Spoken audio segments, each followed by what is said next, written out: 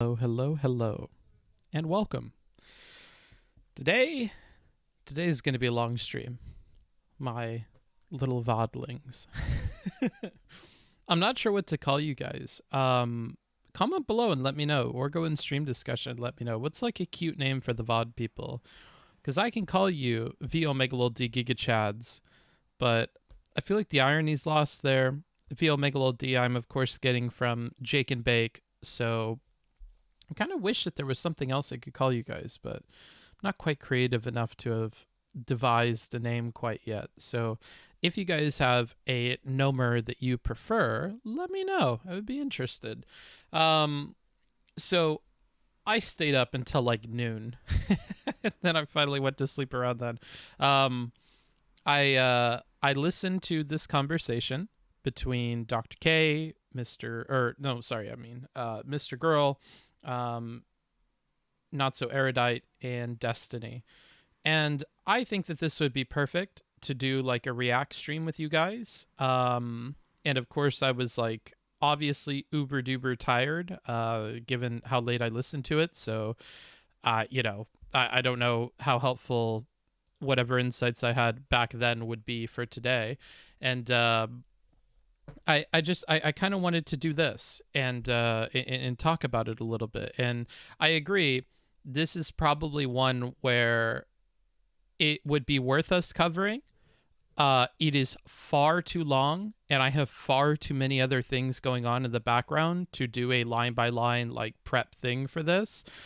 It is, I think, 5 hours of conversation, so that's a bit rough. So what I wanted to talk about before we get into it is what we're going to be doing on today's stream. What is the setup? So if I hop out of this scene just real quick and we go to here. Hi, I'm alive. You'll notice that right here we have a new little dono thing, because I can't run 2 dono goals at once. We of course have the larger one up here that is the streamer house one, and then just below it we'll have a counter that will kind of add more time to the stream that we will be spending on this content. This is, I think, big drama React content. That is, of course, like something that I don't enjoy doing compared to prep streams or compared to interviews where I get a prep and stuff like that. I like my streams where I get to think about the things before I come on and talk with people about them and pick their brains about it. That's the kind of stuff that I genuinely like to do. This is not something that I genuinely like to do, but I will continue to do it as like a public service to you guys and as a way to like financially benefit the channel. I'll be 110%, keep it a buck 50 with you. That is the entire point of today's stream. So, if I'm making concessions in the kind of content that I want to do, I will put the ball in the court of the drama frogs and let you guys decide how long and how much of that content we cover. It's 5 hours worth of content. And the booksmarts ratio of subject content to how long it takes to cover, given all the, pausing and taking notes and whatever, which I totally intend to do today. So that being said, every time we hit $100 in donations, I will add an hour of time onto our React stuff, okay? So presently, at the beginning of the stream, we're starting at, 0 on the thing over here.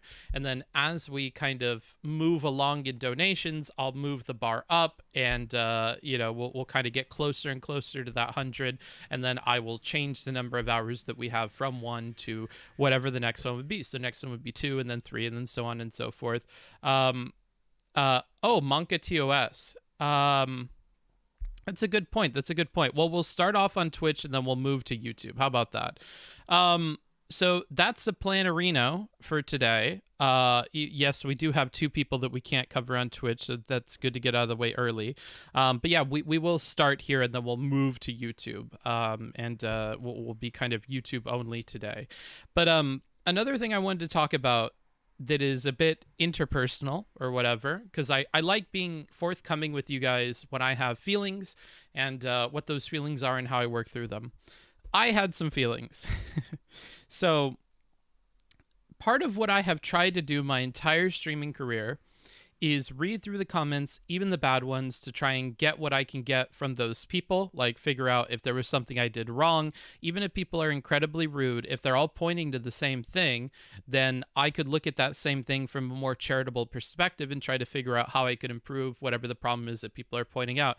That being said, and I did mention this in my last talk with Steven in the aftermath of it, when people are pointing to a lot of vague stuff, or they're all over the place in their critique of me, then I don't think that there's anything specifically that I could fix, really. And that was the case, looking at the Chud Logic conversation that I had, looking at the Rose Risk conversation that I had, and finally, of course, looking at the Destiny conversation that I had. The comments and the chatters were all over the place with what their problems were, and it wasn't immediately clear to me what problems, if any, they had with like my coverage and stuff like that.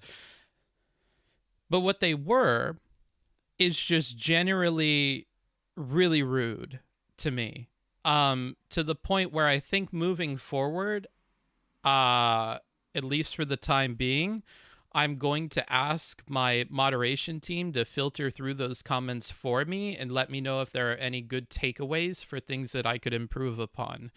Because I read through the Chud Logic comments and I was just deeply disappointed with how people were writing about me. Like, it's sad, you know? Like, I at the end of a conversation that I'm having with Chud, I'm feeling like pretty good about it. I'll go ahead and open a couple of different windows here to demonstrate to you what it is that I'm talking about, and then we'll kind of look at that just before we get started streaming. So the Twitch people have something before we kind of get into the main content and have to switch to YouTube only. Again, if you'd like to support the stream today, all of that will go towards time spent covering more of this, because it's a super long conversation. And beyond that, you're supporting the channel, you're supporting me, right? Because we're still trying to hit that goal of having enough for a deposit to possibly move to North Carolina, get a place, probably a 2-bedroom, and be able to have a streaming space that is completely dedicated to doing this job, so I don't have to set up different lights and stuff every single time. And hopefully that will help improve the quality of the streams and the frequency of them, etc., etc., etc. And I've talked before about how if this isn't a viable job option for me, if there's not a path for growth that will kind of enable me to be financially independent, that will enable me to kind of live in one place, that'll enable me to eventually accomplish like some of my 5 to 10 year life goals, like owning a dog, being in a stable living situation, still being able to afford to travel while living in one place, then I cannot continue to do this. I think that what I've learned is, ask and ye shall receive. So I've put it to the community. I've talked about these feelings and these thoughts, and I have received huge amounts of support, both on stream and off stream, from the VOD people and from the chat, which I'm super appreciative of. That's really, really cool, because you know what? That enables me to keep doing this. And when I finish figuring out how we're going to rework the Patreon, then we can plug that, maybe get that increasing. And that's another revenue stream that will be really, really great to have for me personally, and of course for the channel. A lot of the work that I do on the channel is off-stream work. Right now I'm working on this project where I want to be a point of contact for people that want to get into activism and handhold them through the process. I think the biggest barrier to getting started on activism is finding what to do, getting there, and actually getting started. So you need somebody to help you find the stuff that you're doing, be a friend to you while you're doing that, follow up with you about doing that, ask you about what's going on, receive feedback, and then reiterate upon that and really find you something that you're comfortable with, both community-wise and, you know, is a bit of activism that you feel good about, right? And that fits into your daily routine. So I've been working on that. The BIA, which I talk about all the time, is another big project that I work on. The clubs on the Discord, helping those people grow their clubs and be able to do things like, you know, cooking club every 2 weeks, where they pick a mystery ingredient or a particular theme for cooking, and they all make, dishes together, and they take pictures of them and they share them with each other. Building this kind of community, building a community around these like really nice clubs and stuff like that, or mutual interest and positivity and effective communication, it isn't conducive to the space in which we're operating. And I've talked before about how I want to create something that is independent of this Twitch politics community and is kind of doing our own thing. People have referred to that as like a fortress arc of sorts, although I don't, you know, we've talked about it before. I don't think it's super close to what Vosh is doing. The sentiment there and the things that they're doing are completely different from what we're doing, but I think the imagery that it evokes is accurate, right? When you say fortress arc, I think that implies looking inward and building out what is within the walls of your kind of community. And the reason why I want to look at these comments is to give you an understanding of what the difference between this community and other communities are. And I don't mean this as like a knock on Chud Logic or or like impugning his honor or the honor of his community, but I want to talk about the differences in that to kind of help you guys understand why I think what we're doing is so different and why I struggle sometimes with these comments and stuff. So I want to get into that with you guys. So I have up in front of me now, and I will open it also on the same window at the same. That's such a lovely idea. At the same Zoom, so that we can kind of understand where I'm coming from here. Okay, we'll scroll down and we'll switch scenes, and I will show you guys this. So I hope we're not covering too much. Now I'll move me over here. So I want to show you guys. There's too much shit on the screen.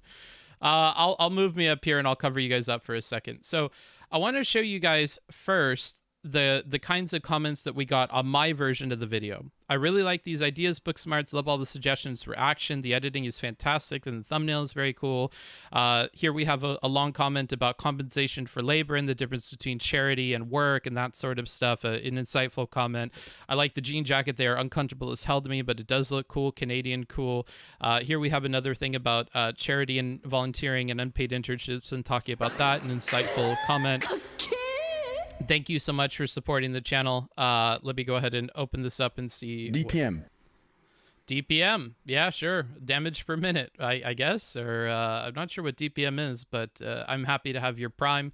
You can do that for free when you connect your Amazon account to Twitch. You get a free Prime sub every month.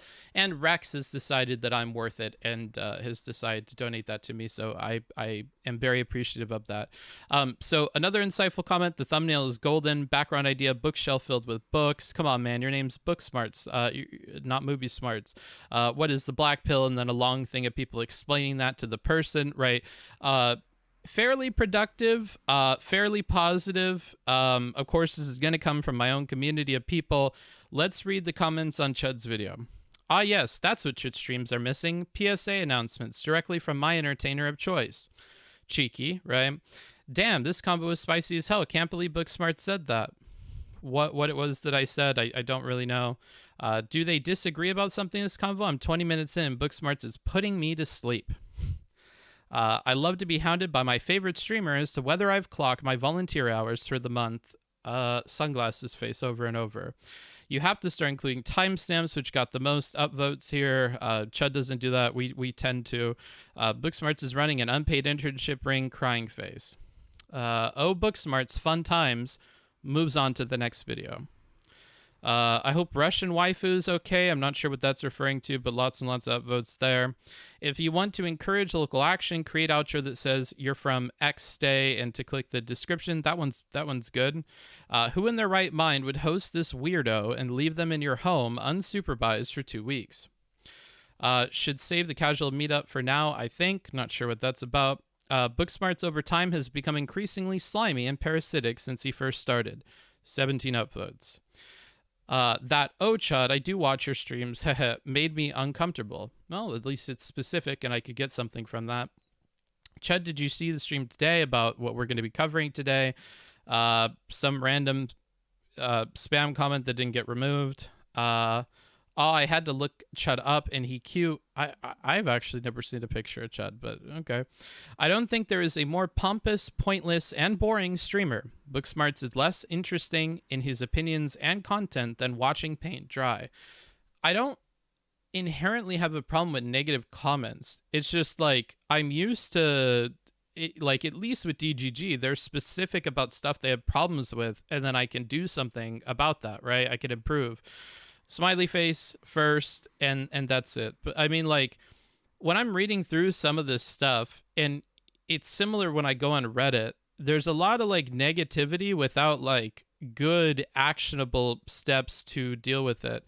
And when we compare that to like the comments I get under my videos, which tend to be like pretty insightful or positive or whatever, it just it wears on me over time. And I agree with Steven's advice that he gave me the other day, which is that you basically you just have to keep streaming.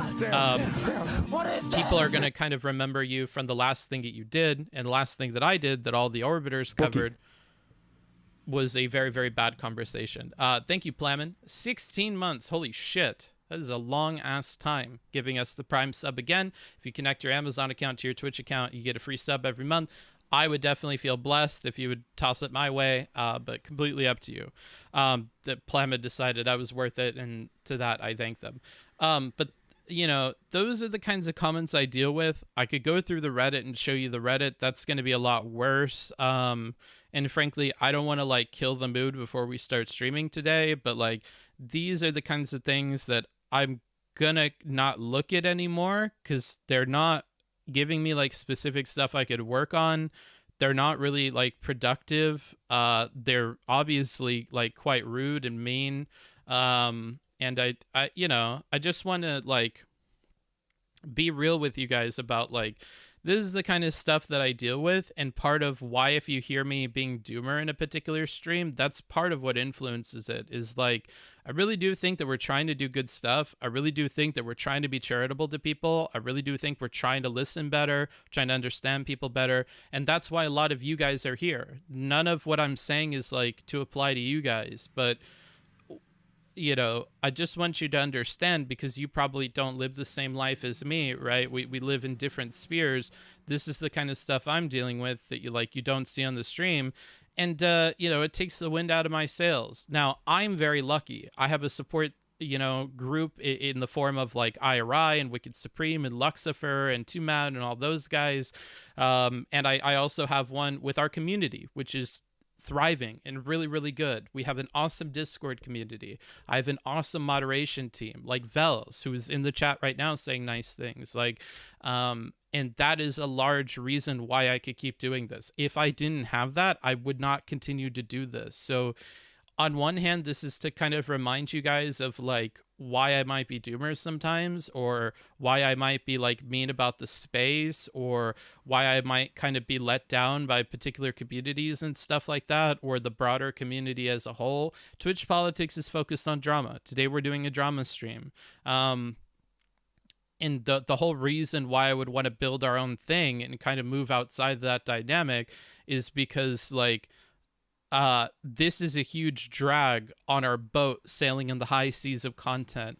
And there are many, many oceans that span this vast world, and we don't have to be in this particular sea, in this particular inlet, when these are the kinds of things that grab a hold of the bottom of the ship and keep it from performing as well as it might be able to, or that kind of, you know, pulls the wind out of my sails and is a drag on like trying to do positive things. You know, and it was the same when I talked about my volunteering stuff on Destiny's stream. I think now it's up to like 16 different people who I'm finding volunteer opportunities for or scheduling talks with, who are actively volunteering. They're actively engaging in the activities that I think are important to actually making the world a better place. And for every one of those people, there are 5 to 10 other people who will shit on the idea. We don't want our streamers telling us these things. We don't care about this, etc. I'm not speaking to those people. I'm speaking to the people who resonate with the message and are people who actually want to get involved, and they agree that this is their barrier to doing it, of which there were many of you. And, you know, that stream and the response I got from it on Destiny's channel kind of indicates to me that there is a lot of people, a lot in my opinion, who could use this help to get started and stuff. And I want to share their stories and share, you know, the resources I've accrued as a streamer to help those people. So when you're donating to the channel, you're not only supporting like the content that you want, but you're also supporting my efforts behind the scenes to try and do stuff like this, try and do the clubs, to try and do the research behind the scenes, to try and do the prep line by lines, to try and do the volunteer efforts, right? So there's a lot you don't see, negative and positive. There's a lot of comments and things that I have to deal with that all tell me to stop, that I'm not cut out for this. And then that there's a lot of other people who really, really support it and really, really want to do good and are people who really want to make a change in the world or a change in themselves that would be positive for the world, right? Those are the people I'm speaking to. And at least in these circles, they aren't the majority at all, you know? But I will keep at it. I will keep trying to reach the people who I'm trying to reach. And I will keep trying to put my blinders on and not be dragged down by the people who are negative about it because the message isn't meant for them. But the longer and longer I spend here, the more and more clear it is to me that those folks unfortunately make up the majority, and we're kind of operating in hostile waters with like a lot of the like people that we're in front of. So I just wanted to be clear about that. I wanted to have a bit of a human moment with you to kind of explain maybe some doomerness, maybe some of my apprehension around like, you know, streaming if it's not making enough money to make it worth it. I wanted to talk about the stuff I'm doing in the background you guys don't see that is both positive and negative. And that's the whole point of this. It may mean nothing to you. You may be sitting there twiddling your thumbs, hoping that I will just continue and get on with the content, which I will shortly after this. But I wanted to just get that out of the way for anybody who it might be insightful for. It maybe is a message to future people who are trying to do something productive, who are trying to be a rose wrist as opposed to like, you know, a drama frog of some sort, or people who want to kind of help people or do good in the world, but are kind of dragged down by people who are very against that kind of messaging, or who are just here for entertainment or whatever. The stream won't become like entirely focused on those efforts. Like I've said in every single conversation where I've talked about the volunteering thing, it's a 5-minute call to action. It's talking about people who this has been successful for, and talking about what the purpose of you know, reaching out to these people is, and being available to these people is, and the good that it could do. And you know, I guess that's it for this segment. I just wanted to talk about that before we get into it today.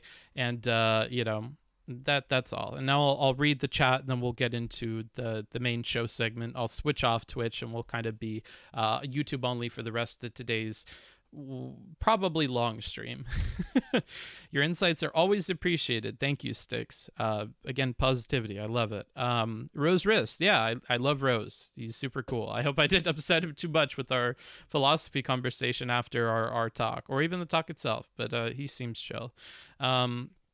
Guys, how do I make a cool frog? You put fat red lips on it and make it do funny things. DGG reacted positively. Yeah, there were a lot of people that reached out and were like, here's my information, here's my availability, here's what I would like to do. Thank you for doing this. I think that this is something that could be good. I think that this is something that is tickling an itch that no streamer is willing to scratch. And, you know, that they're very hopeful that it turns into something else. And I am as well, like something bigger. And maybe is beyond the streaming communities, like something that I talk to the people who I meet with IRL, or maybe the people that I help do this volunteering stuff. They've mentioned that like, hey, I have a lot of people in my life that could benefit from this, that don't know how to start or where to start. And if this works out for me, I could pass on the message, and maybe it could work for them too. So that's the hopeful kind of conclusion of that. I would imagine that a lot of the viewers would respond positively to more positive/fun content as well. Yeah, 100%. You're good enough, you're smart enough, and gosh darn it, people like you. Hash or slash Stuart Smelly. I'm not sure who Stuart Smelly is, but they sound like a very insightful person. The drama is going to polarize people if it's hyperbolic and not full of receipts. It's going to be what it's going to be today. How do I make that little frog guy? I like how you keep asking that, Bubba. Mr. Girl seems like an abusive person to me. I wouldn't make a conclusion about that. I don't know about his relationship with people behind the scenes. I I think the way it's going to work out best is if you can appear as an expert in a certain topic of the entertainment and of the streaming communities. I just don't know if I could be that expert. I also don't know if I want to be that expert. I may not be the most entertaining person. I'm willing to admit that much, right? I could certainly try to be. I could do voices and be really mean and lean into what my opinion is, super hardcore. But that's not been something I've ever wanted to do with the stream. It's certainly something I'm capable of, but I'm not willing to do that, right? And if that's what it takes to succeed, then I won't take a swing at the ball. I will just wait until the pitcher throws all three and gets me out. I'll pray for you, champ. Thanks, Bubba. Sure, if Book wants to send the BIA comment watch after a convo, gotta blow on Bookie to give him more wind. Yeah, and you guys definitely do that. Like with the subs that we've already gotten today, with the donos that I hope we can collect during the stream, that kind of stuff. People say that Booksmarts is boring. I just don't understand. Book is one of the most like naturally entertaining people I've come across. Well, that's probably why you're here, but it's a subjective thing. Like Gappy and Booksmarts, both also have great communities. Interesting, Monka.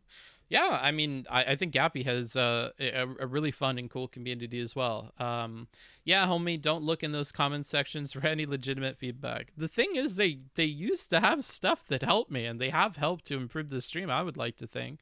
Maybe have the BIA give you a summation of the pointers, feedback, and criticisms. Yeah, for now, I think the mod team, because I really trust their ability to give me that feedback and stuff. But yeah, maybe the BIA. It's just they're working really hard on abortion stuff, on DIY HRT information, etc., etc. So they're a little bit busy at the moment. I don't want to throw another thing on their plate. Bro, you got to stop reading these. Well, that's the plan, Stan. At least, for now. I think that Steven's advice about continuing to show up and continuing to be visible to people and whatever will help improve this, which is part of why we're doing today's stream, even if it's not necessarily something I'm like uber interested in or whatever. But, what the fuck? That's Demon Mama. She's fallen so far. I have no idea what that's in reference to. Don't forget to subscribe was supposed to be the message. Oh, okay. I can't believe I wasted my sub message. Sorry, Rex. I already know without looking, they're probably hella... yeah, they ended up being that way. We made tacos this week for Cooking Club. Why'd people happy? Yeah, Jazul, a proud member of the Cooking Club. Yeah, so that's the whole deal here. That's what I'm working on. That's what I'm dealing with. The PIA is aborting babies as we speak. I would certainly hope not, but hi, just got, and I want to say, Jesus is Mr. Girl /Erudite combo is pure agony for me to listen to, but I hope you find some enjoyment from it. I'm sure we'll find something to like. You should read those student comments that professors get at the end of every semester. YouTube comments are way more constructive. Yeah, I'm sure those aren't great either. Yeah, so that's the plan. We're going to move over to the YouTube, so I'll give you guys a second here to move over there. I'll go to the wait screen for a little bit while you guys move over, and then I'll end the Twitch stream and we'll start again. I want to make sure that I have water and stuff ready to go, and I'll do some breathing exercises before we get started so I'm nice and fresh, and then, we'll move over. Vels, of course, will continue spamming the YouTube link for you guys to get on over there. So check the Twitch chat if you want to move on over, and we'll be there in a bit. While we wait, I will give you guys some music to listen to, and then I'll be back in a bit, and then we'll get started on, again, what I hope is a fairly long stream, because that would mean more donations, but if it ends up only being an hour or two, then it makes my life a lot easier. Even though I appreciate the support, that's the whole point. Let's hear what Mue has Meaning to say. to email you, but I lost my virginity. Heartfelt start, but no tears till the video, please. Enough pain there. One more painting commission for me, one more donut for you. Nice. Well, I appreciate you kind of, putting your money where your mouth is, supporting the content, giving me what a little bit of what you're making painting. That's really cool. Also, really cool that you have a job painting. That's rad. A lot of people would kill to be in that position. I'm sure you've worked to earn it, so that's very cool. I have no idea what Ronaginity is, and Googling yields no results, so I would be interested in hearing what that means, Mue. But thank you for the £10. I will, of course, update our little dingleberry here to reflect that now we're at 10 out of our 100 for another hour. Yeah, I'll give it a little bit more. I think 10 pounds is what, like 12.50 or something like that, something crazy. You guys got a really strong currency over there in the UK, which I will be in maybe 2 weeks from now. Coming up very, very soon that I'll be in the UK, in Manchester. So if you want to hang out and you are from Manchester or nearby, or you want to take a train trip over to hang out with me, feel free to email me, booksmarts.twitch@gmail.com, and I would be happy to do that. Without further ado, I'll go ahead and play this music, make sure I got some water and some meditation in, and then we will get to it. Talk to you guys in a bit. This is going to be from PictoChat Satellite. You can get their information by doing !Picto in either of the chats, and that will bring up their SoundCloud information. Huge shout out to Picto. Enjoy.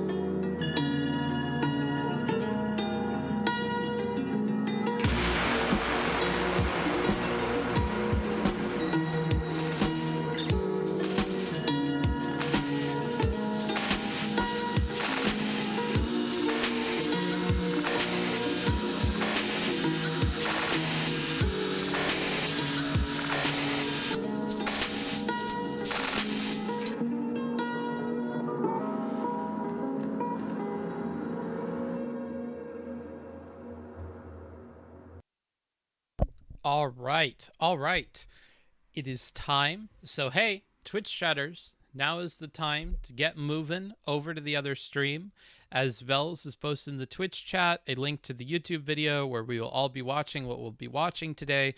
Thank you for hanging out if you've been on the Twitch chat, but I would highly encourage you to move on over while we cover stuff for today.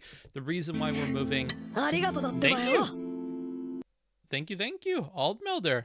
20 months. Jesus Christ. Oh, shit, bye. Okay, yeah, I will see you over there. So hop on over. Final call, all aboard. We are hopping over to the YouTube. I will now be ending the Twitch stream, and we'll kind of carry on over there for the rest of today. And, well, that is your final call. All aboard. Choo-choo. Here we go. Moving over. All right. The Twitch chat is offline. And welcome, YouTube chatters. I have normally both the chats in front of me. Today, of course, we will pretty much only be working off of the YouTube chat. So I'll have that up in front of me. And then we will also be, watching the video together, of course. Now, we could set this up in a variety of different ways. The stream is going to kind of change layouts, at which point I'll kind of move some elements around on the screen so we can fit our donor goals and, also watch the content. Now, if you would prefer, and I will give you the option, here it is. Option number 1, we keep me full screen and we have a small picture-in-picture of the conversation. I don't know if or even how I would get access to the Mr. Girl or NotSoErudite point of view that might not just be a video game playing in the background in a tiny, tiny window. If you guys want, we could definitely just keep me full screen. So that's option number 1. You could type 1 in chat if that's what you'd want. Number 2, we could have full screen the conversation, but the VOD that I'm working off of is Steven's. And it's basically going to be formatted a bit like this. Or to be more accurate, it would be formatted a bit like this, where they're down here in the bottom of the page. Let me go ahead and bring up my OBS here so that I could see and make sure you guys could see. So it's unfortunately only just the corner of the screen. What I could do in option number 1 is I could have just this cutout in the bottom right-hand corner of these people talking, and then have us kind of be zoomed into me and have me be full screen and this be small screen. That is an option that we could go for in option number 1. Option number 2, we keep it as you see on the screen now, and we could do that as well. So it's kind of just down to what you want. Steven is playing a video game in the background, but there's a lot of just hopping between chests and moving stuff inside of this house. So I don't play this video game, so of course to me it's not going to seem like the most interactive or engaging thing to be looking at the entire time. I know that when I first listened to this, I just had my laptop or my phone next to me, and I had my eyes closed lying in bed listening to it. So I imagine a lot of you are just listeners as well, so you might not even care between these two options. But for those of you that do, let me know. Do you want one, which would be us having a cam, and then I'll put kind of a little window of the video maybe up here in the corner or something like that? Or do you want option number 2, where we full screen the video and then we have me small? Kind of up to you, depending on whatever it is that you guys would want. And I'm happy to abide by whatever democracy chooses. 1 with the zoomies, 1, 1, 1. I'm seeing a lot of 1s, so we'll probably set that up for you guys. Let me go ahead and figure out how to do that on OBS real quick. I assume I would just need a view of probably Chrome, and we'll adjust to what this is. So it'll be this window, and then OK. Kind of adjust the sizing here. And I'll kind of make this video big, so we could get a nice HD view of the bottom right corner of the screen. I will just put this like this. Okay, and then I'll try to make it bigger for you guys. Maybe we'll put it, how do I want to do this? That's actually a good question. I could put it just down here. I could technically also put it up here and move the camera a little bit, but tough to know what to pick here. Alternatively, what I could do is put this over in the corner and then move this over to here. It's quite a busy scene, but maybe this would be the best option for us.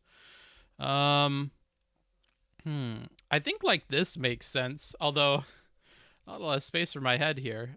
Maybe we'll put this down here. The problem is when I communicate using my hands, it'll be a little difficult, but I'll try and, keep in mind what limited space I have for hand communication, and it shouldn't be all that big of a restriction on our ability to communicate here. But I think it is probably the best. Hayden says, I think that sometimes body language is important to see in these types of conversations. Be hard to see that kind of stuff if they're all tiny. Yeah, it definitely would be difficult. Oh, there's $3, so I'll go ahead and update our goal again. I hope this content lasts me my night of abortion reading. Also, does the Elmeme work with this TTS? Someone should try it. Anyways, here, Bookie. Let's play League again. Love saying that. Thank you. I appreciate it, Nick.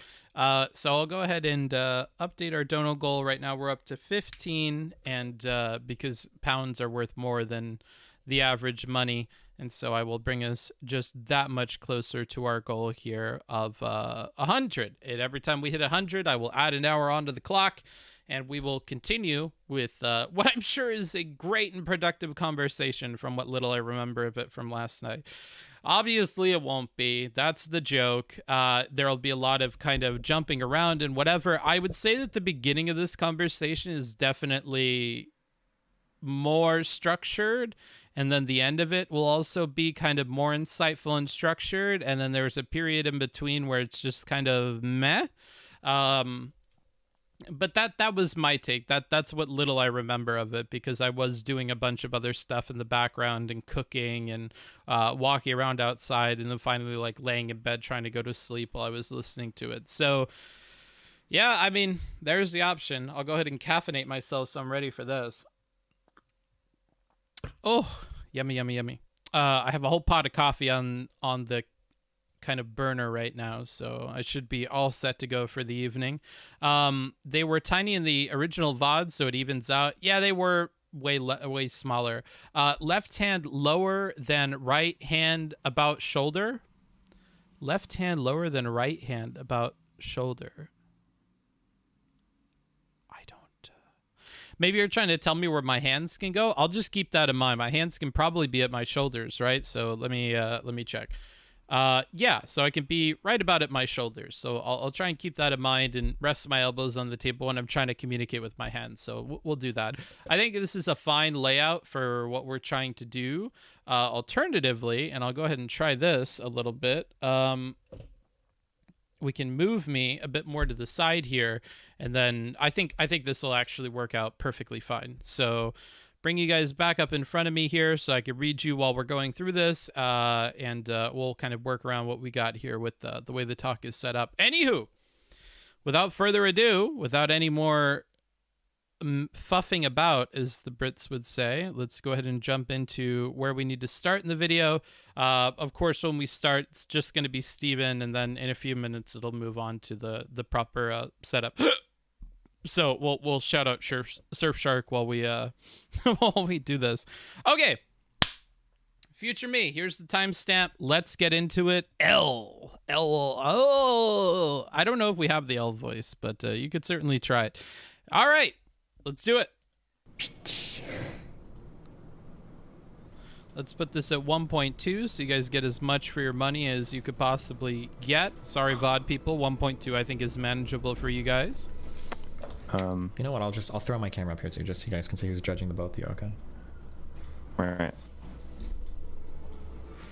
Okay. Can I go grab a drink real quick before you guys start screaming at each other? That would be perfect. Actually, I need like 2 minutes. 2 minutes. Wait, is there a way to hide yourself on Discord, but not the other people? You would have to turn off your video, And I'll I think, fast and then you forward can show. through this. Oh. No, then. Well, all right. I'll stop the chat. I'll go crazy. No, don't do that. Oh yeah. I'll be back. Hey chat, what's up? I just think it could be interesting to listen to the first part to see where emotions Popcorn. are at, but you know. You're prepared for boredom. Good. Dr. K arc continues. I have in front of me my notes. Yeah. The Dr. K arc is a parabola. We've gone up, and now what goes up must come down. And that includes Dr. K, and that includes me. Hopefully. You're mad at Destiny. I'm also mad at Destiny.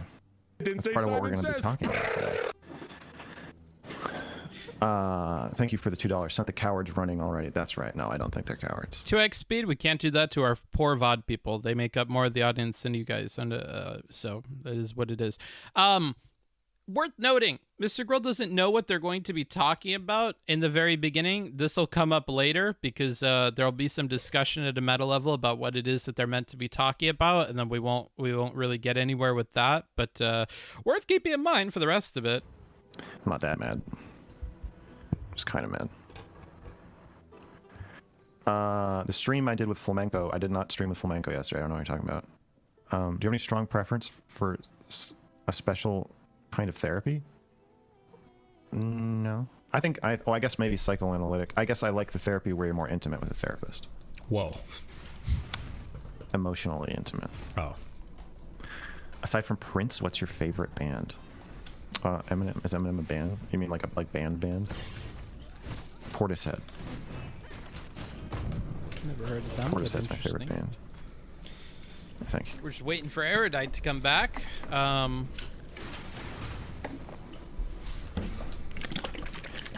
Mr. Girl, how would you describe depression? Offending you or being mistreated by there we your go. parents, She's back. But you the magic of can't fast forwarding. handle thinking that. So you instead create a new worldview in which you deserve to be treated badly, which makes you miserable. So I guess I don't know that I. Well, also I immediately was like, well, that must also apply to defending your father. I felt like he was wording it that way for a reason. But yeah, I started thinking about it that way.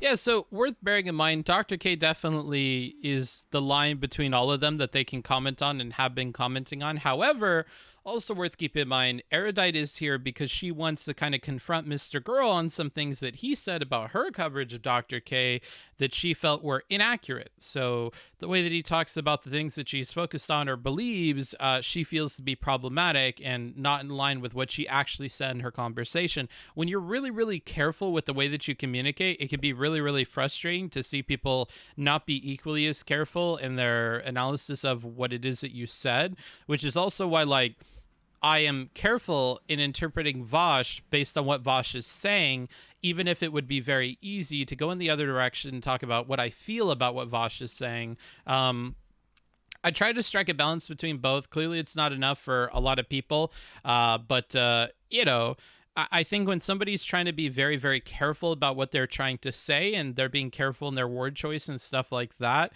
you should be equally careful in your interpretation of what it is that they're saying, because they're very intentional in the way that they speak. But we'll get into that. That rings pretty true to me. That it's not knowing how you feel or why and changing your worldview instead to make it make sense that you were treated like shit by probably your parents. But oh, they're trip hop. Interesting, Mue. Okie dokie. Okie dokie. Hello. Hello. Well. guys. Here we Where are. do we- yeah, here The we meeting are. of the Where do we minds. The Titans. Yeah. In the top right corner, we have Mr. Madman Max, the philosophy slayer, or I'm sorry, the psychology slayer and philosophy slayer. In the bottom, we have potentially his next victim, NotSoErudite. Would you guys like to introduce yourselves and what brings us together here today? Already asking for the topic. I don't want to introduce myself, but you can. If you'd like. I feel like that introduction was sufficient. Potential next victim of Mr. Erudite. I'm down for that. Okay, well. Am I supposed to like tell you guys what to do, or I'm just kind of here to moderate? Do you want to? Aren't you a mod? Well, yeah, but like that's like if you guys get out of control. I mean, I guess I can be more active if you need that kind of guidance. That's fine. Max, I think you should be active because I will be. I'm I am active. I am active. I'm actively telling you guys to Steven is stop active. talking now. I'm active. Okay. Okay. Max, Yeah. seems to be the case that in the past you have expressed some concern, to put it lightly, over how Erudite conducts herself, her conversations, maybe even her future practice. Why don't you elucidate some of those concerns, and then she can respond. Go ahead. I realized I have the same problem with you, Stephen, that I have with Erudite. Are we going by first names or stage names? You can call me Kyla or whatever. Okay. I have the same problem I have with Kyla, which is the same problem I have with Dr. K. And me. We're all in the same. Wait, so Yeah, but you're not. I mean, me, Destiny, and Dr. K, or me and Destiny? Hold on. If we're using first names, I'm Steven. Okay. So, Right. yeah, me, Steven, and I don't know what Dr. K's first name is. He's Okay, going go to ahead, struggle next. with her name this whole time. yeah, so I'm I'm angry at all of you for the same thing. I realize there's a common thread here of this kind of... Yeah, so you mentioned the 2v1. I do want to comment that, like, the way the conversation is going to end up from Mr. Girl's perspective is that it is going to turn into a 2v1, but the person that made it into that is Mr. Girl from the very beginning, by kind of putting himself on the other side of Steven, Erudite, and Dr. K all together and saying that the problem he has with one of those people is the same problem he has with the other two people. So when he feels attacked or whatever later, I think it's worth remembering that he kind of set this up from the very beginning of the conversation. You can have critiques for Destiny's moderation style. We could for sure get into that. But that's definitely something that has been set up by Mr. Girl. I don't know how much productive conversation he can get with Steven when Steven is meant to be a moderator, but you know, that's kind of the setup that he puts us into with the conversation. So let's see how well he's able to handle that 2v1 that he's set up for himself here.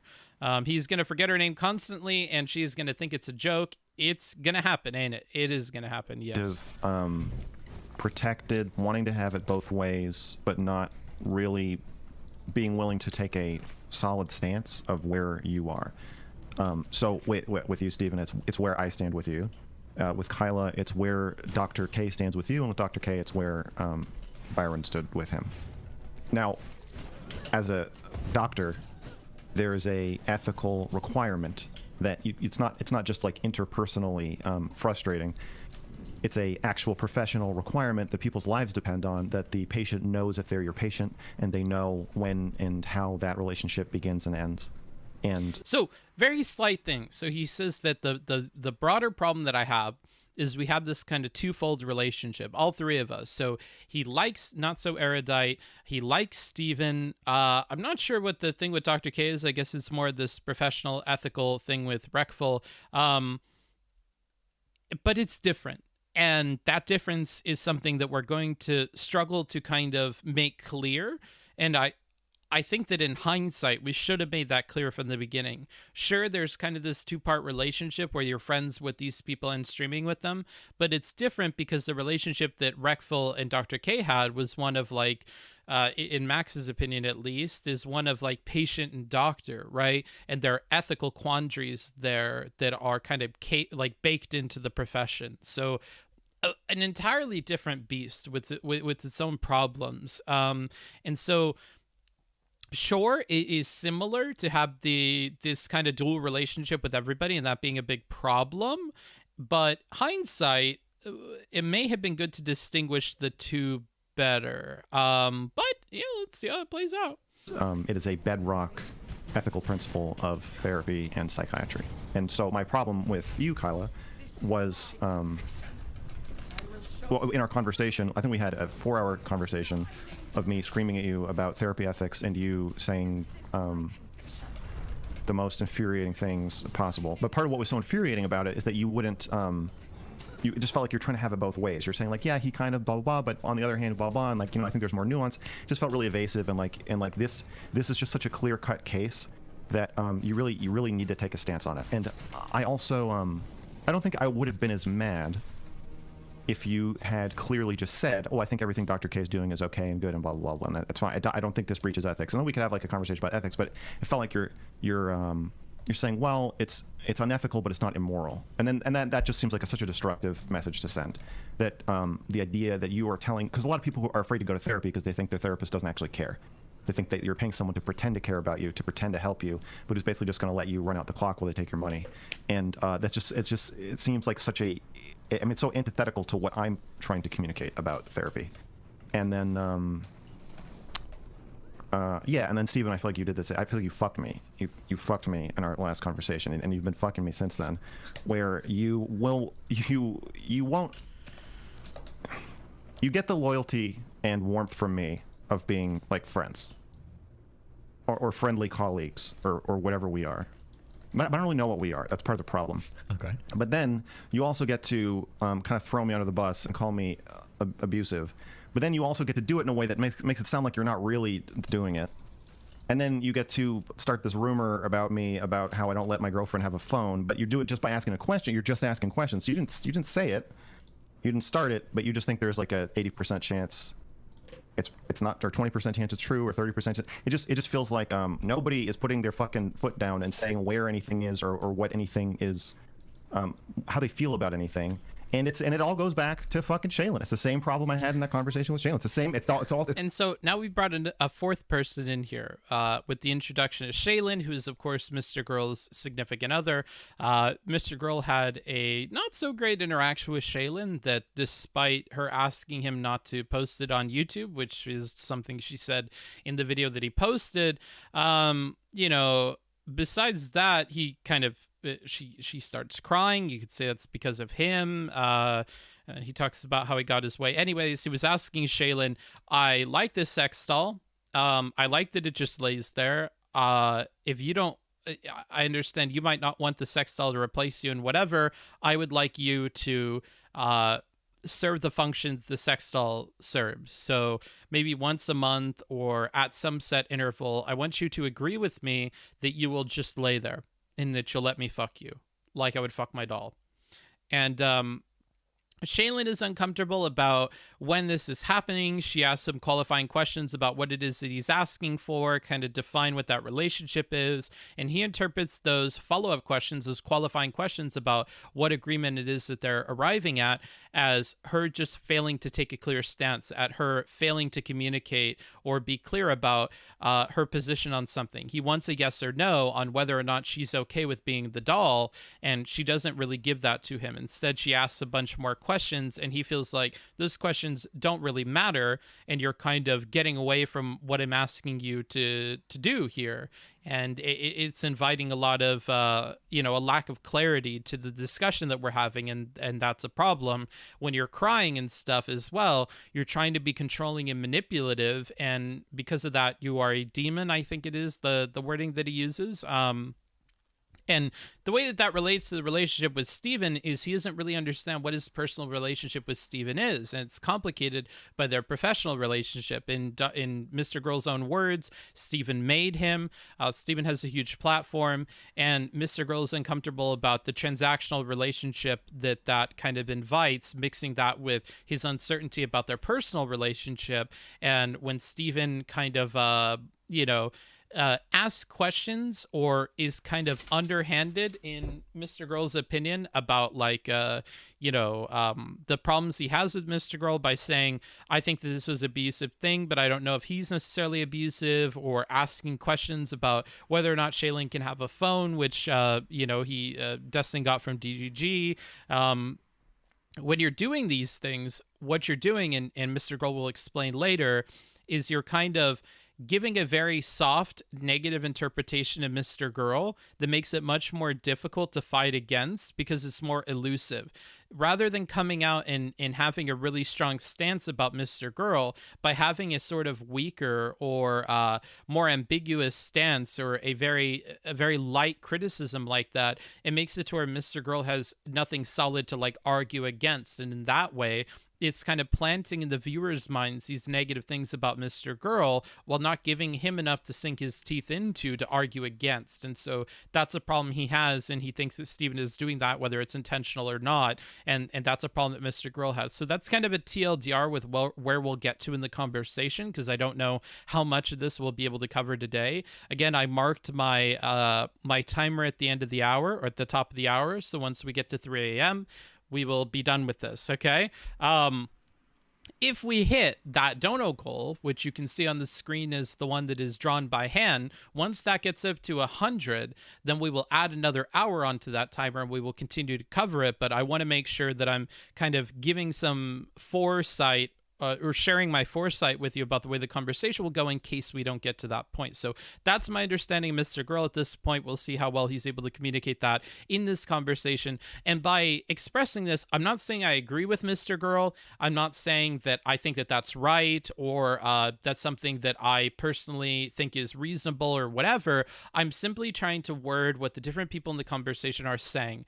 I'm running into a problem a lot, and other streamers do as well, where if we word to you guys a person's positions, we ask questions about that, we try to see from their perspective, it is interpreted by viewers who are maybe very much against that position or whatever, as we tacitly agree with it by doing so. And I want to make it really clear moving forward in a lot of our streams that me trying to understand the other position or wording the other position in a way that I can understand it is not me agreeing with it. It's me kind of presenting what they're saying and trying to hear them out, which is a huge principle on the channel. So that's kind of what we're dealing with here. It's still the doll review. It's all still the doll review. It's still me asking Shaylin, like, will you be my doll or not? And like, just come up with an answer. And it's like every which way I look, somebody's like kind of pulling the rug out from underneath me. And they're like, well, no, I'm not doing that. So and I feel like, anyway, back to Kyla, I feel like that happened in our conversation is part of what drove me so fucking insane about it. Is I just didn't feel like you didn't seem to have like a cohesive stance. Now, here's the difficult thing. Mr. Girl understands that there's gray areas. Mr. Girl understands that. But when Mr. Girl feels very passionately about something, or he feels like it's clear cut, it's really, really frustrating to him when other people don't have that clear cut stance. So bringing it back to Erudite, who I'm just going to refer to as Erudite because it makes it easier with the name stuff we're going to keep running into with her. With Erudite, she believes that while it may be unethical, she doesn't know if it being unethical makes it immoral. And so she creates this kind of distinction in her mind that is a sort of vagueness, which trips up Mr. Girl that he doesn't enjoy. He wishes she was more clear or took a harder stance on what he feels to be comparable to rape or something like that. Or like, the example that he'll use near the end of the conversation is, imagine that I am one of the people outside of an abortion clinic. I am convinced that you are killing babies, and I am psychotic about that. I am crazy about that because that's what I believe that you're doing. That is the fervor with which I believe that you're doing something wrong. So I'm going to do actions like pouring pig's blood over you or something like that the abortion protesters would do because I feel that this is such an obvious wrong. And if you're not willing to take a really hard stance that it is just as wrong, that is really upsetting to me. And so that's where Mr. Girl is coming from in this conversation. Wow. Well, how do you feel about that, Kyrie? And thank you, Spy Girl. I do try to kind of listen to and try and understand the positions. I'm not sure if Mr. Girl would write off on that as being exactly what his position is, but I'm trying my best, you know? How do you pronounce your name again? Just whatever your dad calls me. Okay, bitch. How do you feel about that? Sorry. I don't think I'm evasive at all. I think something like, so for example, in our conversation, we started with what is therapy? And you wanted it to be really clearly defined. And I said, basically, definitions are arbitrary. And this is a statement that people aren't going to like from Erudite. I'm not sure if I like it from Erudite. We can talk about the vagueness of a definition like therapy without saying that definitions are inherently these kinds of made up things and whatever. So bit of a misstep from her right out of the gate, which might hurt her a little bit in the eyes of some people. And yeah, there's a little bit of that going on from the start. Probably what is therapy includes some sort of contract, which is typically the case in most therapeutic relationships, that there's a contract established and signed by both parties. But the idea that definitions in and of themselves aren't somewhat arbitrary and therefore also complex and nuanced, I'm not really sure what to do with this, right? I wasn't evasive at all. I clearly stated my position. The problem is that my position was inherently nuanced because ethical dilemmas are always going to be this weird push and pull where you have to pick which ethical things you value more. This is why when you get trained in psychological ethics, we have to go through tons of these examples and different situations that are like, there's a ton of ethics that are kind of like at odds with one another. Can I'm going to amend statements if I think you guys mean a thing, just so that we don't get bogged down in dumb things. So real quick, you said that ethical dilemmas are always going to be complicated. That's not necessarily true. Ethical dilemmas can be really complicated, but we would always agree that there are probably some pretty easy, like if you have a 50-year-old male therapist and a 12-year-old female patient and he starts fucking her because she's hot, that's always going to be bad, right? So just to amend that last statement, they can be really complicated. They're not always really complicated, but I don't know. This distinction, I don't think ends up being very important in hindsight, but Stephen is trying to avoid ambiguity here, given that Mr. Girl has made it very clear that he has a problem with ambiguity, right? And trying to stop maybe us from going down the direction of finding a clear-cut example where it isn't nuanced, that it would be unethical. So perhaps he saved them from something in the conversation. It doesn't end up playing out that way, and we can't see that reality, so not sure how important it was. But with Erudite here, talking about the complexity of stuff and a very key word that will keep coming up, the nuance of things, that these are nuanced situations, and that's why you have to learn about a lot of different case studies. And in your ethics courses, when you go through them as a psych major, or even in other majors, like I'm personally familiar with nursing. In nursing, when you learn your ethics stuff, when you go to your ethics classes, you do exactly the same thing. So you're going through a lot of different case studies and things like that to give you examples of the things that you're talking about in class, and to kind of prove to you that a lot of the situations that you may face in your profession are going to be nuanced. You're going to need to be able to look through a situation where you feel like it could go one way or the other, and it's about giving you the tools to kind of dissect that situation, figure out where it lands. That's part of the reason why we have ethics boards and things like that as well, is because we want to have people that are trained in that deal with that day in and day out, have many more things in mind than just these case studies, that are working in it all the time. And those people who are trained in sorting out the details of these situations should be the ones who make a call on whether something is unethical or ethical. Erudite is also going to refer later to some of the things that she's been through in school and what's informing this, like an understanding of the APA's manual on this, which is, of course, the Psychologists Association that talks about ethical quandaries and lays out a lot of the rules for psychologists or psychiatrists. And then, we're going to talk about how Mr. Girl doesn't have that education, how that may be a barrier here, although only briefly. Just to make sure you guys don't like. Sure. I think, yeah. And so in Dr. K's case, I think it was extremely complicated. Sure. Born on the foundation that we couldn't get into of what is therapy, right? We didn't even really want to go there. And so I think that's not relevant. It's absolutely relevant. What is therapy matters because he's not beholden to certain ethics if it's not a client at all. It has that, but that doesn't. That's not. Well, here, let's ask this, Max. What is your central complaint about Dr. K? Does it involve what therapy is? So very good at cutting us out of this conversation, because rather than having a meta level discussion about what is or isn't, no, it's not even about what is or isn't therapy. It becomes about whether or not defining therapy is important to understand the situation, at which point both of them will take very different sides on it. Mr. Girl will say it's not important to understand what therapy is because this is a clear ethical violation, and NotSoErudite will think that it is important because you have to see if that is a therapeutic relationship in order to apply the ethics to it. And to kind of steelman her position, if it isn't therapy, the rules regarding the ethics of therapy will not apply to it, right? So the conversation would stop if the answer is no to whether or not this is therapy. And that's why she thinks it's important that we talk about what is therapy and whether or not Dr. K's relationship with Reckful in the sessions that he was engaging in are therapy. Because if they are not therapy, then the conversation ends there. Mr. Girl doesn't think that's important because he already thinks that it is therapy. He's past that point and not super interested in discussing whether or not it is therapy. To him, that's very, very clear. And he'll come up later with some good examples of why he thinks that this relationship was murky in favor of it being therapy, but I don't think those come up anytime soon. Yes. Reckful did not know if he was Dr. K's patient or not. So it seems like it's pretty important to define what therapy is, right? No, it doesn't matter. Well, a patient implies somebody getting therapy, right? Isn't it? Yes, but the reason it doesn't matter is because there's an ethical breach if you allow someone to believe they are your patient. And even if through some nitpicky definition you manage to argue that he was never his patient, the fact is that he thought he was, and a lot of people watching thought he was. So it's still an ethical breach.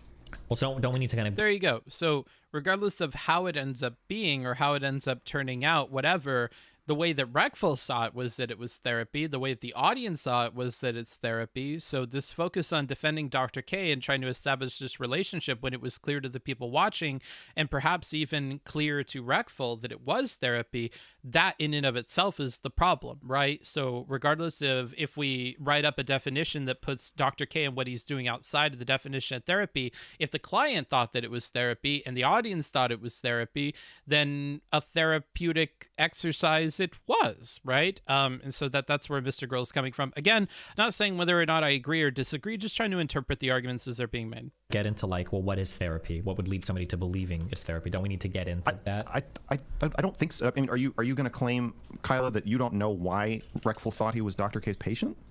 I'm not going to claim that. What I'm going to say is that according to Dr. K and within some of the ethical guidelines, a disclaimer that this is not therapy and I'm not your therapist might be sufficient to not make it therapy. Yeah. Also, to comment on what you guys are saying, later on, and after numerous sessions, Dr. K on stream tries to clarify that they're not in therapy, right? And this was after Reckful really thinking that they were doing therapy, right? We don't know what's going on behind the scenes, but at least on stream, this was brought up after several sessions of doing what may or may not have been considered therapy. Reckful certainly seems to have thought it was therapy, right? So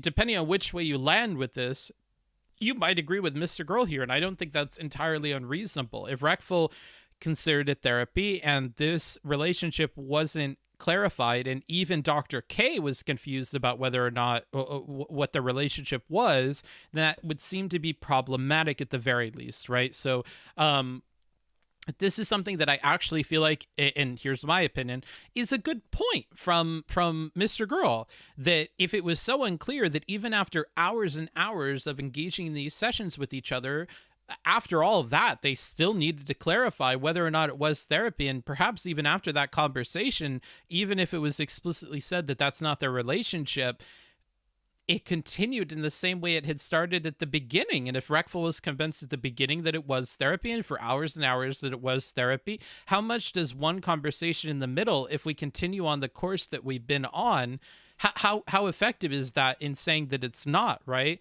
We have to look at what is window dressing on the outside of the building that says, hey, this isn't a therapist's office, versus, the way that you're engaging in it seems to be therapy, and you're doing private sessions and you're going through therapeutic practices and you're talking about diagnoses, right? All of this would seem to indicate the other direction, right? And so I feel like it's a really fair point. Let's see how that plays out here. Now, I'd agree with you that at times it probably is insufficient, but are you willing to go into like when these times are and are not? Because every time Byron brought up it being therapy, every single time Dr. K corrected it, right? And so you argued, I believe, that as a result, he should have just fully terminated the relationship, right? Yes. I think that if the person you are talking to about their childhood trauma on 6 separate occasions says repeatedly that they are your patient and that you are doing therapy with them, continually making disclaimers, the fact that you have to make more than one disclaimer shows that your disclaimer is not working, and this person still in fact believes that they are in a therapeutic relationship with you. And whether or not that is technically true, and I 100% believe it was a therapeutic relationship, and it is true. Therapeutic relationship isn't therapy necessarily. I don't think that makes sense or means anything. But even if it wasn't technically, even if you can find some way to spin this so that it wasn't a therapy relationship, it doesn't matter. I think that you are ethically bound to terminate the conversations about somebody's childhood trauma if your job is to establish that you're not in a therapeutic relationship with somebody, then you have to stop doing therapy with them or doing something that they think is therapy with them. And like, here's another reasonable point, I feel like, from Mr. Girl, where it's like, okay, if there was a bunch of confusion over the hours that you were having this relationship, and still even after this conversation, they may still think it's therapy, you have an ethical obligation to cut off the relationship, because the person might still be confused about it. And the nature of your relationship does seem therapeutic in nature. Erudite would probably say that there is some more work that needs to be done to establish the difference between a therapeutic relationship and therapy. Mr. Girl has been explicit in saying that he thinks that's like a nothing statement. It doesn't make a lot of sense. But a reasonable point. If 10 hours into this or 9 hours into this or however many hours that they have been doing this for, Reckful is under this impression that it's therapy, you might be under some obligation to stop at that point. Even if you have this conversation about distinguishing the relationship, regardless of how that went, the fact that that conversation had to happen after many hours of talking with this person, that may indicate that something needs to be done there. Also, and this is never brought up in this entire conversation, but it is pivotal to my understanding of their relationship. My understanding, and I'm willing to be wrong on this, is that Reckful was paying a significant amount of money for the private sessions he was having with Dr. K, which to me, and I'm not like an anti-capitalist guy or anything, to me, the fact that you're paying hundreds of dollars an hour for these sessions with Dr. K off stream, and you add into that all of the things that you're talking about, the touching upon diagnoses, the touching upon treatment, the touching upon past trauma, you mix all of that together with the money aspect of it, with the private aspect of it, it becomes really troublesome for me. You're not having a friendly relationship with this person. You're having, at the very least, this capitalistic relationship with them where they're paying for your time to talk with them.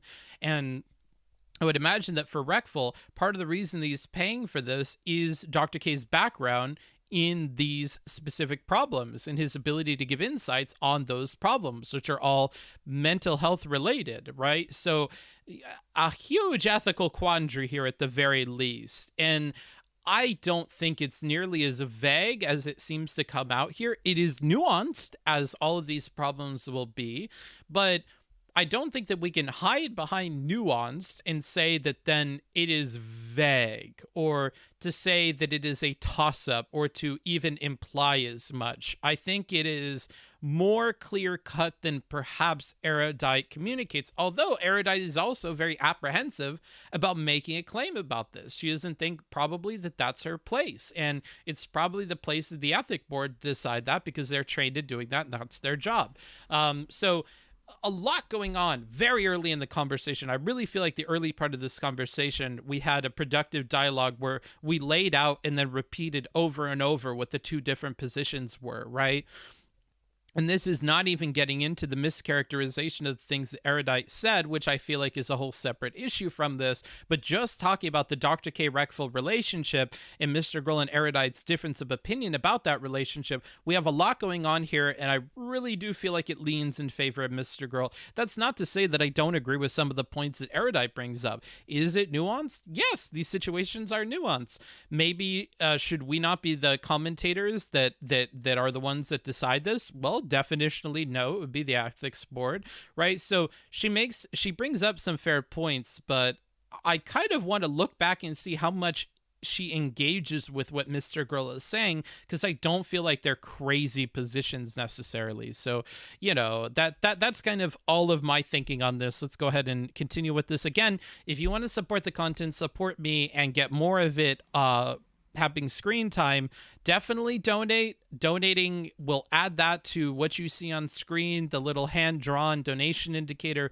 Once we hit 100, I'll add another hour onto the clock. As of right now, at the top of the hour, I will switch off of this, and then we'll probably close up stream. I'll continue this as long as people want to continue to pay for it to happen. You can do that by using supers or doing !dono and donating there. I would really appreciate it. It's good for the channel, it's good for me, and it's good for the content if you want to keep seeing it. So just bear that in mind, because we're hitting the half-hour mark. I'm not sure we continue this if we don't hit that. Very cut and dry. You can't do that. Okay. So I guess my question would be then, like, can practitioners at all have intimate, close relationships where they talk about in-depth details of people's, and they have a friend who talks to them about their childhood traumas? Yeah. How do they do that? How do they have friends? I have friends. How does it not branch into way. Yeah, how do you not do that, though? How do you not be a therapist if you're talking to your friend? You are a therapist, you're licensed as a therapist, you're fully registered, and you're talking to your friend about childhood trauma and the impacts on it, and your conversations are helping them. Okay, well, let's evaluate. This just seems kind of inherently obvious to me, but if you want to go through the hallmarks of a friendship versus a therapeutic relationship, let's see. They would have to have a relationship beyond the context of discussing the mental illness of one of the parties of the relationship.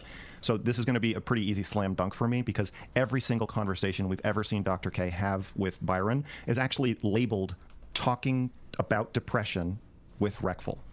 And then for the entirety of the conversation from start to finish, and I'm guessing you don't have many friendships like this, they talk only about Byron's depression from the beginning of the conversation. To be clear, it would be 1 hour. If we did cover content, that would probably be, you know what? To give you the most bang for your buck, perhaps, gotta go to sleep. Oh, sorry, I'll let it read out your donation while Gotta I go to update. sleep, but hope you'll reach today's goal. Yeah, that'd be Have a cool. good stream. So that 15 will bring us up to 30, which brings us past this 25 mark, perhaps up to here. I'm not good at guesstimating numbers. It's not my strong suit, but there you go. All right, so that brings us closer and closer to our goal. I will add 1 hour. You know what?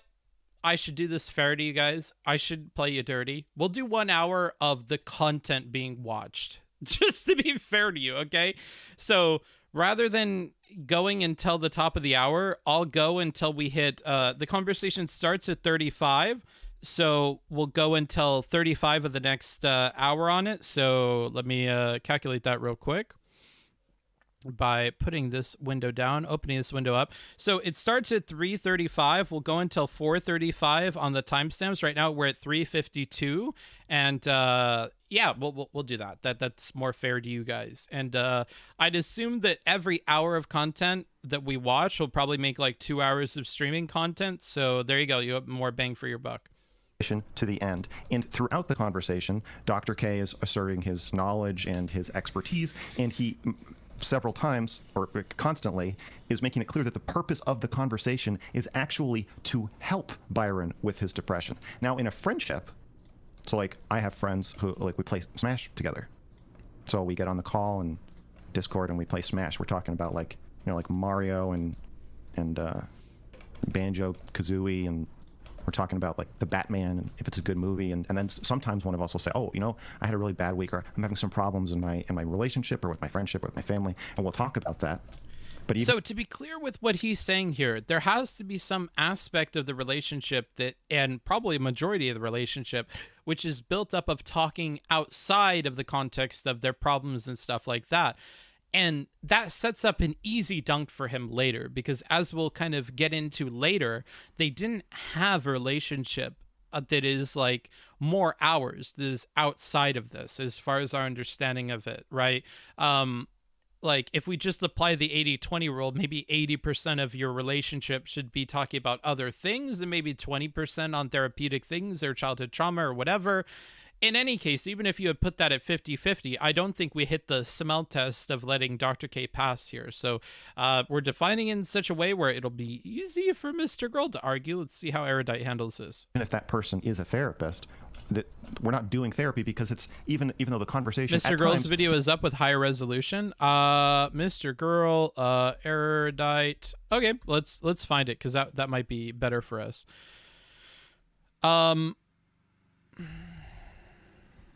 Let's go ahead and filter this by upload date.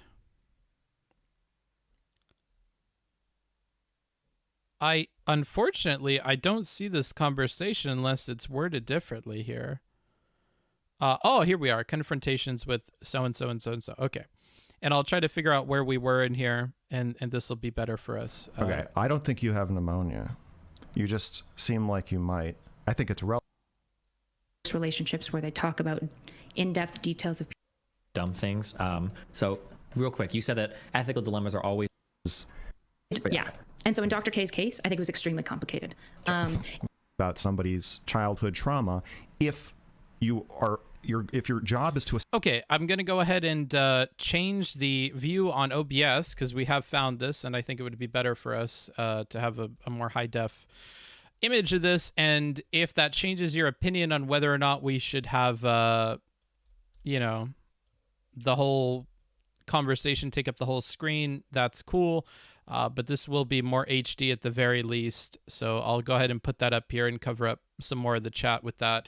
Okay, and I'll try to stay in frame here, although it will limit the expressions and things that I could do, but probably not the biggest issue in the world. There you go. And if you'd like to switch to another view where we full screen this, totally up to you. Just spam 2 in the chat, and I will respond to that. And by spam, I mean just put 2 in the chat if you want me to switch the views, and I'll once we hit like 5 or 6 different people asking for it, then I'll do that. But for now, we'll just keep this.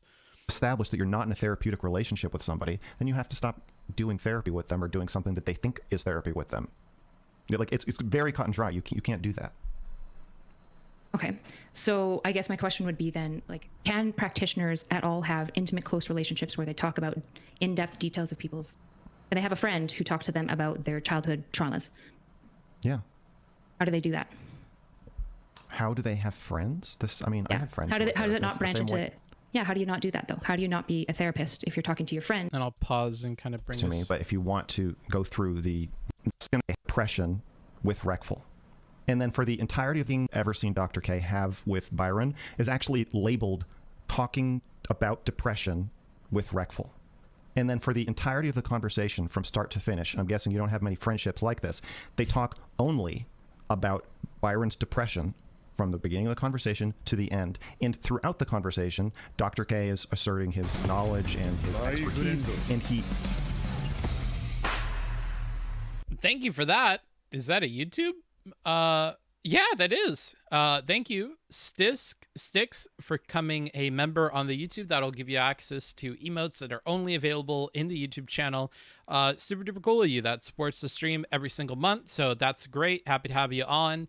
And yeah, thank you to Sticks for supporting the content that you love to watch. Let's continue.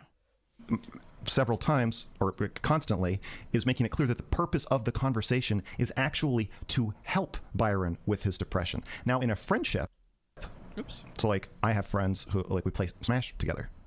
So we get on the call and Discord and we play Smash. We're talking about like, you know, like Mario and Banjo Kazooie, and we're talking about like the Batman and if it's a good movie, and then sometimes one of us will say, oh, you know, I had a really bad week, or I'm having some problems in my relationship or with my friendship or with my family, and we'll talk about that.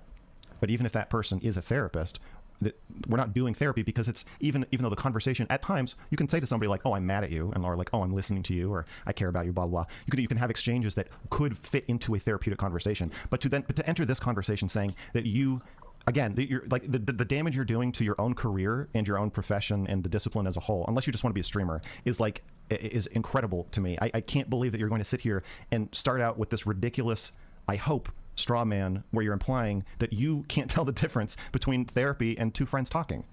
Okay, hold on. Let's bring the temperature down a sec. Okay. Don't need any accusations of bad faith. Not here. So, some people had problems with Destiny's moderation in the conversation. I don't think we hit that point yet, but it is worth keeping in mind the good things that he's doing as a moderator. This would be an example of that. Like, I think keeping the tension low, which Stephen will talk about later, that's a key part of putting people in a position where they can change their mind and hear each other out, because if we get really emotional, then we don't. This would be an example of good moderation. We'll point out if it gets bad if we get to that point. Okay. But the good faith accusation is worse.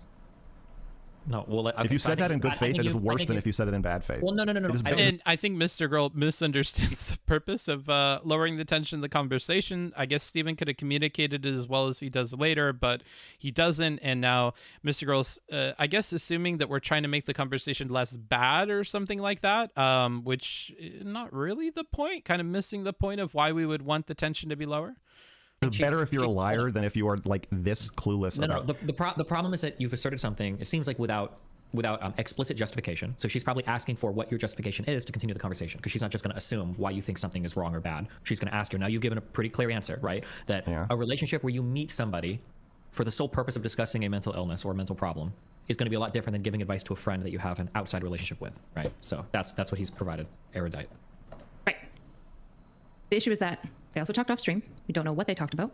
We also know that they talked about games. They talked about outlook on the world. They talked about ontology. They talked about Dr. K's dad and all that stuff with Dr. K's dad. All of this was in the context of bringing it back to talking about Byron. Sure. the game they But- talked about in the first session is Byron's game that he's making, and then he makes Byron cry by telling him he's making the game to rescue his 5-year-old self because he has this scar that is his dharma, and he has to heal from the scar if he wants to stop being depressed. They talked about like WoW and stuff like that too. Like it They didn't talked always about go back. WoW Like as a sometimes it just talked about 5-second, interests. No, not really. No, they talked about WoW as like a 5-second introduction to how. Now, if Erudite was or if Mr. Girl was a worse arguer, I feel like this We would need go more different. derivative content, Pogyu. Oh my god. Okay. Hot Bio Lava hopping in with the 70 to bring us up to our goal and to add another hour onto the clock. Let me go ahead and adjust and update that. So now we're up to 2 hours. I'll go ahead and erase the progress that we've made so far on this goal and reset us back to our 0 mark here. That's another hour on the clock for the content itself, to be clear. So that is an hour more of Mr. Girl versus Erudite. Let me go ahead and mark that as well as I can with a mouse. Oops. So it's 2 hours of Mr. Girl versus Erudite content. Thank you to the donos for supporting the stream and support the content that they want to see more of. Very, very nice of you. Let's go ahead and update. Oops. I got my different layers mixed up here. Let's go ahead and update where we're at. So we're at the 0 mark yet again. Thank you, Hot Bio Lava, for pushing us over that mark. And we're kind of at a slow pace, right? A slow part right now. Kind of, although it's one of my favorite parts. It's definitely like my second favorite part because it's more structured. How Dr. K knew who Byron was already. I mean, He does that with every streamer he talks to. He starts out saying, "Oh, I was." Yeah, like I was saying, if Mr. Girl was not as good at arguing, I guess this point could have slipped by. But and to be fair to Erudite, maybe she's referring more to their off-stream relationship, although that's an appeal to vagueness and would be something that Mr. Girl and his fans probably would not enjoy or wouldn't like, and it doesn't move the conversation forward, really. But yeah, on stream, the reason why these things are brought up is in the broader context of talking more about the things with Byron and his mental state and Dharma and all these other sorts of therapeutic aspects of their conversation. So it's not really gonna help her. Years back, and here's this game you used to play that I used to play anyway. sure. Would it have been okay if Dr. K decided that he was a mentor? I am a psychiatrist. I'm a doctor, and I'm going to mentor you. And in the mentorship, we're going to talk about how to treat your depression. We're going to talk about... Mentorships are usually one-sided for the most part, yeah. Yeah, so we're going to have a one-sided relationship where I'm going to treat your depression as your mentor, not as your doctor. We're going to talk about what medications you've taken and haven't taken and why. We're going to talk about your diagnoses you've received from... Oh my goodness. Destiny. Actually, let me make sure. Keep suffering for a while longer. Bloody people evil. In hindsight, I should have made this goal be hours of streaming. No. Now I'm gonna be stuck doing this for a while. Okay, so that's another 2 hours onto the clock. That brings us to 5 hours. Oh no.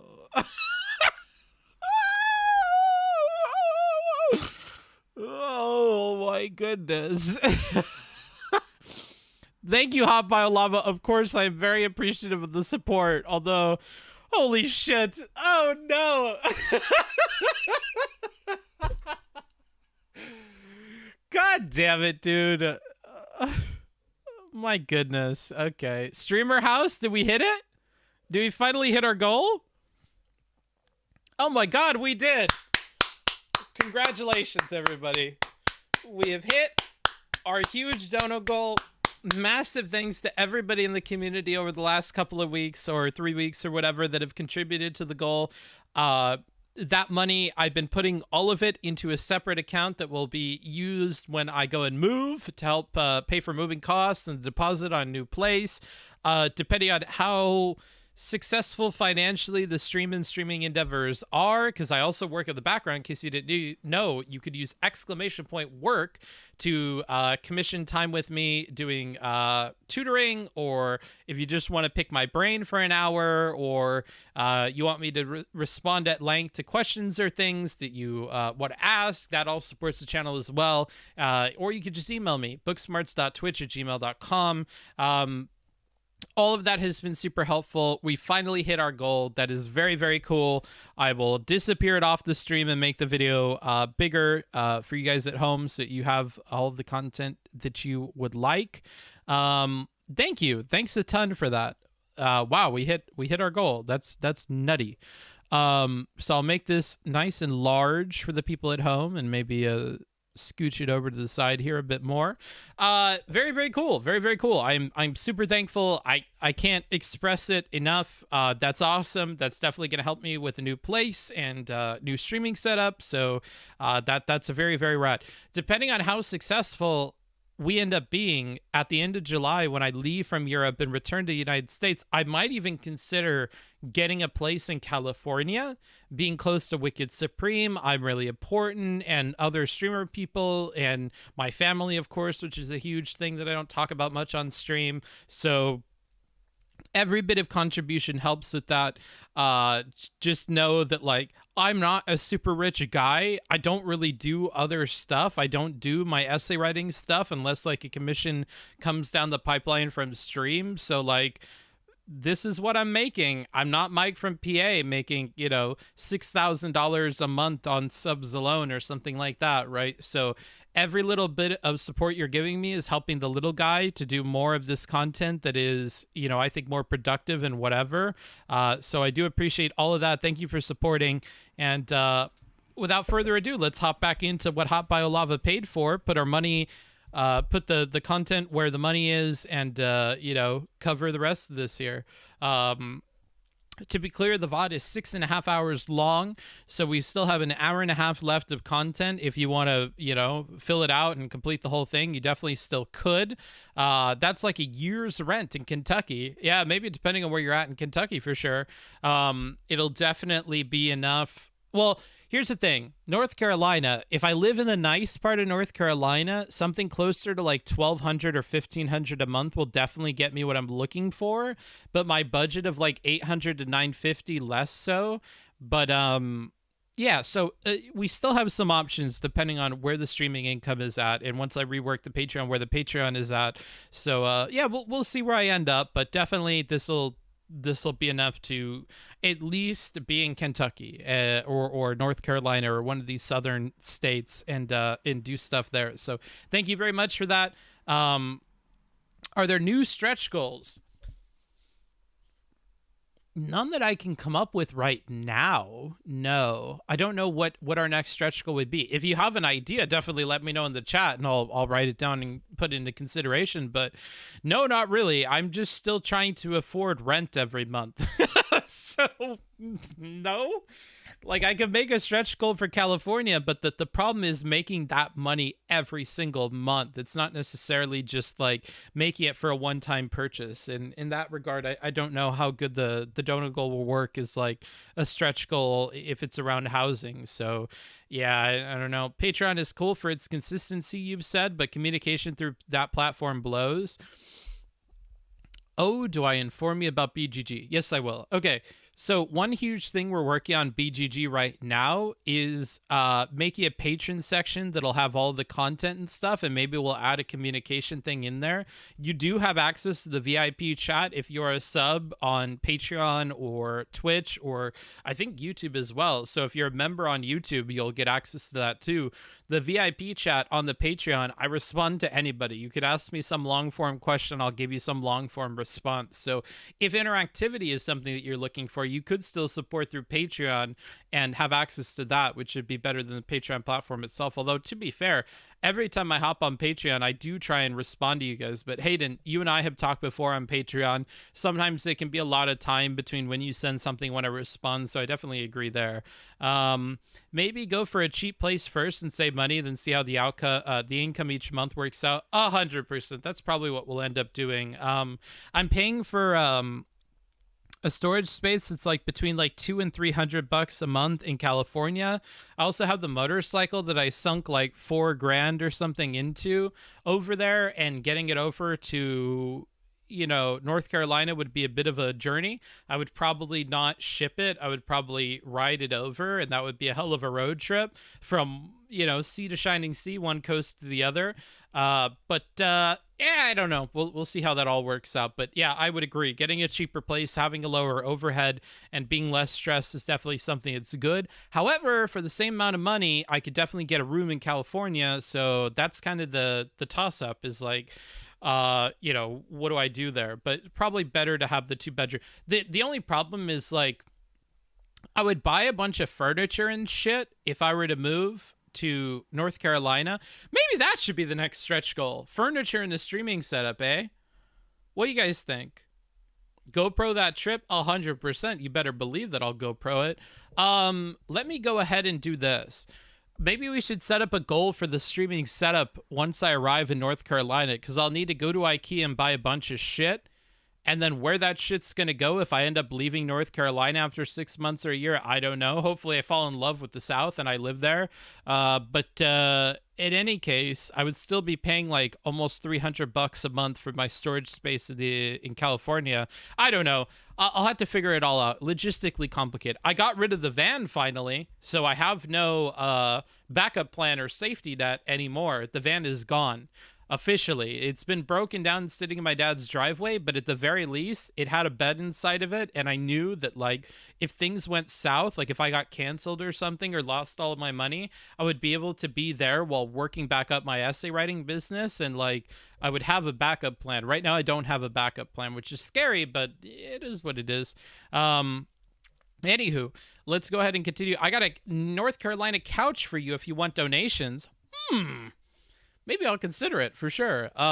There's actually a lot of people in the South that have reached out to me and are very excited for the North Carolina. Actually, you're that person, Mike. You're the hugest person. Mike in the YouTube chat has actually been helping me find like a rental agency and stuff to find a place in North Carolina. So like, if that works out, then props to Mike for helping me figure that out, because it was really scary to be like, okay, am I going to be DMing people on Craigslist in July and explaining that I'm coming from out of the country and whatever? Like, it'd be complicated. Rental agencies are used to people who are international or whatever, planning a date in the future to move in and stuff. And so for them, it's a lot more, you know, a lot more normal of a process. Holy shit. This should cover the whole stream and some change. I can't be stopped. People evil. Okay, then I will disappear the the totem gold thing as well. All right, that's a lot of you know, clutter off the screen for me. So there, now you get my full body. You get to see my lovely body. Okay, very cool. Thank you. I don't know what to say. These are huge donations. What the fuck am I meant to say to this? 200 from Hot Bio Lava. Thank you so much for the support. That'll definitely buy me like an IKEA desk and some furniture 110%. Like, I have all my tech stuff in California that should be easy to get over on a plane trip or two. And then that will help with IKEA furniture and whatever else as well. So, thanks a ton. I think it's like $100 or something for a desk. All I really need in the beginning is like a desk and a bed, and those are easy to find on Craigslist, although less easy to ship around. But Mike in North Carolina will probably help me with that, or other people in North Carolina. I'm sure I could reach out to the lovely BGG universe and ask if somebody could help me to move around some furniture and get some stuff into the house. But that's huge. Thank you a ton. I don't know what to say. That's a lot of money. Okay, so there we go. We'll cover the full stream 100%. And I will try to be mindful that this is going to be a long stream. This is probably going to be like a 10-hour stream. Okay. Fucking strap in, party people, because we got a long way to go and a lot more to review. Yeah, great to see viewership and donos up, man. Yeah, it's really, really good. Scared of being canceled? Is there something you are not telling us, book? Yes. One position I am not honest with you guys about nearly enough is I am an authoritarian. I believe that a strong leader will guide our countries to glory and will expand the empire of our native states into massive, massive empires that span the globe and have a global culture that shares our language, our way of life with all the people of all of the world. Okay, so yeah, I have a little bit of that going on, but yeah, no, I'm not hiding much besides that. Obvious memes, okay? Obvious memes. Though I can't, you know, say that I wouldn't vote for an authoritarian leader. Who knows? Maybe alternative dimension book smarts. You don't need to stream 10 hours, dude. Lol. We don't want you to suffer too much. Yeah, no, it'll happen. I've got to keep up with what the donos say. Okay. Anywho, let us go ahead and continue here. I didn't say genocide. Hold on. Although we did have some genocide is sexy comments going on in the last talk that I had. But yeah, no, I did not support a genocide. Just not fascism. Hold on. Just authoritarianism, okay? Just authoritarianism. I'm keeping the door open. Books in Europe hiding from extradition. This authoritarian thing is just a cover-up. A bad cover-up at that, but yeah, maybe. Anywho, let's continue. Enough of this. Enough. Let's get into it. Other doctors, and I'm going to disagree with those diagnoses and actually provide you with a new diagnosis. Doesn't provide a new diagnosis, but yeah. We told him he had borderline. Said, I'm not diagnosing you with borderline, but this is something that's effective in treating this, which obviously mental health is a spectrum. You can have something like a treatment to borderline be helpful to somebody who's diagnosed with borderline. Okay, I don't think you have pneumonia. You just seem like you might. I think it's relevant. And the treatment for pneumonia is antibiotics, and I'm going to prescribe you a bottle of them. Right? So here's a really hard thing. And this is where we refer to, and here, I'll try to bring it up on the stream as well here. If we go to our Notion document here, and we make it big, and then we hit this, which should bring it up, although I'll have to check it on OBS. No, it does not. Okay. Then I will just move to this view and then bring it up. So we have three main guiding principles, and there may be more as we develop the channel a little bit more, but I think that it's helpful to have these when we're going into conversations to know what it is that Booksmarts is doing and why. So we have some guiding principles: improve and promote communication, yada, yada, yada. One that we really want to do better at is be charitable and fair within reason. So if I want to go outside of reason, I could say that it's a fair point to talk about how Dr. K didn't say he did have this, but he did, say that you might, and that here are the things, right? Like, so to be fair to Erudite, she is correcting the record on what Dr. K had said, but it doesn't change the interpretation of what he had said, right? There's still a bunch of problems, and Max is a good debater in this regard, and he's pointing that out and explaining himself well, I think, at this point in the conversation. So he is kind of pushing back on a narrative that, or a point that she's putting forward to be uber charitable to her, perhaps beyond reason. She's just trying to set the record straight on what Dr. K had said, but it doesn't make a significant difference in how we interpret things in the conversation.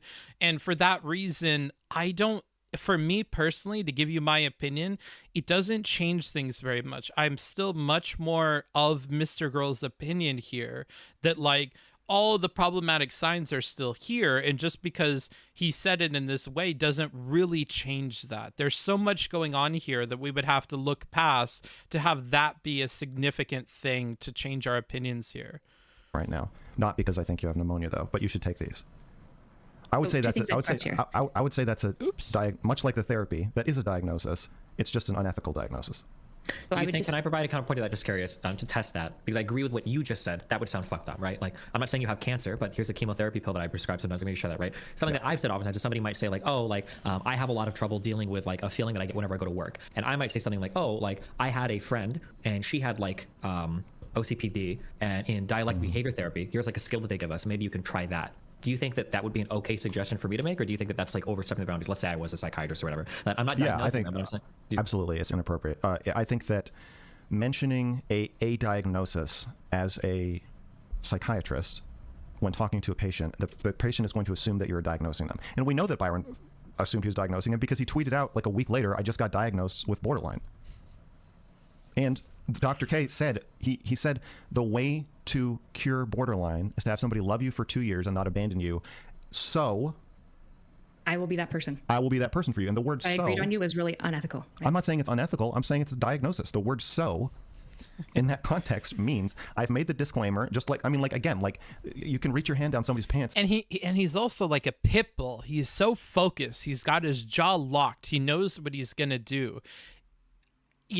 I know that you think it's unethical, but I'm not going to let you change what I'm saying here. My focus isn't on it being unethical. My focus is on the thing that I've been saying. So, like, when I had first watched this at 3x speed or whatever, I had a different opinion than going line by line through it, which is also why I feel like doing a react like this is good. But beyond that as well, I really appreciate that Mr. Girl has all of the quotes and all of his points ready to go for this. It makes for a much better conversation when you're really educated about what had happened. And to be fair to Erudite, she knew what he had said as well. But like, Mr. Girl is really demonstrating a deep understanding of this situation, which probably came about because of his prep for his documentary and perhaps even for this conversation. I just want to appreciate that and point that out. I think that makes for better conversations. If you're going to be talking about a bill that has been put into law in politics, maybe understanding more about the bill is important. If you're going to be talking about transgender issues or whatever, maybe knowing the data around that is important. Or if you're going to be talking about what somebody had did or what somebody had said, having an understanding of what it is that they had said and having quotes on hand that all support your arguments is good to have, right? It's something that is so commonplace we don't even talk about it in essay writing, but on this platform and with how people debate, it often doesn't come up. And that's actually something that somebody that joined my Discord mentioned is this bill that you guys are talking about was 1 page long. How many of you read it? And people didn't. And they're like, okay, how do you have an opinion on the bill if you haven't read it at all? And then we joked and talked about how on Twitch politics, people don't read anything and it's silly and blah, blah, blah. But it's a very good point. You should probably know about the thing that you're talking about and have quotes ready. And Mr. Girl came ready, so that's good. And say I'm not molesting you, but if you doesn't saying you're not doing what you're doing doesn't mean you're not doing it. And when you're a doctor, all it does is slap on another ethics violation. So the issue is, do you think that pneumonia is very similar to like diagnosis protocol or whatever to borderline? Like, do you view borderline as an illness with biomarkers or anything like that?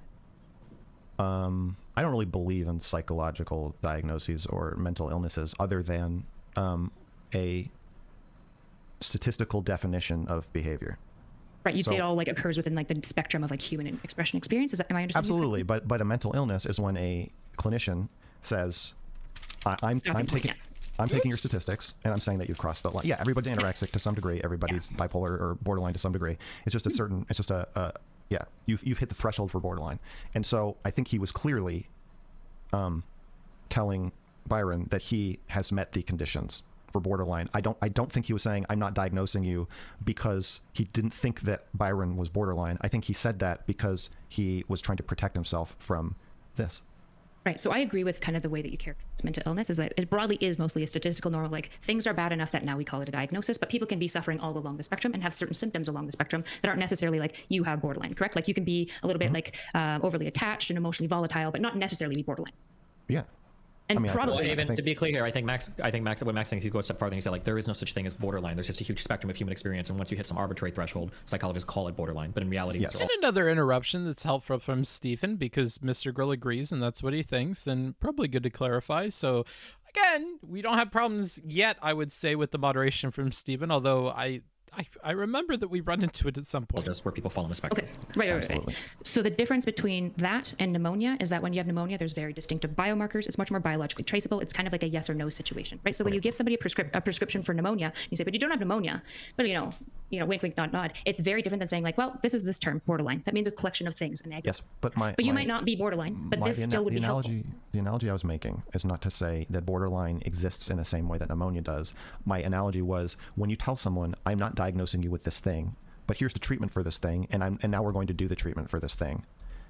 You are going to make the patient think that you are diagnosing them with that thing. And we have proof that he did make Byron think that he was diagnosing him with borderline. And we also have the context of him saying, I'm not doing therapy with you, wink, wink, and Byron actively winking back and literally saying, right, not therapy, in this kind of sarcastic tone to establish that you telling me that this is not therapy is not, that doesn't mean anything to me. I think it's therapy, and I think you think it's therapy, and we're just doing it in public, and we're saying we don't think it's therapy for liability reasons. Byron was trying to cede his own protection under the law over and say, and into ethics, to say, I don't need to be protected from you so that we can do this. Give me the experimental drug, shoot it in my veins, give me the Dr. K, basically. But clearly he thought he was being diagnosed, and clearly Dr. K was winkingly diagnosing him. I wouldn't say that he was clearly winkingly diagnosing it, but I don't think Dr. K maybe was sufficient in clarifying that it absolutely wasn't a diagnosis, because I'm sure you would agree, somebody who's diagnosed with anxiety, if you're along that spectrum of anxiety, the same treatment that would help somebody at this point is also likely going to help this person at this point, right? Anxiety So is- like, I get her second point, but like, I feel like the fighting on the first point is, I don't agree with it. I don't agree with her, but focusing most of your speaking time on the second, that is more reasonable and is in line with what Mr. Girl already believes is good, I suppose. Speak about like confronting, exposing yourselves to things that you're afraid, right? And so I would agree that Dr. K could have been more clear in certain distinctions, but I agreed with you in our first conversation on these things. I think there are ethics that he's violated. I do think he did muddy the water, but Do you to say think that Byron he had did borderline? diagnose, Do you think Byron was borderline? I have no idea. I never talked to him. Are you a Trump supporter? No, I'm not a Trump Do you think supporter. Trump? Have you ever talked about Trump having any mental illness? No, privately? I have not. So you feel that you need to talk to somebody in order to have an opinion on. So he tried that. It kind of dropped out. So she passes a consistency check at the very least, but Whether they're mentally ill. Yes, ideally. So at a professional level, yes. I'm not talking about a professional level. I'm saying just personally. So I'm not you asking and Destiny could, Yeah. absolutely. You guys could speculate all day long. Okay. When professionals come out and say it, it's different. I get that that's where you're going, and which is why I said Dr. K. No, could have made it more clear. that's not where I'm going. I'm saying I actually want to know, and it's fine if you can't answer the question because you think it would violate ethics. That's fine. That's different from you need Yeah, to. it's like a clear APA ethic violation. Like you cannot publicly, as a practitioner, Yes, that's comment fine. on But that's random Saying people's I'm not going to diagnoses. answer that is different from I know even if somebody like puts their whole family in a blender and then drinks it, I can't say that that person's mentally ill because I haven't talked to them. Like I get that you can't say it publicly, but you're saying you don't have an opinion. So what are you I want to be asking me clear real do here? quick too, because you changed that a little bit to, do you think Reckful is borderline to, do you think he has a mental illness? For that analogy, just to say that was a little bit different, but. Right. So I would say and I don't. So he's trying to be clarifying and to keep the waters from being too muddied. Again, maybe it's just hindsight. I don't think it makes a ton of a difference. I don't think it's something Erudite would have focused on, but hindsight, it's 2020. He's just trying to keep things clear. So I think that's like a neutral intervention here. mental illness, but I wouldn't say borderline. I'm not asking you I'm not asking you to say it. I'm pointing out that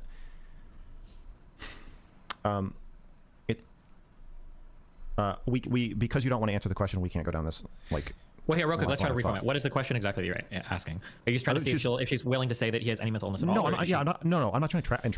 What he's trying to say is like, don't you have a personal opinion that is bouncing around in the head of Erudite, that you have the filter of knowing that you ethically shouldn't say it, and that filter of ethics is stopping you from saying it, but it exists up here, right? That I think that's what he's trying to get at, that you might see a list of problems, or you might see a list of things that a person says, and in your mind you go, that person might have XYZ, but then you stop yourself with the filter of ethics and cannot say it. But he's trying to see, is there an opinion bouncing around in there regardless of not saying it because of the ethics? So I think he's trying to dig into her psyche a bit and just see if she's coming up with those or not. Although where it goes from there, if she says yes, like I don't know, because she can't talk about it, she's unwilling to. All it would be is a bit of a smell check or a sanity check to just make sure that she does have those and it does happen. She's just not willing to speak on them. I was not getting that. I mean, I think what would be helpful is if you explain to me how else it is that you interpret it. I'm open to other interpretations. That's just what I think, because he's getting at her personal opinion. But I'll also let the video play and see how this plays out, because he's clarifying right now. Trap you. I'm actually curious if you think he was borderline, and then because if you do, then if you think he clearly seemed borderline, or it's reasonable to diagnose him as borderline, then it just seems weird for you to say Dr. K wasn't diagnosing him if you agree with the diagnosis, or at least don't disagree with the diagnosis. But I get that you don't want to comment on that, so that's fine. Let's just drop But it. it's not weird because she has the ethical line there, but... Well, I don't think that right now. I don't think the issue is that she doesn't feel comfortable commenting on it because it's a professional thing. It sounds like she's unclear what the question is, or I don't understand what the question is. I don't agree with that, though. Anywho, it seems like we're all confused and have different opinions here. Let me go ahead and read from It's Not Going to Burn. I wasn't getting anything, just confused where Max is oh, okay. Oh, so not getting that is in like not understanding that. Gotcha. I read that as like, oh, I wasn't picking up what you were just saying in the conversation. I thought something different. My bad. I jumped to something else in my brain. Probably a bit of both. Like it's at first seems like, do you think Byron had borderline? Yeah, and my very clear answer is genuinely, I don't know. Because remember, I'm going to have a much more nuanced, complex view of what borderline is. And so like what somebody who's like maybe only worked and like been around borderline people versus maybe somebody who study it, it's going to be different, right? So I'm genuinely saying I'm not fully sure. Like I just don't know if I have enough information. Okay. So her standard for determining that is going to be more structured and kind of built around her education as a person who studied psychology and whatever else. And in order to check all those boxes and stuff, she would probably need to talk with him and look for those and whatever. And maybe she doesn't have the information to do that now and wouldn't even be willing to say what the answer would be because of ethics. So there's multiple different filters here that you're going to run up against when trying to say whether or not somebody has mental illness. You have the ethics one that stops you from saying it. You have the understanding of the mental illness itself, which is stopping her from being able to even diagnose it. Whereas the average person that might have friends with, bipolar disorder or borderline personality disorder or whatever else the disorder is, anxiety, depression, they might feel more comfortable about that because they don't have the education that she has and they don't have the both internal and external filters to stop them from making the diagnosis because they need a ton more info and from saying about the diagnosis and whether or not you believe it, so multiple different filters there, at the very least two here, that'll stop her from answering this. She won't answer because of ethics and nuance. Yeah, that's one way of putting it. But although the nuance part is more about her understanding of the mental illness itself, right? Leave that answer, or do you think she's like couching it to try to save grace professionally or something? And to respond to you, Marty, is it possible Erudite just doesn't want to piss off Dr. K because she wants to work with him? Perhaps, though it won't be a consideration in my review of the discussion because it wasn't something I was thinking about when I watched it the first time, and we can't know, and it'll poison the well for understanding what she's talking about if we take that up. So I won't take that up, but maybe you could. I like that you're being charitable to Mr. Girl. I was sad to see Destiny Reddit say that Mr. Girl's criticisms of Dr. K were unfounded. It definitely takes effort to be charitable to Mr. Girl. Yeah, sure. Although less effort here than it does in other conversations. And we'll get to this later, but there are other criticisms and other points where I am more on Erudite's side, right? I feel like I was on both people's teams for different reasons at different points in the conversation. So for instance, when she gets really mad and starts yelling at Mr. Girl about, him forcing his perspective on other people and it having it causing problems in his personal relationships, that I definitely agree with. I feel like that's insightful critique put in a very succinct way for Mr. Girl. But yeah, at this point in the conversation, I'm probably more siding with Mr. Girl for sure.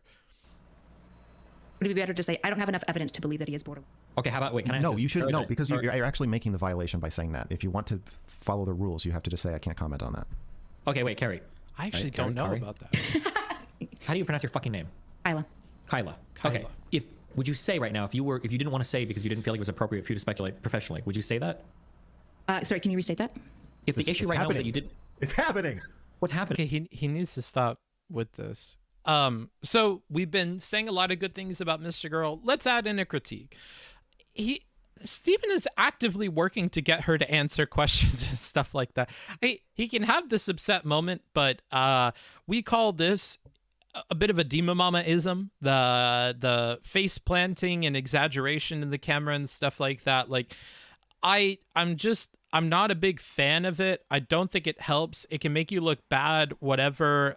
If people aren't already on your team, it might turn them off. So I would advise against doing this, especially when Steven is actively working to solve this. If it had been that she didn't give an answer to this question or said she didn't understand it and then you moved on, totally. Yeah, maybe it's justified to have an exaggerated, exasperated expression about it. But at present, no, he's still working through it with her, You look like you've lost weight, looking great. I just shaved. I look better when I shave, I think. That you're trying to have it both ways. You're saying I don't have enough information, but also I can't comment on that. But that is a comment on it.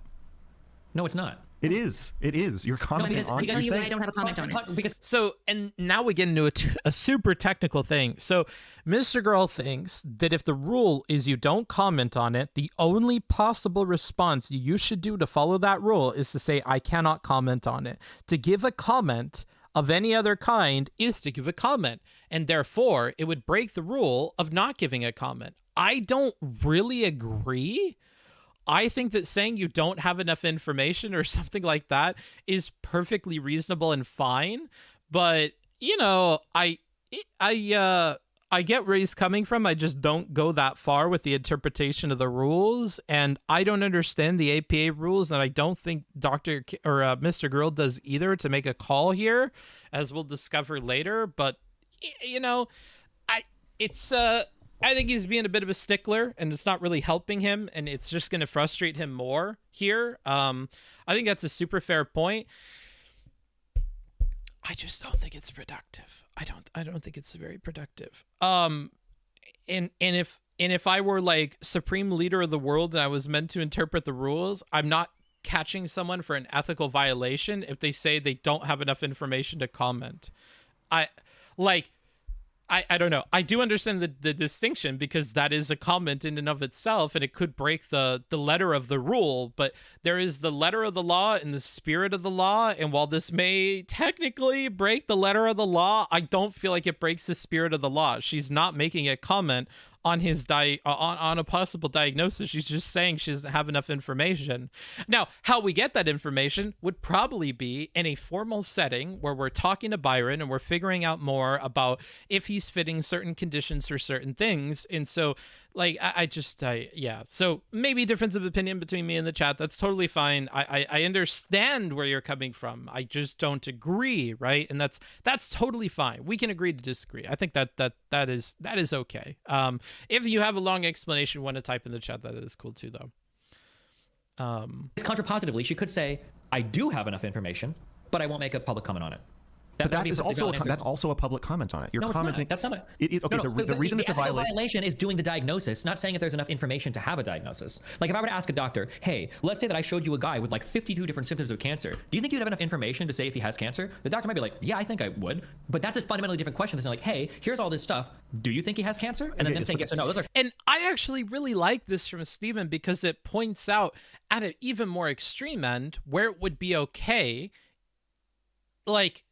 He pushes it even further. And if you disagreed with this first thing, you're for sure going to disagree with the second thing.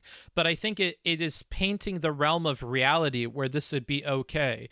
If you give me every single diagnostic criteria of BPD and I was, like, oh, okay. But I'll let it go, because I know some of you disagreed on like level A. And so you're definitely going to disagree with level or degree Z, which Destiny has taken it to. I think it's helpful for the viewers at home to hear the situation, but that's just my opinion. Fundamentally different questions, even if they seem similar. Asking somebody if they have the appropriate information to make a diagnosis, and asking them to make a diagnosis. Yeah. The problem is that you're taking somebody who has dumped a ton of information about themselves out in public and saying, we all have the same pool of evidence, and looking at it, there isn't enough evidence to make a diagnosis. But that is still giving information about whether or not you think he is borderline. It's still you're still answering the question. You're still giving information about your. I disagree, because she could say I've actually watched a ton of Byron stuff, and I think I would have enough information to make a diagnosis, but I wouldn't say that publicly because I'm a professional. But she has already previously said in public that she has watched. So Max, I don't mean this in like a really inflammatory way, but I genuinely don't think you understand. I really don't think you do. You don't think I understand what? I don't think you understand that. I don't think you understand the ethics that are at play here, or maybe psych ethics. I'm not sure. And I don't think that this is and now we're off the rails.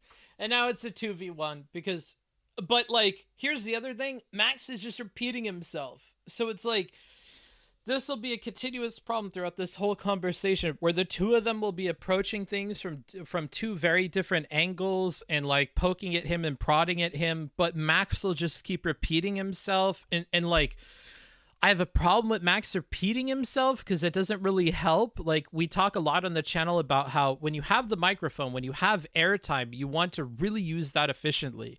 It isn't an efficient use to repeat yourself. It would be efficient to respond to at least one of the two people attacking you.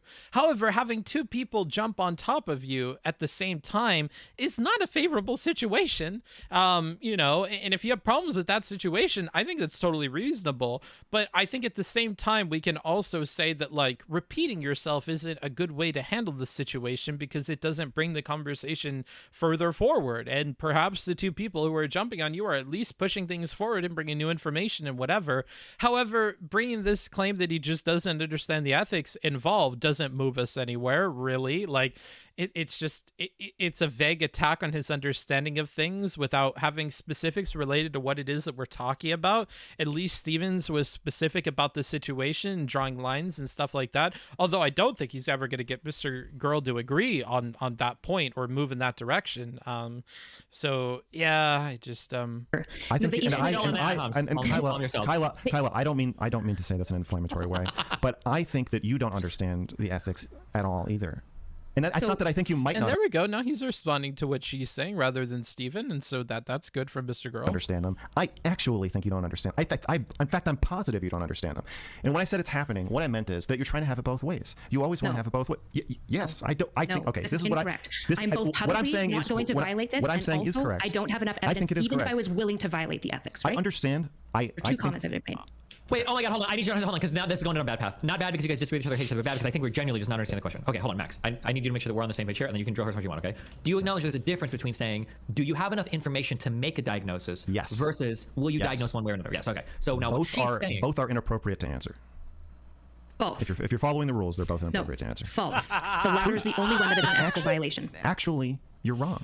No, the APA released a statement about this a couple of years ago during the Trump administration when people were doing this. You're allowed to speculate. You're allowed to talk about things. I don't have enough evidence, right? But you can't say Trump has X, whatever that would be. And you're allowed to speculate and talk about. This is actually a good point. Okay, because we're bringing up quotes from the APA, we're bringing up historical examples of this, we're bringing up what is okay, what is not okay, why does what I'm saying fit and be okay, and why is your interpretation that is very, very strict about the rules, why is that wrong? So, like, this is good from her, but the conversation is shaky right now. It is jumping on and off of the rails. I would say it's now at the 35-minute mark that we're really starting to see the speed wobbles that will continue for the rest of the conversation. Vel says the frustrating thing for me is that NSE is an industry professional citing the APA, and Max is a guy on the internet with a mic who seems to have elected himself president of psychology. I have a problem with that too, but to kind of paraphrase what Steven says about this conversation during it, the appeal to ethics and whatever doesn't become like a huge part of the conversation. I wish it was more of a part of the conversation, and I don't think it would work out well in Max's favor if it was. That's not why I wish it was that way. I just think it could shut down some of the looping and stuff. But yeah, that's another kind of subtext to the whole conversation, is that she has a good understanding of the APA stuff. She has been trained in this. She has more education than Max. More recently, has she gone through classes about ethics and stuff like that, which even Max admits it's been a while. So yeah, there's all that going on as well. I actually think that we talked before about how, like, I agree with Max on some points in some parts of the conversation, disagree at others. I think that Erudite knows more about the topic of ethics, specifically in the realm of the APA or in psychology more broadly, and that gives her an edge. And anytime we touch on that stuff, I feel like she comes out ahead compared to Mr. Girl. I wish that was more the focus from her, because that's the ground on which she wins, but we don't do that. Every time Max guides the conversation, I think that she loses. But if she guides the conversation into those grounds, I think she can almost always win. And so, yeah, that's what's going on here. She's not entirely accurately representing the AP statement. Maybe, but that would be for Max to argue, right? So if she brings up this statement, Max has to be able to respond to it. If Max can't respond to it, Erudite is going to come out ahead, even if she is misinterpreting or not entirely accurately representing what the APA said. The difficult thing is you have to have some understanding of that APA document in order to fight against it, which is why Max wouldn't really win on those grounds, because he's not prepared for that. What he's really prepared for and where he shines is talking specifically about the interactions between Reckful and Dr. K. And every time we're in that territory, I think that Erudite doesn't come out ahead. So entirely different dimensions. I'm not saying that she's always accurately representing this. I can't know that. I'm not the most educated on that either, but I think it's a position where Max has a difficult time arguing against it. If she thinks the ethics are flexible, then I don't think she has a grounded position on ethics. Some ethics are more flexible than others. If you say that, if anybody says that like flexibility on ethics is a problem, or like, how did you word this? Then she doesn't have a grounded position on ethics. I completely disagree. I don't think we can make that broad of a statement here. She's lying though. Oh, okay. The APA says it's a no-go. APSA says it's okay. So one thing I'm going to bring up here, because this may very well help with our entire discussion that we have here, and is the whole reason why I outlined these principles. I need us to, and this applies to you guys in the chat, define and stay within a limited scope. I can only talk about what these people are bringing up in the conversation, the quotes they're giving, etc. So if you're talking about APSA says it's a no-go or says it's okay or whatever, if it doesn't come up, I can't really engage with your point, because I only know the quotes she's giving me and the arguments that Mr. Girl gives against it. The stream, because we have to watch 6.5 hours of this, cannot turn into a thing where we go and fact check every single document, unfortunately. However, the stream continues to grow, and that is the point of the BIA, the Booksmarts Intelligence Agency. We go through various different sources, give comments on those, summaries of those, gather quotes from those, and then we bring those with us into reviews or into discussions around particular topics. It's just the problem is, with how long it takes just to review these uber long conversations, I just don't have the time to do all that. So rather than taking your word for it, I have to kind of operate within the scope of what's going on in the conversation. So that's worth keeping in mind. And if we have to continuously remind people of this, that's totally fine. We recently implemented these, so I will bring our attention back to these as is necessary. But that's worth keeping in mind. It just turns into a he said, she said, because I don't have the time or the resources or frankly the know-how to interpret these different documents and stuff like that. So that's the problem there, Bubba. Anywho, let's go ahead and continue here. Things. Let's talk about symptomology. You're allowed to talk about narcissistic personality disorder generally, but you are not allowed to attribute it to Trump. Correct. You cannot diagnose people that you have never worked with. Exactly. We both agree on that. The part we disagree about is that saying whether or not you have enough information to diagnose somebody still is... Oh, that is incorrect. That is not an ethical well, I'm violation convinced now. I am convinced. I'm not really if you interrupt me while I'm talking and say that I'm incorrect, I want to make it clear you're wrong, and you're also besmirching me a little bit, and basically saying that I would work outside of my ethics. That's why I'm being really firm about this. I genuinely don't understand ethics. Okay, the premise of this conversation that you asked to have is that I think you are operating outside of your ethics, and I think you're wrong. And you think I'm wrong about thinking you're wrong. So the reason I keep making fun of you for saying you think I'm wrong is I already know you think I'm wrong, and you already know I think you're wrong. So we can just take all of that and just kind of set it aside, because that's the premise of the conversation, is that you... One Mr. Girlism, because I'm really trying to be positive about people as much as I can be, because we're going to be criticizing them quite a bit. One Mr. Girlism in use that I actually agree with is this point. We waste air saying we disagree or I think you're wrong, because it's already a given if we're saying two different things. So like this kind of meta level criticism that Mr. Girl has, I actually can kind of agree with. Sure, we're wasting time and energy on that, but we also waste time and energy pointing it out. So it's like, what, how do we measure this all and yada, yada, yada. But I agree with this. Yeah, it's not productive to just say that we disagree or whatever. That is the premise of the conversation. Maybe what Erudite is trying to get through to Mr. Girl is that what was done with Reckful doesn't cross the line that would cause him to get in trouble with an ethics board due to lack of information. Perhaps, and we'll get to that later, but I don't think it's brought up right now. You think I'm wrong, and I think you're wrong, and we're arguing about it. So every time I talk from now on, let's just assume that you think I'm wrong. And every time you talk, we'll assume I think you're wrong. And I'll also point this out for you guys in the chat because it's a huge criticism I have Mr. Girl. Let's make a compliment sandwich here or whatever. Of which the other bread about being nice to him is going, no, actually, this is a problem. So Crab Navy says the sentiment that other people in the chat have. There's a difference between I disagree and you're wrong on a thing I can reference. Yeah, there is. There's also a difference between saying, I think you're misinterpreting this, or you may be wrong about this, and you're lying, right? And I think that with Mr. Girl conversations in particular, we use phrases like you're lying, or you're wrong, or that's a misinterpretation. We use them all really interchangeably in a way that causes problems for us. So a bit of rhetorical critique there as well. You can let me know if you agree with something I say, and we can save a lot of time.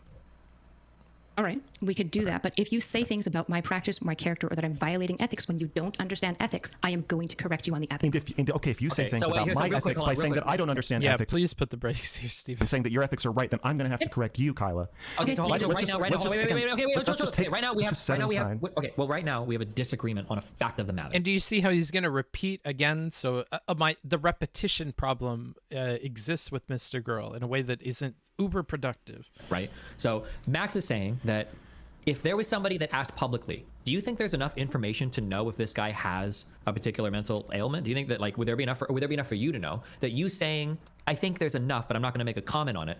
So Kyla's saying that wouldn't be an ethics violation. Max is saying that would be an ethics violation. We have a disagreement of a matter of fact, unless somebody wants to link an APA. It's more of a matter of logic, and I would like to No. It's not a matter of logic. There is no logic. It is a matter of logic. It's a fact of what is like the APA. I believe it is a matter of logic. My position officially in this debate that you're moderating is that it is a matter of logic, Okay, so Mr. Girl's gonna start having some serious problems with the way that Steven moderates here. But I don't feel like he's listening to him as well, which becomes a problem. What we're talking about here has to do with nuts and bolts of what the rule is. And we have to have the rule in front of us to then interpret it. And if we want to talk about the rule and whatever, then we should have the rule in front of us, interpret it. Then if through that interpretation, we have different interpretations of it, then it becomes a logical problem. But if we don't have the base source of which we're having an argument about, from which we can then begin to have more of a conversation, we can't get into the logic of the rule without having the rule in front of us and talking about the rule itself. We can't have a debate around whether or not maybe a piece of legislature should apply to one group or the other without an understanding of what it is that that piece of legislation says, right? So if we're referring to something from the APA that is already written out, already explained, we have to read that and then we'll debate about it, right? And then logical arguments can come into play, but without an understanding of the underlying text or the underlying rule, having a logical conversation of it is having hypotheticals about something which having a hypothetical discussion about something which exists. We should focus on the thing first, understand it, interpret it, and then talk about those interpretations in a logical fashion. But I don't feel like that gets through to Mr. Girl here.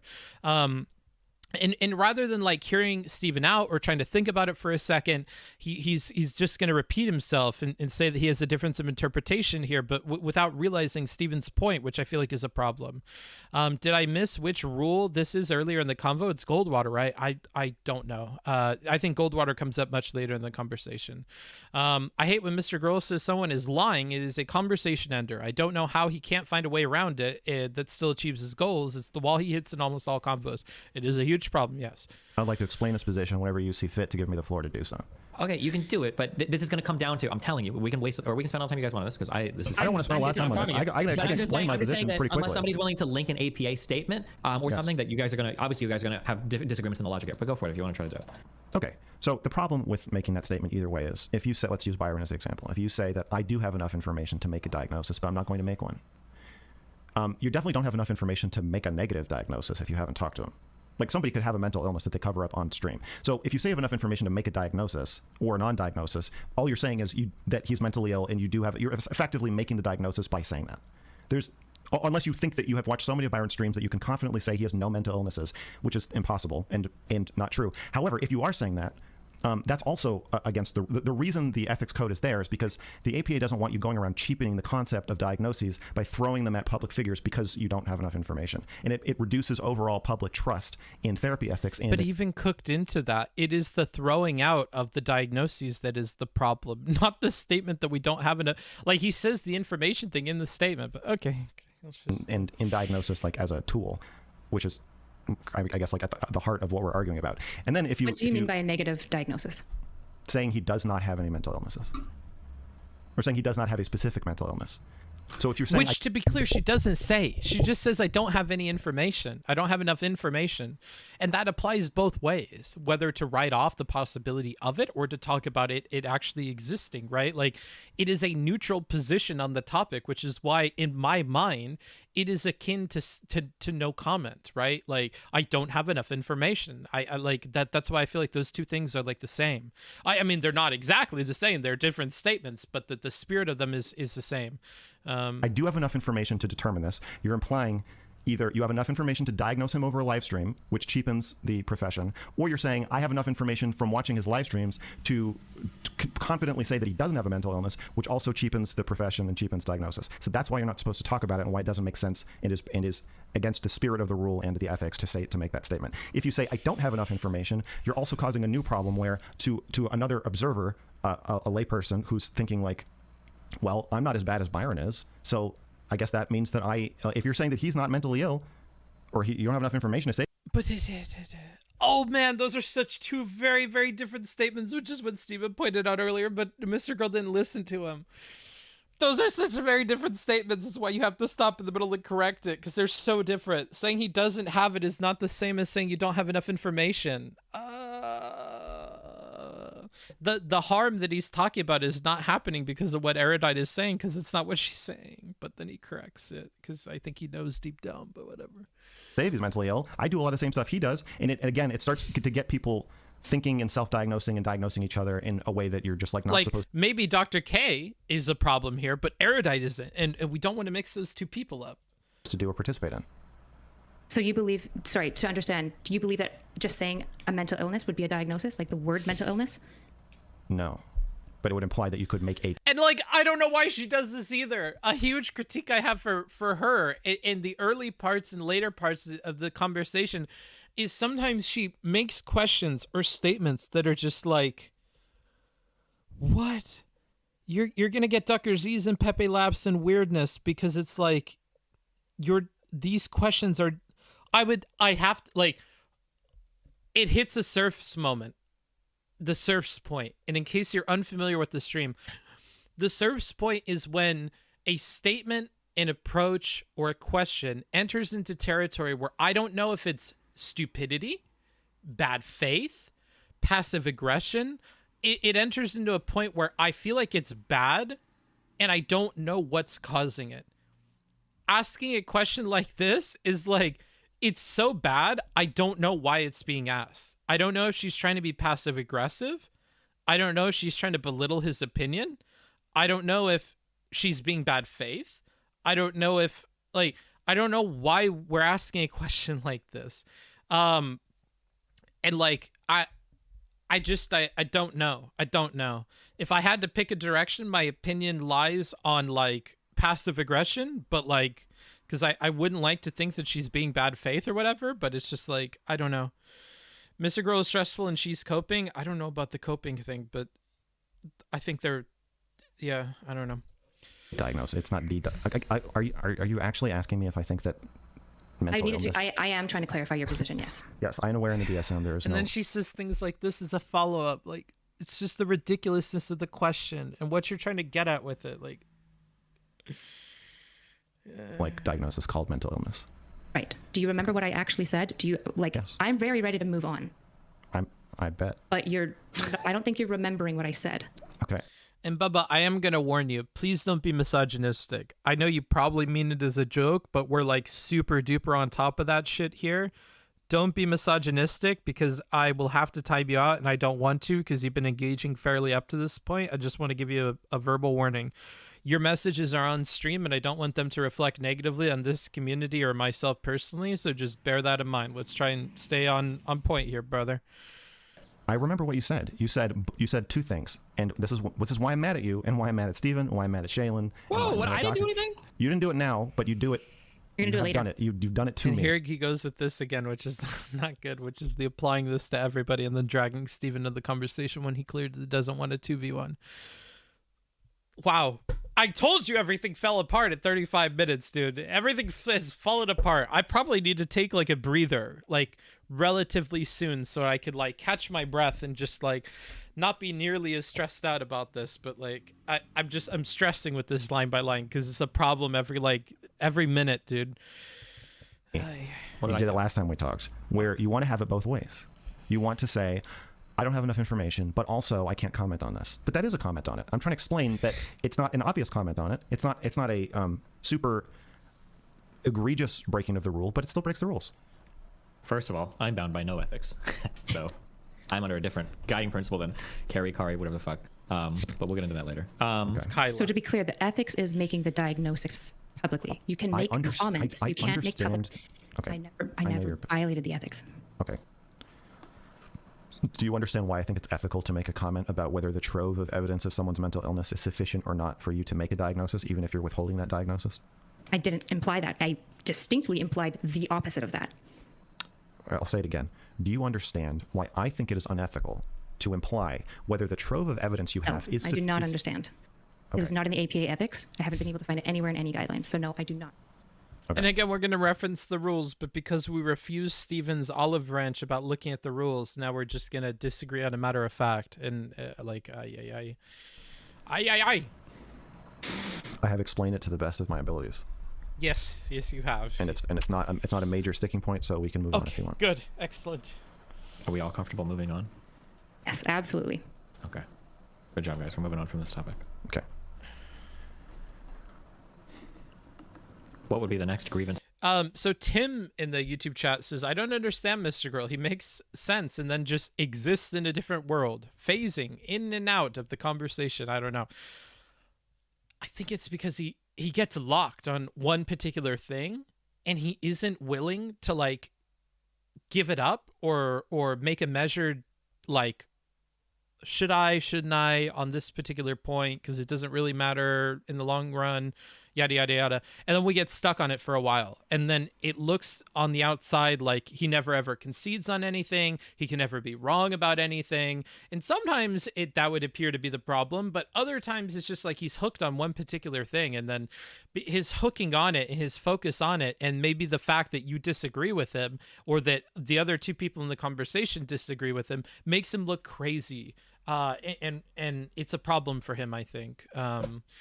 So let's you're right on books. He's sometimes like a dog with a bone and it really makes conversations difficult. Yeah, I think that's like part of the problem. But anywho, let's continue because we need to make progress on this shit. So you'd like to air, Mr. Girl. Max. Well, I've screamed at her for 4 hours about this, so like I can just like restate my. I guess I feels like we're having two conversations. Wait, hold on. We're not having two conversations. Right now, we've just closed the door on that last one where we seem undecided. And then the repeating thing. We have to stop with the repeating because it's just not good. Another Destiny moderation moment I agree with. Please stop that before we go off on a tangent about that. Let's just talk about one at a time what it is that we want to talk about. If we're frustrated with having two conversations at the same time, let's focus on one, get that one out of the way, and then do the second one second, right? Decided about whether or not there's an actual ethics violation. Now I'm asking you, there's a second. There is no two right now. There's no conversations happening. I believe this whole exchange is two conversations. This whole debate is two conversations. There's one conversation about did Dr. K clearly violate ethics guidelines. We've already had that conversation twice, Kyla. Okay, I didn't think that was what this conversation was. That's not what I didn't think so either. And yet that's the thing we keep fucking talking about. So that's no. Hold on. Wait, to be clear, we're not talking about that at all. That has nothing to do with this. We talked about what is therapy versus what is a friendship. We talked about what is a diagnosis. But all of this was to get to whether Kyla's comments were unethical. That's what the whole point of this conversation was. It's nothing to do with Dr. K. Like that might be like a side thing, but that's not really what's at issue here. Kyla's no care in the world. But hold on. This is why I took notes on all of this. In the very, very beginning, we talked about from Mr. Girl's side that everybody here, it's a two-part problem because we want to have it both ways. We want to say that that what Dr. K did might have been unethical, but it may not have been immoral. He wants her to take a stance. Same with Steven. He doesn't like Steven's underhanded approach to criticisms and stuff like that, and he doesn't know what their personal relationship is. So that's how he starts it out. And then she starts it out with, yeah, she had some problems with that, and the ethical dilemmas are nuanced. So, I mean, from Mr. Girl's perspective, he opened up the whole thing wanting to talk about the having it both ways thing. And yeah, I just I don't think it's as clear cut as Steven makes it out to be, but that's okay. Let's continue. Well, this is my guess. Kyla, if Matt said the worst things, blah blah blah blah blah blah about Dr. K, do you give a fuck? No, I understand. That's not the. Okay, the two Whatever. conversations I think we're having is one is about therapy ethics, and yes, Dr. K's therapy ethics as they relate to Kyla's, because our disagreement about that has created disagreement about our Kyla's therapy ethics and my understanding of ethics. And then the other conversation is, what do we do, or how do we handle it? And I think, or how does Kyla feel about the way I handle thinking that she has bad therapy ethics? So if we're only talking about one, that's fine, but it feels like there's another component of you feeling like I threw you under the bus, or that I'm not handling this charitably. Like there's a way I could disagree with you, probably, where you wouldn't feel the need to like confront me and have a moderated discussion about it if I was just like, wow, that's really not what I learned in college, and so I just have a completely different understanding from you. But I guess to each their own.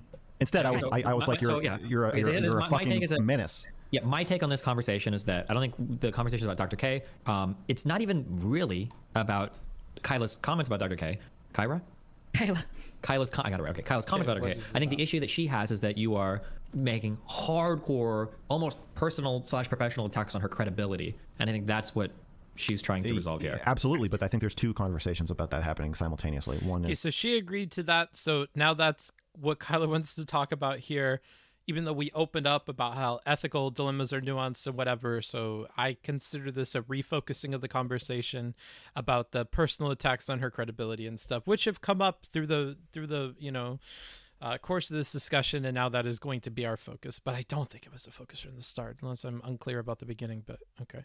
Is my criticism, does it have merit? Are you going to discredit me by saying that I'm wrong, or are you going to say, well, you can disagree with me, but you're kind of being an assual about it? I think. So again, the reason why I don't. Okay, fuck you. I'm not going to ever be able to move you off this, because once. And like he just repeated himself again, so it's like it's. Why does Booksmarts advocate so much for listening? Because if you listen, we can solve problems so much better. If he would have just listened and not repeated himself, because he's just repeating himself again. He's repeating the same thing he just said, which isn't really going to help us. Okay, Bookie. Okay, Bookie.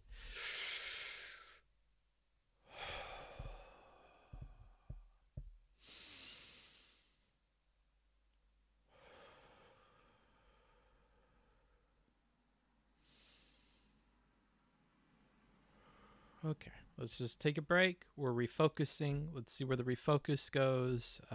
You made a decision. I don't think you can ever be moved no matter how much evidence is presented. This is what I'll say. I think that there's a world where wait, let's stop with that. Hey, let's stop with the ad homs. Even subtle. And I don't know if it's technically. Well, let's give it a little bit of a Google here. Let's give it a little bit of a. Okay, sure. For argumentation, ad hominem refers to several kinds of arguments, some but not all of which are fallacious. Okay, can I just get a good definition? Typically, this refers to a rhetorical strategy where the speaker attacks the character, motive, or some other attribute of the person making art. Okay, so maybe, but still, I just, yeah, okay. Let's just continue. Woo. No, that is an ad hom. Stop. Admit that's an ad hom. We can stay on this road. You've decided in your mind that this is. I just think you're fucking wrong. And now we're all going all over the place. Steven, I think you're wrong. I just think you're wrong. That's so, fine. So saying that I can't be moved off a position because I think you're wrong, don't you think that's a little arrogant? There are three people. I just disagree with you. There are three people that are part of this conversation, and two of them disagree with one another about what the conversation is about. So, I mean, it's a strange position to be in. We can say that we agree to disagree. No, now we explicitly entered the 2v1 territory, which is not going to help either, but yeah. Are the one that the other two people disagree with. I think Kyla agrees with me that there's two things at play here. One is, did I handle disagreeing with her appropriately and fairly? And the other is, am I wrong? And I think it's I don't worth think she separating those two. cares about you. I think that she would be okay. She can respond afterwards. If you were saying something like, I think that I disagree with Kyla's analysis on Dr. K. I think that she's wrong about something she's saying. She'd probably be okay. But the clips that I saw were you saying that she's greedy, she only cares about money, she doesn't care about patients. I think that's the issue that she has. Not that you. I think ad homs are perfectly fine as long as you're still describing what they're wrong about. That's why they're not always fallacious. That's why remembering that a fallacious ad hom is different than an ad hom more generally. So for instance, if we're having a conversation about legislation regarding immigration in the United States or in any other country, and I point out, and you're like, well, I don't like Mexicans because they commit crimes and they're is smelly and their food sucks and whatever, and I go, okay, well, I think it's important to remember that you're also a part of this racist organization, that you have like racist ideals. And I think that those might be like, I don't know, it can sometimes be relevant to the conversation, not necessarily fallacious. So that's worth keeping in mind. You may disagree with that example, whatever. I don't care. I really just want to continue this. I want to keep this going. I want to just, disagree about your analysis. Okay. But if that's the issue she has, then why aren't we talking about that? Why wouldn't if that's the real issue, wouldn't she want to start with, so listen, you're a smart guy. I respect your opinion. I disagree with it in this case. And I think it's inappropriate and unfair of you to be attacking me professionally, because I understand this is my profession. I understand you have a bachelor's in this topic and that it's very near and dear to your heart. You're very passionate about it. However, I don't think you're educated enough in this issue. And I agree with you, Mears. Mears says the problem is only Mr. Girl really cared about the initial focus he brought up. And now Kyla wants to switch it up to her real focus. And he ceded the ability to focus the conversation when asked about it, if I'm remembering correctly as well. So it's like he needs to, if he's going to cede it, just let it go then and let us switch. But it similarly to her jumping on somebody talking about, how she's unethical or whatever, and that's going to trigger a response from her. If you tell him he's straight up wrong or whatever, you're also going to trigger a response from him. So it's like we're all triggering each other, and it's a big clusterfuck and not great. And even if you were, you're being really vicious, and like your words have an impact on me, and they have an impact potentially on my livelihood. And nobody's saying this either, so this isn't helpful. Nobody's point is that you're being too mean. Nobody's point is that you're being too vicious. Nobody is saying this. You are the one that thinks this, but this isn't what she's saying at all. My audience, like, there's a way to approach this so that it doesn't matter if I'm right or wrong. But so far, what we're getting is Kyla's trying to discredit my attacks on her by saying that I'm not informed enough, which is fine. And I believe that you believe that, Kyla, but I also think you believe, and we're not talking about this, that even if my attacks are founded, that I still should be making them or communicating them in a different way than I am. So this isn't about you being mean. This is about you lying about what I said and characterizing my views so beyond incorrectly that all I can believe is either A, you're actively lying, you're lying, and that's a problem, which I don't think it is, or it's B, you've engaged in so much self-deception about me or maybe psychology as a whole that you cannot engage with me well at all, and you cannot actually hear what I am saying to you. And I'm basing this on the 2 hour of hate rant specifically to give you context from where I'm pulling your statements from. Okay, so let's change what my understanding of topic 2 is, the real topic, the secret topic. Okay. It's not that I'm mean, it's that I'm lying or wrong about what you even said. It's not that I'm not even... You're lying about what I said. You're lying about... Improvement at the very least. He's editing his thing. Power to him. Okay. What I said. Okay, so far you have not mentioned that. So again, I'm trying to say that it feels like we're having two conversations at the same time. If you think I'm lying about what, and I'm not saying you should have mentioned it, I just want to point out, as Steven says, what's next on the docket, it seems like we should probably acknowledge that you're not just saying I have no understanding of what therapy ethics are and that I don't understand them. I also think that I just don't care. Yeah, I know. Don't interrupt him. It's not helping. Oh, Booksmarts that started the stream. Can I get that psyche back from you? Oh, for the love of God. Oh, please, buddy. I feel like I should take a little bit of a break. Can I take a little bit of a break? We're almost at an hour. Can I take a little bit of a break? Can I take like a 2-second breather? Can I go pee real quick and like pour myself some more water? Is that acceptable? Then am I allowed? Can I do that? Can I take a small break? Okay. Because I need it. I absolutely need it. And this is going to be such a long thing that I don't want this to like build up and affect the rest of the review. So I'm going to play a little bit of music for you guys while I go and do that, and I will be right back, okay? I will be right back. And as long as I get nodders from Hot Bio Lava, then I'm good to go because they paid for all of this. Okay, be right back. 2 seconds, okay? 2 seconds.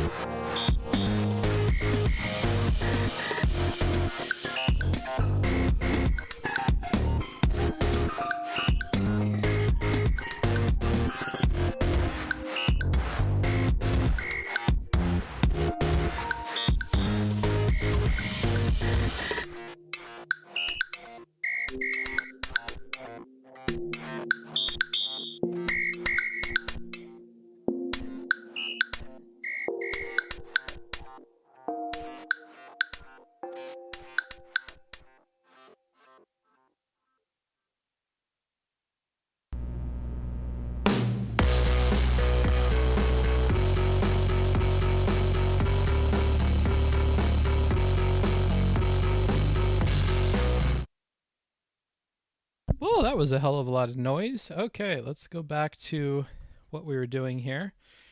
Ay, ay, ay. Ay, ay, ay. Ay, ay, ay. She already looks better to anyone who is not a Mr. Girl fan. Maybe. I think if Erudite just kept her cool and let Max freak out and yell, she'd end up looking way better. Maybe. Why did the chat die? Did the chat die? Hot Bio Lava claims of being Pipe evil are becoming more and more credible. Probably. By the end, not at this point. Yeah, perhaps. It's just so hard to make claims about a fucking 6.5 hour conversation. You know what I mean? Like, that's why like a line by line of this would be like next to impossible, at least in terms of having like thesis statements, because it's complicated. She might look bad when she gets mad, but she also said something based when she got mad later. It's hard. I don't have any like solid conclusions. It has to be line by line. I don't know, man. If you're outside the whole mental health Twitch thing, it looks fucking insane. Yeah, I don't. Everybody's gonna be all over the place. I don't mind Erudite interrupting when she might actually have spoken less than Destiny at this point. Perhaps. I don't know. They have to be good interruptions. A lot of the time they're not good. It's not about interrupting in abstract, like is interrupting good, is interrupting bad. It is, what are you saying when you interrupt, right? It is a two-part thing. There is the interruption consideration, and then there is what are you doing with the interruption. Sometimes they're not good. Other times they're good, right? If you're interrupting to clarify something about your position or something like that and it's helpful, then it's helpful. If it is not helpful, it's not helpful, right? So a bit more complicated than just binary. I can't wait for the end of the conversation Booksmarts getting triggered by the looping. Well, you paid for the content you love. And hey, just because we hit our goals doesn't mean you can't contribute, everybody else. So I would appreciate any and all financial support during this stream. It is going to be a suffer stream, and we have 5.5 more hours of this. Okay, so anywho, I'm going to let this play out. I'm going to try to interrupt a lot less. And yeah, I can sympathize with Erudite, though. She concedes too much. She immediately fucks herself. Maybe. Well, if you don't care, then we probably shouldn't have spent... You brought this topic up originally. Wait. We've already spent about 50 minutes talking about what I think about therapy ethics. So if you don't care about that, I think you should have mentioned that already. But again, it's the doll review. There's two conversations happening, and I just want to acknowledge that they're both happening. One is you think I'm lying about you, and one is you think I'm wrong about therapy ethics. And the one you clearly want to talk about more is the one where you think I'm lying about you. So why don't we talk about that instead of talking about therapy ethics? Because we already had the therapy ethics conversation. But don't put all the responsibility on me, Mr. Girl. There's two of us distinctly in this conversation. Absolutely. And you can steer it any way you want to. And I allowed you to steer it in the direction you did, which is totally fine. I was willing to go in the Dr. K ethics because I was like, oh, I guess you still feel some sort of way about that. I'm not trying to criticize you by saying that. I want to be clear, though, that it's not like this is just like me having like this, me and Steven have this like secret underhanded thing, but we're really talking about No, you're wrong. I think you just have... No, I don't think you have a secret underhanded thing. I think you... To be clear, just on my involvement in this, she messaged me and she said, hey, here's a whole bunch of clips where Max has said things. And I'm like, oh, okay. And then I think I offered, I was like, do you want me to moderate a conversation between you two? Because sometimes I can play translator. And then I think I messaged Max and I said, are you going to have a talk with her? And then I messaged her, are you going to set up a talk with her? Something like that. And then we made a group chat or whatever. That's I don't have any, there's no agenda here on my part. Well, there might be on Kylo's part, but I don't have an agenda. So it's just to address the 2 hours of hate where you lied about me. Yeah. Okay. Lying. Okay, let's focus on get into that. Sure. So you probably know, because I did DM you about this originally. Oh. So you probably have context of what I am feeling you like. Do you want to outline, or do you want me to just outline why I think you're lying? You go ahead. Whatever you prefer. Sure. I can outline it if you want, or you can. I'll pose it as a question. I'll just repeat the last question in our messages to one another. So to be clear, you have decided that my beliefs, my rhetoric around psychology and psych ethics are not only perverse and harmful, but so much so that you are not even willing to stream with me again. Not based on what I've said, and not based on what I say I believe, but based on what you now think I believe upon rumination. Is this correct? So we will clarify this. We will actually get resolution on this. There is, what did Erudite say? And then there is, how did you extend that to an idea of Erudite as a whole, as a person, which would include hyperbolic aspects of what Mr. Girl said, which he will admit were hyperbolic later.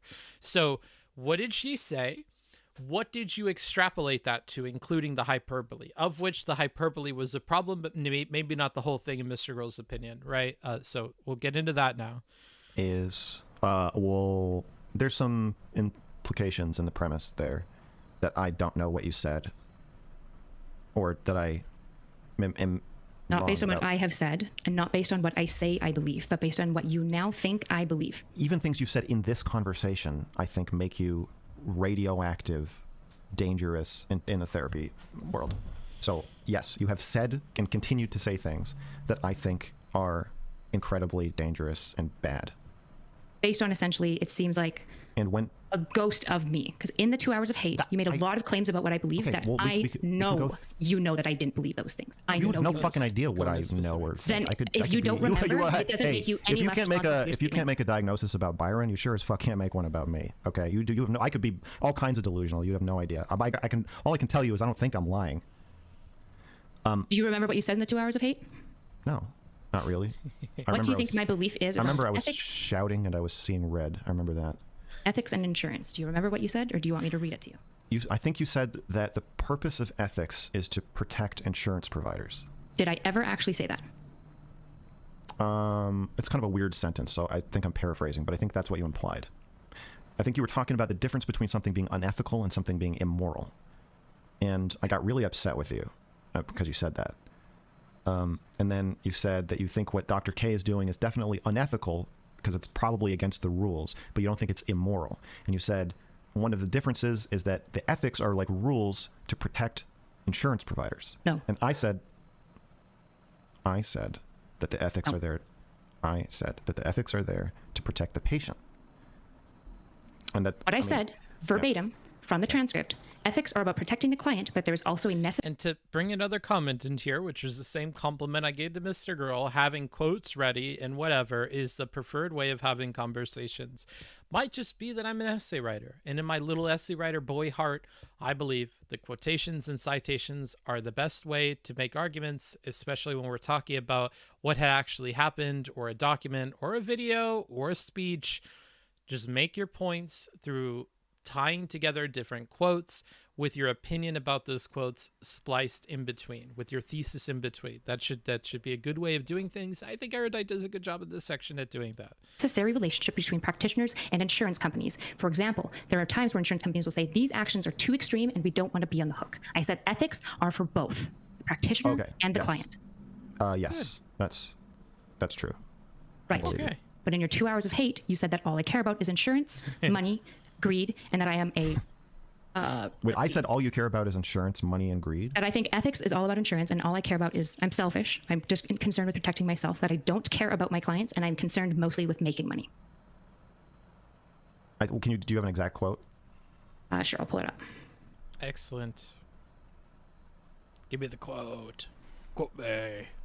To have somebody who's an addictions counselor sitting there saying they're just out to get your money. You know what the bad part is for us when you kill yourself is that it's expensive for us. Also, we don't get to do more sessions with you if you kill yourself. We can't charge you more week after week.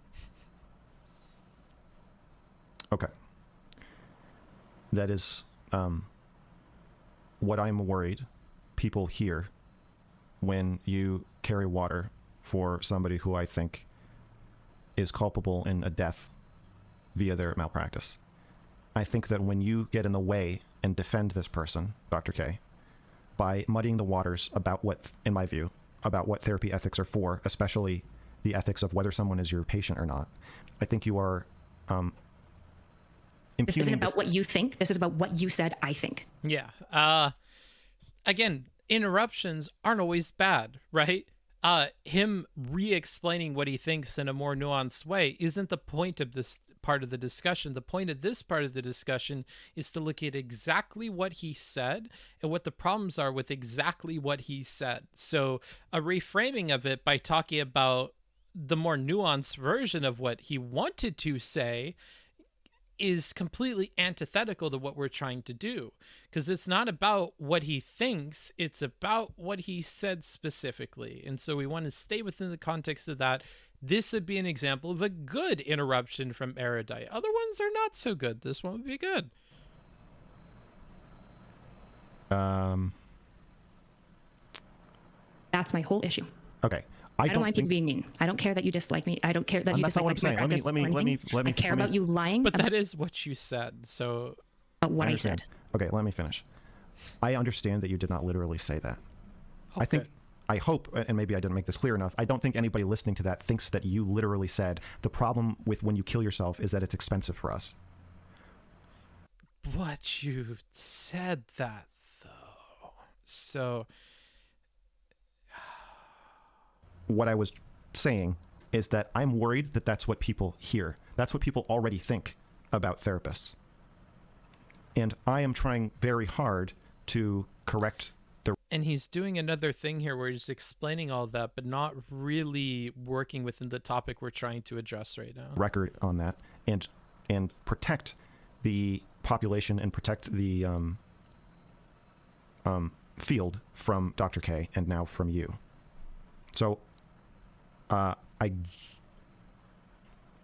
you know that I don't think that you literally think that, right? Like you know that's not what I'm saying. You're just saying it's an unfair characterization. So no, it is what you're saying, and it's not a stretch to think that that's what you're thinking. So let's see how Erudite handles this. I would have liked to assume, giving you the benefit that you don't assume that. The problem is that you doubled down on most of your statements with that individual that you were talking to. You said, yes, clearly she was. Yes, yes. She rolled her eyes at the idea of ethics. She thinks ethics is just for mostly insurance purposes. Yeah, I can see that that's unfair. Okay. I think that a more Do you think, here's a question, I guess, related to that. Would you ever, if she said that she was practicing somewhere, would you ever report her to an ethics board as a result of the statement she's made on stream? No. Okay. I think that you, I think bringing up the insurance companies in such a cut and dry case of someone being like destroyed. But she doesn't agree that it's cut and dry. So we're already baking things in here that she's not going to agree with. And beyond that, we're again getting away from the bad part. Like, this will end with a concession, and it would have been the only way it would have ended, because all she's looking for is the concession on this, which we got in part earlier, and we will get in full by the end of it. For pure greed in front of so many people, I find it absolutely horrifying. So a more accurate and charitable read is that you think that the ethics rules are enough about insurance and money that you thought it was worth bringing up. And if I told you about a therapist who like raped a child, and then you said, well, that's against the ethics rules, I'm not sure if it's immoral. You know, and those are separate, guys. And the ethics rules, we have to remember, are also about insurance. I would probably then go on, if somebody asked me about it, I would probably get really angry and say that you were defending child rape, and that you're saying we can rape you if we want to. Send your kids to therapy and we'll rape them. And I don't think that would be like, it's hyperbolic, and I am still very angry at you. But it's not meant to be a literal expression of what you said. It's more me saying, like, I think this is the message you are sending. And I think if I use the child rape example, you can see that wouldn't be that unfair. Well, then the issue is that you're engaging in self-deception of me, because I didn't say those things, nor did I say that I believe those things. In the child rape example, you wouldn't have said those things either. But you can see why. I'm going back to what you actually said. Okay, well, I would like to use this analogy for a second to get you to understand that if I did say, if a therapist... This is the point of this part of the conversation. said, well, just because you raped a child that's against the rules, it's against the law, it's not necessarily immoral, we don't know. It's nuanced. You can see how then I would then tear into that person and say this person is defending child rape. Like, you understand that would be fair if I did that, even if it's not what the person said, right? For the most part, to be honest with you, not as much, because your whole thing is like nuance and like understanding like complex things and like. Wow, she does so good in the parts that she does good in, eh? One bit of advice I would especially give you if you're ever going to have a conversation with Steven or Debate Bro people in particular. You know, I know Debate Bro is a loaded label, so I apologize to give that to Steven. I think he's the best of the debaters right now. Is to use their own words, their own principles, their own branding to make your points. So if Steven has said things in the past that you believe would support your argument, would go against things that he's saying right now, use that. And she's using that on Mr. Girl right now, which I think is a good thing to do. And yes, the hyperbolic examples. We did a whole video on that I think is actually really, really good. If you're on the YouTube right now, you could go add it to your watch later playlist. Should say something about hyperbolic examples or analogies in the title. I think that really explains advice around hyperbolic. And if you do that, which a lot of us do, especially in the debate sphere, because it's so common, I give you some advice on how to do that better, how to come up with more relevant analogies that people are going to have problems with. Understanding human expression. So like, I would say most people having that reaction, fair enough. Surprised to have it from you. And it's fair. It's fine if you are surprised. Maybe I have certain red lines that you don't know about. But a therapist raping a child is one of them. But that's not that crosses two lines. Crosses two red lines at the same time. So that's really bad, and that makes me really angry if somebody is going to get in the way of that. So do you concede that if somebody defended that in the same way you defended Dr. K, that for me to then lay into that person and say this person is basically a rape apologist, do you see how that would be a fair criticism, even if they did not say, I apologize for rape? I think you would have to engage in mass amounts of self-deception to come to that conclusion, but potentially yes. Okay, so you think that I would be engaging in mass amounts of self-deception if somebody literally raped a child in the So that would be probably an unnuanced situation, right? I think okay, well, so let's just, I'm going to give you the analogy one more time, and I would like you to just respond to the analogy instead of, okay, so I would like you to respond to this analogy, if you would. Sure. Somebody rapes a child in a therapy session. I am then talk to somebody else who is a counselor about... And she's already answered this with her previous statement, but we're going to repeat it again. And repetition is a problem with Mr. Girl that we'll keep running into. But all right, let's hear it. This incident. And they say, well, it's probably unethical, but I'm not sure if it's immoral. You know, the rules are somewhat there for insurance purposes. They're also to protect the children, but they're also for insurance purposes. Do you see how my takeaway from that conversation could be this person is a rape apologist. And then if I went and laid into that person, that would actually be a fair characterization of what they said, even though they didn't actually ever say I'm a rape apologist. Yeah, because most ethical violations are also immoral, but not all of them are. Okay, and do you see how even mentioning the fact that the rule against raping children is an ethics rule, and ethics rules are not always immoral. Do you see how if somebody said that in public, they would be torpedoing their own mental health professional career? Because the implication is maybe raping children isn't so bad. Sure. So in this hypothetical, yes, this hypothetical great, doesn't map great. onto our situation at That's what I would like to map it onto there for you so you can see why I'm reacting the way that I am. I think that what Dr. K did to Breckful is worse than rape. And to respond to you, I'm doing okay. He needs to repeat this because she's not accepting that he has this position. It's not that it's not that she's not accepting that he has this position. It's that we're having a conversation about one thing, and she doesn't think that this maps onto what they're talking about. She doesn't think that it is as egregious or as clear cut in the situation with Dr. K as it is in this situation with raping a child. Like, I don't want to spend too much time on that line of reasoning that you're putting forward, but that's what I would say. Right. And that's where I would say that is an insane position to have, because That's most fine. ethical That's violations fine. that But he has broken, that Yes. you have even outlined, are nuanced, and some of them are moral, I and get some it. of them I are get not. it. Hey, I get it. I know what you think, and you know what I think. But I want to make it clear to you why I think this analogy maps onto it and why I'm reacting the way I am. So Okay, so do you want to move to topic 2 then, where it's basically saying like you're wrong about ethics then? No, I want you to just like marinate in this for a second. So the issue is that your hypothetical isn't mapping on. Can I give you an alternative hypothetical No, I want that I think maps on better, and then we can see how that goes? Is it murder? It's not murder. Is It's it rape? jaywalking. Well, see, jaywalking. Now you're comparing Dr. K dismantling a man's psyche and then the man killing himself a couple months later to jaywalking. And I gotta say, Did she say jaywalking? now you're comparing. Is it rape? Jaywalking.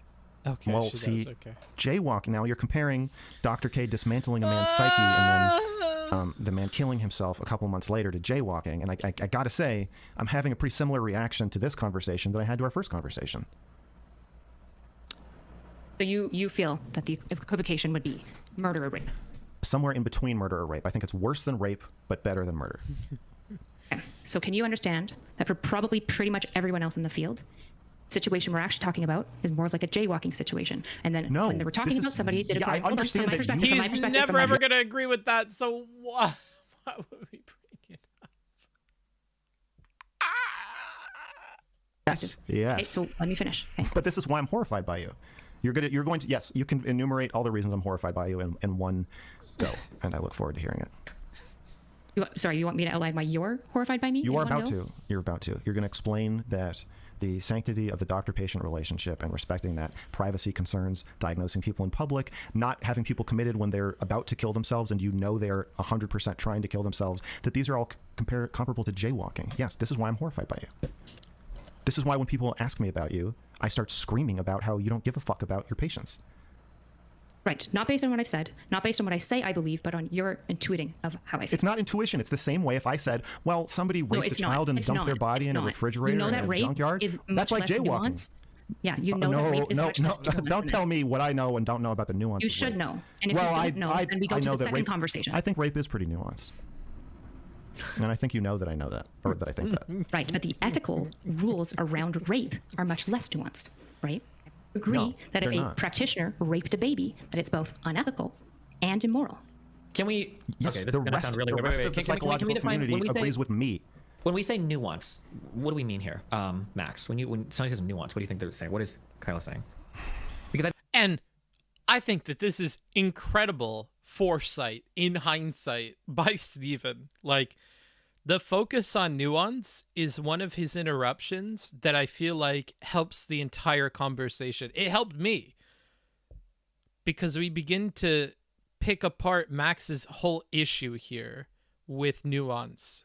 And I find it's good. Let's listen to it. I think when you hear nuance, you're measuring this in like degrees of how bad it is. But I think when she says nuance, she's saying number of things there are to consider. Because when she says, well, I think this is nuance, she's saying it's not nuanced, it's even worse than rape. She might not even necessarily disagree in some circumstances, but she's saying whether it's worse or not worse is not the issue. It's how many things there are to consider. When it comes to rape isn't not nuanced because it's really bad. It's not nuanced because it's pretty clear cut, generally speaking, like what rape is and that rape is bad. But when we're talking about a therapeutic relationship with somebody we don't have a professional relationship with, there's a lot more things to consider, which I think we all agree with here. I think you're trying to rescue Kyla. And he does this thing where when he starts talking and his mouth is open the whole time, he's not listening to Steven. And listening is a big problem with Mr. Girl. He has moments where he's just not listening. And it makes me feel really bad because he markets himself as the empathy guy. As someone else who markets himself as the empathy guy, I think that listening is such a key part of that. You can't start talking over someone or not listening in the middle of what they're saying when you're trying to do that. It causes problems. Things to consider, which I think we all agree with here. I think you're trying to rescue Kyla. Oh man, I love getting called a simp for. I've been called a simp for you by so many people and for Kyle. That's good. I mean, we can go there if you want, but that shuts the conversation down. But never mind. Okay, I'm gonna speak more forcefully. Wait, why does that shut the conversation down? You're the moderator. I'm not allowed to give you feedback about your moderation. I'm gonna speak more forcefully. Okay, you have a misunderstanding of what nuance means. You seem to be falsely thinking that nuance means something is better or worse than something else. And your response, the evidence that I have of this, is you saying something along the lines of like, this isn't more nuanced. It's even worse than rape. Something can be worse than rape, but still more nuanced. For instance, bombing Hiroshima and Nagasaki. These might be some of the worst things that have ever happened. But whether they're good or bad doesn't depend on the degree of badness. Depends on how many considerations have to be made before we get to good or bad. Dr. K's relationship, and I'm just saying this as a fact, and if you disagree, you're just wrong. Dr. K's relationship with Reckful is more nuanced. I don't think you should do that, but the analogy is good. Than a rape case. Now, it might be worse than rape. I disagree. But then you're wrong. But you guys can discuss that. This is an example of bad we can't tell them they're just straight up wrong as the like we have to I don't know. When people have criticisms for Steven's moderation, and I've been really nice to Steven, I hope you can see that throughout a lot of parts of this conversation, pointing out when he's good, pointing out when not so good, pointing, this would be an example of not good. I don't think we should do this. I think an improvement for his moderation in the future is not to straight up tell people they're wrong or whatever. Like, particularly if it's not on a matter of fact. Like, if we don't have a document in front of us, they're saying, it says this, and we see that it doesn't say that, and they persist in it, then maybe it's okay. But, like, on something like this, we kind of want to avoid that. But, yeah, I don't... Insane if you think that, but go ahead. Okay, I have some more feedback about your moderation now. Okay, yeah. Well, like, if you're not even willing to make this concession, I don't know, like, where the conversation I just think you're wrong. Again, when I think you're wrong... Incorrect about this. You're incorrect. And I have something to say. When you guys are willing to let me speak, I would like to respond to the moderator. Hey, Steven, will you moderate? Do you want to moderate? Okay. Jesus.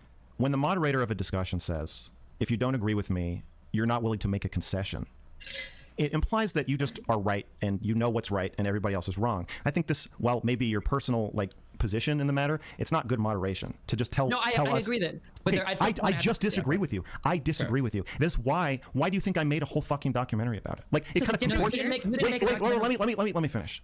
It kind of comports with my behavior around this topic. It doesn't. Right? It doesn't. Well, let me explain how it does. From the first moment I laid eyes on Dr. K and Byron, I have been acting like he did something that is so bad that it is worse than rape. I have been tweeting at him. I have been contacting authorities and lawyers. And yes, he didn't say simping either, which is another problem, but less so than the wrong thing. And medical boards. I've been collecting evidence, making documentaries, making stream reactions. I've been acting like, wow, this guy did something really bad. And I've explicitly said, I think it is my job to explain how bad it is because people in streamer world don't seem to fucking understand it. So I need to bring in experts from expert world and explain to streamer world why this is so incredibly bad and why it is literally worse than rape. That's why I'm reacting this way. And so when people say, like, well, no, I think it's more nuanced than that. I see rape and I freak out. So I understand that nuance and good and bad are different scales. But the freaking out is like the problem that none of us are focusing on. I feel like he gives it to us so many times. I don't know why we don't latch onto that. Maybe it's just a hindsight thing, but like the seeing red and freaking out because you think it's so bad, it's so beyond the pale isn't a good thing. And he keeps bringing it up, but we don't focus on that. Like that is a huge part of the problem here that doesn't really get brought up, but You don't understand, because everything you just gave supports my argument. If you had a case where you were reviewing a rape between two people, you wouldn't need to make a documentary about it, and you sure as fuck wouldn't need to contact professionals. What are you talking about? There's tons of cases. There's tons of rape cases that are complex. No, absolutely. No. There might be rape cases that are trying to explore the fact of the matter of what actually happened. You do rape reviews. And this is like another example of like Steven's not listening, because he says that they're, I don't know, but because he's frustrated, it's not going well. Really do streams where you do rape reviews where people get... Okay. So you agree that the fact that you have to go through so much effort to prove, because the facts, when we do a rape review, can you explain why it isn't good? I'm not following. Yeah, let's go ahead and play this moment again, because it might be good. It's not listening. Let's play it. Cases. There's tons of... And you sure as fuck wouldn't need to contact professionals. What are you talking about? There's tons of cases. So he starts saying there are tons of cases. We don't even know what he's talking about. Could be about rape, could be about this situation. And we also don't have the third part of the sentence. Tons of cases that are nuanced, that are not nuanced, that are clear cut, that are not clear cut. We're missing like 2/3 of the sentence that he's making, but we're jumping down his throat about there are so many, assuming what he's going to say. So that's why I said that's not good to do. And we mess up. So let's play it. There's tons of rape cases that are complex. Absolutely. No. There might be rape cases that are... There are plenty of cases that would be complex, and we didn't even make clear if it's about rape or about the psychology thing. So like, and you could imply what it is. You could say, well, implicitly we're talking about rape and he means rape, but like it's just about not listening. And as the moderator, you have to listen, right? I think I was asking about before this timestamp, then rip, we miss it. They're trying to explore the fact of the matter of what actually happened. You do rape reviews. You literally do streams where you do rape reviews. Where people Okay. So you agree that the fact that you have to go through so much effort to prove, because the facts, when we do a rape review, we're arguing over the fact of what happened. That's where the investigation is. There is no argument over the fact of what happened with Reckville and Dr. K. Everybody can see the facts. If everybody could see the facts of a rape, if a guy takes a girl to a room, slips her a drug, and rapes her, I don't need to contact a professional for that. I don't need to do a 2-hour documentary. It was bad. It was a rape. You're done. A lot of rapes are... No, let me finish. Let me finish, okay? The fact that you have to go through so much work to show that what Dr. K was bad, and by the way, I'm not even making a judgment on that. It might be really bad. That's fine. You might have successfully proven that everything they did was even worse than rape. But the fact that you have to go through so much work to establish that, when everybody can see the fact of the matter... No, I'm going to be really serious with you guys. Don't tell me you got plenty of time to 2x and rewind. We have 6.5 hours of this that we need to cover. I am going to be like more chop with the time, okay? And that's the only time I'm gonna say it, okay? And I'm gonna shenanigans it. Like I'm gonna shenanigans it. Please don't tell me again that we have plenty of time, because we don't. It is already gonna be like a 10-hour stream for me. Please, for the love of God, be empathetic to me just a little bit and understand why I wouldn't want to go back and rewind and stuff, okay? Not you, Book. Sorry. Okay, well, I did, okay, you mean that to the other person. I see that now, but you didn't at them, so that... it's on you. But yeah, that'll be the one time that I say that. Just please understand if I don't go back on every single point from the chat, okay? Just that's all I'm going to say there. All I'm going to say, okay? Literally proves that it is more nuanced. Because if it wasn't nuanced, we could all just go, look at the facts, look how bad that is. But you have to contact professionals to illustrate that. That's what I mean when I say it's nuanced. Okay, I disagree with you. I think that you have proven and talked about multiple times about situations being kind of rapey, right? So you know that there are lots of situations that some people would think are rape and some people wouldn't think are rape, and there's a whole debate about what rape even is. I remember watching a stream with you and Vosh where you were talking about should the word rape even be used to describe some of these interactions where somebody's just getting pressured into doing something and then consents to it? Is that the same word we're going to use where somebody gets a gun held to somebody else's head? You yourself have engaged in so many conversations about whether or not something is rape, even when all the facts are laid out. You're not just fact fighting. You are fact finding and interpreting. So rape, I believe rape and consent are very nuanced, complex. No, you're wrong there. Stop. Okay. It is not always nuanced. I didn't say it. Yes, it's not always nuanced. You said rape is nuanced. It's not always. There are times. I was in the middle of my fucking sentence. He didn't say always. Oh my God, this is going so bad. I was saying that they are complicated and nuanced concepts. Yes, it's a spectrum. Mm-hmm. You know, sometimes you're actually talking on like 4 different levels. Like you're kind of weaseling away from the point. So you give one very precise. And we mentioned in my hyperbolic analogies thing that one of the problems is you can have a problem with one functional cog in the machine that is the timekeeping piece that is your whole analogy. And in this case, we have derailed this entire conversation to talk about the nuance of rape, because we had rape in our example. And it's a great great live example of why we shouldn't use hyperbolic analogies because they throw off the rails the entire conversation. Thank you, Tim McKeever, for the $5. I'll wait till the announcement comes on and let that play. But yeah, the hyperbolic analogies, dude, they have a gazillion problems. This is one of them in real time. Here, have my empathy. Take IT. Take it. Thank you. I appreciate your empathy in the form of money. If anybody else has empathy in the form of money, I will gladly take it. Holy fuck, we're going to have such a long stream today. We are an hour and 14 minutes into a 6.5 hour VOD. So just have some empathy with for me. Thank you. $5. Very, very nice of you. I appreciate it. Anywho, let us continue this. Let me finish. And then, Let me because finish. I haven't talked to like I would like to Shut the finish. fuck up, dude. So I would like to here's one finish thing, what I'm right? saying. No, I don't want to listen to you. I'm going to fucking mute you. Right? Steven, I need you to make a ruling on who's... Okay, I need you to make a ruling. Okay, hold on, wait. Make a 'cause he's fucking supposed to ruling. do- Let her make a statement, and then you can respond. Go. Okay, and but do you guys acknowledge can- that while I was in the middle of making my last statement, you interrupted me and screamed for Yeah, but fucking do you 5 acknowledge she minutes? hasn't spoken in like 5 fucking minutes? So, and it's supposed to be... Yes, but that's not my problem. You're No, the it's fucking my moderator. fault. I'm punishing okay. you. I'm punishing you for my mistakes now. The sins of the father. Go. Okay, okay. It's my bad. Let her speak, and then you can respond to her, and then you two can resume the conversation. Tell you what, I will let the man finish, and then I can go after. Oh, well, thank you. Specifically, probably more precisely, the man baby can finish, and then Stop with the... Why would you take your time to talk and then ad hom immediately? Good one.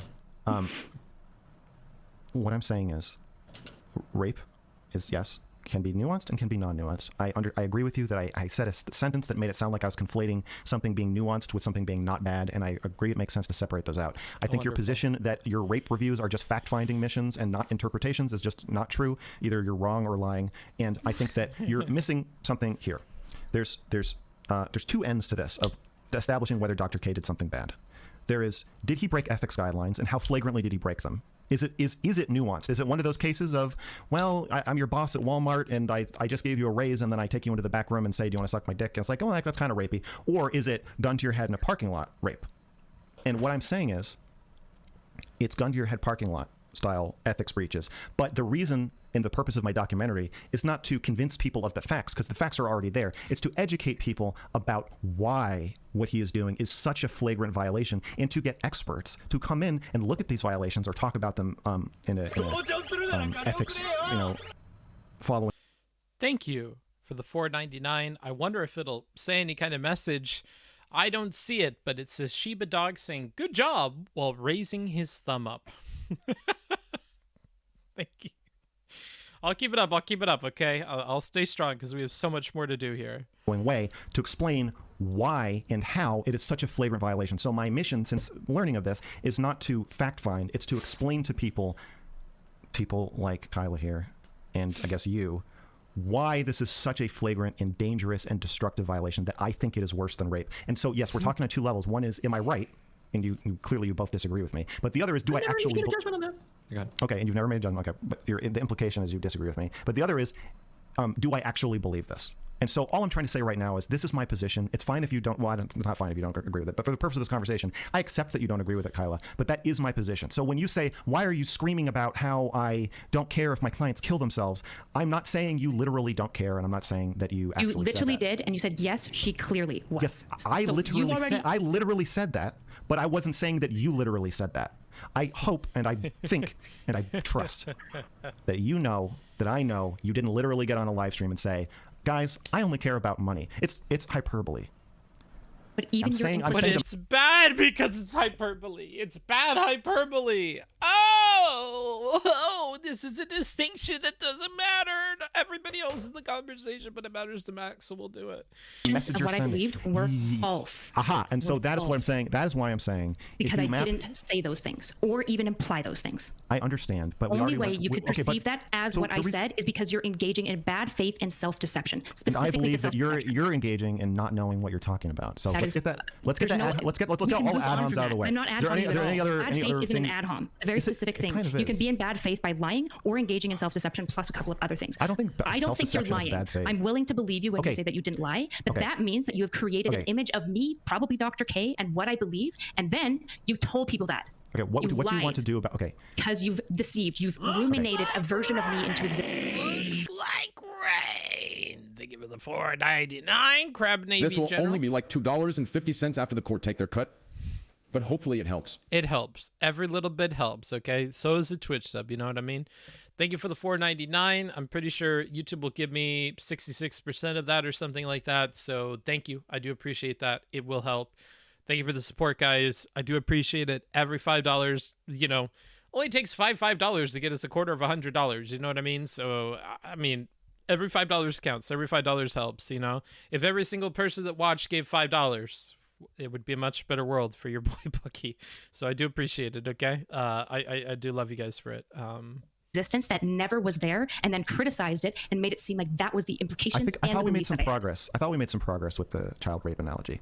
I thought that we got to a place where you understood that if I think that what Dr. K did is worse than rape, then you can see why I'd react so. Yes, to be clear to Mirrors and anybody else who wants to support the stream, they ask, can we Streamlabs donate through YouTube? Yes, you can.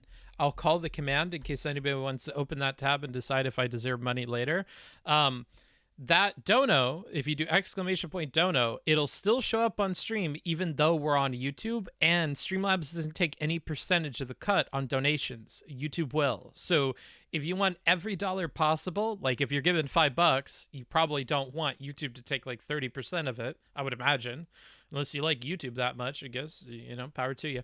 But yeah, if you want the least amount of cut taken out of the money that you give me, better than Patreon, better than Twitch subs, better than Super Chats, is to use the dono link with !dono and to donate through the Streamlabs link. It'll still show up on screen regardless of where I'm streaming, and it'll take the least amount of the cut. So, you know, good word to the wise on that one.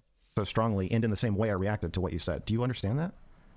So the issue is that your belief in that is self-deceiving. That's fine. Can you just answer this question? And it doesn't matter. It doesn't matter. That's fine. That's fine. You gotta answer the question. Wait, post the question again. Do you understand why, if I think that what Dr. K did is worse than rape, why, when you do a mild defense of it, my takeaway is so... Guilt tripping works on a drunk lousy. Thank you, Lousy 75 for the $5 through the super chat. Again, every little bit helps. I do appreciate that. Thank you, thank you. So yeah, I guess I'll keep guilt tripping you. Well, DGG already thinks I do it with every shill that I do. So. What's another one, right? Obviously, thank you. I do appreciate it. Extremely hostile and like angry and critical of you. Do you understand why I would say those things? Okay. So, I understand, but it doesn't matter why you lied about me. It doesn't matter why. But do you see how if you had defended child rape in the same way, it wouldn't actually be a lie. It would be more like, yes, she didn't say it like this, but this is what her position is. Do you see why it would be still hyperbolic, but still truthful about what I think of you if you had done that? So the real question but you didn't say this is what I think of her. She said this is what she was saying. This is what she believes ethics to be. And yes, she clearly was. You keep slipping out of answering this question. I asked you because we're talking about you being a liar. We're not talking about what you're talking about. Just like 5 times earlier, and you said yes, and now you're doing it again. I have to ask you the same thing. Do you see why, if he had raped a child, and you had said, well... Oh, big one coming through from Mirrors. I'm no hot by lava, but I appreciate your streams all the same. You know what? We're all at different income levels. I'm at a different income level than Hot Bio Lava as well. I certainly don't have the money that Hot Bio Lava throws around. So I appreciate it. That's great. You know, everybody is at a different point with what they can contribute, and I appreciate it. $10, that's huge. And it's through Streamlabs, so only whatever PayPal takes occasionally. They randomly do it. PayPal takes money randomly. Like, if somebody donates like $1,000, then PayPal will take some percentage. But on these like $5 donations and stuff, it doesn't seem that PayPal takes any percentage unless I withdraw it like through the fast cash way, where it'll like immediately send it to my account. So I don't really know how PayPal works, quite frankly. But they don't normally take a high percentage. It's certainly not 30% or something like that. So thank you. I do appreciate that. And $10 is huge. Let's it's a progressive scale. Gotcha. Okay. You know, the rule is there somewhat to protect for insurance reasons. Do you see why I would then scream about how you're a rape apologist? As close as we can get in this analogy is that I didn't defend child rape. I don't Okay, want wait, you hold on. We gotta have to answer that question. Do So you if see he why I truly would- thought that what he did was like as bad as rape, do you understand why he would feel like you're defending it essentially? Good moderation from Steven. If you're refusing to, in the strongest of words, condemn Dr. K. I've already said that I understand that. So, I think you have to make a decision now about whether I'm lying about you or lying about what I believe. I've already said that you've engaged in I would like to self-deception. finish my sentence. I would like to finish this sentence. If I'm lying about you, or if I'm lying about what I believe, then it's like I don't really think what he's She's so sneaky.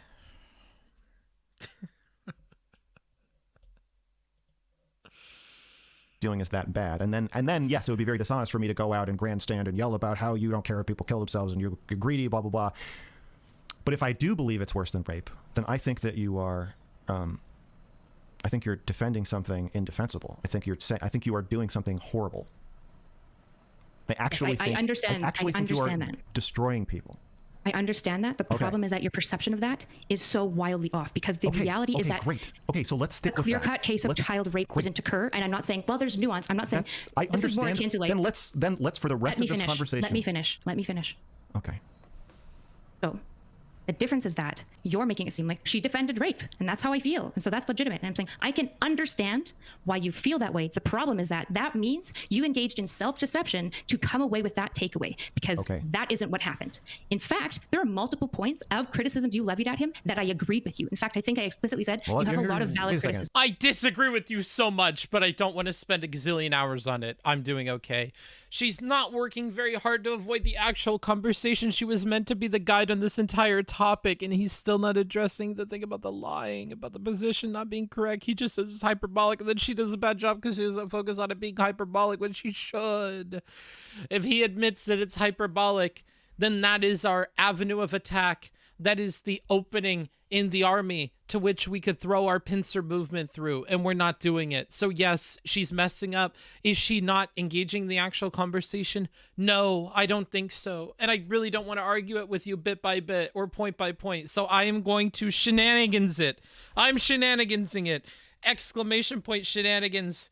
We're calling I swear it. to God, I'll pistol whip the next guy that says shenanigans. If you mention to me one more fucking time that she's not engaging for the next 30 minutes, you will be timed out, because I cannot handle it anymore, because you are distracting the fuck out of me. So let us just drop that. I know what you believe. I disagree. I've given the reasons that I disagree, and let's just move past it, okay? Let's move past it, all right? Wait a second. You're slipping back. Now we have to re-ask you the same question again. You're now saying, like, once we lock this down. Wait, what do you feel like she slipped back into, just to help me understand? Well, if she says your response makes sense if you think this was worse than rape, then it doesn't matter if you said, well, no, I did criticize some of the things he did. Like, you can't. If he raped a child and you say, well, I criticized some. Thank you, Jacob. Let's hear what you have to say. You're the best bookie. Well, I mean, not the best. I mean, there's so many people who are good. I just, I don't know. Thank you. Flattering. Thank you, Jacob, for the $10 and from gift from the gods. Let's hear what you have to say. TTS? Love you, bro. Keep up the great stuff. Thanks for everything you do, especially when I end up disagreeing with you. Thank you. And I know that I've called shenanigans on this particular thing, and it won't be the first time that I call shenanigans, but I hope that if you're one of the people I call shenanigans on, you understand that, like, I am still trying to engage with every chatter. As long as I'm this size, I will continue to try to do it. But, like, I am actually trying to engage with you. I'm not banning you for saying something like this, unless you're misogynistic or racist or something. It looks really bad. I'm trying to engage with you guys. It's just like, I have to balance knowing that this is going to take forever. We're at 1 hour and 22 minutes, so we have 5 hours left. So it's like, just understand. There's a lot going through Bookie's brain, and he is trying. He loves you very much in a parasocial fashion, okay? Thank you for the $10 from you. Thank you for the $10 from Jacob. Let us continue. Some things he did, but other things, no, I'm still going to go fucking ballistic if you rape a child and you do that. So you have to understand. Understandable, Shaqcart. I appreciate that you understand. Thank God. Because some people, they'll hear that, and then they okay, anywho, thank you for understanding. And I need you to look through this lens for the rest of this conversation. that I think what he did is worse than rape, and I need you to keep that laser focus. I'm not disagreeing with that. I need you to put on those saying binoculars. It's more complicated than child I understand that, but you're saying two things. You're trying to have it both. I need to finish talking. I need to say something. Still more nuanced. Steven, I need you to shut her. I need you to stop her. I need you to shut her up. I have to say something. I'm trying to answer your question. Steven, you asked me how's she trying to have it. Whatever you're about to say is pointless because I see where the disagreement is, but I don't think we can move past this. It's an but she's trying to have it both ways. No, I'm not talking. Hold on. She's not trying to have it both ways. Yes, she is. Yes, she is. And you're going to defend. I'm trying to answer your question. You asked me. You asked me. You asked me. I'm trying to answer. Chill. No. It's. I just want to answer your question. Okay. No, you don't. Yes, I do. I literally do want to answer your question. Whatever you're about to say is completely irrelevant. But go ahead and say. I'm going to say exactly Thank you, moderator. And I would have said anyway. I'm going to say the exact thing I would have said. Okay, great. Good for you. Okay. You asked me, what is she trying to slip back into? The reason earlier I was saying I really need to pin you down on this, because you're saying on the one hand that my response is inappropriate, that I'm lying about you, that it's excessively hyperbolic. And then you're saying on the other hand that... But she never makes the point it's excessively hyperbolic. She says that you're just straight up lying, that that's not what she said, that you're using self-deception. He's not using her words. He's only using his words, and his words are not her words. I wish she would mention the hyperbole. I wish she would focus on it. She doesn't. Oh! What he did isn't that bad. And I said, well, let's assume that I believe what he did is that bad. Do you understand why I would be hyperbolic? And she said, yes. Yeah. So once she said... But that's different from thinking it's okay. She can understand the hypothetical. She can understand why you would respond that way. She can understand the emotional level that you believe that you feel that way. But it doesn't make lying about it okay.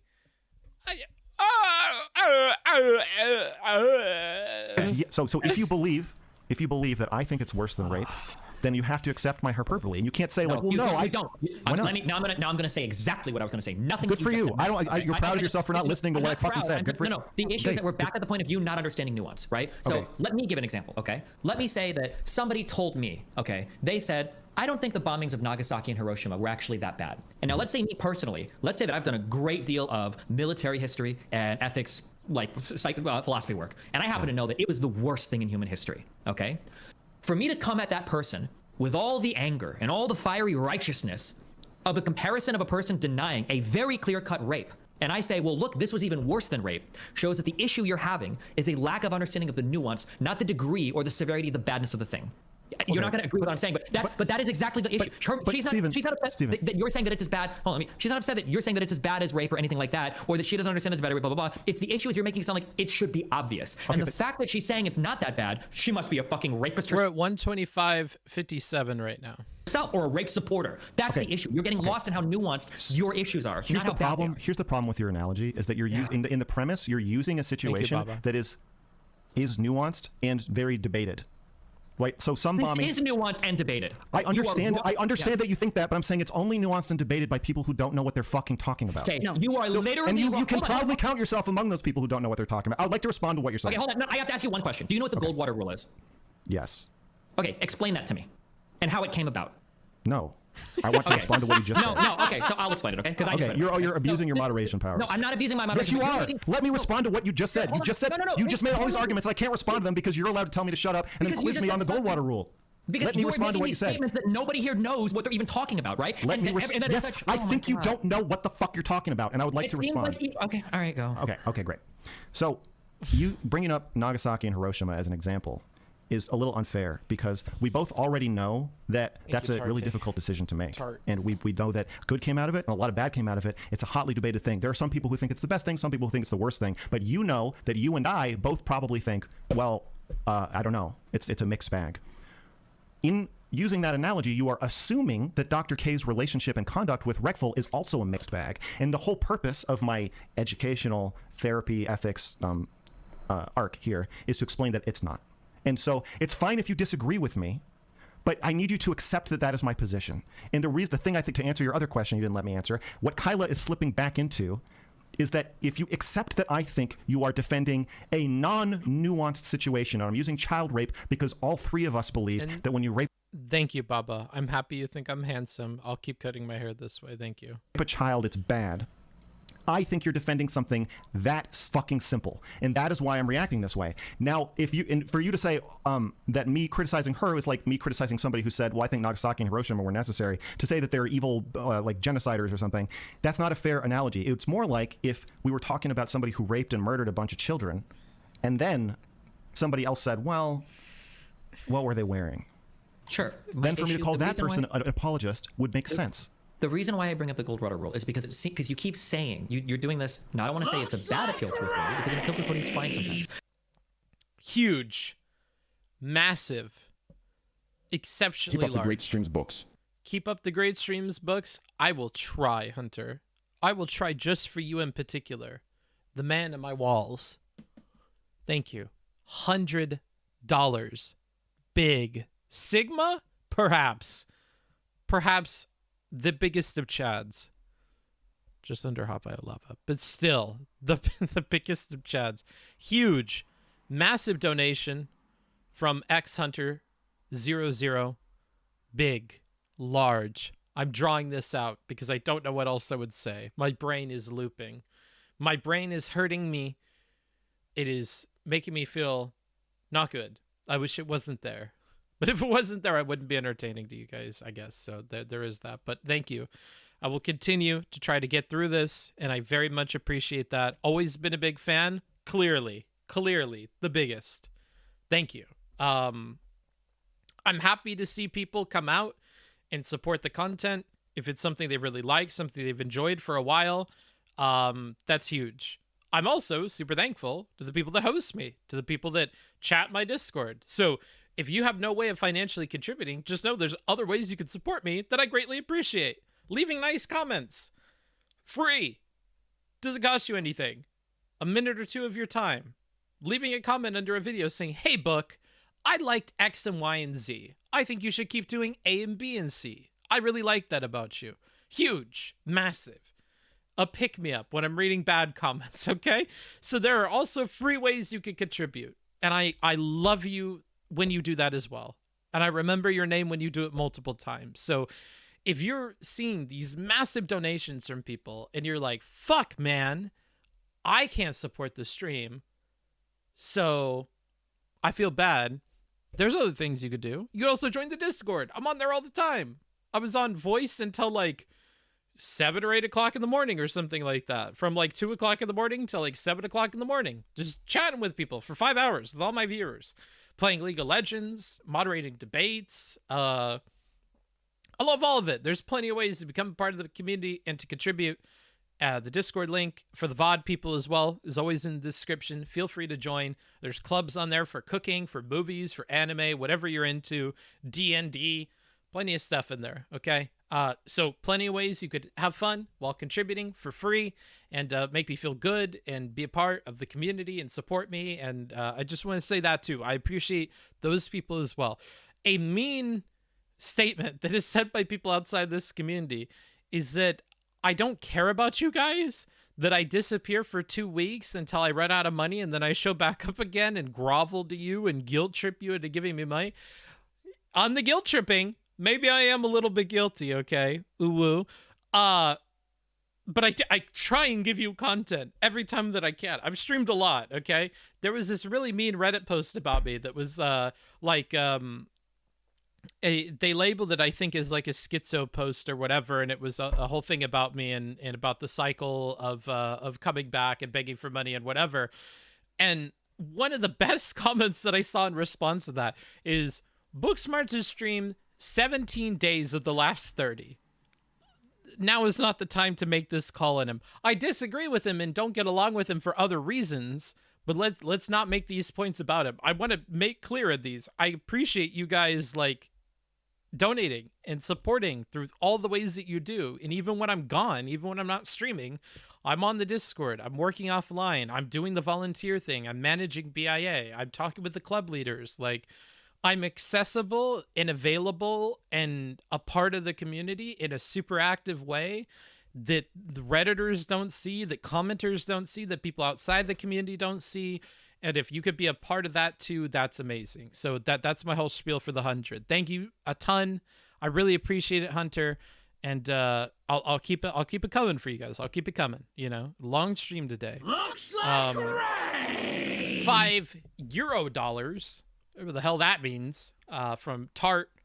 He is right. Here's another and easier way to support. Sure, if you have the money, of course, that is an easy way to support. Just put in some credit card info. It autofills every time, and then once your credit card information is linked, then you can always do that. Yeah, it's another easy way to support when you have the money, but a lot of people don't, right, Tart? A lot of people don't. A lot of people not willing. So other ways that fit in with what they're doing already. You're into cooking, be a part of the cooking club. That's huge, and it doesn't just help me; it also helps those club leaders. I'm always talking with the club leaders about how can we improve your clubs? How can we get more people in here? How can we do more? And what's super helpful to them is to just show up. It helps not only me, it helps them. Love your streams, Bookie. Keep up the great work.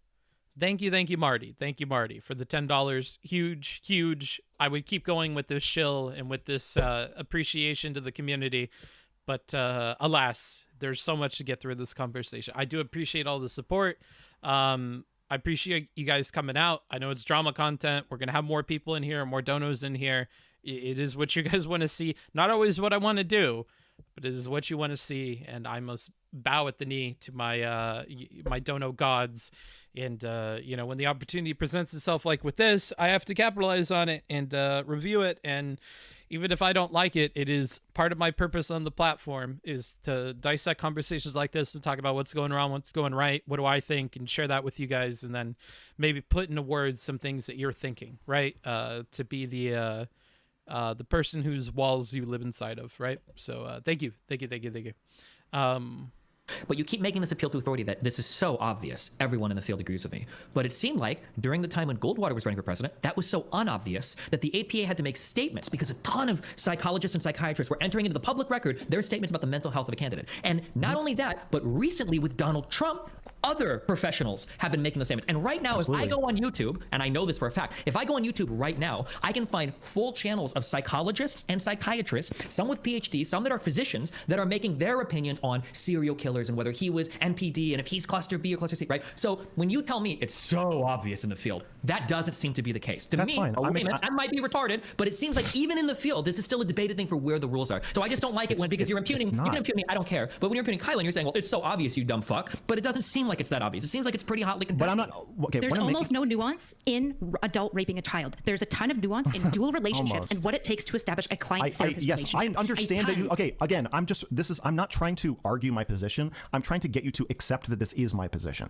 So we can argue the positions once you accept this is my position. But I need you first to just use this lens. Remember, Max thinks I'm defending something that is worse than a therapist raping their client. Well, but she was willing to defend, she accepted that, but then she said that if she's going to accept that, the next stage of the conversation was that either you were engaged in some level of self-deception or you were bad faith, I think is what she That's said. fine, but my problem that I think she's trying to slip back into is to say, also, I said some things that were more nuanced. Just to be clear, just like you told me not to mind read you, do not mind read me. And do not tell me that I'm weaseling and stop projecting onto me. You keep telling me that I'm interrupting you. You keep doing all of this telling shit. you that I'm projecting is you projecting. You're projecting that I'm projecting. You are mind reading that I'm mind reading. You literally, okay, I'll quote you exactly. You said, I levied some criticism to Dr. Or you said, I thought some of the criticisms of Dr. K were fair or something like that, right? You said that, Not right? exactly. Where are the cats? Okay. Do you see how if I think you're defending a rapist and murderer and cannibal of children, that for you to say, well, I do think some of the things they did were bad. I was willing to say that. Do you see how that doesn't matter? I don't fucking care if you think some of the criticisms about Dr. K are good. I don't care. It's not relevant. It has no bearing on whether I'm going to go on another live stream and say, yep, I think Kyla doesn't give a fuck. Do you understand that that is the message you're sending? It doesn't, I think you're defending something awful, and I think it's awful that you're defending it. So whether you have some criticisms of Hitler, I still think he's a pretty bad guy. And if you say, I think that the ethics are... I'll let that play out. I need a cat. Come here, cat. Come here. I'll give you love. Come here.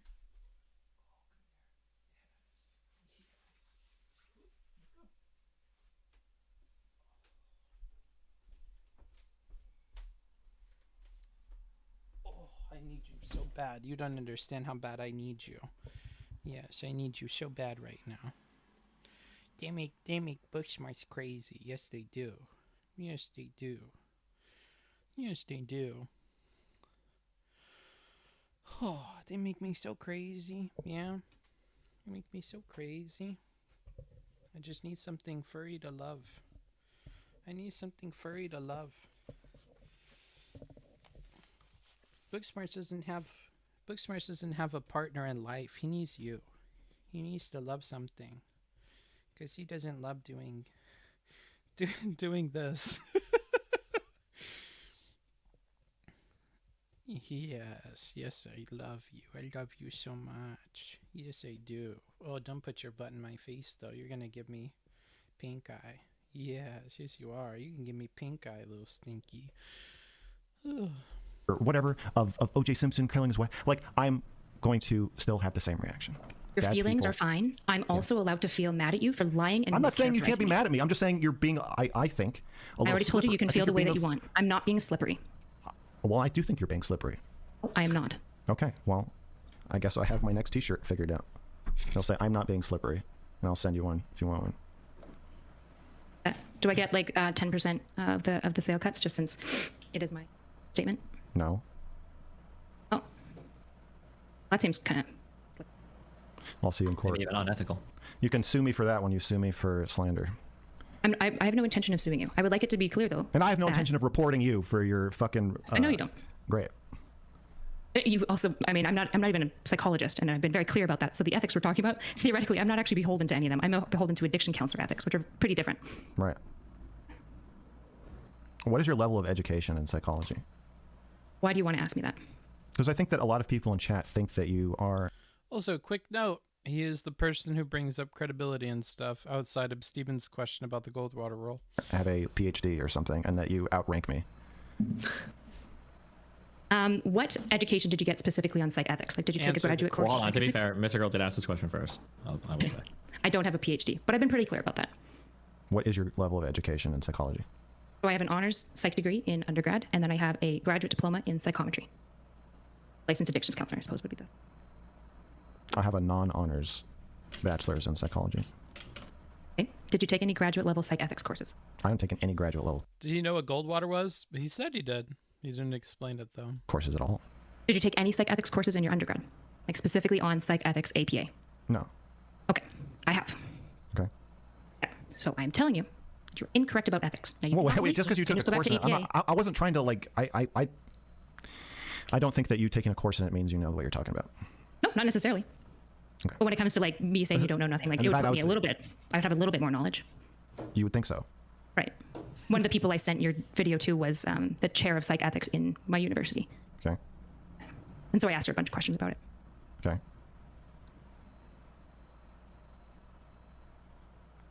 Would you like to move on to something else, or do you want to keep asking me about my education? No, I literally just wanted to know what your level of education... Because we're talking about appeals to authority, I want to know to what extent you are... I know, I assumed that you're more educated about it than I am. Right. I don't think anybody was trying to pull credentials in this conversation, though, to be That is correct. Stephen has also said that you're wrong, and he doesn't have any credentials in psych ethics. You don't know that. That's true. He could have a secret PhD. Okay, so yeah, as we Music or something. As we continue, I guess what I'm just trying to nail down here is that if you accept that I think that you're defending something truly abhorrent, then I think my hyperbole and passionate response actually makes a lot of sense. So your feelings within your own world make sense, but I'm not saying my feelings. As we've make already sense. I'm said- saying my reaction. If I believe that what he did is worse than rape, and Why do you we can say need it's to not, but if I fight on believe that, this? just like I think it makes sense. okay, now we're when going people- back to the nuanced conversation. I Yeah, didn't this say is that's a not nuanced worse. thing. I don't want to go back to the nuanced conversation. I want you to That's listen what to you're what I'm saying. fucking Then saying. move Just shut forward. the fuck up and let me finish. We're not Please gonna stop agree- talking. Okay, I want to talk. But the problem is you keep repeating yourself. It's not a matter of, like, I don't know. Holy... Ay, caramba, dude. Uninterrupted for 30 seconds. Again, sure, go for it. Okay. It makes sense that people who think abortion is murder picket outside abortion clinics. I'm like that. And I want you to accept that I think this is wrong, the way a psychopath standing outside an abortion clinic, dumping cow's blood all over themselves and shitting their pants, screaming, babbling nonsense. I want you to accept that I think what Dr. K did is as wrong as that. And so if you accept that, then you'll see that my hyperbolic criticism of you is actually warranted given that I think that. The problem I think we're having is that you think that I'm wrong. The angle's bad. That's it. I don't think, I hate to repeat this, but I don't think that's the issue, whether you're right or wrong, or whether she thinks you're right or wrong. It's just a matter of literally how nuanced the topic is. Because if the topic had no nuance and she disagreed with you, she would be disgusting. And she would even agree that she would be disgusting. No. But if the topic is But what if we don't complicated, agree about how nuanced it is? What do we do then, Stephen? then you have to argue the nuance. But I would don't argue think that this is a dual fact of the relationships- matter thing, and I can't imagine you would say this is not a nuanced situation. It's not. It's not. You just don't understand the rules. That's it. You don't Why think do we it's go like- back to this again? Why are we looping? Why are we loop so hard? I can't, dude. Sure, but don't you think that do you think I'm at least of average intelligence? I think least. I think you're highly intelligent. Okay, so if you Hey, Hyphen, good to have you here. Now you know how I feel. consider me to be highly intelligent and I don't understand the rules, don't you think that makes it kind of nuanced? No, you have a Or I blind just spot. accept you're stupid around this issue? I don't think you've done a lot of research on it, and I think you have a blind spot. Okay. What if I olive bridged a little bit by saying your feelings might be understandable, but your behavior is not acceptable? Just like nut jobs screaming outside of an abortion clinic, right? Their feelings might be understandable based on they think that people are killing babies, but that doesn't make their behavior acceptable. And their behavior is unacceptable because they're not really killing babies. They're only sort of killing babies, right? Because obviously abortion is new, right? Wait, no. It's not. That was not true. The issue isn't because they're only sort of killing babies. The issue is because it's nuanced. If there was a Yes. protest run outside of an Well, area no, that was yeah, it's kind not- of killing babies, that would be horrible. Then they should be protesting like that. Well, getting an abortion is kind of killing a baby, but it's kind of not. It's complicated. It's not cut and dry Exactly. whether it's Nuanced. killing a baby. Exactly. It's nuanced. Yes. Okay. Now imagine there was Just a. Now like imagine there was dual a. relationships are nuanced. Well, and now complicated. imagine there's a clinic. Of a doctor-patient relationship is Now- nuanced okay. and complicated. Okay. I don't agree with you. So before we I get don't into know what to tell you. I don't That's know what fine. to tell You don't you have to. about Did the right audio go patient out? relation Well, now imagine there was. complicated. Oh, it's I don't That's know what fine. to You tell don't have to tell me Probably in my anything. brain. I'm fine not agreeing with you. So before we get into that conversation, I'm just trying to establish. But you did previously agree with me that dual relationships are more nuanced. I Like the psych ethics around dual relationships Okay, are let's. nuanced. Well, okay. I just want to say my position one more time. When we're talking about nuance, there's a scale, there's a spectrum of non-nuanced infractions to nuanced infractions. So the same thing with rape, same thing with bombing, with shooting people, with cops shooting black people. So when I get stressed, for some reason, like the earwax in my ears starts to clog both of them up, and then I like lose hearing. And my ear gets stuck up like a lot, and I have to like go to the doctor to get it cleared because the saline solution or whatever doesn't work for my ears. And so that's just what I'm going through right now. My right ear has closed up. It's been closing up because I've been stressed and working probably too much. But if I move my jaw the right way, I'm sure I'll open it back up again. But I just don't have right side of my hearing anymore. Sometimes it makes sense. Sometimes it makes less sense. Sometimes it makes no sense at all. That's why George Floyd got so much momentum, because that didn't make any sense. And what I'm saying is, this Dr. K situation is the George Floyd of ethical violations, and you're saying it's more like a Breonna Taylor of ethical violations. And so that's my disagreement with Destiny, or Stephen. Stephen is saying that that it's not cut and dry because people are arguing about it. But what we've seen with Kyle Rittenhouse, we've seen smart people say dumb things. Like, you being smart doesn't mean I'm going to agree with you. There's shit I disagree with you about. I agree with you about a lot of stuff, but I think you're just wrong here. And so I don't it's think fine. nobody has an issue of who's right or wrong. It's just the issue. Well, you keep telling me that I'm wrong, Stephen. So we No, do have an hold issue on. because Not you keep saying that I don't think what I think, and I feel like you're gaslighting me. I feel like you're both gaslighting me. Listen to what I'm saying. I'm not telling you that you're wrong about anything related to what you said about it. There's only one issue that I'm telling you wrong about. One and thing. that's the one thing that I'm understand, still I'm just arguing saying, with you about it. The one thing that I'm telling you that you're wrong about. I'm not gaslighting you, and don't fucking say that. Don't fucking animate me, okay? That I'm gaslighting. I'm not gaslighting. I think you're gaslighting me. I literally think you're gaslighting I am me. telling you that I believe you're wrong about one thing, Yes. and that is how complicated this issue is. Yes, That's okay. it. Yes, that's So it. But I'm the not reason- arguing. Hold on. I just want to be clear. It might be worse than rape. It might be. You might be right on that. But I'm not arguing about that. I don't disagree with you about that. I Just that know. it is That's not what I'm complicated. saying. That's it. I think you're both gaslighting me. And the reason I think you're gaslighting me is that I'm not allowed to just take my own position. When I say this is my position, you say, well, surely, Max, I'm sure you would have to 100% agree with me that this is more nuanced. Like, we agree this is more nuanced. I'm saying that my position, position is. Okay, I understand. I agree. Okay. I understand. And that what you're saying right there, you're right. Okay. Okay. We both agree with you. You should be able to personally have whatever the fuck position you want on that. Okay. You And so that's personally what I'm think- fighting for. That's all I've been fighting for the last that's half an great. hour. Okay, I that's just fine. want- That's fine. okay. Hold on. You can have that position. Okay. Great. You can And feel I whatever do. you want about that. That's fine. But that's not the issue. Okay. The issue is that when you make that position public, now there's going to be added scrutiny. If I Absolutely, and I'd love to get into that. But before we get into sure. that, I need you and Kyla to accept that my official position entered into this conversation is that this is not a nuanced, debatable case. Sure. This is You as want- no one- clear. that's fine. This is as Yes, clear as day. I agree. Okay, I but agree. You can have that feeling. yes, but I also need to draw Okay. attention to the multiple times that you have created analogies implying in the setup of the analogy that this is a debatable, complex case, and that is not my position. Telling me that I'm the same as somebody calling somebody a Sure. genocide I'm sorry. sympathizer. Okay, There is, Hold on. yeah, Hold on. there's I'm not trying to get you to apologize. Okay. I just I'm not want. apologizing. Trust me, I'll never apologize. You just said you started to say I'm sorry. You No. stopped yourself. I was going to say I'm sorry you misunderstood. Okay. There is. Thank God. Imagine me ever doing real apology. Nice. What I'm saying is that the subtext or super text, the meta, is that it's not so much that I'm trying. If you told me this personally, I wouldn't give a fuck. If you're having a one-on-one call, I don't care. But when you make it public, it's a different kind of statement now, right? Okay. If personally someone told me, I kind of think that like all black people are thieves or something. If somebody personally said that, I'm like, okay, well that's kind You're of doing it again. No, shut the fuck up and let You're me doing finish. it again. Let me finish. You're No, doing it again. no, You no, literally no, are. You're interrupting me to do it again. You're gaslighting No, I'm not me. interrupting you. I was in the middle of a statement. I'm saying that if somebody told me that personally, even if I super disagreed, that's fine. You can have that opinion. You know, whatever opinion you want. I don't care that much. But when that becomes public, now we're going to have a much different conversation about it, and that's what's happening here. Okay, let me retool your analogy a little bit. Imagine if somebody okay. said to me privately, all thieves are thieves.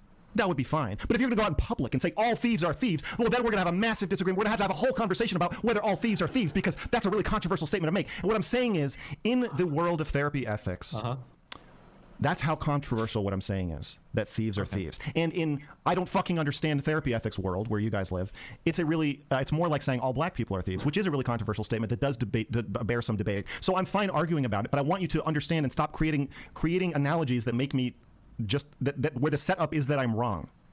Okay, sorry. Okay. Yes, I accept. I accept your position apology. is. No, I'm not going to apologize to you. I was accepting I Steven's accept. apology. I apologize for you being upset. And I accept that too. Okay. I accept what your position is. Great. Okay. So no more talk. Wait. Stop it. I'm not done. And stop fucking interrupting me. Please. Oh. Wow. Okay. Okay. Your position, now that I've accepted that that's what you believe, I am telling you, is an incredibly stupid position by my view. Okay. I believe you have a very stupid position. I understand that. But I need you to understand that my position encompasses anything bad you said about Dr. K, any nuanced statements you made about Dr. K. It doesn't matter. I'm the boulder in the beginning of Indiana Jones, okay? And you're saying I said that's the best. That's Professor Thought says, how much to end this?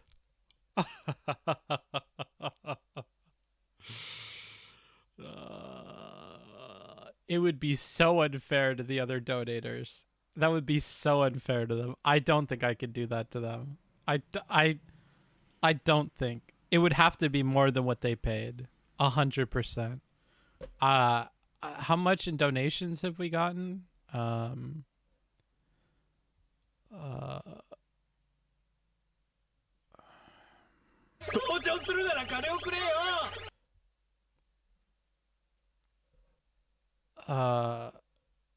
strong, Booksmarts. Hold Okay, strong. okay. You can do this.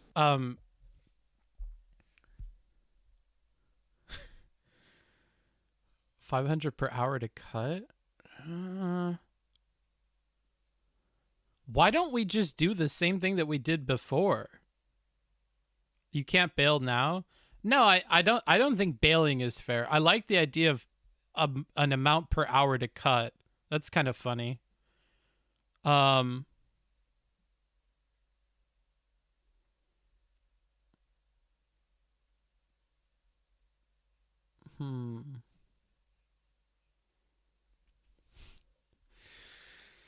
You know what? You know what we could do?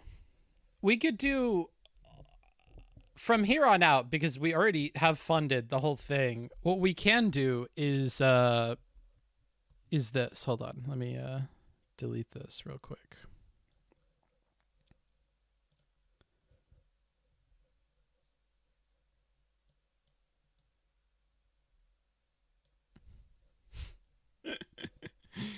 Talk about hate watch, I guess. Here's what we could do. I have an idea. For every $100, you can remove an hour. And we'll have you guys fight back and forth. So I'll kind of push up and down on this to delete an hour. and you could go for or against it. How about that? And we'll just keep it to where I'll do the whole thing, assuming we don't have donos that go the opposite direction. I feel like that's fair. Normally we do a thing where it's like you can push one way or the other on doing the content. You arguably wouldn't want to cut the last hour of this convo. True. That is very, very true. Which means if it goes the direction of like we cut stuff, I will for sure save an hour to do the last hour, because the last hour is actually good. So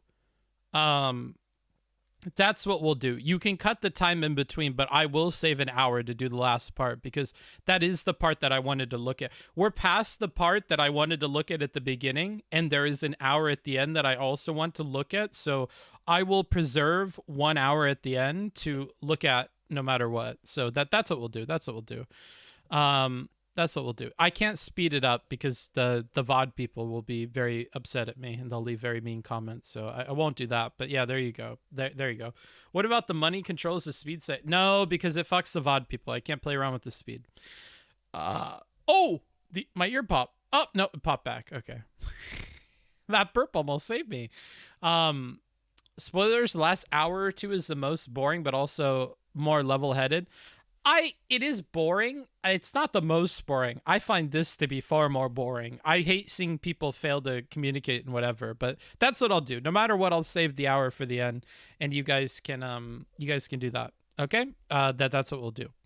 It's a little like reed sticking out of the ground. It doesn't matter. These are twigs. And if we're talking about somebody raping a child, you'd understand why those are twigs. So as we move forward, I would just like you to understand and just, I guess, talk to me like that is my position, even if you think it's stupid. Both of you. You keep telling me it's not my position or that it shouldn't be. No, we're saying you're wrong. Is. We're saying okay, you're incorrect. Good. That's good. You can believe like that, but you're wrong because good. It's not obvious from an ethical perspective. Why are there hundreds of books written about dual relationships and the difficulty of navigating that as a therapist? Is this a real question? Not a lot of books. Yeah, actually, why are there not a lot of books about why it's not okay to rape your infant client? There's not a lot of books about that. Because one thing seems pretty clear, and the other one is really not fucking clear. Do you think it's okay to have sex with an ex-client 2 years after you have stopped therapy? Whatever there's a timeline, right? There's a length of time. 2 years. You have a 2 years, and the APA strongly goes against it, but it's not actually unethical at that point. Aha. Okay. So, do you think it's unethical to have sex with a client 5 seconds before the 2 years have elapsed? Do you think somebody should have? Wait, are we going to get into the nuance of it? No, I don't want to have a meta conversation. I actually like analogies like this. I actually like this. This might be helpful. To the fucking question. I just want you to answer the question. Do you think that's unethical to have sex with your client 5 seconds before that timeline has elapsed? Do you think that's unethical? Yes or no? Kyla, the floor is yours. Yes or no? Yeah, it would be technically unethical, but it's not necessarily immoral. But it's not that bad. It's worth debating. I don't know if somebody's career should yes. be. Yeah. Okay, let me finish. Let me finish. So, that's a rape example where it's not really that bad. Technically, according to the APA, it's rape. But real it's quick, that's not a rape example. That'd be an unethical sexual relationship, just to be clear. But go ahead. Okay, I'm calling it rape as a catch-all for statutory rape. You're having sex with somebody you have power over. It wouldn't be statutory either. That's pretty specific in what it's labeled as. Stop focusing on this, Mr. Girl. You say rape because that's what we're meant to imagine, that you think that this is as bad as, or maybe even worse than. You don't go in the statutory. Again, why do we not use rape? We don't use rape because of this. Well, it's bad sex. Okay, go ahead. Bad sex. Yes. Okay. Unethical sexual relationship. So you have sex with somebody who's 17 years old at 364 days and 23 hours, 59 minutes, and 59 seconds. Right.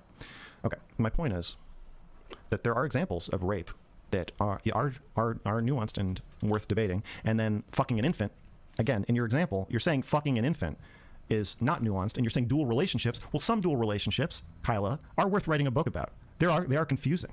All dual relationships are worth writing it about. Okay, you think there's no? You think that if I were Destiny's therapist right now, I was secretly his therapist, that this would be a complex thing? Like you wouldn't feel comfortable saying like, oh, well, what's happening is unethical. If you're literally Steven's therapist, this is wrong. You would need to write a book. If I was Steven's therapist, do you think that this would be an unethical dual relationship, like simply and clearly, or do you think it would be really nuanced? It would be really nuanced, because I don't think really. I've ever So you wouldn't be so if I were secretly Steven's therapist, you wouldn't be comfortable. You wouldn't be comfortable saying like, I don't think this is appropriate. No, neither would the APA. It's like, have you read through multiple relationships, like the ethics on that? Yeah. Okay. And so you know that the only thing that's really, really didactically clear in that book about like dual relationships is sexual relationships, correct? No, I don't think that's true. Yes, the only thing so there's bartering rules. There's recommendations about best practice with bartering. There's also family friend rules. And again, it doesn't say that you can't. It says like you should be careful, but you can't do therapy with them if you've ever had sex with them, literally ever. You can't do that, right? So there's a couple of really didactic, clear stuff in the APA about dual relationships, Okay, and then so there's a whole bunch of other dual shit. And I don't think Byron and Dr. K were having sex at any point. Okay. Oh no, I remember this. Oh god, I'm having flashbacks. I remember this, being on a walk and listening to this. I don't like this section. Oh god. Oh, Oilers in the sky. If you deduct this hour, I will deduct it from here because this part of the conversation fucking sucks. But okay, here we go. We'll go into this. It's long and hard. And I don't like long and hard in the context of conversations, but here we go. But falls into the more nuanced area. Okay. I think that if you are not clear about whether or not it would be appropriate for me to do this stream with Steven, if I were also secretly his therapist, then you actually have no idea what you're talking about. So I will move on from this topic. Well, okay. Hold on. Yeah. I read through the APA just before we got in here, and I'm telling you right now, you are incorrect in your statement. I know what you're saying. Incorrect. Okay, you can have the last word. I think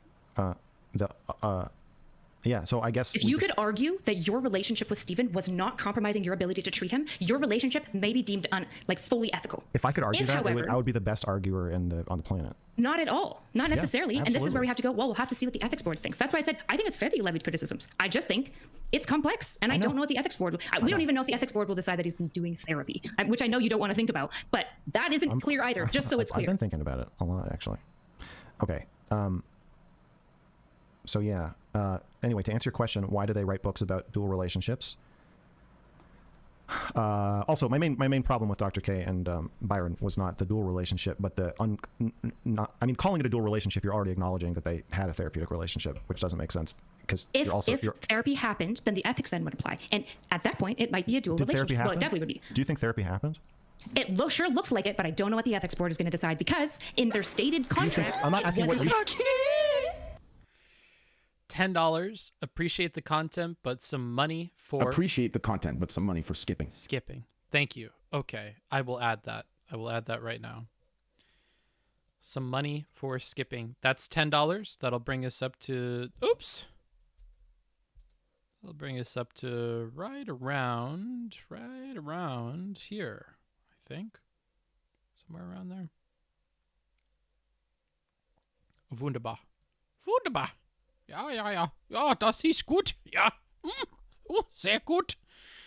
Thank you for that. All right, let's continue with this. Thank you for the $10, Professor Thoughts. I do appreciate it. Believe me, I really do. Let's see if we can do this, okay? I think the ethics board thinks. I'm saying, do you think therapy happened? Again, I'll say it again. I don't want to hear you say it again. I'm asking you to say a fucking new thing. Do you think therapy happened? So it's not going to be 8 minutes skipped. It's every time we hit 100, I will deduct an hour selectively from the timeline, okay? And we will keep the last hour because it's at least somewhat productive. Pissed to make streaming money from their clients' popularity. I'm trying not to engage with you nearly as much as I did in the beginning. I'm doing okay because I feel like these statements aren't for me. But yes or no, or you refuse to answer? Oh, what's this one about? 50. Let this be a warning that we are not skipping content today. We feast today, people evil.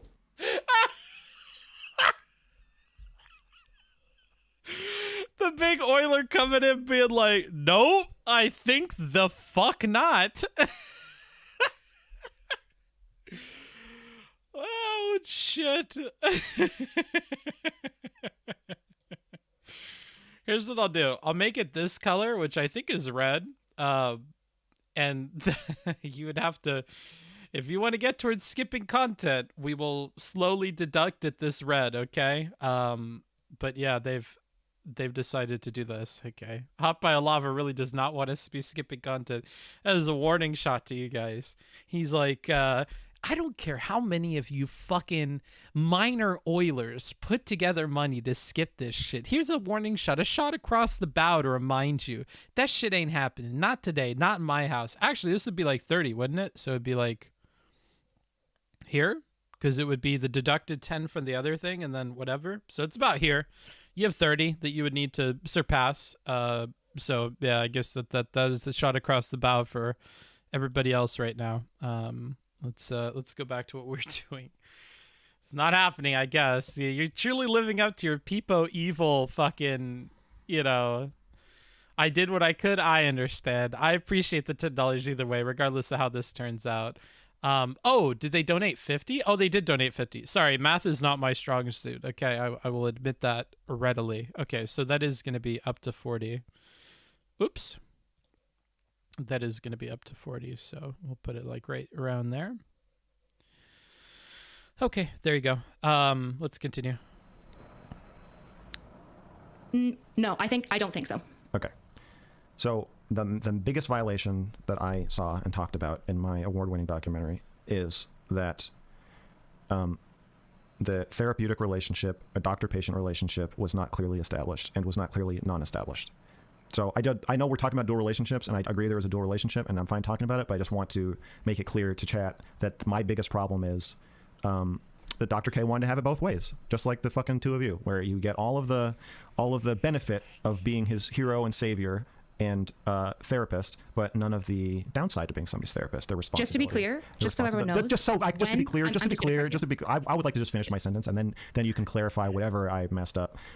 You get all the benefit of being his hero, savior, therapist in public and doctor, and none of the downsides of being his doctor, like liability, privacy, responsibility. Okay, go ahead. Okay, so why it probably wasn't therapy and might be ruled in that direction is because both people repeatedly said that it wasn't therapy. That was fully, verbally, and I think there's some level of contracts that are signed as well, made. Now, do I think, and just to be clear, he didn't want it both ways. When Byron again said something about like just my therapy, so this was I think like the third or fourth time that he said it. I think he only said it 3, so it must have been the third.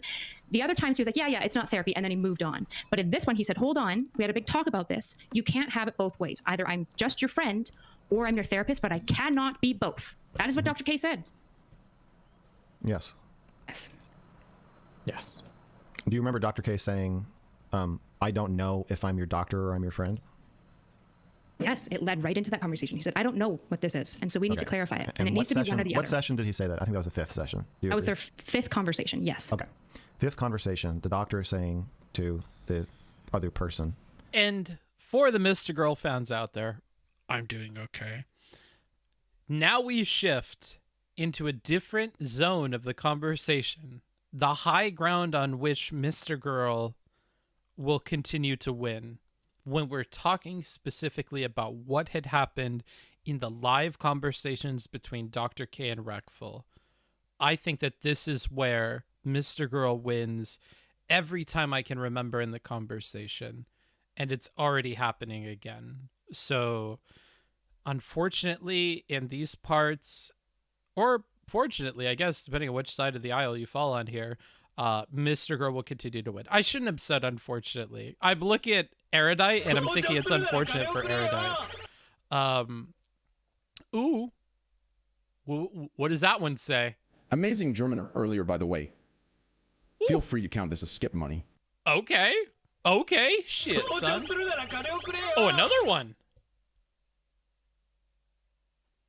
I wonder which way this one goes.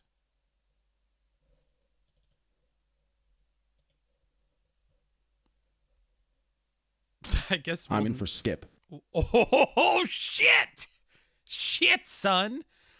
Well, that brings us down from 40 to what? 20 plus 5, that's 25. Minus 40 is 15. Brings us down to 15 for the skip, or anti-skip, I guess. Boop. I understand which direction you guys are going. Okay. So right about there, I would guess. Maybe a little bit more than half. Okay. Shit. I mean, if enough of you pile together, maybe you could overthrow Hot Biolava's offset here and then start working towards that 100. I suppose it's entirely possible. And once you lock in that 100, doesn't matter how much that motherfucker donates, okay? Once you cross that $100 barrier, it is a -1 hour onto the thing. And all Hot Biolava can do is fight you within 0 to 100, okay? So as long as you cross it... Oh! Which way does that one go? Ah, screw it. We're not skipping. We'll all enjoy this torture together.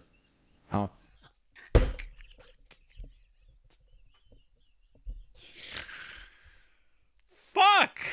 What is this? Oh.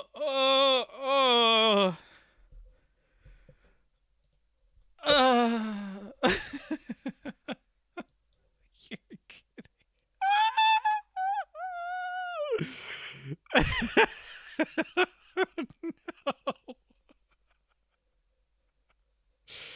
Oh no.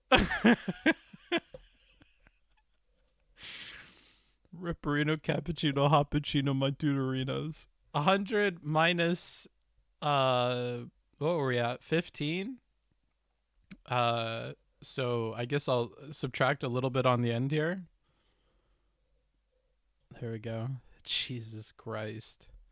Cheese and rice. My goodness. Red takes it back. This is honestly going crazy with these donations, guys. Thank you a ton to Hunter again, who had said that he can't do another 100 for you guys. And I think he was talking about for the skip. Makes a complete 180 and decides, no, actually, fuck you guys.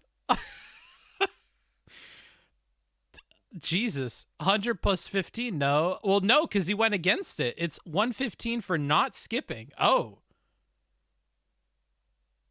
No. Oh, it is. Yeah, you're totally right. That's 115 for not skipping. I'm sorry. You're totally correct. I'm happy to admit when I'm wrong. Okay. So, I mean, you only have 100 that you could get up to. So, I mean, I guess I'll give you the full 100, but that is a mathematical discrepancy on your part, not mine. Okay. So, I'll fill in the bar. I don't have space. I can't go more than 100. I can't pull over any farther. He can't pull over any farther. He's already pulled over. Didn't you say once it goes past the 100, it's locked in? That's actually a good point. That's a very good point. You know what? Here's what we'll do. I have an idea. I'm a genius.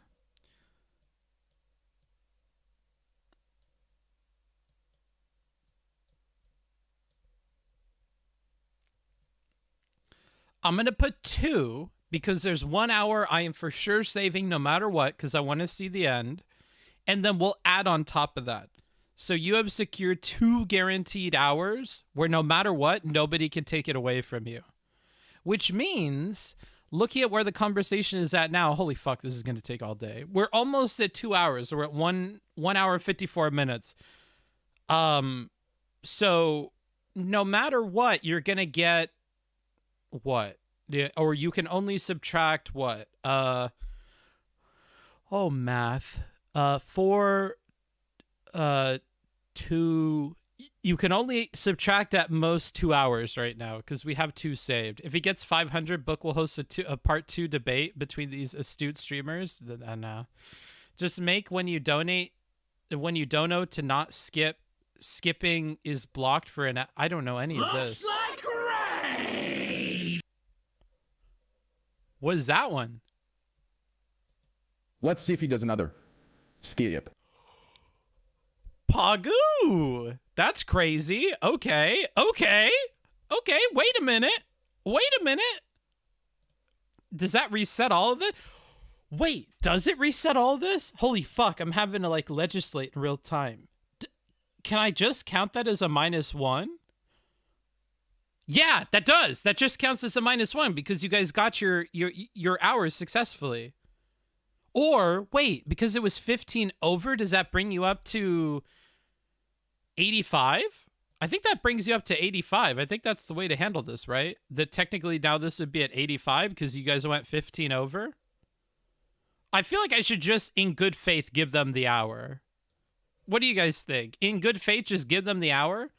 No, once you passed 100, you said it was locked in Canadian dollars or less than 100. Okay, well, I'm not going to discriminate against the poor Canadians. 15 red? Yeah, so it would be 95 green, right? Or 85 green, right? So it would be This is just make Booksmart suffer doing math. 65 because it's Canadian. I'm not shitting on the Canadians. So if you want to do Canadian, you can actually make your dollar stretch farther. I think that brings us up to here. Or do I just give it to him? I feel like I should just give it to him. That's a lot of money.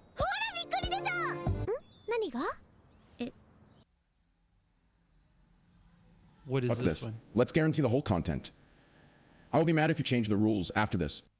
You won't be able to just secure the whole content. How much did you...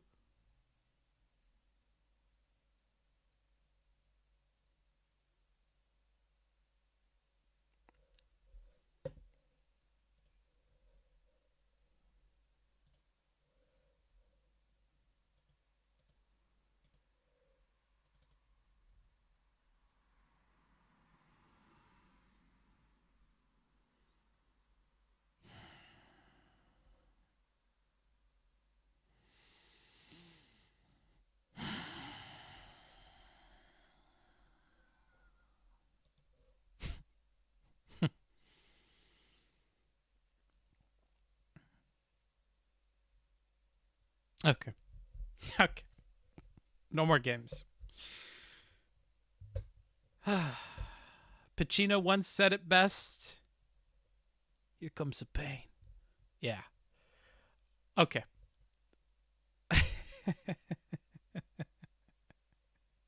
The poor VOD watchers are probably like, come on, get on with it.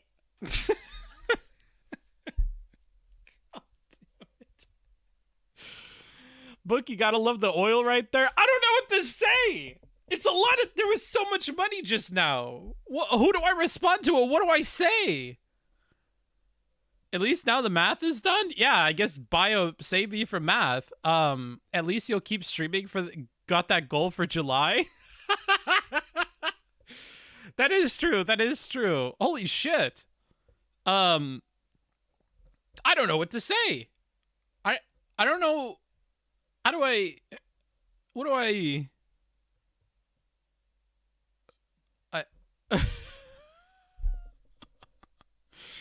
Well, now we're for sure doing the whole thing. But, like, thank you, I guess. Can I just go... Thank you, Hot Bio Lava, obviously. 400, that's huge. Thank you, Arbitrary Ostrich, for the 100 Canadian. That's also grand. I think that's what they say in Canada. Thank you, Hunter, for the 100. Arbitrary Ostrich again for the $20 and the skip. Jan with the 5. Like, I'm speechless. I don't know what I would... I don't know what I would say unless someone is willing to go 400 deep against. No. They said they wanted to secure the whole thing. They passed the marker over and over and over again. They get their because they beat the whole game. The game was if you hit 100, you secure your hour. The no's barely didn't get it because of that 15 extra. And then they hit it 4 times in a row, guaranteeing all 4 hours of content. So they beat the game. They essentially went, oh, those are the rules? Okay, then we're done. No more. The game is over, right? They won by the letter of the law. This is pay to win and we won. Exactly. They, this is like Diablo, okay? They paid all their money and they will now win, okay? So, Lamau, no, I'm out. My goal was to draw more donos, so yes. Nice, Arbitrary. Okay. Whew. Jesus Christ. Jesus, dude. Oh my God. I'm gonna need more coffee where that comes from, dude. Holy shit. All right, let's go. Let's go. Book, just make it a drinking stream at this point. I don't have any alcohol. And I told you, I'm not doing that with reviews. It gets me in trouble, okay? No drinking while I'm reviewing. It's a bad idea. Okay, let's continue here. Let's continue. Book, you might want to make some tea or coffee. Nom? Yeah, maybe later. I'll brew another pot probably. All right. I don't know if I'm your doctor or if I'm your friend. This is a good example of why I think this is a flagrant violation of establishing the doctor-patient relationship. If you've talked to somebody for 10 hours already, you need to know if they're your patient or... Okay. I will make this clear because I talk shit about this person, if being a Mr. Girl fan is talking shit. At Booksmarts, not to harp Well, you are harping, but go on. But please let the record show I am not a Mr. Girl fan. I am a Dr. K hater. I consider your comment slander, sir. All right. Fair enough. Not a Mr. Girl fan, a Dr. K hater. All right. Set the record straight, and I'm doing okay in the chat. Is it not possible that it only appears as Mr. Girl is stronger because he is willing to make hard claims while Erudite says it isn't simple enough for her to make hard claims? Maybe. But his arguments are clear.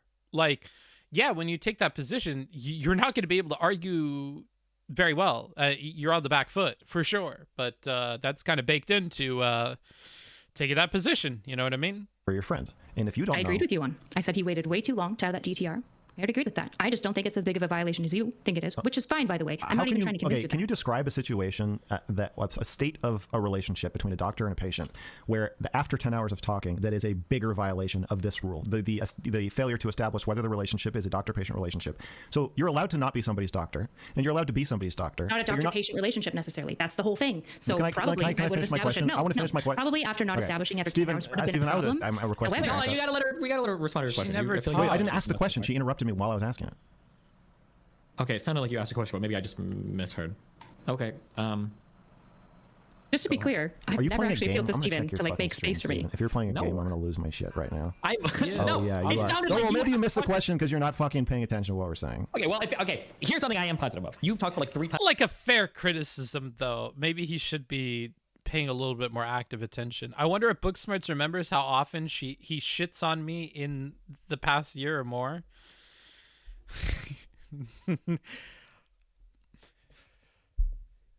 When I think of words and paragraphs of text, I think in shapes. So I remember the shape of your name, but I don't remember if it's exactly you. But I have a feeling that I have probably fought with you in the past. Probably. Times amount of time she has. So I'm giving her a little bit more leeway when it comes to speaking. But it sounded like there was a question, but maybe there wasn't. Okay, go ahead. Okay, here's my question. Jokes aside, it's cool to see Book getting housewarming budget. He might be able to get a backdrop. It feels almost like a backhanded thing to say. I have one now, okay? I have a good setup now, but yeah, it sounds like you're like asking a question, and then you like talk past the question, but you're not asking. It's like a rhetorical question. It's like, okay, go ahead. Oh no, here's a real question. Okay, go ahead. You're allowed to be somebody's doctor. You're allowed to not be somebody's doctor. The rule is you're not allowed to sort of be somebody's doctor. After 5 sessions, Dr. K says to Byron, I don't know if I'm your doctor or if I'm your friend.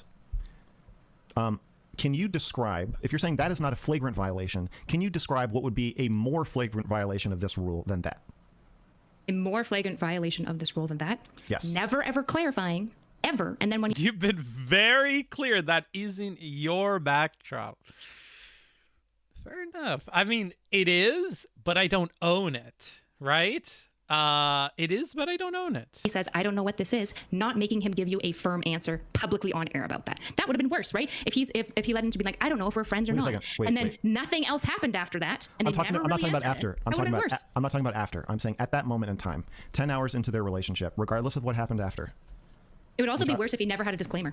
That would also be way worse. Okay. At that moment in time, 10 hours of talking, Dr. K says, I don't know if you're my patient or you're my friend. Or I don't know if I'm your friend or if I'm your doctor. Can you describe a state that the relationship could be in at that point that would be more of a violation of this rule? To me, that seems like the furthest you can be from being someone's doctor and not being someone's doctor is to be square in the middle, which is the worst place you can possibly be to follow this rule. So wait, is your issue with the time? Because I already gave you a bunch of examples that would have made the ethics violation worse. Disclaimer, no, my 50 hours, that would have been way worse, right? 50 hours is even worse. I said, can you answer this question? At 10 hours, what would be a worse place for them to be in? So here is, I'm your friend. Here is, I'm your doctor. And at 10 hours, Dr. K says, we're here. This is the flagrant violation. This is the baby rape.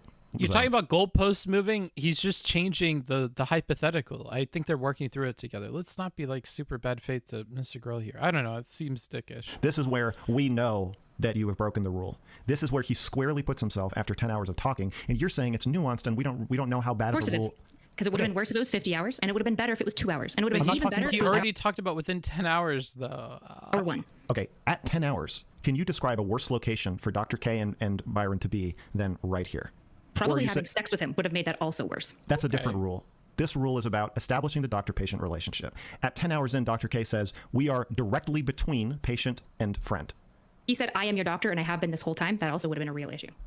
If he would have been prescribing medication, that could have been an issue, or making more firm, formal diagnoses, that could have been a bigger issue. There's probably a lot of things he could have done that would have been worse. I would actually would argue that would be better, because if he was prescribing medication, he would be moving the needle toward doctor.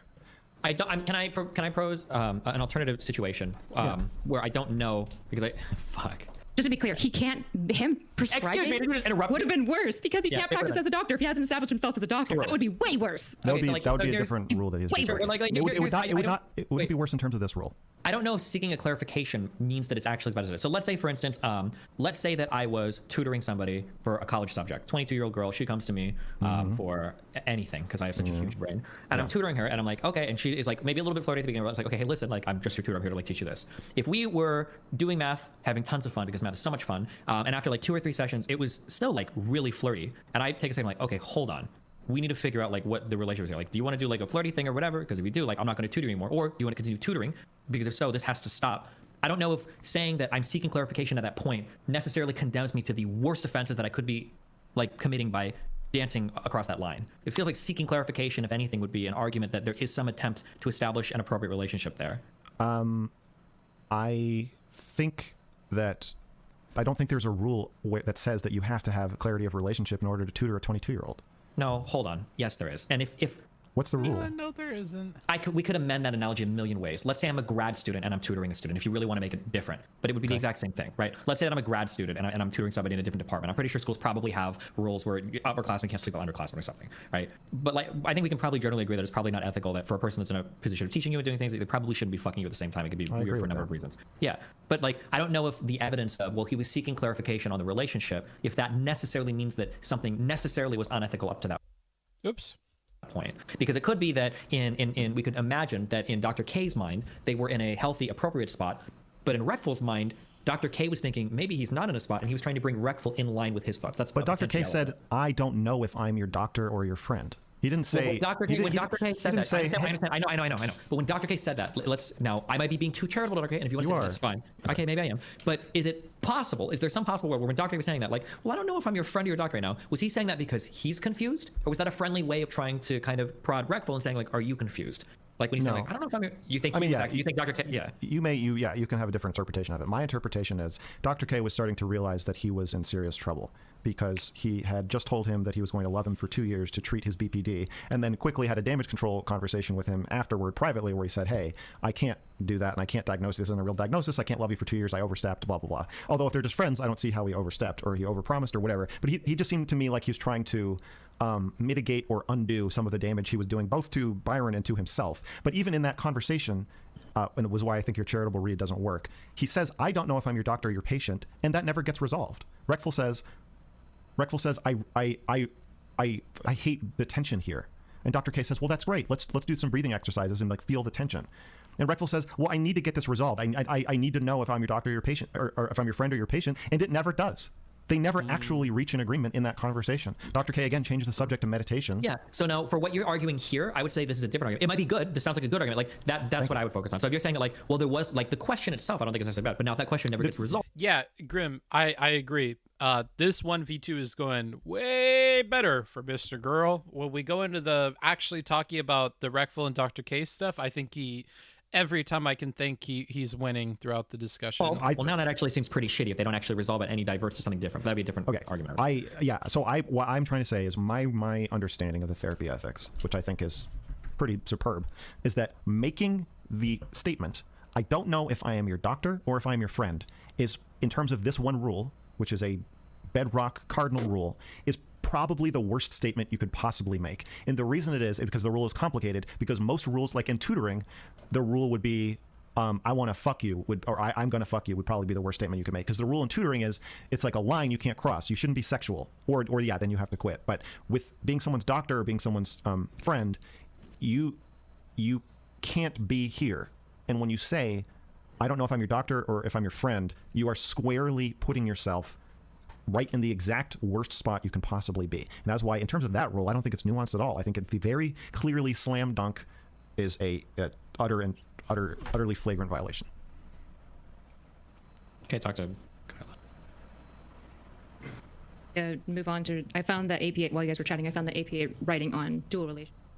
Do you want me to just read it out so like everyone is aware of where they stand broadly? You can do whatever you goddamn want, Kyla. Okay, sure. A psychologist refrains from entering into multiple relationship if the multiple relationship could be reasonably expected to impair the psychologist's objectivity, competence, or effectiveness in performing his or her functions as a psychologist, or otherwise risks exploitation or harm to the person with whom the professional relationship exists. Okay, and you're saying that you don't know if it would reasonably impugn my ability to, or not impugn, fuck up my ability to be Steven's therapist if he is doing like a stream. I'm an orbiter of him as a streamer. He's doing relationship reviews of my fights with my girlfriend, and we're having a argument that he is the moderator of about therapy ethics. You don't know if that would impact my ability to be a good therapist to him. So the writing here is intentionally loose. It's open to interpretation. And if you're going to make a claim that a dual relationship is a problem, you have to prove that it impaired all of these things. I am telling you. Do you think it, or all or any? Probably. You would need to prove that it impaired the psychologist or harmed the person. Okay. Do you think that it is obvious that that would impair my ability to be Steven's psychologist? Probably. No. Okay. I think that is batshit insane, and that you, again, need to... I mean, maybe they'll tie this up in the last couple of years of school, but I think you are out of your fucking mind in terms of this one topic. So, to be clear, it might not. It might also as well, right? I can't imagine. I literally can't imagine, and I can imagine a lot. I can't imagine how that would work, that in a way that would benefit Steven. What does that have to... I mean, I'm sure that there's some weird reality we can conjure up, but I think one thing with Erudite, and it's a similar problem I have with myself, and I would say other streamers have too, that try to be more nuanced, like maybe Wicked Supreme is another example, is sometimes what people want, even if we're being nuanced, even if we don't want to give an answer, is they want a sanity check. They want to know that you see that something, as they've explained it, is bad, so that they know that you're actually using your brain and thinking. So, like, if I explain a situation to you that you're still not comfortable commenting on, or you think an ethics board has to figure it out, I think that you can throw somebody a bone and say, that sounds bad, whatever. I do think that giving Mr. Girl footing might not work out for Erudite here, but I think that that's a lot of what we're going for with these sorts of things. We might be able to conjure up a scenario where it doesn't impact your ability to do your job, but on its face, it just seems like a bad thing, and it seems like it would, and most people would think that. So when he's asking a question like that, that's what we're looking for. But if you say that it's complicated and yeah, maybe not, I think how it comes off to people is that there's a 50-50 chance, even if that's not what you're saying or even what you mean, people will interpret it that way, and then they'll think you're crazy, or you're just simply not engaging. And I think that might be a problem that Erudite is running into here. Wow, the lack of conceding has ended up hurting Erudite a little bit. Erudite needs to come back with her own hypothetical. There's another example, so we could do that. But I think what I'm saying still stands here, though. That's kind of what people are looking for with questions like this. So you could lose a lot of the audience if you don't answer them. And I worry maybe that's what's happening with Erudite. benefit me, right? It just has to not be harmful. Right? Not harm. Yeah. I mean, how the relationship. Yes, I'm saying the relationship would not be able to benefit him, which is necessary. The relationship has to be for the benefit of the patient, and if that would not.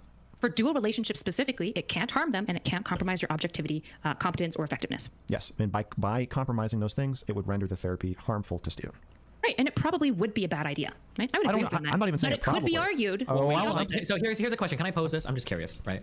Could it be the case? What if you were my counselor or therapist, but the reason why was because I had a lot of anxiety related to athletic performance? And in the scope of all of our therapy, that's generally what our conversations are about. Like, how do you deal with crowds cheering for you, booing at you? How do you practice the day of? Like, what do you do to alleviate those concerns? If we were having this conversation up publicly, and for whatever reason, Kyla reported you to an ethics board to say that this was unethical, is it not possible that the ethics board would take a look at, like, well, what kind of therapy do they do? Now, if the therapy was about, like, this topic in particular, maybe the ethics board would be like, okay, well, he shouldn't be talking about this publicly. This is fucked up. But if it was about, like, athletic performance, maybe they're like, well, this probably wouldn't impact his ability to deliver, like, good and concise therapy or beneficial therapy because it doesn't seem to be there's a lot of overlap. So can that be an example of how a therapy would go over this. They're like, in this case, it probably wouldn't be harmful, but in other cases, it might be. I don't think so. I think that you have there's no world where it's appropriate for me to be talking to you about the pressure from your family, from the school, from your coach, from your friends, to be out on the field performing and how you deal with your emotions about that, and screaming at you that you're arrogant and gaslighting me on a live stream.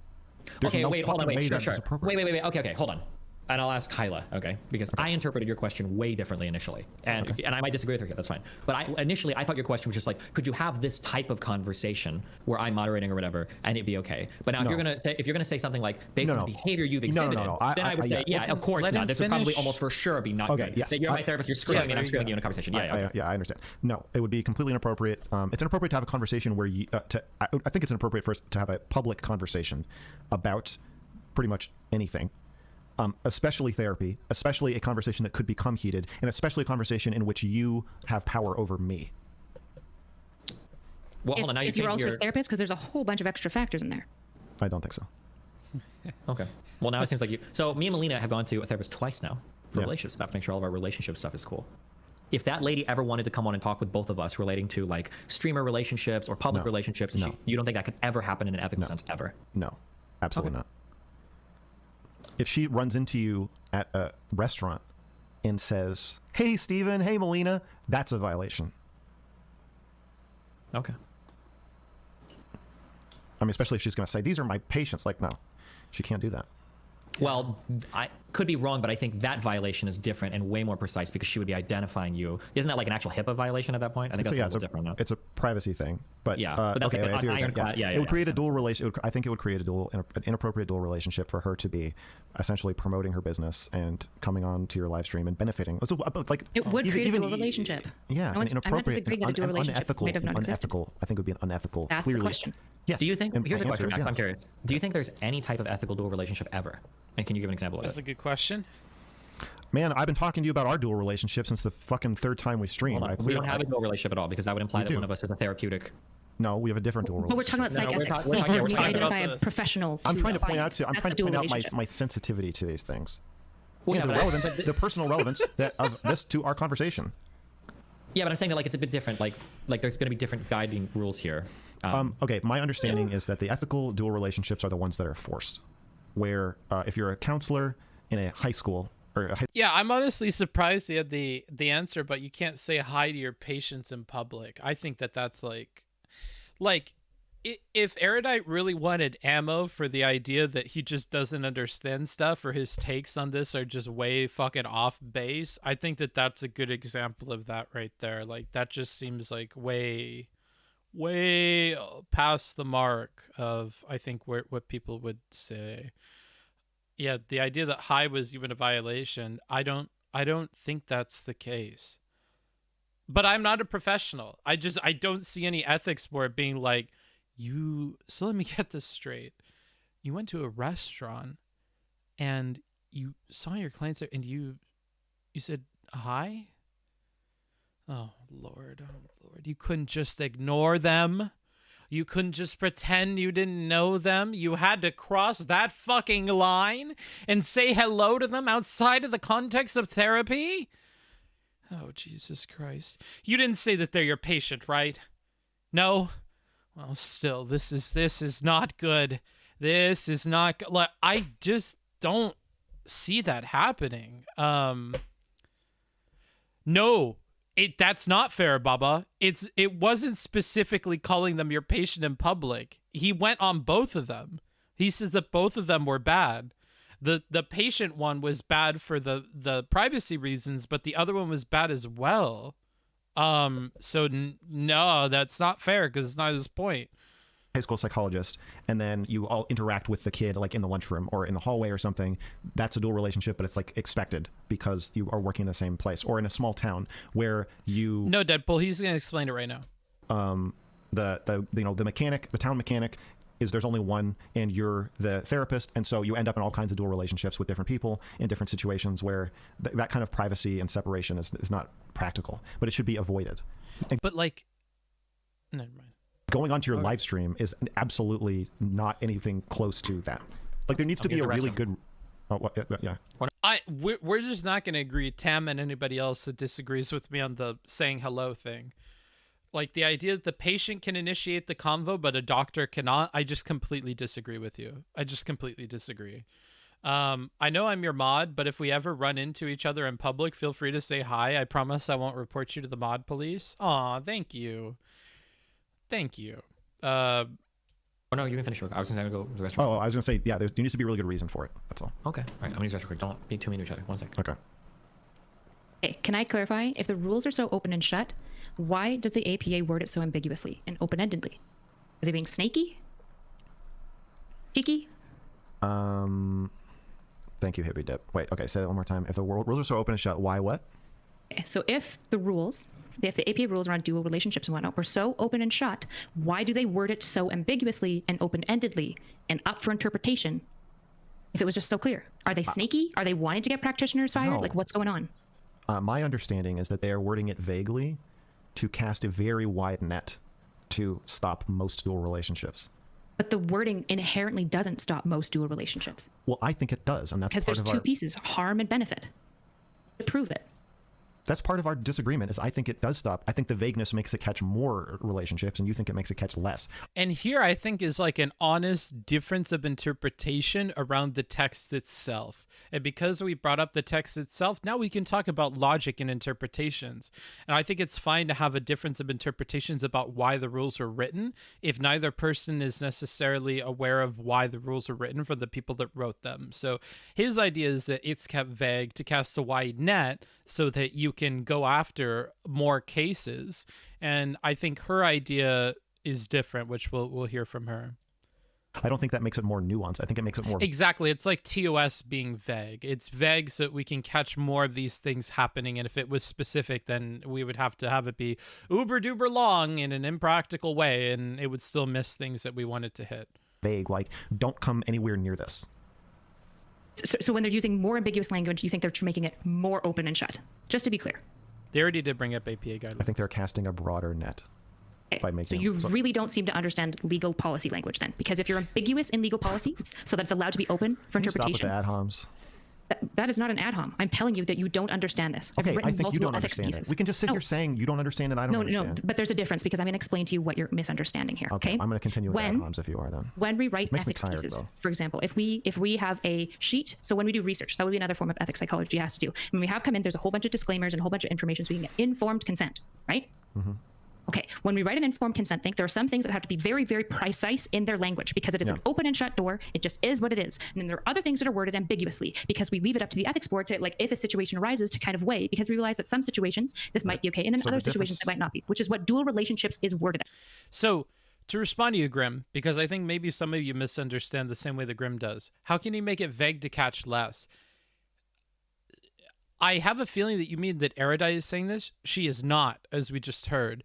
Her idea is that the reason it is vague is so you can leave it up to the discretion of the ethics board to determine, because in these situations, they're often complicated, and you're going to have to vaguely outline what the following, what the principles should be that the ethics board will follow, and the ethics board will handle all these on a case-by-case basis because it'll really depend, like Mr. Girl talked about. Maybe you are the town mechanic in a small town, and you are the only counselor or therapist, so maybe a lot of the people that you do therapy for are also people that you engage with at your place of business, or you see them around town, or you say hello to them at dinner because it's a very small town and odds are that you will see them at some point or another. Or like somebody else mentioned, maybe you're in a book club with that patient or something like that, right? And then the ethics board needs to look at that, use as a guiding principle. Is it impacting their ability to benefit the patient, or is it causing harm to the patient? And if you're in a book club with them and you have vague interactions about the book, that's not impeding your ability to benefit the client, nor is it harming the client. So in that case, it would be okay. Or in a town mechanic situation, perhaps like, as long as nothing from therapy ever comes up in it, perhaps it's okay. You're still being able to benefit the client and you're not harming the client. However, in both of these situations, it could be that there is a problem there, but it isn't a problem because you're in a book club or because you're also the town mechanic. So for instance, if you are a town mechanic and you start bringing up somebody's, scaredness about haggling when you give them a big price, and being afraid of haggling is something that came up in your professional capacity as a therapist in your sessions or something like that, that might be harming the client. You should probably not be doing that. You're disclosing details about what had happened, or you're using information that was privileged that you got during the session to make the client uncomfortable. Or, for instance, if you're talking about a book club and you know something that other people in the book club don't know about somebody's experiences with sexual violence, and when they're talking about their feelings about sexual violence in the book, you're like, that's a very interesting position that you have. You're very impassioned about this. And you start to make them uncomfortable knowing that they had this experience of sexual violence. Perhaps that is something where you're beginning to enter into a place where you're harming the client. Or maybe you learn something in the book club that ends up getting brought up in therapy and is doing something to impact your ability to benefit the client. Maybe you learn something about them politically or otherwise, and then that taints their ability to provide benefit to them in the context of therapy or something like that, right? So it's not about the relationships themselves as like a description of what the relationship is, unless it's sexual. It's more so about how that impacts either the benefit to the client or harm to the client, and that's going to be different. Some people can have the mechanic relationship and be totally fine. Some people can have the book club relationship be totally fine. Some people can have the hello in a restaurant relationship and be totally fine. I think it comes up later, but even a relationship may, but it's not advised to do this. It may not impact your ability to be objective. There could be cases where it's not, or you can't prove that it is. So it's not about the nature of the relationship unless it's sexual. It is about whether or not it is affecting your ability to provide benefit or harm. So I think that's my understanding of her point. Wouldn't that mean that an ethics board of half of Mr. Girl and half of Erudite would be a mess? Yeah, but luckily it's not either of those two people, in my opinion.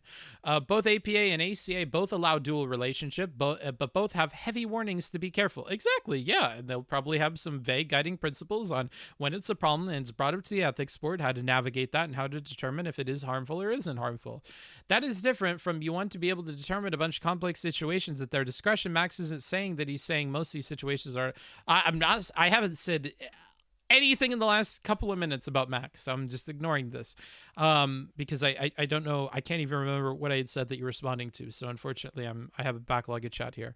So I'm going to keep scrolling down here. Okay, I think we're good. Where sexual relations are not worded in that way. The difference is that informed consent is clearly worded to carve out a place where you're allowed to be. And it's a small place. Dual relationships are vaguely worded to carve out a place you're not allowed to be. And with therapy, but you don't think any dual relationships are ethical? No, I just said I think there are some that are ethical when they're necessary. Okay, what is an example of an ethical dual relationship with a professional? I just gave you one. If you're in a small town and your therapist, or say the doctor in town is also the foot doctor or something. There's only one doctor, and the doctor also is like the town on the select board, and you're also on the select board, but they're the only therapist and they're the only doctor. So there are situations where dual relationships are required by the situation, and then therefore are appropriate, not because they're ideal, but because that's just it is what it is. Exactly. Complex. That's why it's ambiguously stated. I'm going to respond. Going on somebody's live stream is not necessary. There's no reason to do that. All it does is compromises the relationship so you can benefit yourself, which you're not allowed to do. To answer your previous question about vague wording and specific wording, your example you gave was that they use specific wording to describe informed consent. Informed consent is a little area where you're allowed to be, and therefore it's very specifically carved out. You are not to stray beyond this line. Dual relationships are described in vague wording as a catch-all of don't do any of this. This is all bad. It's all bad. Because when they talk about it's all bad, they're precise. But you're wrong. You're wrong. That's fine if I'm wrong. You're wrong. Steven, when they talk about sexual relationships, they're very clear. Steven, is me being wrong a reason for her to interrupt me? So if you want to catch a whole bunch of things, sense? Wait, does that make sense? There's only a small area where it's for a ethical. debate. Does it make sense to interrupt the other person because they're wrong? Is that a rule? That's what happens in debates, Max. That's just I want it to stop happening. I want it to stop happening. You interrupt me. I interrupt you. You interrupt Destiny. You know what I realized? I was watching my review of the Dr. K stream, and I was watching Destiny watch it right before this. And somebody in his chat said, "What's wrong with Mr. Girl's voice?" Because it sounds kind of rough. And I realized it's because I filmed that after talking to you. I think. No, you filmed it before because you told me about it before. And I fucking wish I'd seen that voice was before I rough in talked to you. anticipation of talking to you. Who the fuck was I? I was screaming. I was maybe it was screaming at Shaylin. Anyway, I was fucking screaming at some woman, and that's why my voice is fucked up. To answer the question, I would like to stop fighting for air in this conversation. I would like. You are not fighting for air. You've had almost double the amount of time, and I've been exceedingly patient, and I'm not going to stop cutting you off now.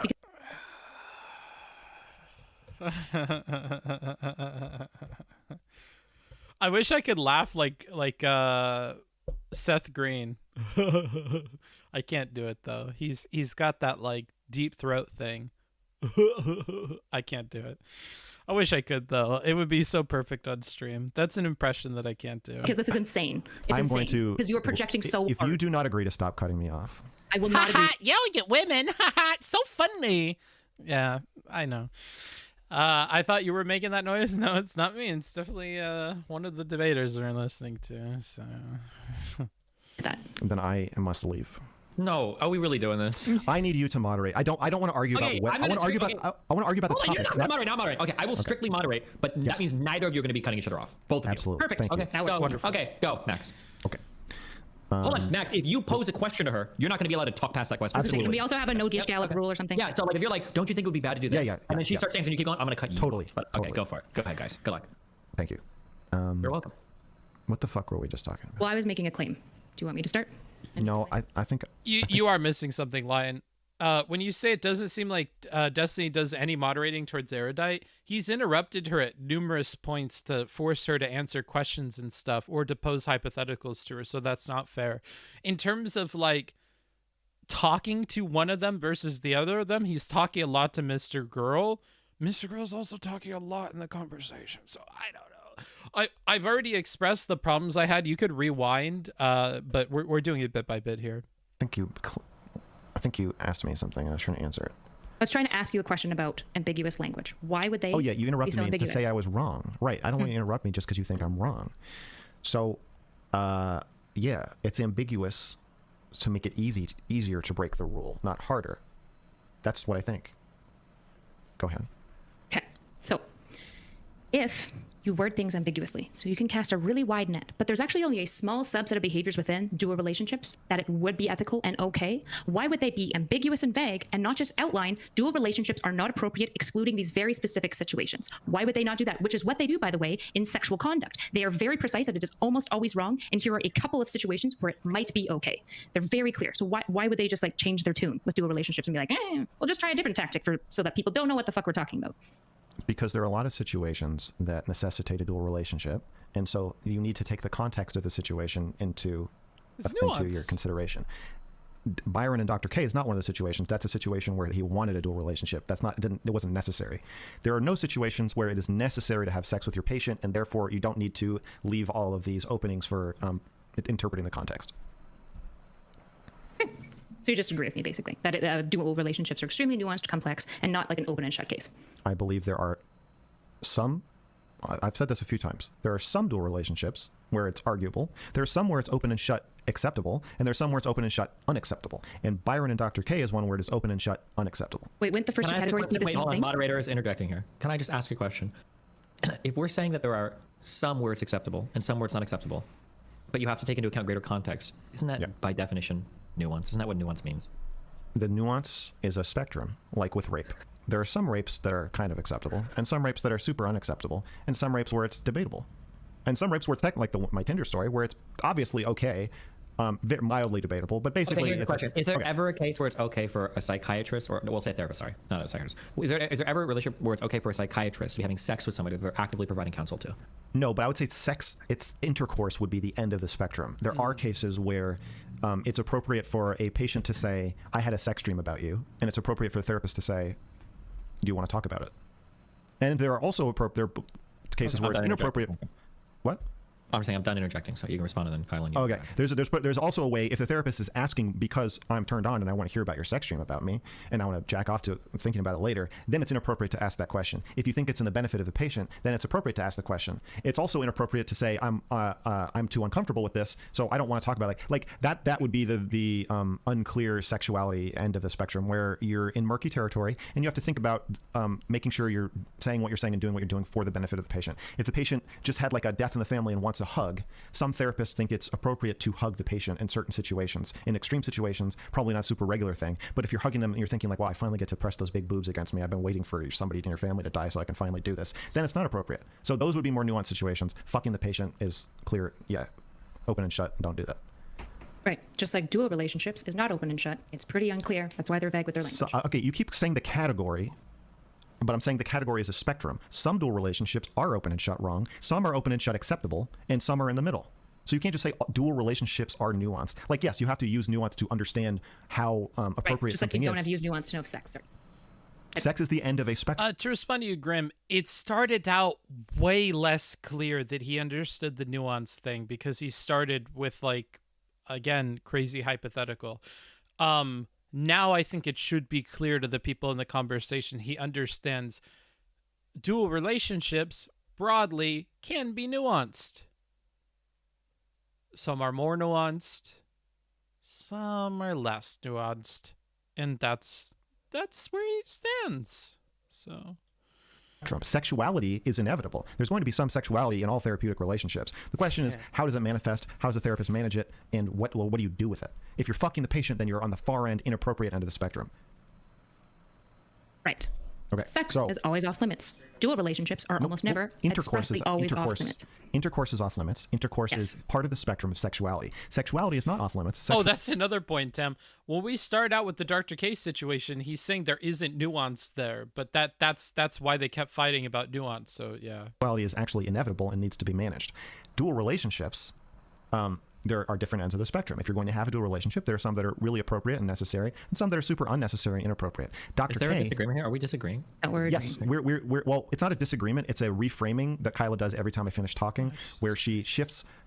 She compares a specific thing to an entire category of things. And then I say, well, actually, you're comparing a specific thing to a category. So let me reframe it so we're comparing categories to categories and specific acts to specific acts. So we can compare sex to Dr. K and Byron's relationship. Those are both, in my view, are at the far end of an inappropriate spectrum of relationships. They're at the inappropriate end of the spectrum. The categories are establishing a doctor-patient relationship, sexuality but in a relationship, and dual relationships. Those are the categories, but you keep comparing the category to the I agree with you, Anadel. So Anadel says, but the fact that nuance can vary means that the nuance of a situation can be argued. So it seems reasonable to argue the nuance of the Dr. K situation.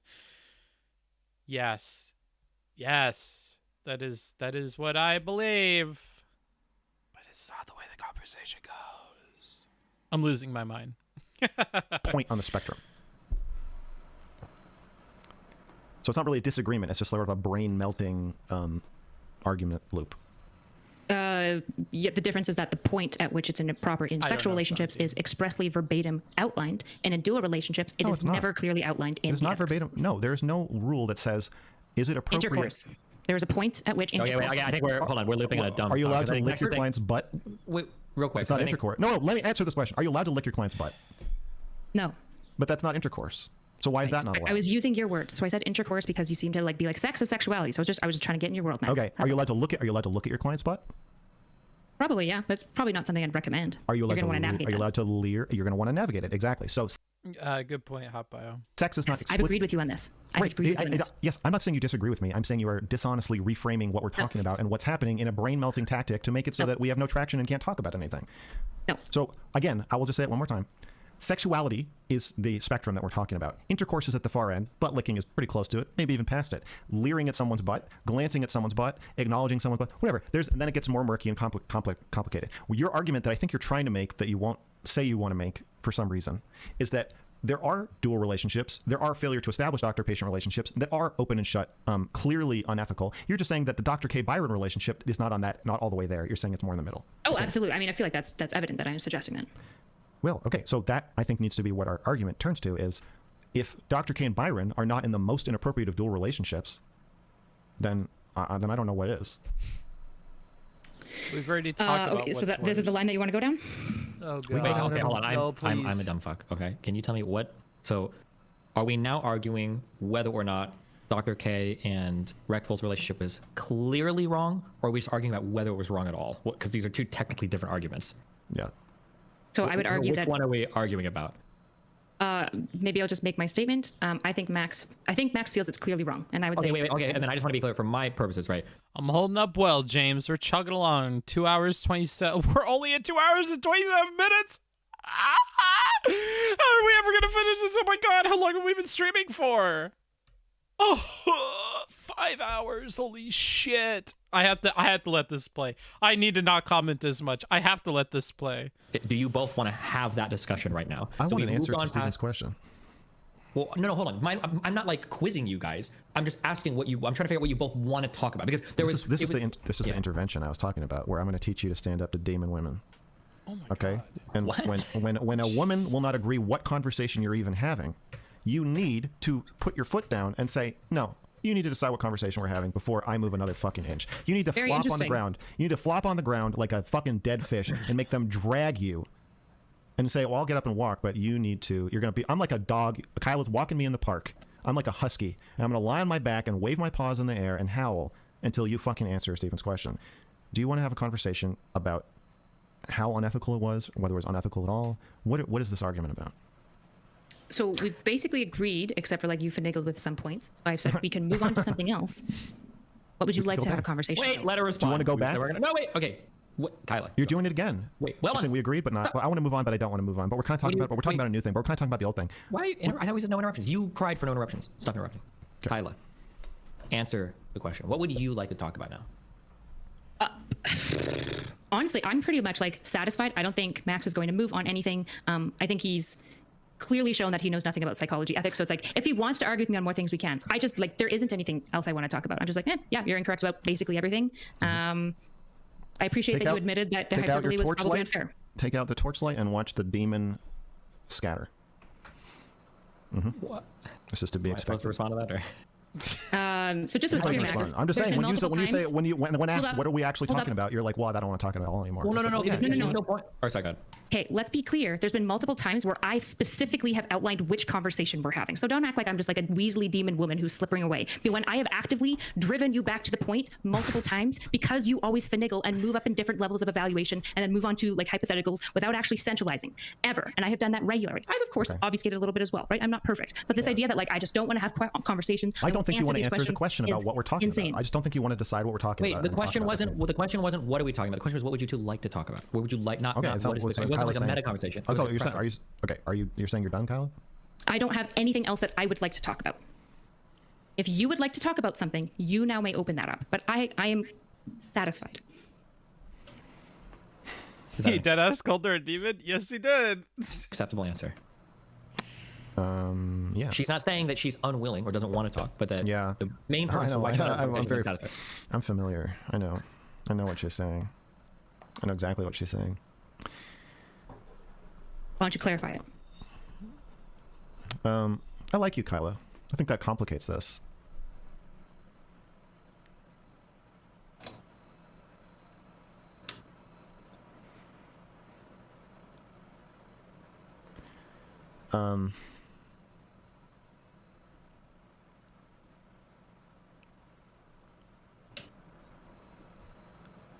Yeah, I don't know, like I said in the beginning, it all feels like dual relationships between you and me and Steven, you and Steven. Nope, that word does not apply here, and you know that. Okay. Well, if you don't want to talk about that, that's fine, but that's what I want to talk about. I'm just saying, use the words right. Dual relationships is it a professional relationship with others? None of us have we're all like kind of coworkers, I guess. No, we do have a professional relationship. We're making money right now. We're not friends sitting around chatting. But I'm not your therapist, and you know that dual relationships is talking about practitioners and professionals to their clients. You know that. Do you have a word you would prefer to use to describe? No comment on demon woman thing? Motherfucker! What the fuck do I have to say about that you guys don't already know? Obviously, yes, you shouldn't call her a demon woman. But it's like, do you need book smarts to tell you that? Do you need me to go, hold on, flag on the play. He called her a demon woman. That's misogynistic. Beyond that, calling someone a demon, not the best thing. Mr. Girl, you know that's rhetorically not sound. How's she gonna listen to you if you called her a demon woman? Firstly, we think you're a misogynist. Secondly, it seems like you're not listening to her. Thirdly, come on, you're making her out to be a monster. Like, do you need me to say all that? I don't think you need me to. Inappropriate coworker relationships? There are multiple elements to our relationship. Okay, I'm going to use dual relationship. I think and we all agree that Max is going to use dual relationship here, but he doesn't necessarily mean in regards or with respect to a client and a patient, but just highlighting the fact that all of us are occupying several spaces relationshipally. Sure. Okay. Sure. So yeah, I think that's and that happened with me and Shaylin in the doll video, which this is still part of, but where she's saying, "You're the documentarian, you're the boss, but you're also my boyfriend. Do both. How do you do both?" And I guess I feel like it's a power play, you know, the consent, non-consent. And Steven does this too. We'll be talking and something will get heated and then he goes, okay. And then all of a sudden, he's saying, well, I'm kind of done with the conversation. This is one of Steven's biggest takeaways from the entire conversation. And I am shocked that nobody has gotten... I swear to God, I've heard it brought up to him before. And he has to know it's a meme because I know 100% for sure I've heard other people bring it up to him, like to point out the okay thing, but maybe not as much time as they had spent on it or are about to spend on it. I was surprised that he didn't understand how that comes off to people and stuff. But, you know, it's one of the benefits of this conversation. Is he said that was a big takeaway for him, is learning how this, where you're talking with him and then he goes, okay. Well, is there anything else you want to talk about? How that comes off and what that communicates to people, I guess, was unclear to him. Lycan brought it up pretty directly. I've heard other people bring it up for sure. I'm very tempted to say that I have brought it up in a conversation or at least brought attention to it. Like I was surprised that it hadn't been something he thought about more before this point. I would imagine Steven is bored in a large portion of debates. Yeah, but what he explained is like, it doesn't mean I don't want to talk about it. It means that like, I think we've hit an impasse, so we would need to spend a bunch of time going through it. I'm not against spending all that time. I just, I guess he doesn't think the other person would want to spend that much or whatever. He'll reason through it and we'll listen to his reasoning in a bit, I'm sure. But like, you know, I'm definitely keeping that in mind for our future conversations. And if he says, okay, it's not a conversation ender, it just means he thinks there's some big thing that we would have to work through. $5 from Farlado. Let's hear it. Every Amargirl stream you have done is a train wreck. Please keep streaming about Amargirl. Well, you know, I don't know what I could say about that. If there's another big thing, I'm sure that we'll cover it. I have no reason not to necessarily, besides my own personal misgivings with the guy, but I think that applies more to having a conversation with him. It's frustrating to listen to a lot of the time, but if you guys like it and you watch it and I get huge donos, I have every financial and business incentive to do it. And so it's hard to say no at that point, but I like the okay, it stops the looping. Yeah, it's just weird when you're the person that gets okay. That's the only thing. It's different when you're in our position talking to him. Hugh goes on a rant about how Steven is a devil. Okay, is there anything else you want to talk about, buddy? Okay, yeah, let's continue with this. I'm very tempted to cook. I'm just thinking of how I would have the microphone on and stuff. I want to heat up some soup that I could eat because I'm really, really hungry. I'm like getting a headache. I just, soup is the only thing I have that I could cook. I could cook like meatballs and gravy, but it would be like 10 minutes of cooking. I think I could put headphones on and pause and play through my wireless headphones. I just need to find where they are. So the question is how I do that. Let me grab my wireless headphones because I'm starting to get like a huge headache and we've been streaming for like 5 hours. So 2 seconds. Let me find my headphones and then I'll figure out a way to do that. Wah. Can you order something? No, it's like 6 o'clock in the morning here and I'd have to wait another 5 hours before like pizza opens.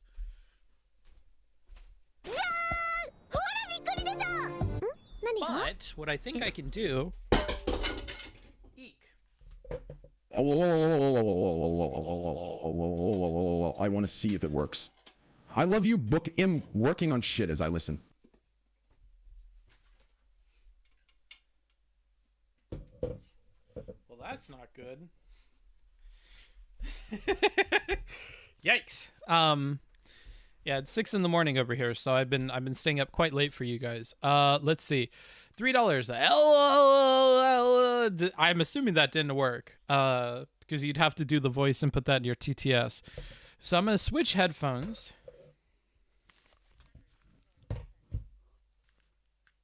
Oh, wait, I can't hear. That's not the device I want you to connect to. Not my phone. One sec. I want to connect to my computer. Oh, it's connected. Is it? Okay. So now I just need to change this on here.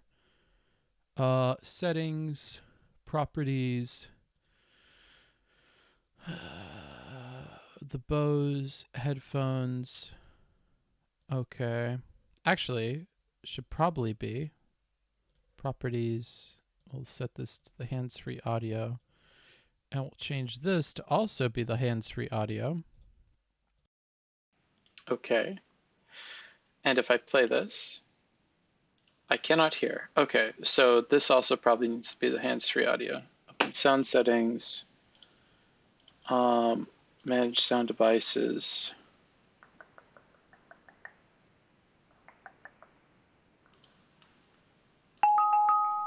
That is the right one. And that means that I would just need to disable the other one. Play this. You can say something, but I'm done. Eek.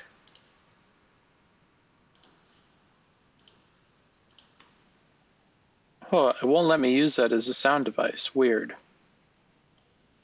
Very strange. How about this? I will play this, but you won't be able to hear me talk, and I'll walk back and forth and use the microphone. I think that's the best that I could do for you guys. So we'll have that, go to manage sound devices, we'll re-enable the headphones, enable, exit this, go to here, change desktop audio to the right headphones here, bloop, okay, play. But maybe I'm not done. Wonderful, but I can't hear it. That'll be okay.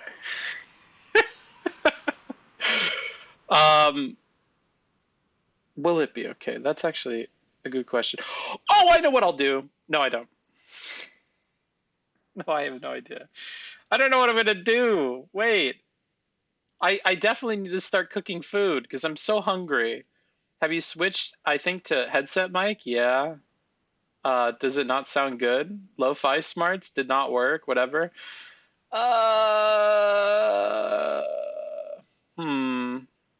Yeah, I'll play this and I'll listen to it. Oh, wait, I know what to do.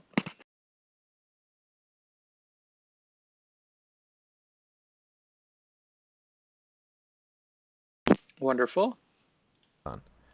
Okay, now I know. Now I know. Sounds.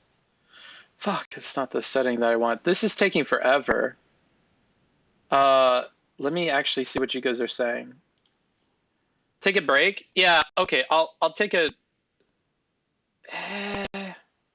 Just take a break, we're cool? Okay, I will just take a break and play some music for you guys. It'll be quick, it'll be quick.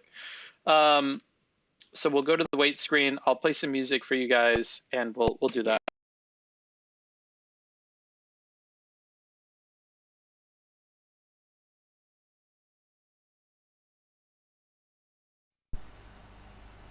Because it'll be a nightmare to have to do this the other way. Let me put all my properties back to the way they were before. And I'll be right back. Let me grab you some music to listen to from Jacob Sampson. Enjoy.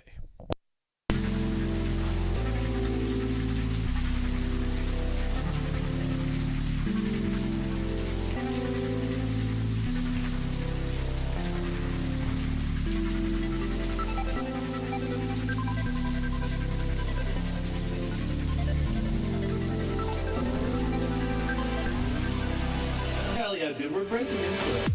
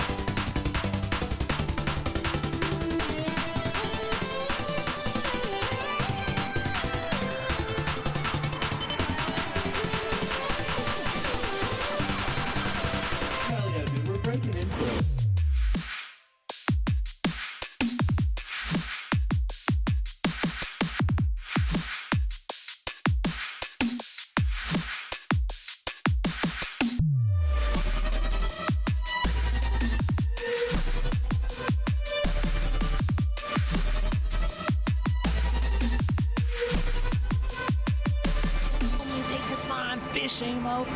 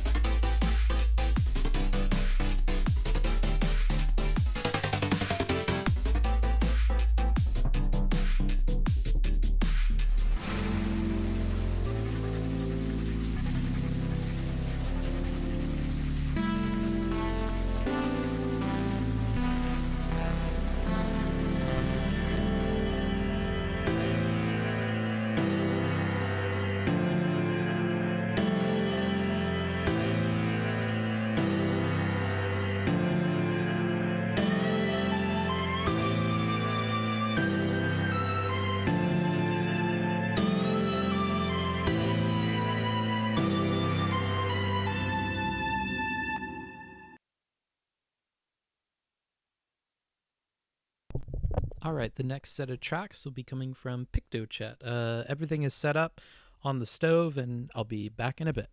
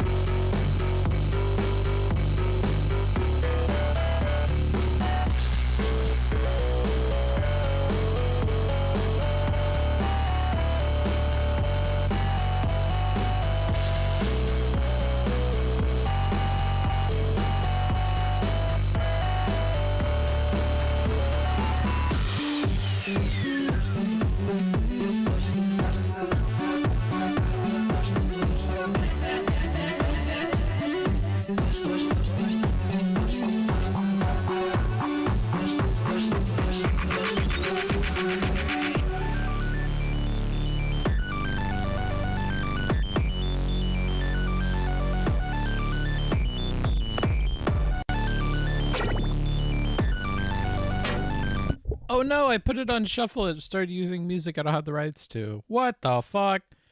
What the fuck? Why didn't it play from the playlist? Oh no.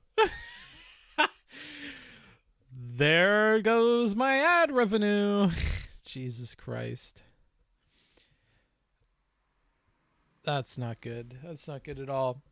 I have a sneaking suspicion that they might take a portion of my revenue for the whatchamacallit? What am I thinking of my super chats as well on the streams where it happens, but I actually don't know. I hope they don't, because today would not be the day for that to happen. I don't think it does, to be fair. That's just a conspiracy theory, a game theory. Well, I guess we're all going to prison. Yeah, basically. Copyright strike, burn it all down. I don't think we got strike, did we? I don't think we will. I think they just like claim it and whatever. Restart the stream to get a new one monetized? Hell no, bro. We just got to continue. I won't tell? Okay. I won't tell if you don't. I got to wait for this to cool down because it's super duper hot, but we're all set to go. I got a bunch more water. I think my headache is like, I had this same soup earlier and it comes out of this canister thing, and I'm pretty sure it's like super duper high in salt, and then I had caffeine as well. So I think I just really need to like up my water intake, but I don't know. Anywho, let's continue. There's anything else? Was there anything else you want to talk about? And it's like, now I'm in the position of, now I'm the one who wants to have the conversation, and I'm in the vulnerable position. Now, if I say something, he's saying, well, you can say something, and I'll see if I want to talk about it. I just feel like Can I enter something into the record there? But if I'm doing that, generally, I guess I'll verbalize this. Maybe I haven't done a good job at verbalizing this. Typically what I feel is that we've come across some impasse that would require at least one of us to re-examine some fundamental view we have of each other or of the world. And I don't foresee that happening in the context of any of our conversations. So I'm usually just like, okay, that's cool. Let's move on. That's generally what I'm saying. That is what that means.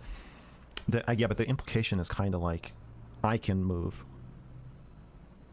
if I want, but otherwise you're withdrawing. You're shutting down the conversation.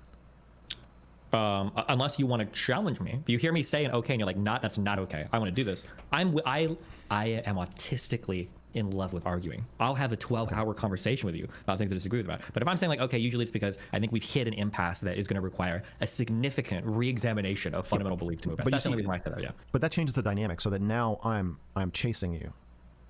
I mean, if you feel like that, maybe I could do a better job at clarifying that, like, I'm not saying I don't want to talk to you anymore, but what I'm communicating with them, okay, is I understand that we have a really fundamental disagreement. If you want to keep doing it, we can, but I don't want to just have a conversation pretending like, oh yeah, like we're going to resolve this if we keep going back and forth for 5 or 10 minutes. It's probably going to be like a few hours of a conversation. Yeah, Book, do you know the history of Mr. Girl's relationship with his mom? No, I only fuck his dad. No, I've only heard about his dad, not his mom. Understand why you would do that, but I'm saying that for me, the experience of it is puts me in this double bind, where if I say, well, what about this? Then I sound like another suck up orbiter trying to extend the conversation after you've signaled that you don't want to have the conversation anymore. But if I don't say that, if I just say okay, and I return your coldness, then I feel like I'm letting you down as a friend. I feel like a lot of the warmth in our relationship necessarily comes from me. I mean, you said that time I interviewed you, you said, if you never reached out to me again, we'd probably never talk again. Okay. I could do a better job then. You're right. That's a dynamic on my end that I guess I'm not paying enough attention to. So I'm telling you that if you want to keep going, we can. And you're telling me, well, obviously I could, but like the relationship dynamic makes it sound like I'm almost begging you for your time, or I'm trying to just extend a conversation that you're no longer interested in. So I understand how you feel that way. So I'll do a better job at communicating that. Instead of saying, okay, I'll just explicitly say like, I think we've hit like a bedrock fundamental disagreement here. If you want to really dig down on this, we can. But like, I'll make you aware of that, okay? Because I enjoy those conversations, but I don't want you to get frustrated, or if that's where it's going to go. That's essentially what I'm saying. But yeah. I'm also, I think I'm always trying to prove to you that I care more about you than I care about money or fame. Okay, I think I probably believe that, yeah. But when I get put in a position where it feels like there's no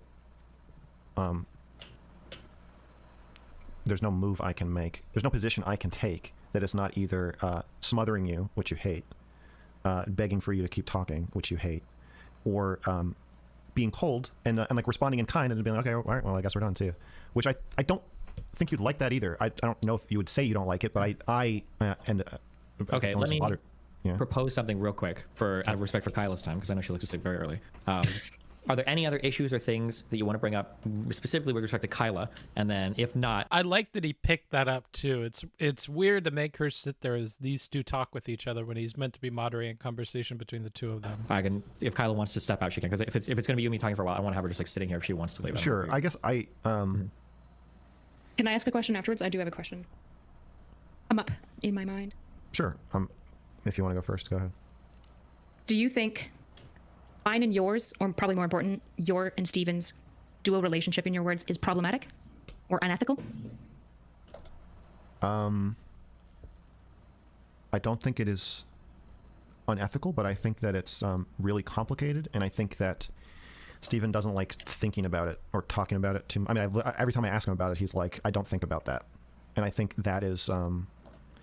I think in the past I felt like it's harmful to him, and now that he's called me an abuser and half his community has turned on me and a lot of my community, now I feel like it's harmful for both of us to have it be this like confusing. Yeah. Right. So what's complicated about it? You said it's not unethical, but it is complicated. What's complicated? What's complicated for me is that I think I know Steven is feeling things that he either can't feel or won't say he feels. So then when I try to be my usually sensitive self, the way I am in interpersonal relationships, and I think how I've been with you when we're being interpersonal, or I try to be, that hits like a wall of like, I don't have feelings. Fuck you. I don't care about any of this. Which by implication is... When you say you, sorry, did you mean Steven or me? I meant you. But okay, I just wanted to clarify. Yeah, and that's why I said I like you. I think that makes this complicated, because I feel like we have an interpersonal relationship, for me, that we've interacted very little about, because we're usually interacting professionally, but my personal feelings about you are quite different from my professional feelings, and like ethical feelings or whatever. So with Steven, I think it gets complicated there when I'm trying to be sensitive to stuff that he doesn't want to talk about, can't talk about, or maybe that I'm just wrong about. And then I'm ignoring all the stuff about Mr. Girl's mom, mostly because of our rules here, or our guiding principles, as I like to call them. Right? Define and stay within a limited scope. This is becoming my favorite of all the principles. Define and stay within a limited scope. If it doesn't come up here, dude, I really don't want to talk about it. So that's kind of where we're at with that presently. I'm also very sensitive to making people feel like I'm using them. As you if you saw the doll video, you know that I want to establish in a very minute, specific way who's getting what and why and where everybody stands, and that's really complicated. That would be complicated with any relationship with somebody who's giving you a career. You know, right. So like you can't give something back to Steven, and what you want to give him, he seems not to maybe appreciate or reciprocate necessarily. I don't know. I'm not trying to give something back to him. The thing I'm giving back to him in exchange for my career is professional loyalty. So no matter how bad anything happens with Steven or whatever he says about me, I'm not going to try to burn him. I will criticize him, and I will whatever, but it will all be in the like the confines of a loyal kind of colleague relationship. Steven, you believe him in that, correct? That he would be loyal? Yeah, but I mean, it's kind of pointless for me to say that, right? Why? Well, because I said it in the past and he doesn't seem to believe me. You said that you don't trust anybody till they have a chance to fuck you over. Yes. I guess my chances to fuck you over are always, you know, coming along and increasing. I mean, I think you've had ample opportunity to take big issues with things I've said. Yeah. It doesn't seem that you do. The issue that we have, and you won't believe me, you haven't believed me in the past when I said this, is that I don't really defer that much in terms of how I treat people that I trust and I don't trust, because I don't have very many vulnerabilities. There's not a lot of things that are secret or exploitative to me that like I would share with somebody that I do trust versus don't trust. And I think you're terrified of relying on me. You think that. I understand you think that. Yes. But like, but I can't. But if you don't believe me, I mean, then I think you're terrified of relying on other people. Well, I'm a very self-reliant person, but there's just not even much that most other people can do for me. Like even my wife, there's not much I rely on her for. That's just the kind of person I am. Yeah, but you think that I'm doing that as a self-defense mechanism because I'm terrified of her. But that's just the Can I ask, Max, what do you want to give Steven interpersonally? Like, what do you think you can offer him?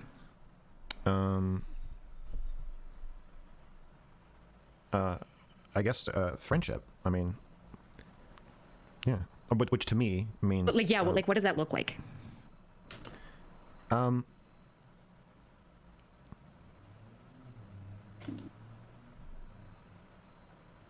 guess I don't know. It's hard to answer that. To me, it looks like reliability.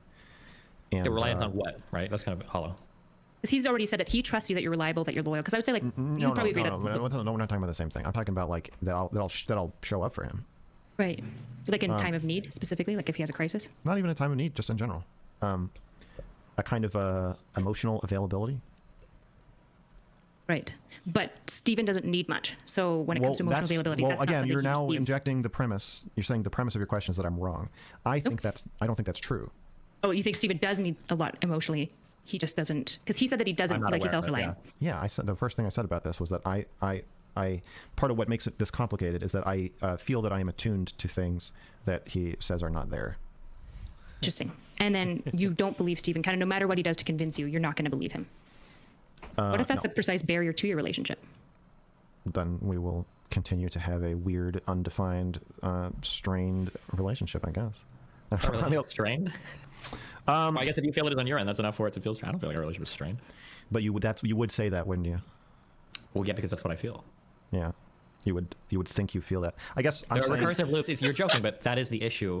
And I even screamed at you at the start of this conversation when I was like, I'm not going to be able to change your mind of this. And then you're like, that's bullshit. But like, it feels like if there is a thing that we have a fundamental disagreement on, and you don't have access to my mind, but you think I'm either incoherent or I just don't understand myself, I'm dealing in self-deception. I don't know how we ever move that conversation forward. I think that's an uncharitable way to put it. I think you're very guarded. No, hold on. That's not what you think. You don't think I'm guarded. You think that I'm guarded and not aware that I'm guarded. That second claim is the really big one. Because if I was just guarded, then maybe I'd say like, yeah, I don't like to open up to people. I've gotten backstabbed. Isn't it? Like, so this is going to be the mind reading segment. We're going to be talking about Mr. Girl making presumptions about the way that people operate, never backing off of those presuppositions about how people operate, and then not trusting somebody's self-reported feelings about oneself. We'll kind of get to the heart of why he doesn't believe people and stuff like that, and that will be the whole last part of this conversation. We're at 2 hours 46 minutes in, and the whole rest of it is literally going to be this the whole time. So strap in. That's a bit of both. Because I feel like Max knows that you're guarded, but he thinks that you're more guarded than you realize. But I'm saying I'm not guarded. I'm not a guarded person. No, I'm an incredibly open person. And I'll talk to most people or share a platform with most people as they do. The issue is that people think that there is like a hidden part of me that I'm very scared of showing, or that I don't actually trust people or something. Yes. And that's what you're guarding. I think that you don't believe that people are like good, or that there's I think you're pessimistic about people and everybody is to some degree, but I think that you I think you have a self-protective view that says that you can't and should not trust anyone. Is he a solipsist? No, he's an empath. Is that the role that you want then? Is to like prove to him that that's not like you're at least not one of those people? Well, I'm trying to prove that to everybody, but you care about Steven more than like a random person. Like Erudite. Sorry. Probably true. Yes, but I wouldn't. No, I'm not trying to. I'm not offering to fix him. I'm saying that I think this is a barrier to a certain level of friendship. But you're offering that level of friendship, correct? If he'd take it, you'd be offering it. Yeah, of course. Yeah. Okay. But you're talking about creating like new roles in my life that I don't even have right now. Like Yes. even again, like even for my wife, like there's just like I'm just not that kind of person. Right, and so not that kind of person. I mean, yeah. So to me, that's just a different way of framing it. You're not that kind of person, but like you could be. What do you wish like Steven would talk to you or tell you about, or like what do you feel like is hidden that you wish he would open up to you about? Nothing specific. It's more just the concept that he has of himself as somebody who's not reliant on other people for emotional needs. That he does not need intimacy with other humans. Is that what I don't think I would say do? that. I mean, no, I definitely need some level of intimacy. But I mean, like, one, I'm a heteromantic person, so that type of intimacy I'm generally only getting with girls. Other types of intimacy, there are a lot of pretty normal human things that people seek that I don't really care about. Right, that's what I'm talking about. Yeah, I know, but I don't know how to convince you that I either don't care about them or don't need them or don't want them. Like, Why I are you usually trying to reflect with, well, because you're telling me that what I'm saying is not true. So either I have to convince you or you have to convince me. That's kind of what the... Well, what if we just disagree about the nature of you? I think we disagree about the nature of me as well. I think you think all but kinds of things about me that I don't think. disagreement requires resolution, or that very disagreement is what you're trying to resolve, right? I don't think Because so. Well, it is, because within the realm of that disagreement lies the relationship that you want to have with me. It prohibits Yeah, but I don't need to. I don't need to have it though. Like. Well, but if you don't have it, you're unsatisfied. That is like the. But I don't need to be satisfied. That's what I'm saying. Like I can. Nobody. That's like saying I don't need to have a thing that I want. But we're talking about things that you want. Of course, you don't need to be satisfied. No, like, but you I'm don't saying need a house or a computer. But yeah. Well, no, this is part of your transactional like worldview that freaks me out. Is that you think that if I want something from you, that I'm always trying to get it, and that I will not stop until I get it, and that all I am is what I am trying to get from you. And I feel like you think about a lot of people like that, and it's not true. Like I don't like. We can have this unresolved thing. If he doesn't think it needs to be changed, why does he keep bringing it up? That's a good question. I feel like I'm not trying to talk you into anything. I'm trying to talk about how I feel and how it makes me feel. That this bleeds into a lot of our streams, a lot of our conversations, where you do the thing where you say okay, or you do the thing where you say anything else, or where you when you told me that I am sort of abusive and I think kind of fucked me over. This all feels like part of that. I don't know if any of this relates to each other, or if you feel like it all does. But do you feel like there's a tension in your relationship, Max? Like there's this tension of like what you may or may not, what Steven at least perceives of you. Oh, I just remembered why this is such a long part. They're gonna talk about the fucking him over thing. I fucking put that shit out of my brain. Oh God. Oh no. Okay. Offering and like this relentless pursuit. Like, are you seeing this tension? Is that what you're feeling? I don't think of myself as relentlessly pursuing him. I just think. I agree. No, I agree that you disagree with that. I'm trying to understand if you think like there's a tension then, because he's perceiving it. You're saying that he might perceive you as like relentlessly pursuing stuff. Oh, yeah. And I think Steven has said that he doesn't. I don't think Steven thinks when Steven looks at other people, he sees vampires that haven't eaten in thousands of years. And he's like, well, we can. They're like, you want to be friends? And he's like, sure. I guess, but like, okay, he's ready. He's ready to feel those teeth sink into his neck at any moment. Okay, so I can explain how I see other people. I don't know if I'm pretty sure I've explained this before. Maybe you don't believe me or whatever. But like, probably I think that people exist on some like spectrum, varying levels of like selfishness. Most people are very selfish. Yeah. As a result of that, given the opportunity for personal gain at the expense of a relationship, most people will burn you hard if they have the chance to gain bigly from it. That's how I feel. I don't think you would do that. It doesn't seem like it, especially based on your history and everything. Like that's not the impression that I have of you. But the issue is that would you? Would I burn you? You gave me a little singe. Yeah, would you burn me? No. Hold on. I would never burn you out of a selfish desire to profit or gain from it. What would you burn me for? Because I disagree on something. But I think that's. Why would you burn me for disagreeing? I disagree with you on all kinds of shit, but I don't. But the issue is that for Destiny, I made meatballs and gravy. My goal is never to burn you. That's just going to be a byproduct of a critique. For some people, you wouldn't not because of. But see, I will go out of my way to not burn you.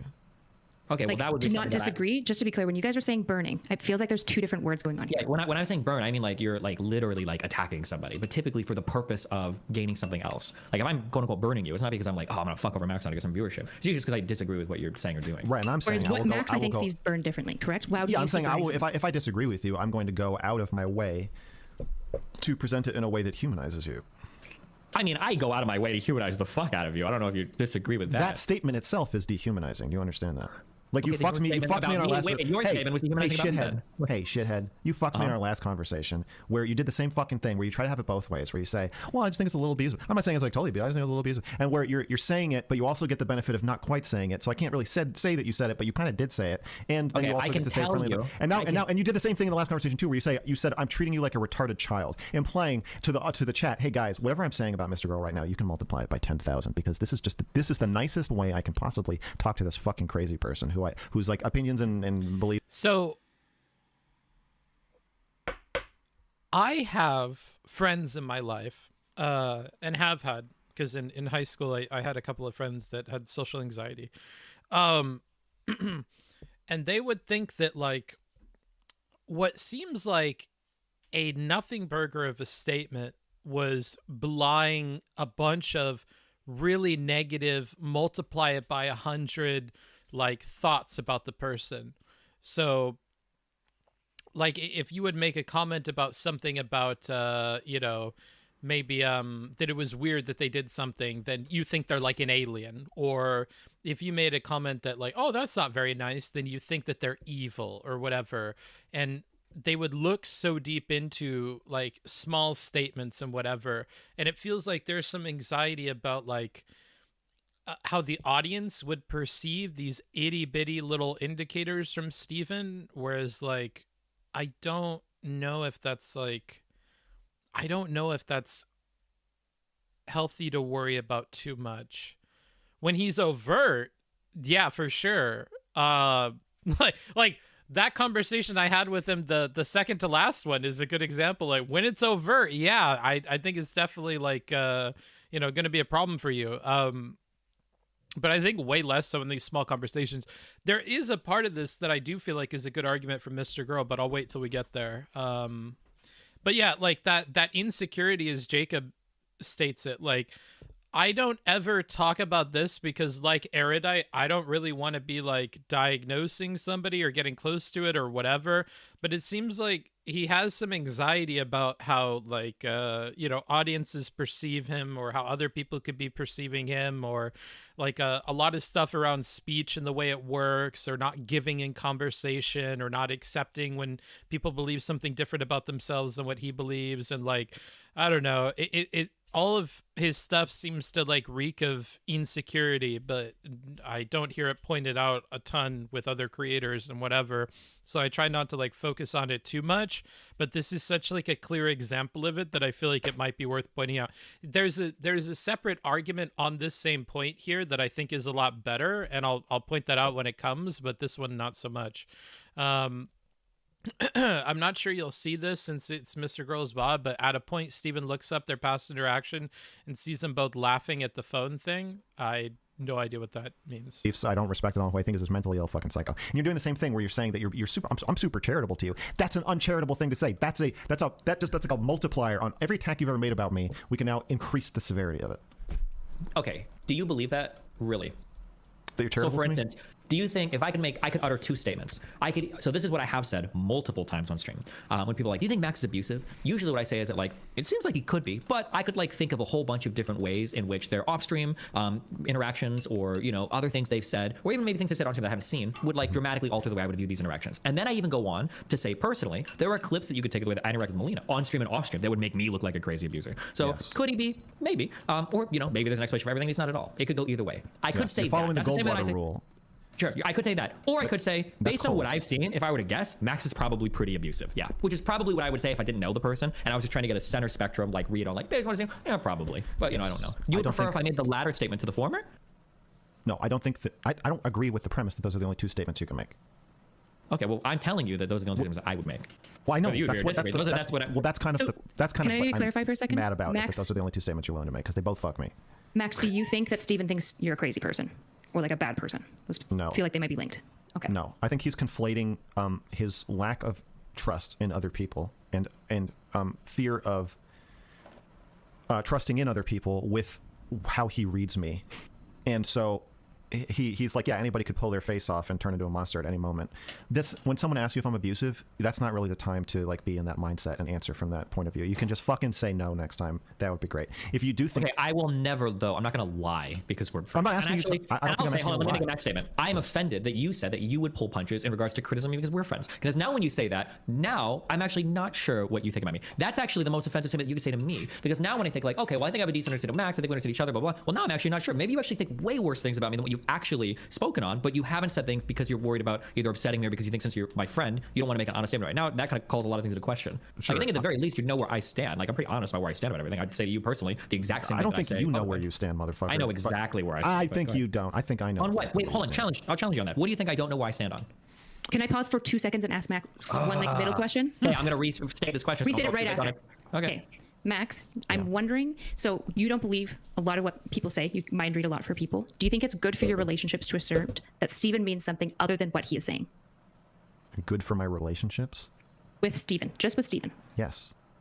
I think it's good for your relationships to assert to the other person, to Stephen specifically, that he means something other than what he is saying. Yes, I think everybody does this, and I think it creates more honesty and trust in the relationship if you tell the other person when you are doing this instead of saying, well, okay.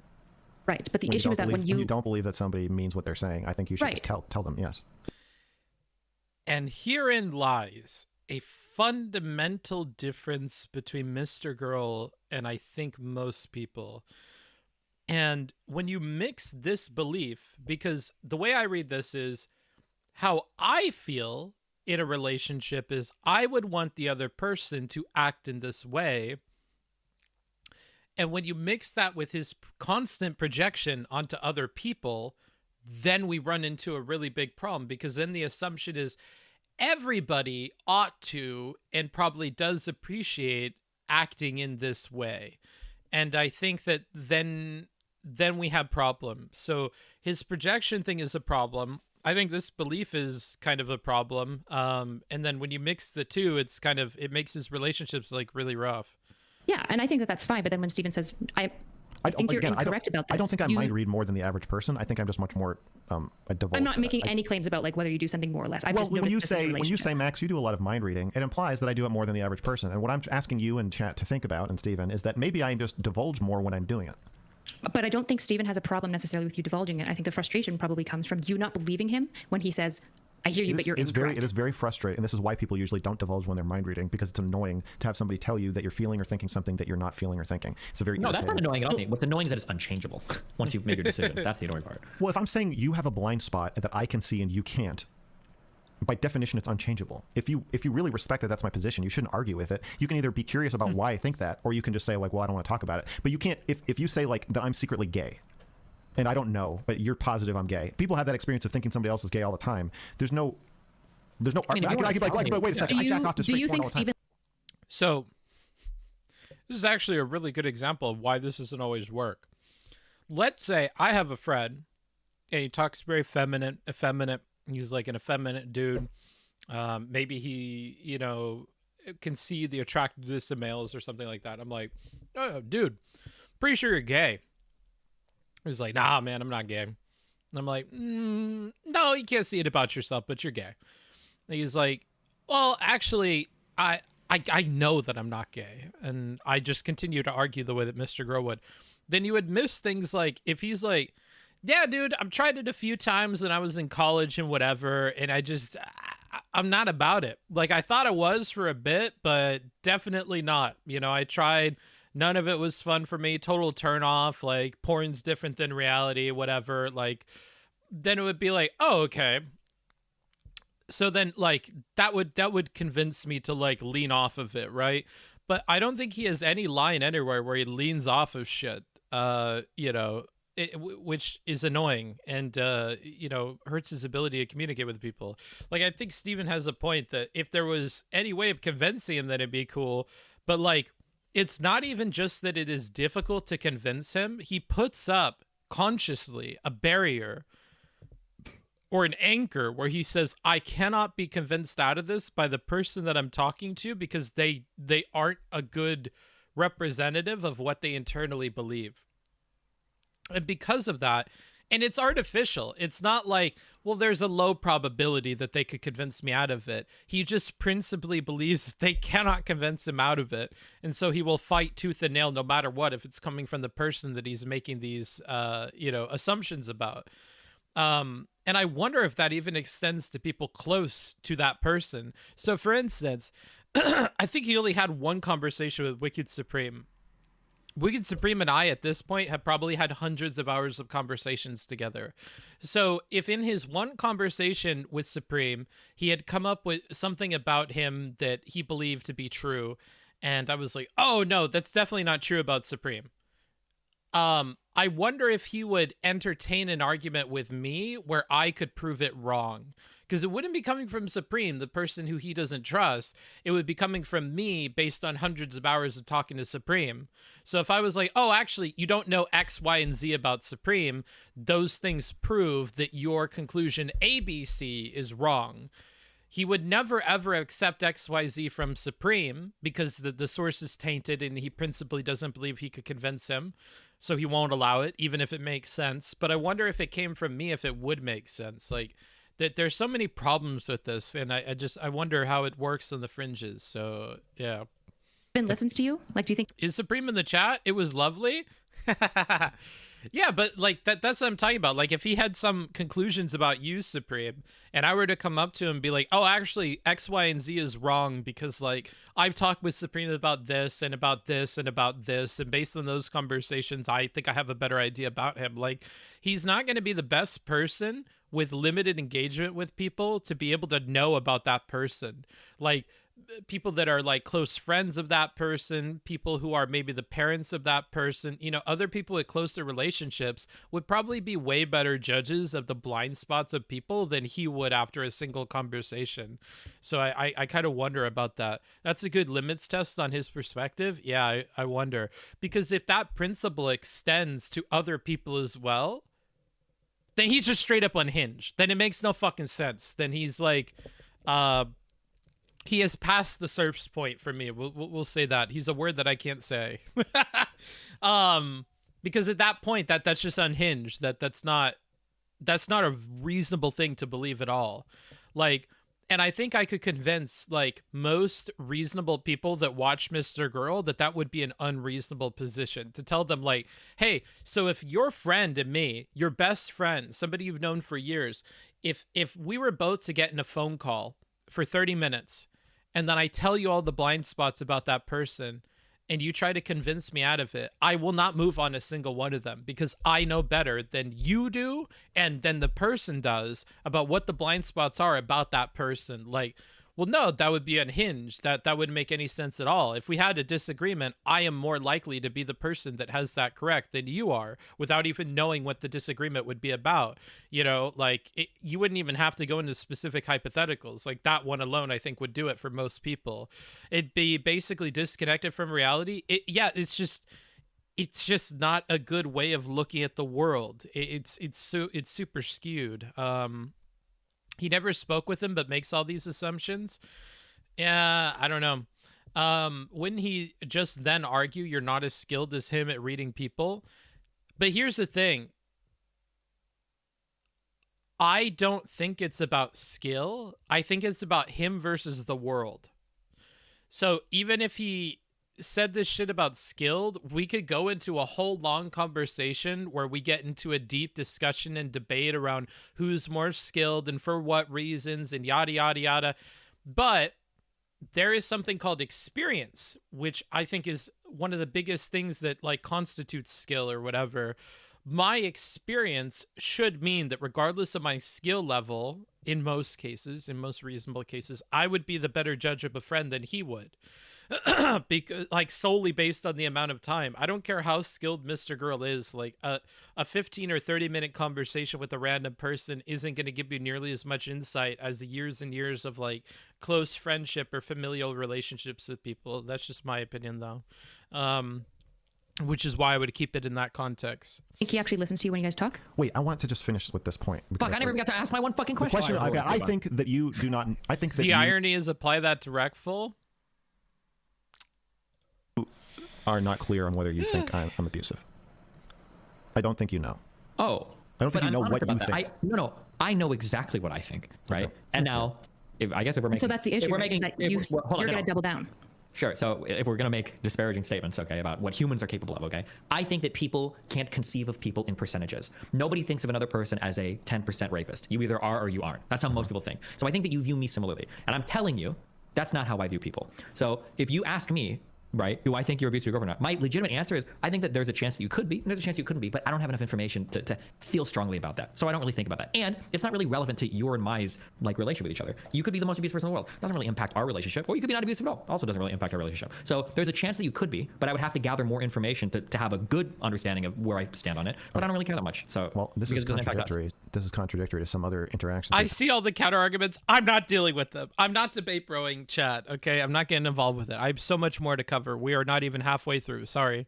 Like when we had a 2-hour argument. What's up, Hunter? Basically about whether or not that interaction with Shaylin, that conversation was abusive, where you said that you think it probably was abusive. Then you followed that up by saying that you were handling me with kid gloves and treating me like a retarded child. Then followed that up by asking me if it's true that I don't allow her to have a phone, which I'm still answering fucking questions in my chat about whether or not I allow her to have a phone. Thank you for that. Okay, that's and then, so wait, hold on, go get Shallow. Come on. Okay, so you don't want to have a conversation. You just want to ramble. Go ahead. If you just want to ramble, go for it. But this means you're not interested in my response to anything. Because we're going to say like 35 things. I can't respond to anything. Go ahead. So, okay, so the first thing is there's a big difference. And maybe you don't feel like there is. And maybe I'm a bad communicator. And I might be communicating poorly here. Despite my best. Wait, hold on.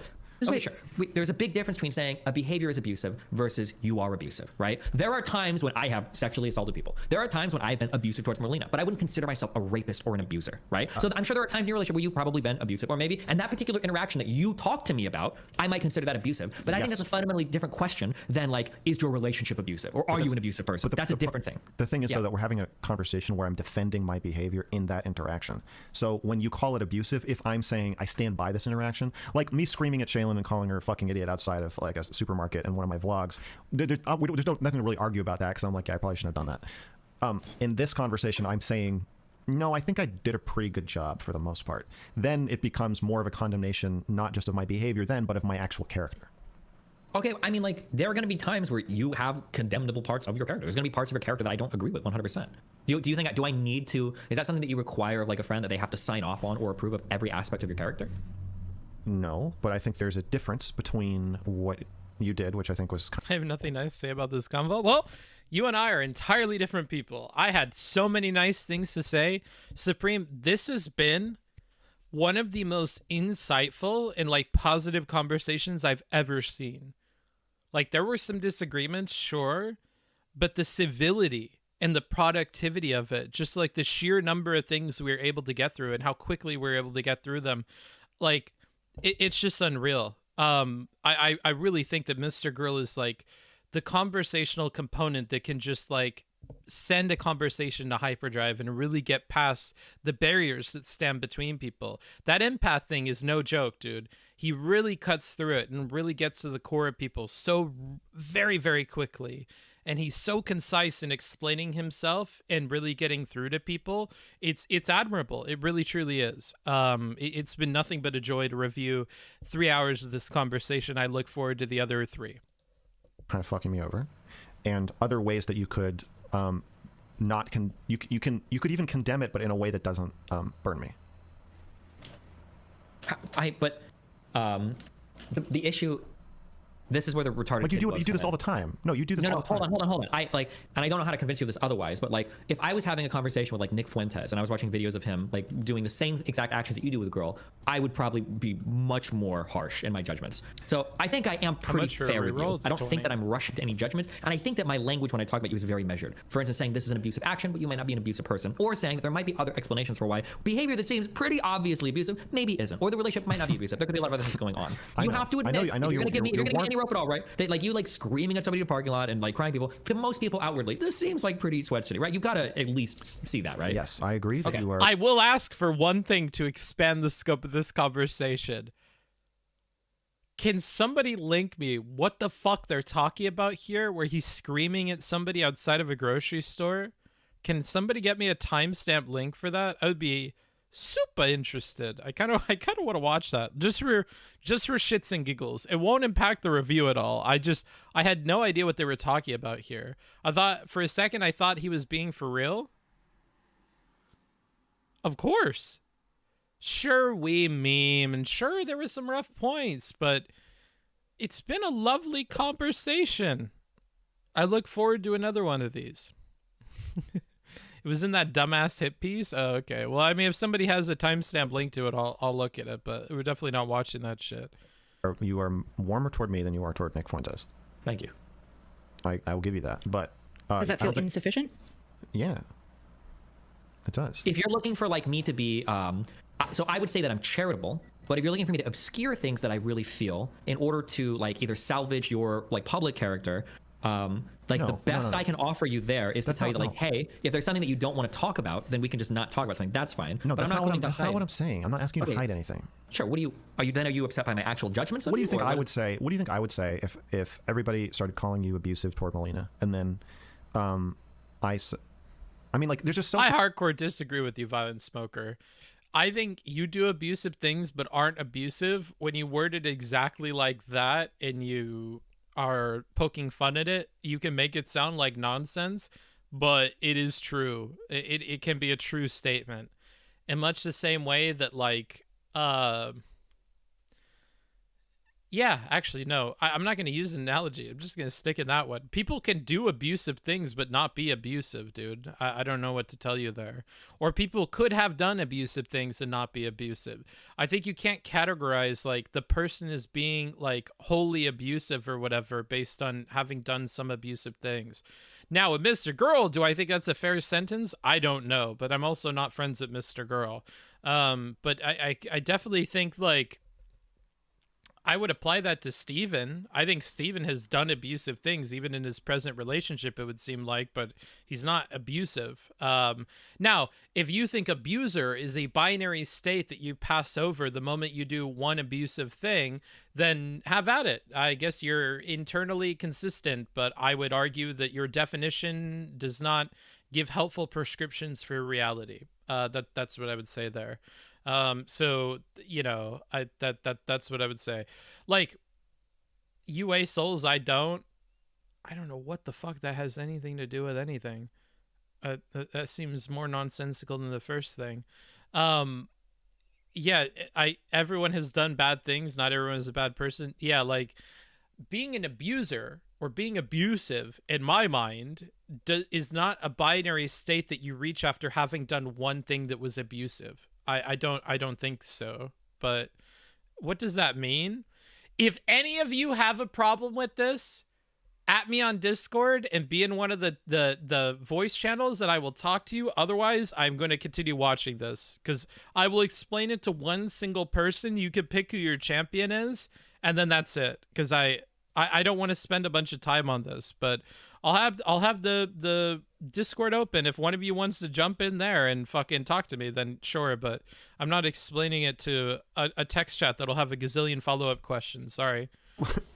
Okay, imagine there's an interaction with Molina. People are saying you're abusive, and I say, hey, you want to chat about it on stream? And then I'm like, start out by giving you, the first thing you did was you gave me a level system, ironically, of like consent and caring about other people during sexual interactions, implying that you yourself are at the highest level. We'll say level 5, but I think it might have been level 4, and then implying that I am a couple levels below you. Do you see how even just starting out the conversation with that what is abusive to one person isn't abuse to another person? Cool, then I don't mean this to be mean, but then shut the fuck up and accept that I have a different definition of abusive than you, and I think mine's better, and I'm not really open to changing my mind on it too much. I can't go to sleep until we finish. And do you understand that I wouldn't do that? You know that if you came on stream to talk about some, like with you and Anna, we did a stream where we talked about your relationship with Anna. I didn't start out with, I was like, all right, Steven, look, there's different ways to deal with this kind of situation. You got 5 levels, okay? You're at about level 2, and I'm going to show you about what level 5 would look like, and I'm going to explain how you're not at level 2. And then I'll kind of just leave it to you to kind of tread water while I, throw more arguments at you. Do you understand that the framing it that way just inherently fucks me? Are you okay with Destiny having a very different interpersonal style than you? Because like what I'm hearing is like, I can understand maybe why you don't like that. No, you're not. Hold on that, because I would say basically that. Like, let's say that because you're kind of referencing Brittany. Let's say that we were having a conversation with Brittany, and she were to say that. She's like, okay, Steven, I think you're like a 2C or whatever. Okay, and I want to bring you to a 3 so you can move to a 4 and 5. Let's say that she would say that. Now let's say in turn, like I would disagree. Actually, I think I'm quite introspective. I super disagree. I mean, like I could still be friends with her. I might disagree with her assessment of me, but it's not going to bother me. Like she's going to view me in a fundamentally different way based on her view of the world. That's fine. It's whatever. Like, would you sound more sensitive than you? Would I say you're more sensitive than me? Is that what you're saying? That it wouldn't bother you? Well, it does bother me. So what I'm saying is that it feels like you want people to use your pronouns. Melina was in DGG claiming Unfortunately, Supreme, you've triggered my trap card. My trap card being, we're in define and stay within a limited scope. These are the guiding principles for the stream. I'll expand upon them or amend them as necessary, but like I really just want to stay within the scope of what's being spoken in this conversation as much as possible. So I'm axing that from my mental record and not including it. But sure, if there was a problem, how interesting for the people in the chat who can take that into consideration. It feels like you have a picture of you in your mind, and for you to be satisfied with the relationship of somebody, there can be no incongruency with that mental self-image you have and the mental image somebody else has of you. Whereas I'm okay with there being some incongruencies. You just said I'm not saying that makes one of us better or worse. Wait, no. You just said you're not okay with there being incongruencies. No, I never said that. If you had poor opinions of me in some areas, and I think actually you do, like on some psychology stuff or therapy stuff, I think we probably have some pretty big disagreements, or at least on how to talk to other people. We just talked about how I think that you are terrified to trust other people because you're afraid of getting. I am giving out. I swear to God, I'll pistol whip the next guy that says shenanigans. I told you it wouldn't be the last one the last time I did this. I am shenanigansing abusive. I'm doing it. I'm abusing the abusers. I'm giving them their just deserves.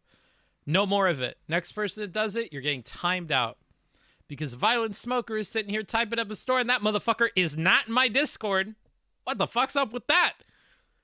Not only do they not know a helpful definition for abusive, they also don't know how to hear. Perhaps this rant is ableist. I don't know. I didn't know I was being ableist this whole time, but perhaps they don't seem able to hear me out on what I'm asking them to do. So that's abuse, and that's a timeout. Wow. Unfortunate for Yorick. The first of hopefully few casualties. But if it comes up again, you will be timed out. Just keep that in mind. 5-minute timeout. Being hurt, and you think the world is full of vampires who are going to bite you in any second. That's a pretty big incongruence between how you see yourself and how I see you. Yeah, but that doesn't bother me. Like, I understand that you think that. I understand why a lot of people could think that. Okay. But that's not going to prohibit me or preclude me from like having a close relationship with you or whatever. Like, I have no problem with you thinking I'm abusive. Wait, I don't think you're. Oh, well, I have a lot of people around, but I could talk if you want. Nope, it's too late. It's too late. You got shenanigans, motherfucker. Should have been quicker. Should have been quicker. Unfortunate, dude. Unfortunate. You lost your opportunity. The way you are talking about it fucks me over. I could fuck you over really hard if I wanted to. No, wait, you can't. Career-wise, fuck me like, over does it fuck you over career-wise specifically? Like, is it a fuck over monetarily or in emotional, interpersonal levels? Both, like you feel the emotional part's the part I care about. Like I care about the career part, but only because that upsets me. Right. But you did like, personally. I could make like a whole video of like Max, like the one guy made that hippies video. Like Max is abusive. These are the conversations I'm drawing from. This is the video I'm put together. And that would be bad. No. And I could reach out to Shaylin privately because I think you even mentioned if you want to talk about something, you could. I could use that as a bridge to DM her like, hey, do you want to chat? Like blah blah blah. And I could like really go hard if I wanted to fuck you over, right? I don't think I fucked you over. I just disagree with. No, you fucked me over more than you would if you did that. No way. You can't. How did he interpersonally fuck you over?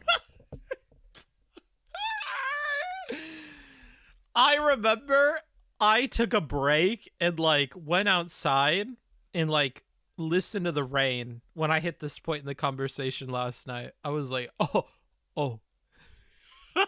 I just like went outside. I'm like, do I want to keep listening to this? Do I want to? Can I just skip this conversation part? Maybe if I ask my Discord, they can give me a timestamp to where we get off of this topic. You would have done it more the way you did it now than if you would have done this. Crazy to me. But. Because if he did that, he would come off as unhinged and overreaching. No, I wouldn't. Well, here's what I think. You want to know what? Tegmativ catching the timeout on that shenanigans. Nice. I think. No. Does anybody want to know what I think? do. I want to know. Yeah, you've talked about it, so go ahead, keep talking. Okay. I don't think that's true anymore, but I will continue. Okay. I think that you, the way you condemn people, and you do this a lot, is with a non-condemnation condemnation.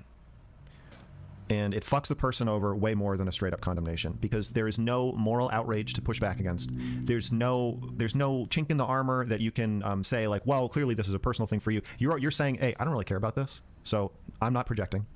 You're my friend. I'm being nice to you. So we know I'm not overstating my argument. So you can't say that. I'm not exaggerating. I'm not reacting emotionally. And then you slip in the condemnation. So you get to have it both ways of you're condemning me without condemning me. Can I ask you a question? And then you can keep, can I just ask a question about that? And then you can keep explaining this thing, same thing, right? So everything you're saying could actually be true, 100%. I'll acknowledge that, right? It would be a really good way to underhandedly like get you. Yes. Wait, Melina, are you? Hold on. Hold on, just real quick on this. Okay, I just want to get this thing. Okay, what you're saying could be 100% true, but could there be an alternative thing where I actually do believe these things, but I'm trying to couch them as responsibly or carefully as I can so that I don't fuck you over? It is possible that you have no idea what you're doing.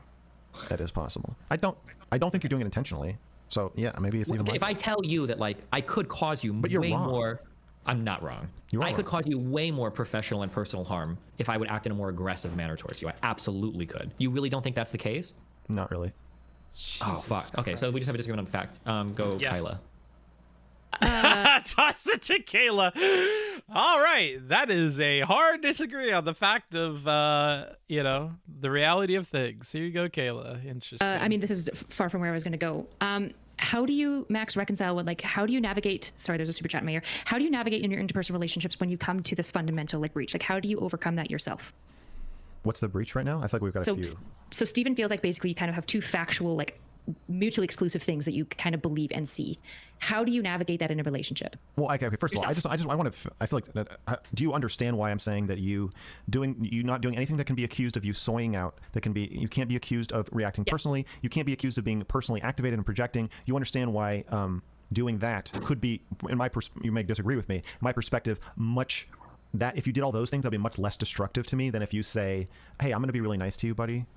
And then frame the conversation in a way where you're setting it up like you're the expert on not abusing your girlfriend, and then say that I am abusive, and that you even after all of our conversations, your official assessment of me is that I might actually not let her have a phone.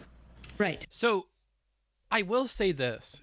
I don't know at what point he repeats himself with a slight variant of this that I actually saw something and agreed with. At some point, I think he explains it in a way that I actually think is good. That from my perspective, I have more agency. I have more of an ability to respond if you make a giant manifesto or you soy out about me or you make really big claims about me. I have more agency to respond to this and do something about it than I do in this underhanded way that you're doing it. That if you're doing this thing where you're like, I'm not really saying this, but I mean, it could be, it could not be. That certainly seems like it is. You don't have enough footholds there for him to grab onto and respond to it because you're slippery. He can't really have a full forced attack on it because he doesn't have anything to attack there. Whereas if you made a big manifesto or something like that, or you freaked the fuck out on stream, or you were hyperbolic, then he can meet it in kind and do something about it, and likely do more to change things than he could if you did the underhanded one. And so in that way, especially with an impact on the audience, sowing seeds of doubt through the underhanded way could do more damage, and damage that he can't fix, than the other way. But I think what he misses out on is the long-term harm, and the immediacy of the harm can be way greater. And I think he's overestimating his ability to manipulate an audience into his side of things in the reality where Destiny goes hard. As somebody who has had Destiny go hard on him and is still recovering from it, I can tell you that it is way more difficult to deal with that than it is to deal with the like, oh, well, he says some things I disagree with, but on the whole, blah, blah, blah, blah, blah. Yeah, like, that is way more charitable to you. That is way easier to deal with. And in my opinion, I think practically speaking, you have more agency to do something about DGG disliking you or whatever if Steven is soft with you. If you have a conversation or he goes solo on stream and he's super hard about you, you're going to have a way more difficult time fighting against that. And I just think that Max in his head believes the very first thing that I explained to you.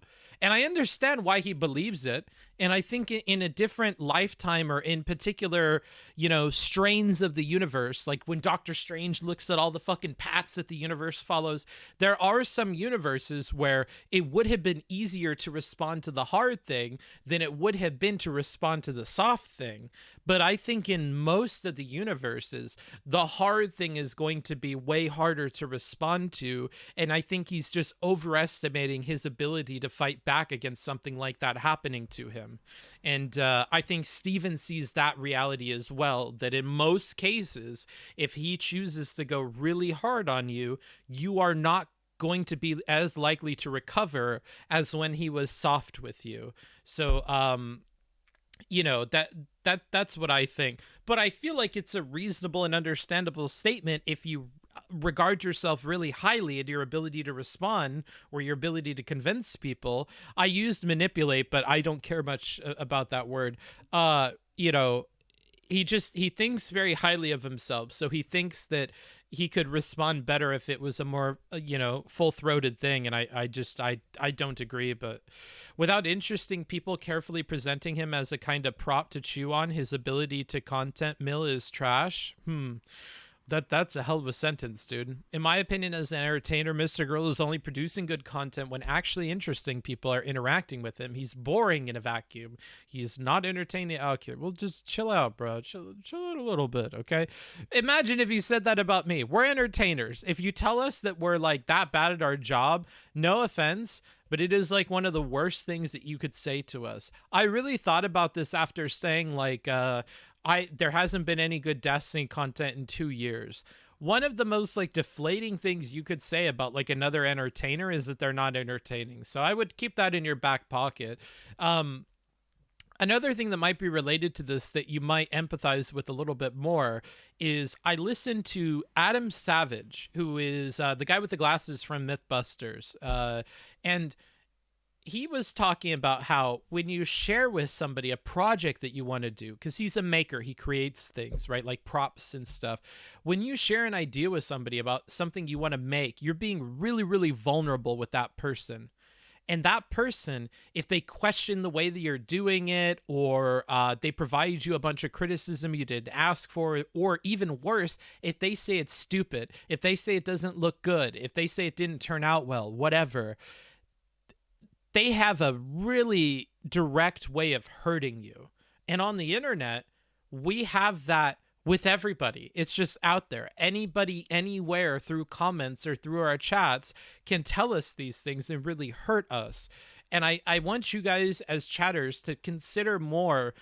It may not seem like a huge insult to you, but it really is for these people. And as an entertainer, Roadsteading, or you know, you've worked in radio before, I've talked with you, I think you can uniquely understand what I'm trying to communicate here. So, you know, just I would hold back on that one, the entertaining thing. I know I've been moderating it a lot more in what I'm talking about because I realize it can be really hurtful in a way I didn't think about before, and maybe that'll help you guys out a little bit too. Like, I think we can have tons and tons of problems about Mr. Girl, but I don't know. I would be careful with that one, man. Yeah, there has been good Booksmarts content in the last 2 years. Thanks, dude. There's also been good Destiny content in the last 2 years. I was just being hyperbolic and mean. And I owned up to it. I think more than Max does in this conversation with different things. You've only earned hundreds of dollars today, dude. Watch that ego. Jesus. Okay, bro. It feels like Mr. Girl is putting his chips on his ability to produce content in this instance. Yeah, he's he's also putting a lot of chips in people still showing up after his ability to defend himself. I just don't think that's there. Yes, I can actually, That especially fucks me because you over. highlighted at the interpersonal level, right? It actually saves you a little bit at the financial level, but at the I don't think so. interpersonal, I don't think so. I think it a fucks me little bit, over because both. it leaves you a little bit of charity. Whereas if you No, if you it really doesn't. want No, to it's not financially real ruin charity. It's not real charity. It's not because To the viewer. when Destiny says, "Hey buddy, hey matey, you want to chat on stream about this?" and does his backward smiley face on Twitter, do you think that's real charity? It's not. That's I'm gonna fuck you over. That's not charity. right? What I'm saying That is how Destiny impugns people. But that's like a really different thing. I don't know. That's how he attacks so he. you. This is Would you agree he like, could have been more ruthless and like how he No, characterized this is your behavior? Destiny Yeah, so- at his most ruthless is saying, "I'm not attacking you. I'm not criticizing you. I even like you. But I think this is a little bit X." Yes, and it's then- the most damning. Yes, it's I understand. interpersonally and financially and. But you care about the professionally. interpersonal more, right? And so what I was trying to say with the interpersonal is particularly why it can be so distressing at an interpersonal level is because there's no way really to address it clearly, because it's kind of like No.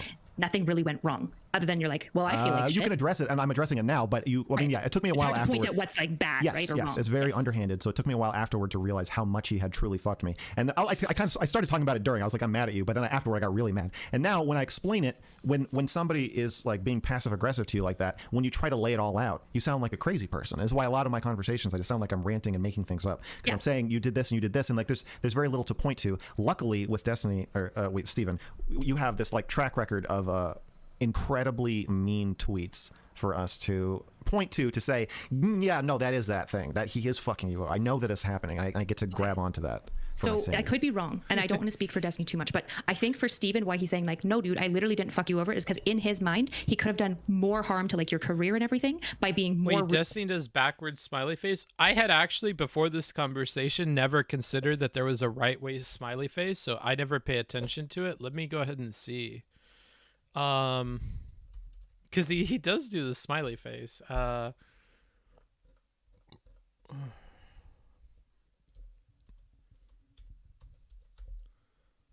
Let me scroll through here.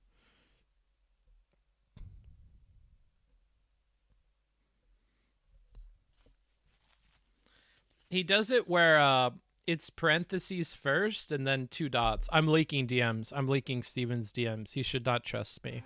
I am actively taking my blade and putting it in Steven's back and leaking DMs. All right, I'm out, bud. You Stay guys strong with the rest. had me figured I'll be out. back for more Booksmarts Gold. Thank you. Keep up the good work. Okay. Yeah, so he does it's first the parentheses and then the dot dots. Is that backwards or forwards, or what is the opinion on that? He does it like this. But he may do it differently at different points. I actually never think about this, so I don't know how I normally do it. I guess I normally do it like this, maybe? Oh, that's so weird. I don't think there's any difference between these two in my mind. Now I'm like tuned in to how you guys think about it. What does that mean? It means smiley face. They both mean smiley face. I've never thought about them differently. Also, thank you, Tim, for the $5. That's very cool of you. Have a good rest of your day or night or wherever you are. So eyes, then smile. Well, he does smile, then eyes. Ruthless, because he knows that some of his followers, I know you disagree. Hold on. I know you disagree. I'm saying you guys disagree on part of what fucked over means precisely, because I think Steven is placing a little bit more value on particularly the optics and the finances, which he could have harmed you potentially more by going in a little bit harder, a little bit more tactically, because a lot of his viewers are overlapping with yours, right? So he could have harmed you more financially, which is why he would say, I didn't fuck you over. I was really fucking nice, actually. I know you don't agree. I'm just saying that this would be, I think could be so. wrong. Max, But is so that Max, like correct? the sexual harassment analogy is I'm the guy in the office that like walks behind you and I put my hand on your back. And what you're thinking is like, I wish you would just fucking rape me. Because if you did that, I could very clearly talk to everybody else and go, look how disgusting this guy is. But because you're doing it in such an underhanded, like, oh, teehee, I didn't really know that'd be bad. You're fucking me even harder. Because now you've like put me in a situation where I feel fucked and I can't call you out for it because you've... This is the moment that I remember that I liked. Of course it wasn't Mr. Girl making the argument. Stevens was really good. That's when I kind of figured it out. Okay, now it's all coming back to me. Okay, not to say that Mr. Girl is like a bad arguer. He did a good job at several points in here, but this is what made me understand it a lot better. Handled it tactfully enough that I would look like the crazy one for doing it, while still getting all of the harms in that you would have otherwise if you would have like actually solved it. But the disagreement for me at least, is you wouldn't get all of the harms in. Because I don't think sexual harassment or whatever is a binary where it's like it like immediately it is all just as bad immediately the second it, like, I actually think there is a ton more harm in raping you than touching your back. But you know, maybe they get to that. I don't really remember. Yeah, Part of your understand. brand. Wait, hold on, real quick. I understand your position? Do you feel like I understand? That summary was pretty decent in terms of verbalizing what you feel, right? There's more. For the most part, I think I got 95% of it. Okay. Would you let him have like, yeah, that's pretty good for now, Max, and then It's exactly what he's feeling. I know it is. Okay. The issue that I'm having is that can you conceive of another world where I'm actually doing all of that just because I'm trying to be friendly, and I would take the exact same actions, but now you're the one that's trying to divine from me the intentionality. I think at this point, when you make a new internet friend, and your entire fan base starts predicting when the bridge is going to burn, I think it is fair to say that you are either intentionally ignorant of the effect that this has on people or why you're doing it, or you are at least just like ignoring it. So it's you can't really claim ignorance. I think you're too smart. Why not you could just ask me, and I could because I thought about a lot of this a lot, and I can give you very clear answers, better than the ones that you can try to like Freudian analysis out of me after like 3 conversations, like maybe 3, or however many you've had with me before you decided like this is what he's right. Yeah. I'm not saying we've only had 3, but I'm saying that after a few, it seems like you're quick to be, oh, this is how he fucks people over, or whatever, right? No, I didn't truly understand this until this week. Okay. When I was serving out my suspension after being mass reported, after you called me an abuser, I was thinking to myself, how did I get here? I looked in the mirror and I said, my name's Max. An abuser. I did not call you. I said there. Oh, that absolutely. You're right. You didn't really call me an abuser. You're right. I said you could be. And I love also how Steven is supposed to be aware of this like super tiny thing, but Max in the very next breath is talking about getting banned or suspended or whatever after being called an abuser. Fucks up the abuser part. The implication here, I feel like, is pretty strongly that DGG or Destiny was the reason that he was suspended. Like, we have both of these going on in the same breath, and at least one of them is patently false. And it's like, but you literally say things that just straight up aren't true and then don't care about the impact of it. To bring it back even further, you just said things that were straight up not true about Erudite. And you're aware that it's uber hyperbolic, and you just allow it to happen because you feel particularly strongly about things. And then you just don't give a fuck what the impact is on people. So I don't know why we should spend any time thinking about or worrying about this for you. Like, I don't know, bro. Be an abuser. Right. Yeah. So part of your brand is that you don't condemn people. Well, it's very important. Unless they're super obviously condemnable. Do you want Steven to be honest with you though, Max? Like, do you want him to be fully honest with you? I'm just asking. I just wanted to. I want to just say, can I just talk for a second? Sorry, we're sorry for interrupting. Okay. Part of your brand is you don't condemn people. So a condemnation from you would hurt you. No, hold on. I do condemn people. I won't unless I have a lot of evidence to do so generally. But I do I condemn Trump and Cruz and a lot of people for January 6th. Like, I'll condemn people. There's good reason for it. But I try not to rush to conclusions because I know a lot of people have their own stories and reasons for why they do what they do. That's especially when you're interpersonally related to them. Like, you're going to be a lot more slow to condemn somebody. I don't even know if I say I'd be slow to condemn, but I will do my damnedest to represent the full spectrum of what's possible. Yeah, you have to condemn a few people to have it be that you don't condemn people. Oh, generally, you view this as... Can I talk for a second? Can I just talk for a second? No, wait. I got to just respond to that real quick. Yeah, you got to talk, and then I'll talk, and then, okay. Your view of this is that my view of this is incredibly Machiavellian, that it's all calculated. Like, well, of course I'll condemn some. I literally think you don't know what you're doing. I don't think you know what you're doing. I don't think he's viewing any intention. I think this is one place where you're misunderstanding is he doesn't think you're doing any intentions. I think he literally thinks you're doing you're trying not to fuck him, and he's saying, but you don't realize that it's fucking me even worse. That's what he's trying to say. He doesn't think you're like. I also think you're testing me too. To throw another monkey wrench into here, I think you're testing. Am I unintentionally testing you or intentionally testing? Okay, Max, if I asked Destiny if he's testing you, would you believe his answer, no matter what he said? His answer is no, and it's wrong. Okay. I believe his answer. I just don't think it's correct. So okay. I think that part of your brand is you don't condemn people, and this has been a big helping thing for you. It's hurt you, but it's helped you a lot in where you're the only person on the left who doesn't condemn people. That's like kind of your thing. You're willing to talk to anybody. That wasn't always the case. I know that you're a little new, but like I used to be like the most judgmental, condemning person. Like I would jump down people's throats. That's where I like first got my big reputations. But that's not really as relevant, I guess. But go ahead. But yeah, okay. But so your current brand, sure, style, and then when asked, this is the worst thing you say. This is the most damning thing you say about me. Okay. When people ask you about me, you say, "I just think he's really interesting." Yeah, I do. I just think he's really interesting to talk to, and then you get to, very conspicuously, not take a stance on. Because I won't. On me, right? I know. Yeah. And not taking a stance on me is pretty damning. But I don't take a stance on anyone. I haven't taken a stance on Britney's systems. I haven't taken a stand, and people want me to. I don't take a stance on when your subreddit. 2017. I don't take a stance on. No. When your community turned on Britney, you defended her.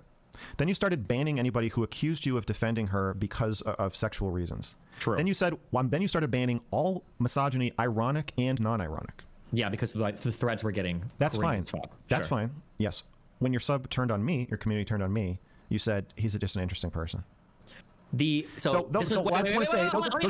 respond, or are you gonna get shut up and you're just gonna try to? No, I'm just saying. I'm not trying to change the subject. I'm just saying those are pretty different. Sure. I like how now she's trying to mod. What's going on with the moderation position in this conversation? It is so fucked. It's just falling apart. There is no moderator at this point. It is a three-way conversation, I feel like. They were, okay? But this wasn't the first time that my community attacked you, right? Keep in mind that, like, I was willing to, without even knowing you that well, stake out, like, a pretty risky position in terms of publicly associating with you and platforming the fuck out of you and promoting the fuck out of you. Not because for any position, but because I thought you were really cool. I thought you did cool content, and I really appreciate that. I tried to connect you to other people. You get a lot of credit for that because you aggressively reach out to chat with people and stuff. But I'm sure that, like, for some, like, it probably helped I credit you with... Sure, okay, I'm not even asking that. But I'm just saying that, like, you can't say that in the beginning, and I swear to God, I'm not trying to do any weird thing, like, I want all the credit. But I think I did, like, a decent amount. You made me. No, okay, sure. I'm not trying to say that. But, like, I made you a good faith effort. I think you did. Okay. Yeah, okay, well then fine. Then if you think that, I mean, I don't think you can turn around and be like, well, when your subreddit attacked me, like, it was really fucking horrible or whatever. Like, I defended you. No, I can't, because I'm not the first person you've made, and then... Sure, but okay, and then had a fucking big fucking problem with later. When it came to the whole, like, pedophile thing and all of those things, like, I was very big on, like, I think a lot of this stuff is humor, or he, like, tests the boundaries of, like, edgy shit, right? That would be my equivalent defense, I would say, to the whole, like, banning misogyny or whatever. Because to have somebody with songs like I Am a Pedophile and shit, and all the other track record of, like, asking Vosh questions on that shit, it would have been pretty easy for me to jump on that bandwagon and go, like, yeah, like, there's something weird going on with this dude. But that's not the case. There was a post even I made in Vosh's subreddit that they attacked me for, where I was like, it was a tweet. Hold on, it was a tweet that I made where I said there's a bigger chance of Vosh turning out to be a pedophile than I think Mr. Girl. I even was willing to put money on that publicly on who would have an allegation first, right? So yeah, okay. So I just want to be clear then, for the record, to show that, like, I don't think that I've been, like, so defensive of Brittany and Lauren and Erudite and anyone else, but when it comes to Max, well, fuck that guy. I just think he's interesting. I defended your character quite a bit at the beginning, and I still do. I think you're interesting, and I don't think you're a pedophile. So yeah, go ahead. Wow. Okay, I take back everything I said about you not being warm. That was. But also, I can't make, like, Steven isn't warm. I can't make concrete. I can't. But that's the issue, right? Like, is you're asking something from Steven interpersonally that's basically, like, outside of what he can or is willing to offer you. I'm not really asking. I'm not really asking for it. I'm just saying that I think it's causing tension in our relationship, and I'm saying that I think you fucked me over. You don't fuck people like you. Yes, just because you didn't fuck me over that other time and you gave me a career doesn't mean you didn't fuck me over last time we talked. I still think you did. It seems like, though, if you just accepted Steven's interpersonal style for what it is, the tension would mostly be removed in your guys' relationship, because you would just take Steven at face value for what he says, which is, to be honest, what I think most people need to learn to do with Steven is just take what he says at face value. He just means what he says, and that's it. No. You have to do that to improve. I don't have to fucking do anything you say. You don't. Can I ask you a question about this? Yes. What if I really did believe this? Max, what if everything I told you I really do believe? What should I do differently to communicate it? Should I just not say it, or? You mean, how do you... okay. Are you asking me, how would I navigate it if you did something I thought was really abusive on stream, and then somebody asked you, like, your opinions about it and everything, like, and you really did think, you're like, oh, that seems pretty, probably could be pretty abusive. How should that be navigated? I would probably talk about your abusive behavior the way I talk about my own, which is very empathetically. Now, maybe we would disagree on this. Yeah, we do. Maybe you could poll my audience, but I think that when I talk about you... I like that he says, yeah, we do, before this motherfucker even says his point. So I think we may disagree on that. Yeah, we do. I didn't even say what the fuck I was going to say, but okay. Good to know. You're on board. Choo-choo. Here comes the point. Sure, your audience will agree with you. Well, then what the fuck? Because like I think that I'm pretty. Can I answer your like, question? Can I just talk for a second? Well, because you're making. Why does he keep doing that? That's so annoying. At this point, he's doing it as a meme, right?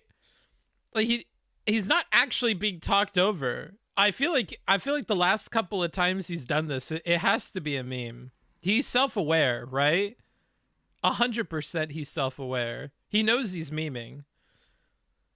Like, it has to be. Surf's Point, I'm labeling that a Surf's Point moment, dude.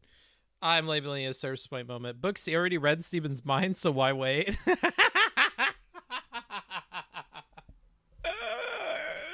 When I talk about your quote-unquote abuse, I even frame it in reference to stuff that I do sometimes. Can I yes, I know. Okay, so I feel like the answer you gave me when I asked you how would you deal with this, it's how I deal with it. But you're telling me you're satisfied with how I deal with it. I'll give you specifics then. Okay, go ahead. If somebody said, "Do you think that Steven is abusive?"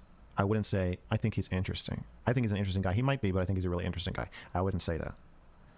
I would probably say, if I thought you were abusive in a clip, I'd probably say, yeah, I think he was abusive in that clip. But I also think that all relationships contain some element of abuse. Oh, what a boring weasel answer. Really? See, I still think this is coming back to like. Do you think I wouldn't say that? Know. I think that would be the most uninteresting. You could say that, but what a boring Do you think I would? answer. Do you think I would say that? You could, but if you would, do you think I would? Boring. Yes. You could. It's fine. You can call you. I think, ironically, I think you're weaseling out of listening to my response to you by calling me a boring weasel. Do you believe that I would say that, Steven? Yeah, I guess you could. Yeah. Do you think I would? If you wanted to, yeah. It's hard. You say a lot of hard to predict things sometimes. I'm not in the business of making those predictions. Yeah, you could. I think you would. If you're telling me you would, I believe you would. I would. I think that I get very, when it comes to patients and children, then the claws come out. Other than that, other than caretaking relationships, when it's a couple, you would have to do something pretty fucking horrendous for me to say, what the fuck, this is wrong. So I would say we're looking at an abusive dynamic, but like lots of relationships have abusive dynamics, and like we don't know what happened before or after that. And I've seen myself do shit that I thought I would never fucking do in a million years. Stuff I feel like this is like the same shit that I say. What am I missing? You may feel like that, but that's not true. The issue though, Max, is like, does Steven have the space to do the same level of compassion, but in a different way because he's interpersonally different than you? Because it seems like you're saying he needs to do it in the way that you're prescribing. Are we disagreeing that he's colder? I already said that. Okay, Steven, do you agree that you're colder than me? I probably a bit, yeah.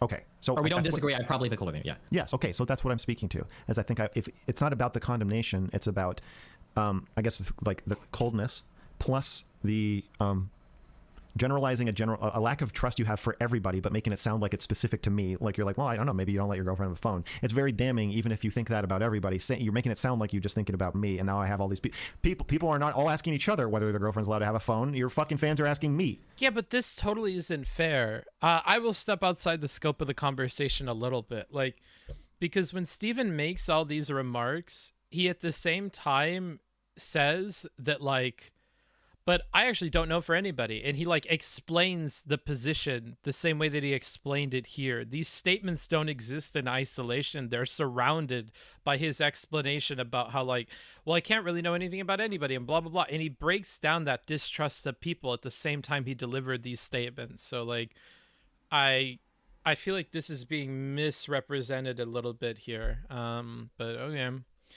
Because you're the one that brought it up. I didn't bring it up. Someone in your chat said it, and then you asked me. I did not bring it up.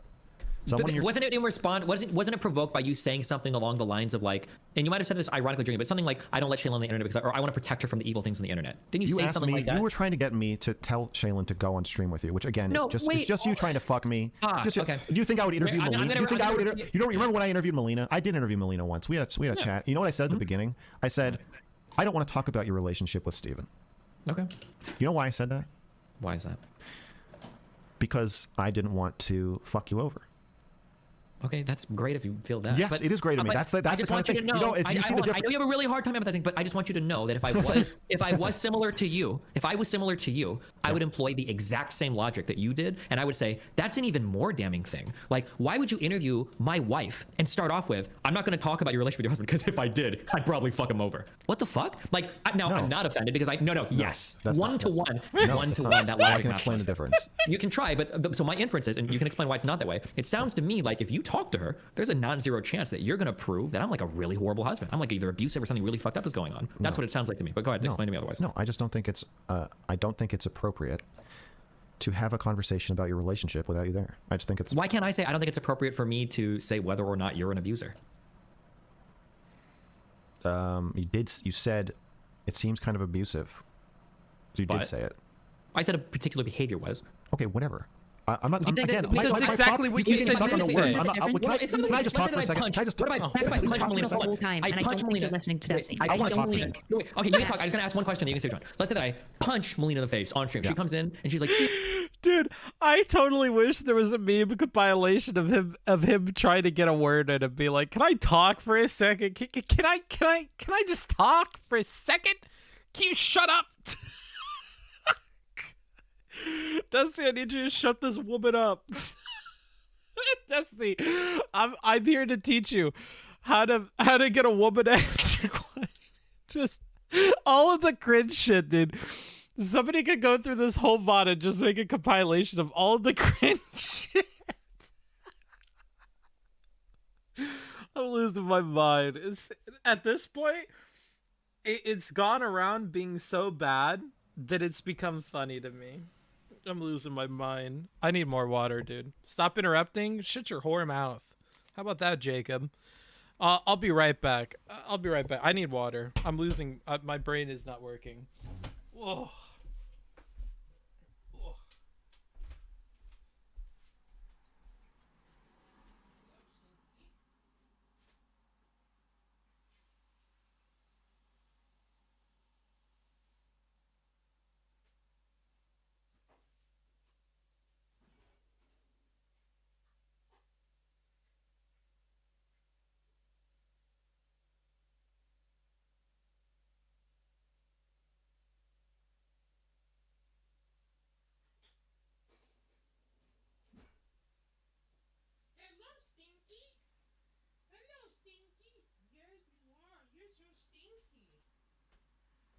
So stinky, huh?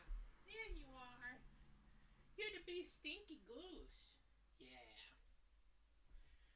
Oh.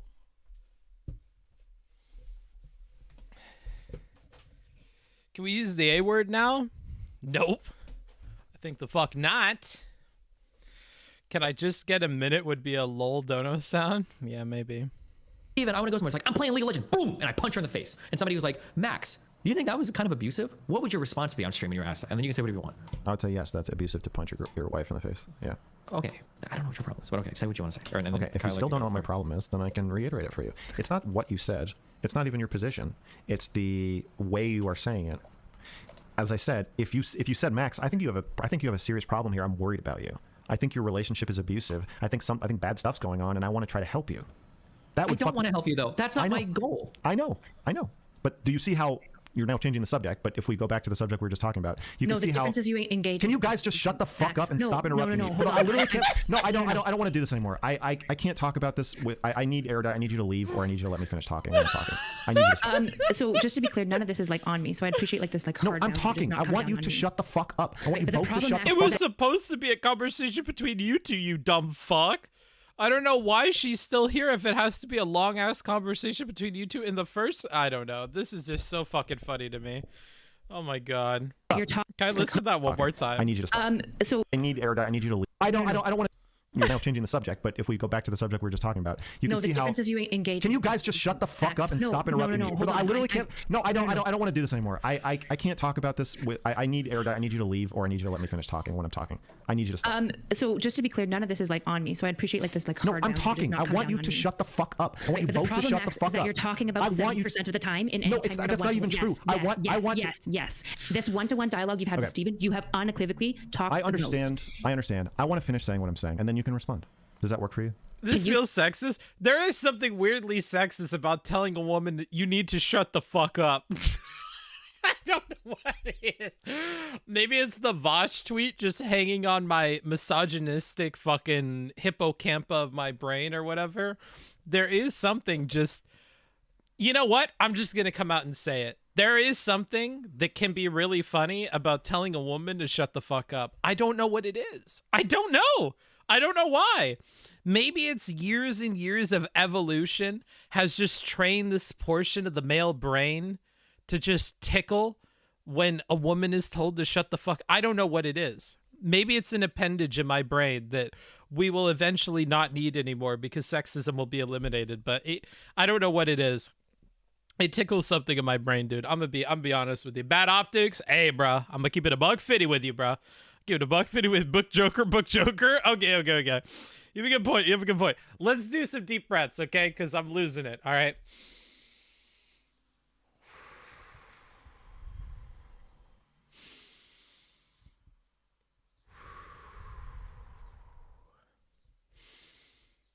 Okay. Not inherently sexist, it feels sexist. That's what I'm saying. Okay. Okay, that's all that I'm saying. It's clearly sexist, demo. Okay. Shut the fuck up.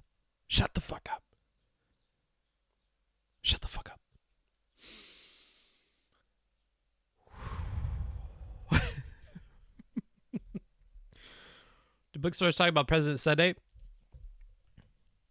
I swear to God, I'll pistol whip the next guy that says shenanigans. I'm just gonna shenanigans President Sunday.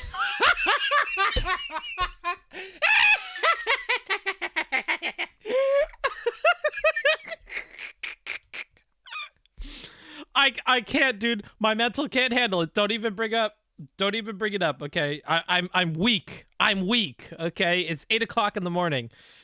I'm weak. I'm just gonna call it right now because I can see that turning into something I don't need it to be right now, and I will say something that I will get in trouble for. I don't. That's old book smarts. Book smarts learn. Book smarts has 3 principles. Okay, one of them is you need to shut the fuck up and follow shenanigans. Okay, so let's just Say it in 2 sentences. Probably not. Can you try? Say it in 2 sentences. I'll try. But I need you guys to both let me finish what I'm saying. Because the tag team dynamic is really fucking irritating. I've been very, very neutral almost the whole time. I just said that I don't think that's true. So saying the opposite of what I said is not really an argument. I understand you don't. Right? Nobody thinks they're tag teaming somebody. I know you don't think you're doing that. That's just what I think. Steven, you're changing the subject. You're changing the subject from the way you're saying something to what you're saying. I'm saying you could condemn me. Your position could be that I'm absolutely incredibly abusive, but you could still present that and talk about that in a way that is warm and non-condemning. And your position can be that I'm kind of maybe abusive, and you can present that in a way that is extremely condemning. You did the second one. So when you say, oh, you want me to hide what I think, I'm not saying I want you to hide what you think or that you should. I'm saying there's the way I would talk about an abuse, you punching Melina in the face, I would certainly condemn your behavior, but I would do it in a way that didn't fuck you over. And I would also like to respond to the other thing you said, is that I feel uncomfortable. It's not to protect you so much as protect me. I feel uncomfortable being in the position of talking about somebody with their partner in front of thousands of people. I'm not. Is that a boundary that you have with Steven, that you don't want him to talk about your relationship when she's not there? Is that a boundary that you're asking for?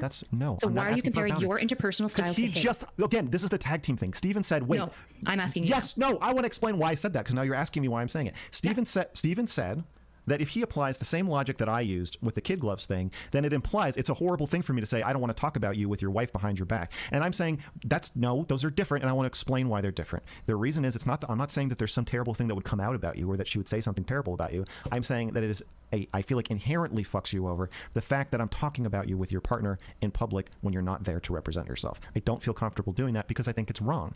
But you, asshole, Steven, want to interview Shaylin about a conversation where you're going to fuck me, and you're going to fuck me in the interview with her. You're going to do the same fucking underhanded, cold thing and try to make me look as bad as possible. Okay. And do you think you're interpersonally better at relations than Steven is? Do you think your interpersonal style, the boundaries, the way that you try to protect the people that you love is overall better than Steven's? I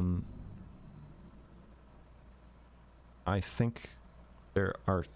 overall, I don't know, but I think there are certain things.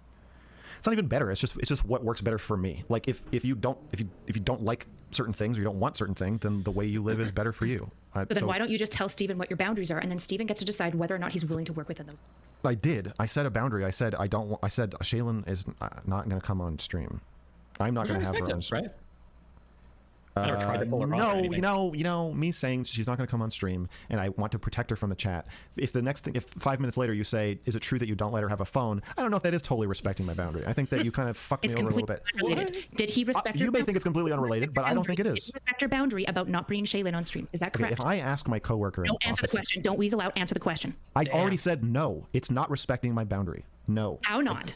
I'm explaining it. Yeah, I'm going to lead this conversation now because you're being a baby. So I'm going to help you out here. So tell us now why that wasn't respecting your boundary. Your boundary was Shaylin can't come on stream. Isn't it true that little kids insult each other by calling each other? So are you telling me that you stated a boundary and behind the boundary was a second secret one that you didn't tell him about, and Steven actually crossed this one? Well, he didn't cross the boundary that you stated. If you wanted a different boundary, you should have said it. I didn't say he crossed it. I said he didn't respect it.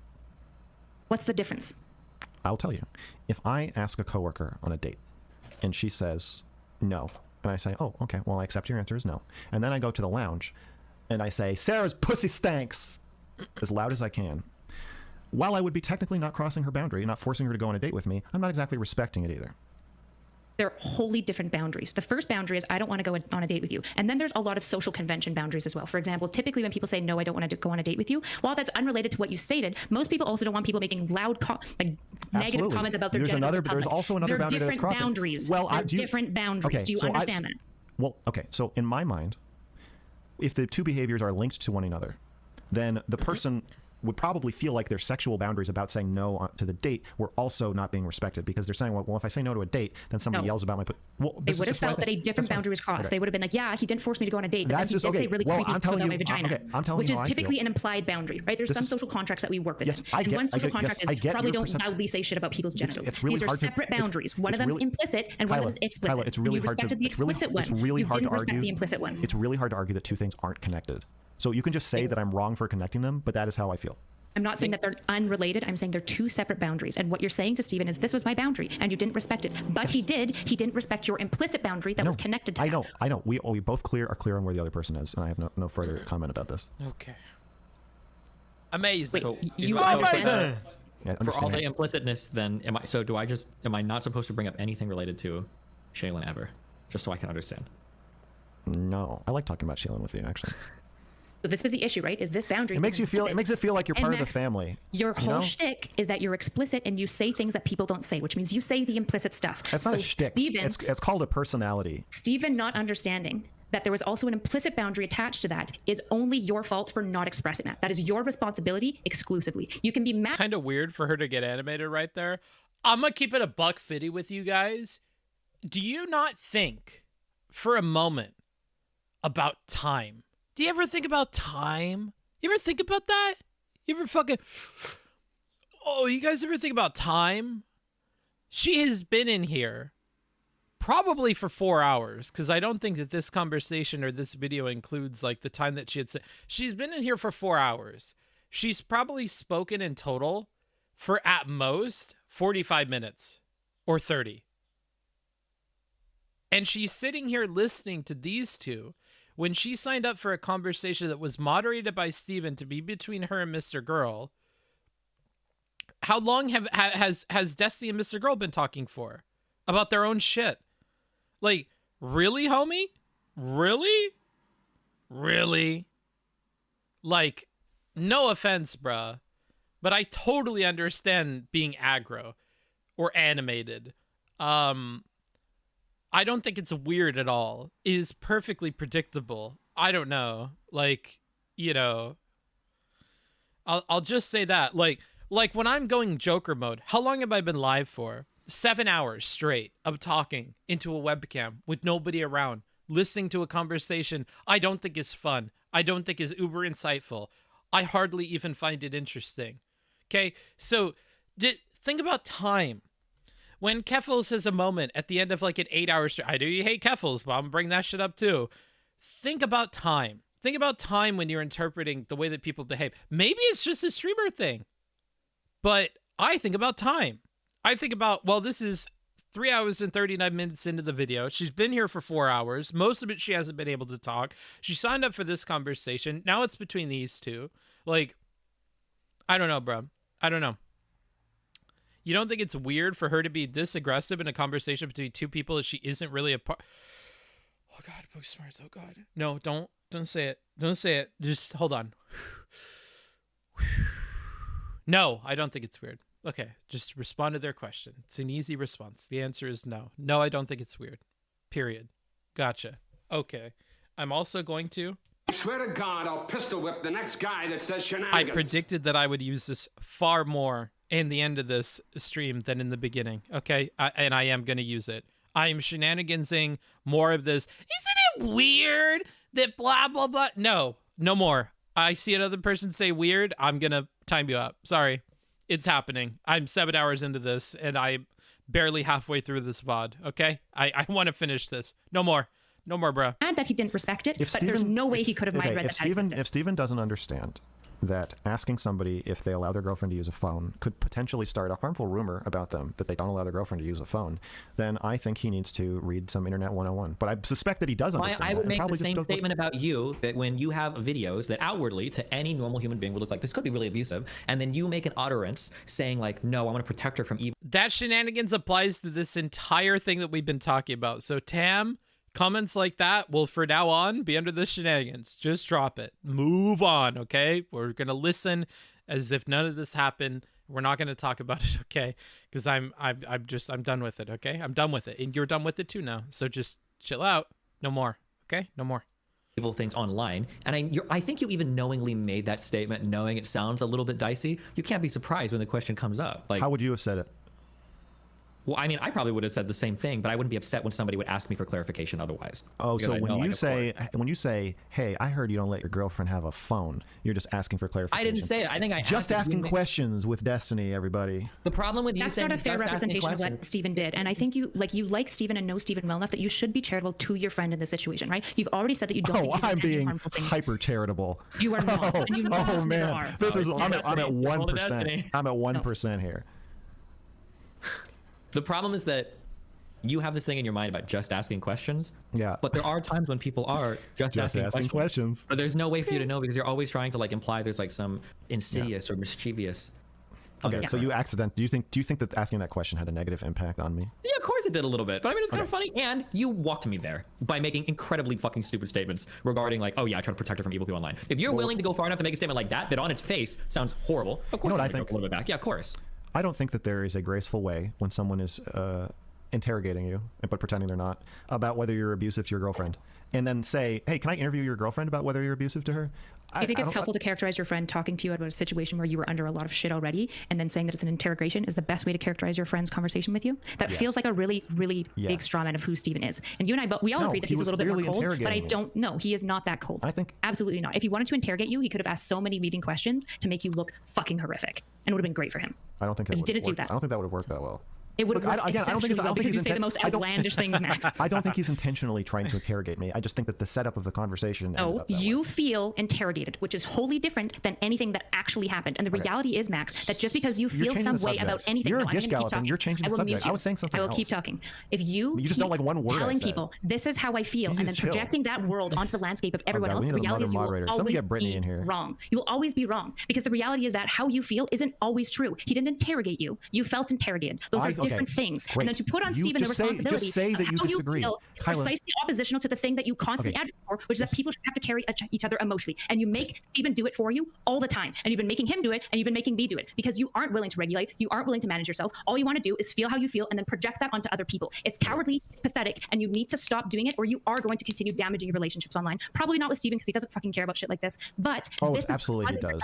Is you're constantly projecting onto people, and Steven's being like, yeah, you're fucking wrong, and you'll never move anywhere because you'll never believe anyone because you're so fucking convinced that all your feelings are true because they feel really big that you're never willing to hear anyone else. And that's the problem with this interpersonal dynamic is you're basically telling Steven he has to engage like you do with other people, which is unfair. It basically tells Steven that he doesn't get to be who he is in relationship with you. You won't accept that. He has to be the ideal version that you have painted for what you would like, ideally what precisely you would do. And that's a shitty thing to do to your friends. And you need to stop doing it to Steven. I think that your dual role in this conversation is causing problems. Are you the moderator or are you doing something else? She's supposed to be your conversational partner, dumb fuck. I know that Mears, you mentioned you have a transcript of this rant. Post in the stream discussion channel at Discord. It would be so fun to have that on hand and in my notes. And that would be the place to put it that I'll actually have it forever. I love this rant. I love it. I love it so much. I remember I listened back to this like 2 or 3 different times when I was listening to it last night.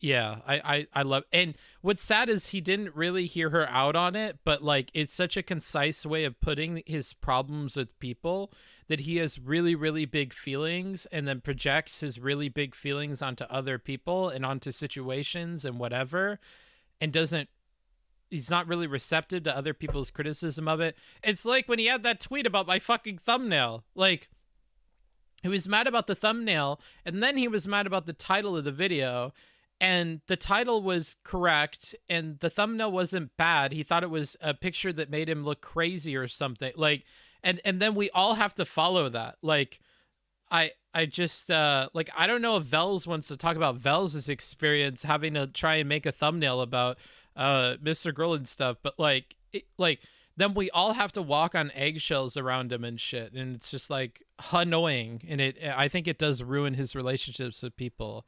So yeah, I think it's really good. Max seems to think that he knows people better than they know themselves. It seems like he's actually pretty good at it, but does that make it way worse when he's wrong? Yeah, and Erudite talks about this later as well. She's moderating now. Okay. She's girl bossing. Yeah, I feel like if you want the power to ask questions and stop us from interrupting each other and stuff, I feel like you should not. I don't need any recommendations from you about how I should or should not engage in this conversation. I feel completely comfortable with it, and if it isn't good, I'll talk to people that I respect about it. Oh, shit. Man, there's a lot of vitriol in this room right now, going in all directions. Well, none is coming from me actually, because I'm chill. You guys, of course, yes. You guys are both something else. Notice how I say that I'm chill, even though I'm not, but then it like puts it in the viewer's mind that I am, and now you. I did notice that. Thank you for pointing it out. Yeah. Thank you for pointing it out. Yeah. So. Shaylin. Yeah, I think that. Wait. Yeah. And then you can go on, okay? So, Kyla's you're being kind of mean, but my chief criticism of you, and it has been always, is Alice. Wow. Not only are you gonna send me a nice message, you're also salute asterisk gonna salute me with a $5 USD. Thank you. I appreciate that a lot. Dude, if my fucking, oh God, what was he called? I guess Sergeant Major. If my Sergeant Major in JROTC saw me do a salute so poorly, I would be in so much trouble. It's interesting how like I've never been in the military. The closest to it that I've been is being in JROTC, which is this like junior, I think it stands for like Junior Regional Officer Training something. What is it? I want to get this right. I knew all this shit back when I was in it. Junior Reserve Officers Training Corps. So it prepares high school students for leadership roles while making them aware of their rights, responsibilities, and privileges as American citizens. So basically in high school, you get some of the training that you would get if you were to go through ROTC, which is the not junior version, which means that by the time you get out of college after your 4 years, you won't start as an enlisted person. You'll start as an officer in the military. And when I was in JROTC, I think I was in it for like, 2 or 3 years. There are so many little things that were ingrained in me to be concerned about, like saluting the right way, which I never really got right, or like making sure your uniform looks really good, or knowing all the military alphabet, never fucking get up, or all these other things. Like what is the JROTC fucking JROTC what is it? JROTC, what is it called? Pledge. What is this? How does it start? If I hear the start of it,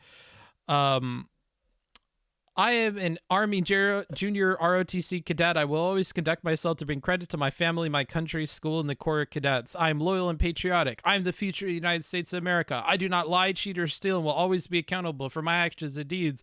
I will always practice good citizenship and patriotism. I will work hard to improve my mind, strengthen my body. I will seek the mantle of leadership and stand prepared to uphold the Constitution and the American way of life. May God grant me the strength to always live by, like, there's random things like this that just, like, are stuck in my brain, and sometimes I'll hear like a little line of this and it'll still bring it back. Like it's weird how like militaristic stuff like really sticks with your brain for a long time. Weird random tangent, but like that was a very formative thing in my young adult life, and I still think back to that quite a bit.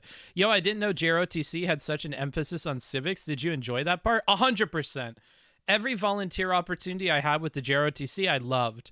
Like, I lived in Riverside, and I did JROTC in Riverside. We would do a bunch of like Riverside related, like public service stuff and volunteer events, like parades and like security stuff, where like we would be given a kind of like a post where we had to like report stuff in and whatever. Like I loved all of that. That was really fun in JROTC. And we had a huge focus on civics and like upholding certain values and whatever. It wasn't until I left JROTC that I started doing essay writing. I had considered it before while I was in JROTC, but it felt to me like incredibly dishonest and whatever.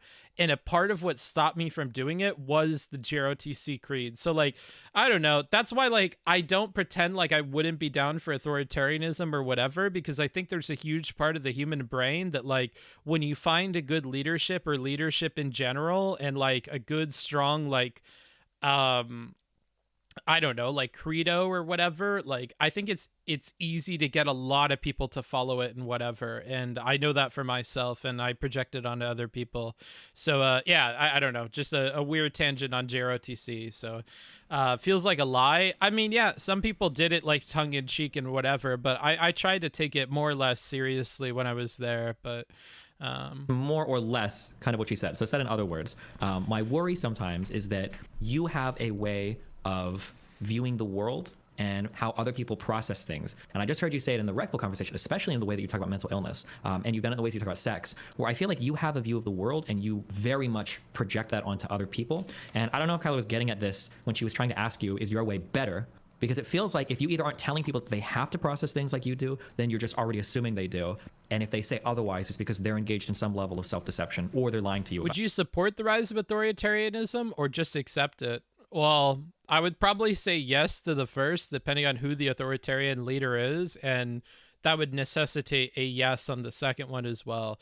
Like I'll keep it a buck fitty with you. If there was no, I'm not going to say this. Hold on. Be careful, Booksmarts. You are 7 hours into a very long stream. No, I just don't put it out of my mind, like as an impossibility. If it was the right authoritarian leader, I might be down for it. Like if they made very real promises about like fixing all of the things in regards to infrastructure and healthcare and socialist ideals and whatever, I can't guarantee you 100% I wouldn't be down for an authoritarian type of leader like Trump in the United States, who was like going for things like that. I couldn't tell you in good faith that like I wouldn't be swept up into that, dude. I'm just gonna keep it real with you. It could be a yikes moment. I don't care. I think a lot of you would, and you just probably haven't thought about it a lot. I'll pull a Mr. Girl on you. I don't know, bro. Communist or fascist authoritarian, I would be down with neither. Although I guess it would depend on the kind of fascist, no? But I don't think it's fascism as much as authoritarianism. And the fact that when I bring up authoritarianism, you mentioned communism and fascism to me kind of proves to me that maybe you're not thinking about it a ton. You're just saying you're attracted to strong leadership. Exactly. Like, I don't know. I get it. It has a lot of other implications, but, yeah, I'm not necessarily against having like a super strong leader and whatever. It would really be depending on what they were advocating for. So yeah, and like you say, Batosai, I do think that most people are inherently followers. I think the more that I'm seeing the lack of leadership on this website, the more I'm convinced of that. The more that I see people copy Steven and other folks, like, I don't know, it's in everything that I look at. Everything that I look at kind of indicates to me that most people are probably inherently followers. So I don't know, all of human history is like that as well. The current state of politics in the United States indicates that. The Trump movement and the people that surround that kind of make that clear to me. Yeah, there's just a gazillion indicators that seems to be the case for people on the whole. So what about the Chinese government? I mean, I'm not like super supportive of the Chinese government, obviously, but like some of the policies of the Chinese government, maybe. I don't know. Just look at Singapore and Lee Kuan Yew. I don't know. I try not to look at Singapore all that much. Too much power in one person is too dangerous. Yeah, maybe. And that can be really frustrating. I pointed this out in conversations you've had with Lauren before, that it can be frustrating for another person to overcome your assumptions about them because they seem like fixed and immovable. That's the feeling that I get. Yeah. Okay. Do you see how? What if I'm right and you're wrong? Can we do a specific example? I know we can kind of walk through, and I'll walk you through specific examples. Yeah. Okay, I'll walk you through my thought process. So will you tell me a example of what you're... Also, one more thing on that topic, because this is actually a good thing to respond to. People who are leaders have to be responsible people and assume responsibility. One thing I grew up with, that I don't know if you guys grew up with this, one thing my dad taught me a lot is that with responsibility comes accountability. They are inseparable. A good, responsible person should also accept accountability that is in proportion to the amount of responsibility they take up. If you are responsible for something, you are accountable for the things that you are responsible for. So if you are responsible for a cell phone, you are held accountable about what happens on that cell phone. If you lose that cell phone, you're accountable for it. If you have a responsibility in a security context to keep something secure, you are held accountable when you fail to secure that thing. The worst thing you can say is, I would never do that. The more honest thing is to ask, what would make you do it? Exactly. And so, like, I really think that, like, with responsibility and in the same breath, you should probably be considering in your brain or in your speech accountability as well. So, like, if there were an authoritarian leader who kind of worked off of the backs of, like, populist ideals, like providing healthcare to people or food or shelter or infrastructure improvements, I think as long as they're meeting their accountability to provide those things to people, the accountability that comes with that responsibility, I can't say I'm necessarily against that. Like, if Bernie Sanders ran for president for fucking 3 different terms and he was providing us with, like, healthcare and all this other shit, I could see myself having, like, a little bit of an FDR moment of, like, consideration. Like, if he wants to pack the courts or something that I think would be, like, unethical for other people, maybe I would consider it more if he was accountable for the things that he took responsibility for, like providing those things to people. So I don't know. It's just something I think about. And I'm not a huge political guy. I don't talk about politics much on stream, but, like, discussions around authoritarianism to me are significantly more interesting than discussions around anarchism or communism or tanky shit or any of the other crazy shit that the lefties talk about. I find it way more interesting to talk about authoritarianism than I do to talk about communism or something like that. 100%. And so, yeah, I don't know, bro. That's just TLDR on me and authoritarianism. You're talking about? It could be something, anything related to me, I guess, if that's because that's kind of what we were talking about, on whether do I trust people or, I don't know, whatever. You can pick something, right? Okay, so my characterization of you is that you are scared, and you don't know that you're scared of trusting other people. And you're saying a thing you worry about with me is that you can't convince me that that's not true, and that I'm stuck in believing that. Sure.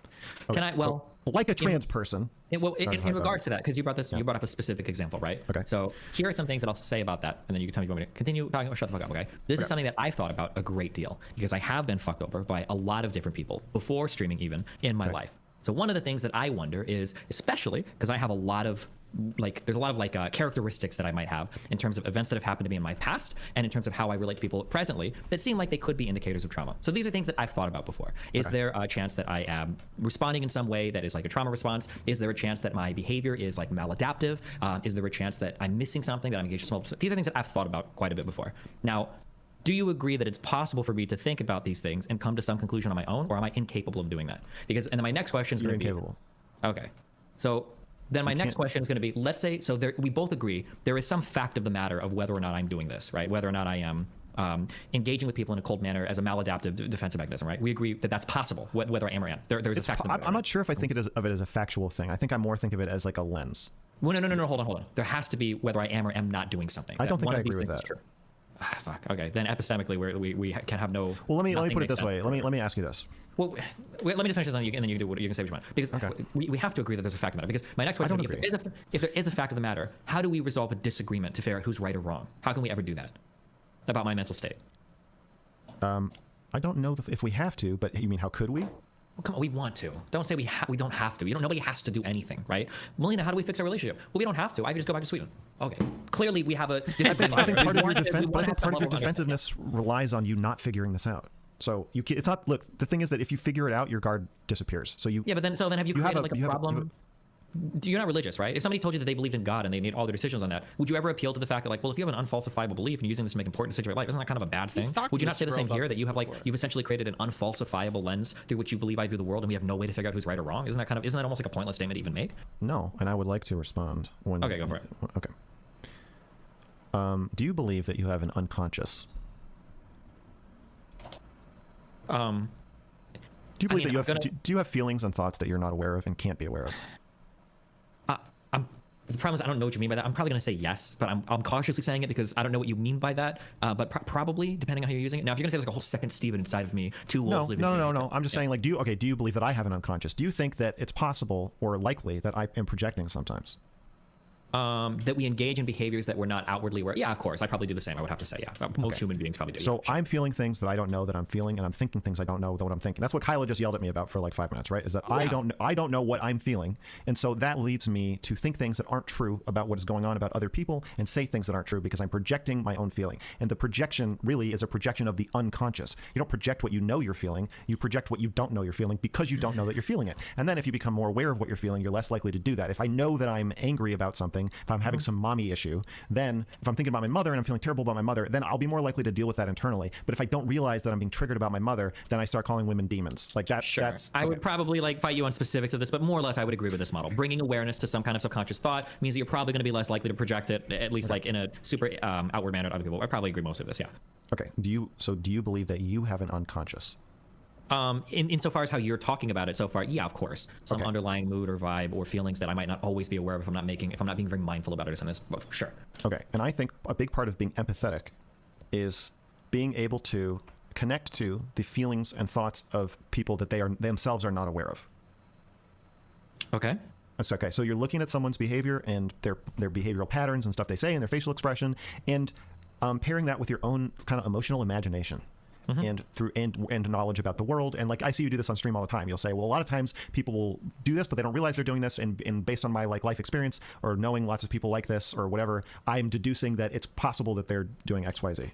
I think this is something we all do.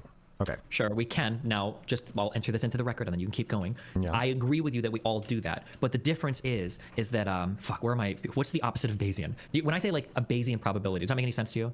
No, I think you said this once to me before. Sure. Okay, so like I when I think of somebody like this, so I might think that like the 80% of me letting Jalen have a phone thing like that. Well, so like I might think that like, okay, I believe that Max has like a 25% chance that he's like doing this particular thing to Shaylin. Now that's a percentage in my head. As I collect more information over time, I'm gonna adjust that up and I'm gonna adjust that down. So maybe when I first met you, I'm like, there's like a 50% chance that this dude's gonna fuck me over. And then we go through a couple of events together. You don't publicly lash out at me, even though I've said some pretty scalding things about you in a relationship. It's like, okay, I'm adjusting this down and down and down over time. It's like a 25% or 20%, probably like a 15% chance you'd fuck me over. It gets lower over time, right? And then maybe go through a really huge situation, like, okay, it's like a 5%, or maybe a 1% chance, right? Over time. I'm adjusting that probability as time goes on.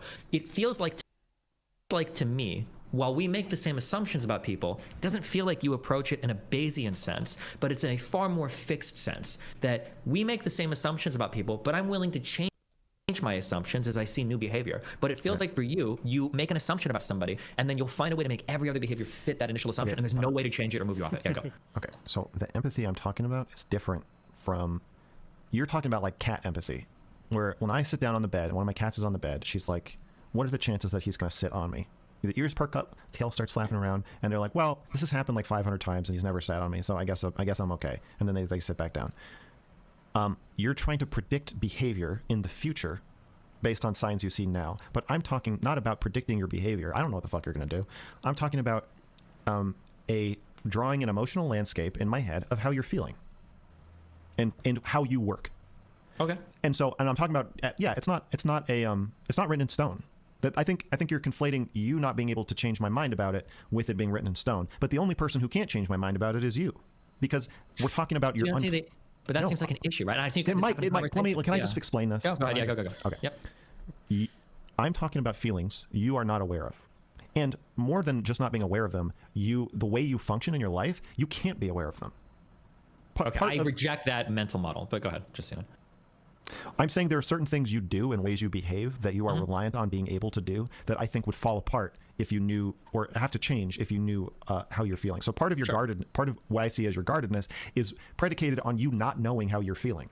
Yeah, I understand what you're saying, but that's like a mental model that I would reject. I don't think I could ever truly believe that somebody has some, unless we want to get into really esoteric things like DID, which I don't even believe is real. No, that's not what I'm talking about. I'm just saying that I understand what you're saying. I'm saying you're a repressed dude. I understand what you're saying. I don't believe in repression. I don't believe that's real. I don't believe that's a real thing. I don't think that there are thoughts that people have that are absolutely actually inaccessible to them that like an independent person could observe. I'm not talking about thoughts, more like beliefs and feelings. Are you a staunch psychodynamicist, just to understand? Like, would you say psychodynamic is like you use kind of like psychodynamic? We have a degree in psych, so I know that you know what psychodynamic or psychoanalytic maybe is a better word. Maybe, but I want to just say what I think. I'm just trying to understand. I just had the question. Sorry. Okay, yeah, maybe. Okay.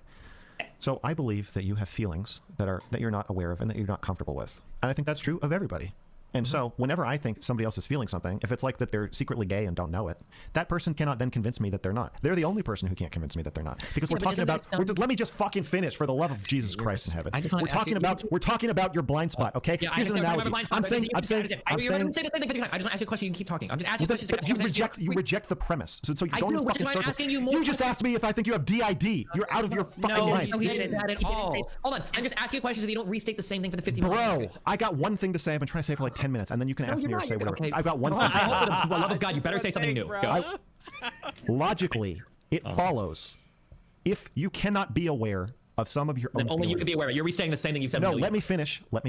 Be careful. You cannot be aware of all of your own feelings, and I cannot be truly aware of your feelings either, because I'm just imagining what they're like. That is what empathy is. So neither of us can truly be aware. And Blaine, Erudite hasn't talked in so long. I have no idea what question you're referring to, bro. You're gonna have to type it out. Cannot truly ever be reconciled as a fact one way or the other, unless you like shoot up a school and then we're like, I guess he was kind of upset. Barring some kind of explosion like that, we will never know. And so, so there's no point in fucking arguing about it. Because logically, it's a box you can't look at. Restate. I understand. Yes. Okay. So why are you arguing? How I'm in? Because we have different mental models, right? Or different models of the mind, I guess. Okay. So here's a question, because you brought up the gay thing, okay? And we can bring up stuff related to me or repression. Here's my question, okay? If somebody had a belief, if I thought that and also we disagree on the definition of empathy, hardcore. I just want to put that out there. Okay. Let's say that I'm having a conversation and there is a fact of the matter about their state of mind that I disagree with their own analysis of. I always feel like there is a way that I could probe to bring about some awareness of that person's I have no idea what that means. So for instance, when you bring up like the gay example, I feel like there is a line of questions that I can have where I can bring about a person's awareness that there's at least something going on there that needs to be analyzed. Do you ever get horny when you look at a guy? Do you ever feel like you don't belong around women? Yes. Do you ever masturbate to things of men? When you're watching porn, do you look at the dick more than the pussy, right? There's like some, even if they haven't thought about it like explicitly, there's some line of question I could do. So my issue is that like, you're telling me you're telling me that you feel like there are thoughts that are inaccessible to me and you can't even do anything to bring an awareness of these thoughts to me. There's no line of question. There's no way that I could be aware of my blind spots. I have to jump into the pool of Max and say, Max, reorganize my mind, because I'm so clueless. I can't even figure it out. You can't even make me aware of it. Okay, I have a two-part answer to your question. Go for it. I think you could, a three-part answer if you want. No, it's just a two-part. I think you could become much more aware of your own feelings and thoughts than you are. Absolutely. I think that you should do that with a therapist, though. I don't think I should try to do it, because that would be a triple relation. I mean, like, I think friends can talk about their feelings with each other, but you're so guarded and like tightly wound about it, and you're so controlling. You're gonna interrupt me now, because you're so controlling about the conversation. You won't even let me like talk freely about the idea that maybe you have feelings. You've got a fan base of like a fucking million people who will just like shout like, no, Destiny doesn't care. Destiny doesn't care about this. Destiny doesn't give a fuck. Blah blah blah. That's like you got armor. You got people wearing copies of your armor. You got armor made of people. You got it's a whole story about you not having vulnerability. So you're pretty fucking protected. So I don't think me trying to tear down that protection is a good idea for either of us. But I do think that you can dig into that somewhat if you wanted to. The second part is, I think there's always going to be another part that you can't dig into. There's always more. There's always an unconscious. I don't think you can. You're feeling things faster than the words can come to your mind to describe what they are. Unless you're like meditating 24 hours a day, there are going to be times where you're feeling things and things are happening in the back of your mind that you're not aware of. And so you can't ever get all of it. But I think you get a lot more than where you're at. Yeah, I think you could be much more introspective.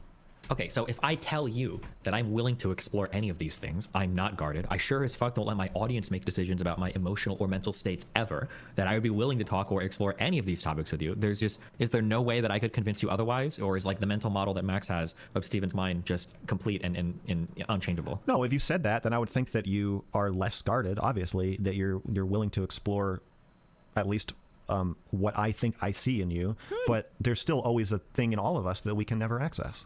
Okay. I mean, again, that could just be a disagreement about my mental model. But you can see how, if that is my mental model, somebody who believes that they know themselves really well, when I don't believe any of us really know ourselves that well, I come across as, I think I know you better than you know yourself. You can't change my mind about anything. All these other criticisms. Sure, and I agree with that. But like, I'm always interested in gathering outside perspective on who I am. That's interesting, especially somebody that has a perspective such as you don't. You can tell me, but there's not much to work with when you just say like, you're guarded, and I say how, and you go, well, you just are in ways that you don't even know because of things you're feeling that you don't even know you're feeling. And it's like, well, fuck, there's not really much for me to work with there, I guess. There's no behavior I can change. There's no thought or feeling I can reflect on. There's no amount of introspection I can do because I don't even know what I'm looking for. I guess the issue is just that, like, I feel like if I was... Yeah, well, one thing I will point out, Hot Bio, because I know you're memeing, but there's a bit of something I want to respond to.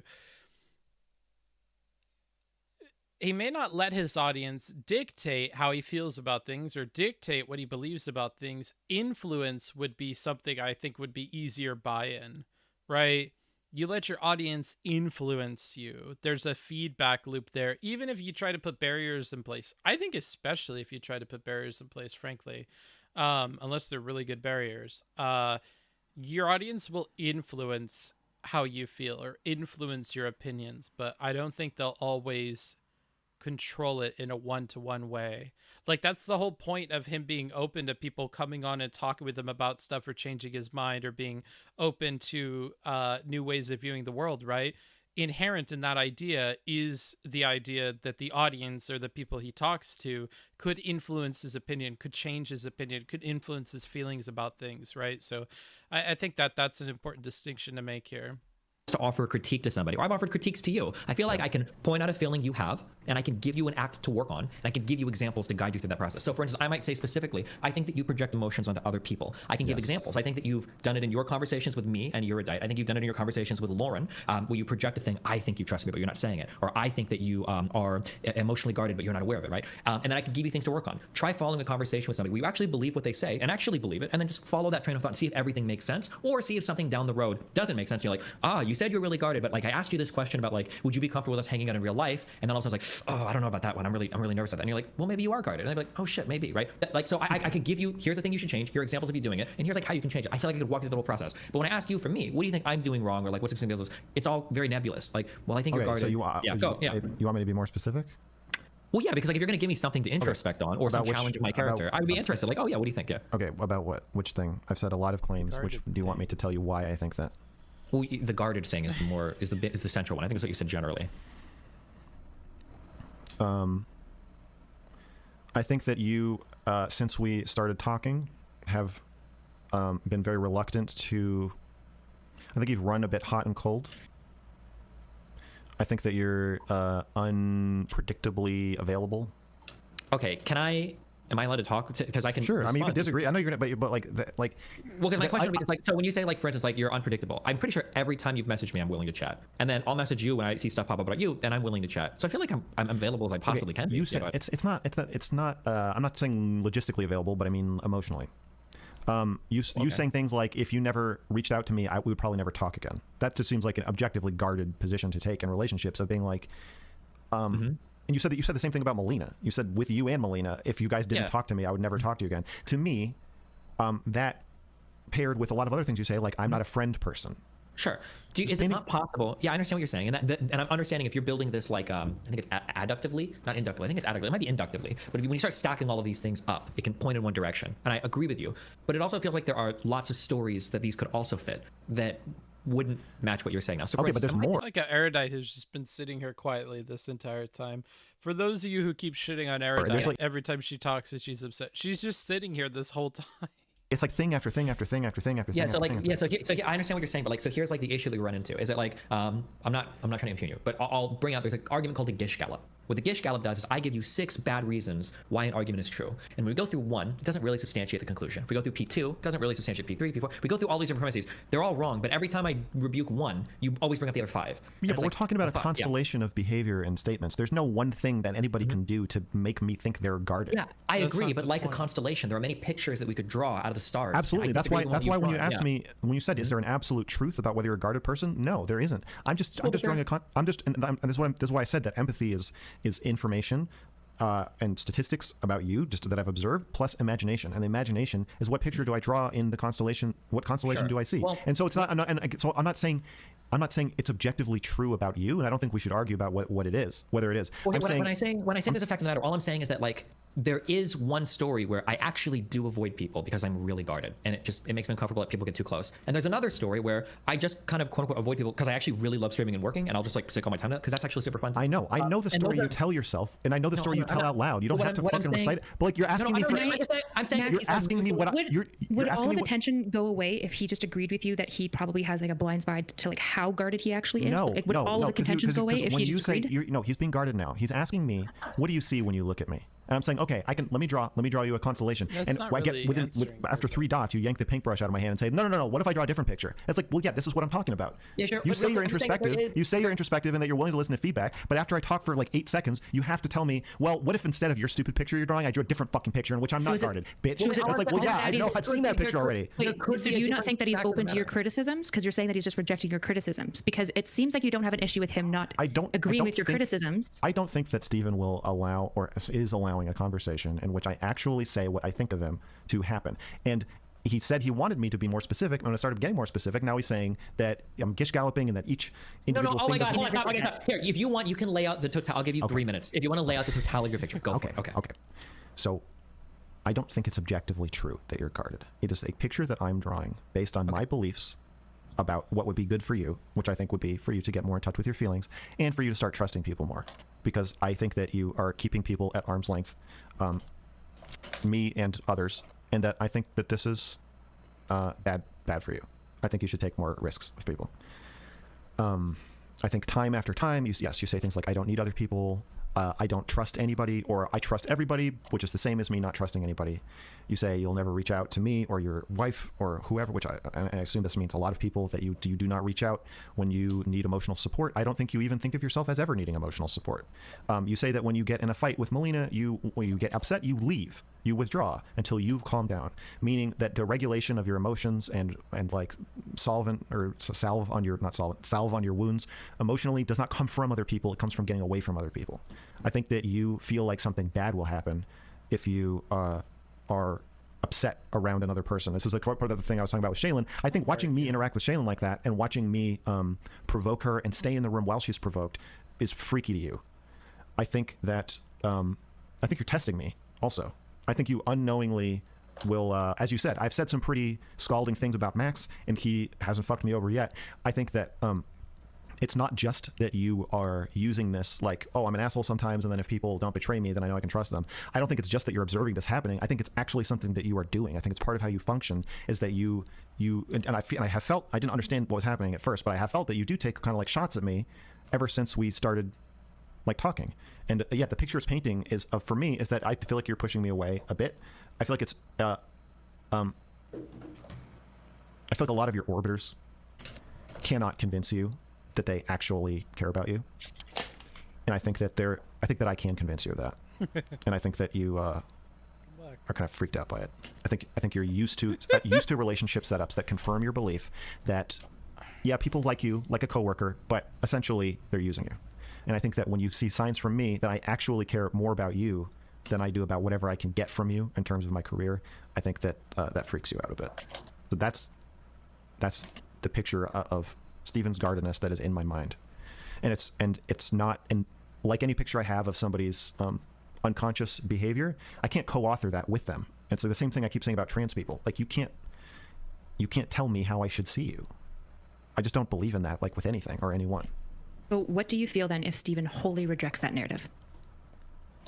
I feel unsurprised. I don't know. I feel if he says he wholly rejects it, I guess I don't believe him. I think he probably thinks it's worth thinking about. probably not true, kind of interesting, worth thinking about. I think the part that might be like red hot or radioactive to him is that it might be nice or touching that I am even thinking about it. Why do you want to convince him that you care? Because I do. Why though? Why should he know that?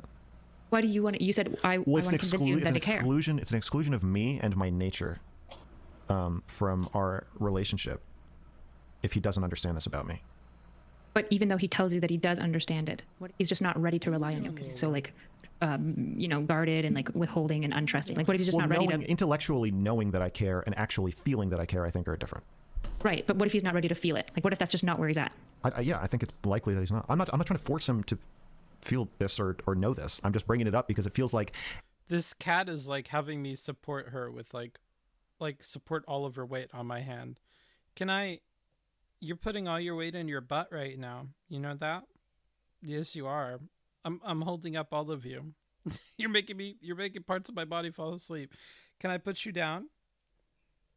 Can I put you down? Don't fall asleep. Don't fall asleep. Hello. No, don't fall asleep like this because you're gonna make my leg and my hand fall asleep. Here. Can I put you down? Yeah? Come here. Don't freak out. Just I need to put you down. Don't scratch me. No, don't grab me either. Here's the cat. Hello. Hello, stream. I'm a cat. Oh. Goodbye. Goodbye. No. No, goodbye though. Yeah, we're all done. I'm like Steven. I just used you. You served your purpose. No, just kidding. Oh, Jesus Christ. Damn, that's a good cat. It is a good cat.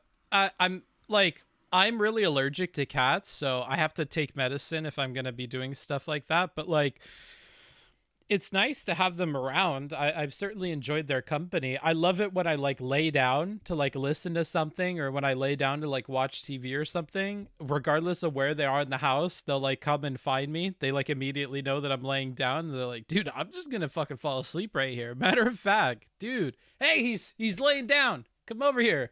Yeah, get up in his blanket. Get on his face. Yeah, he likes that. He gets the sniffles. I like it though. I like it. I like having him around. It's fun. It's a nice change of pace. As the more we talk, the closer we get, and so as our relationship continues, it becomes whatever shots he takes at me hurt more and make me angrier, and then my anger requires more intimacy to process. Like, this is the most intimate conversation we've ever had, I think.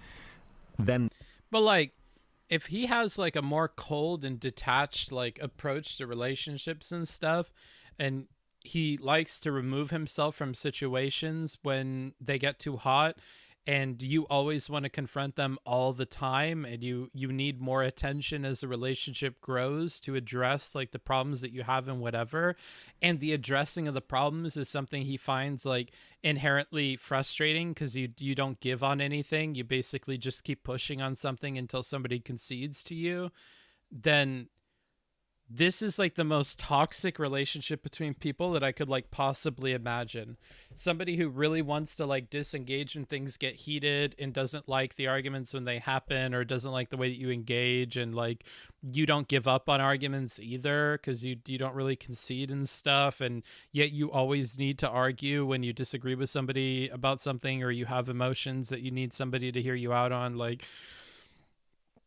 it would seem that that's a really bad combination of things, but that's just my 2 cents, you know? That's just my 2 cents. That requires a little more intimacy, and like I can try to like feel my way through that and like kind of set up the scaffolding, but yeah, I think the longer you know somebody and the more you talk to them and the more shit you've been through together, the more... Sun's up in bookie time. In Norway, the sun never ever goes away. I don't know if you know this. If you've never lived far enough north or far enough south in the world, you will have never experienced this. It is the biggest trip to me, and it bothers me a lot.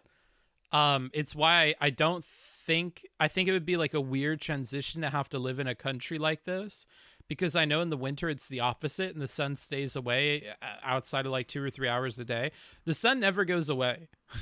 It'll disappear behind the horizon, but it constantly looks like either the sun is setting or the sun is rising all of the time.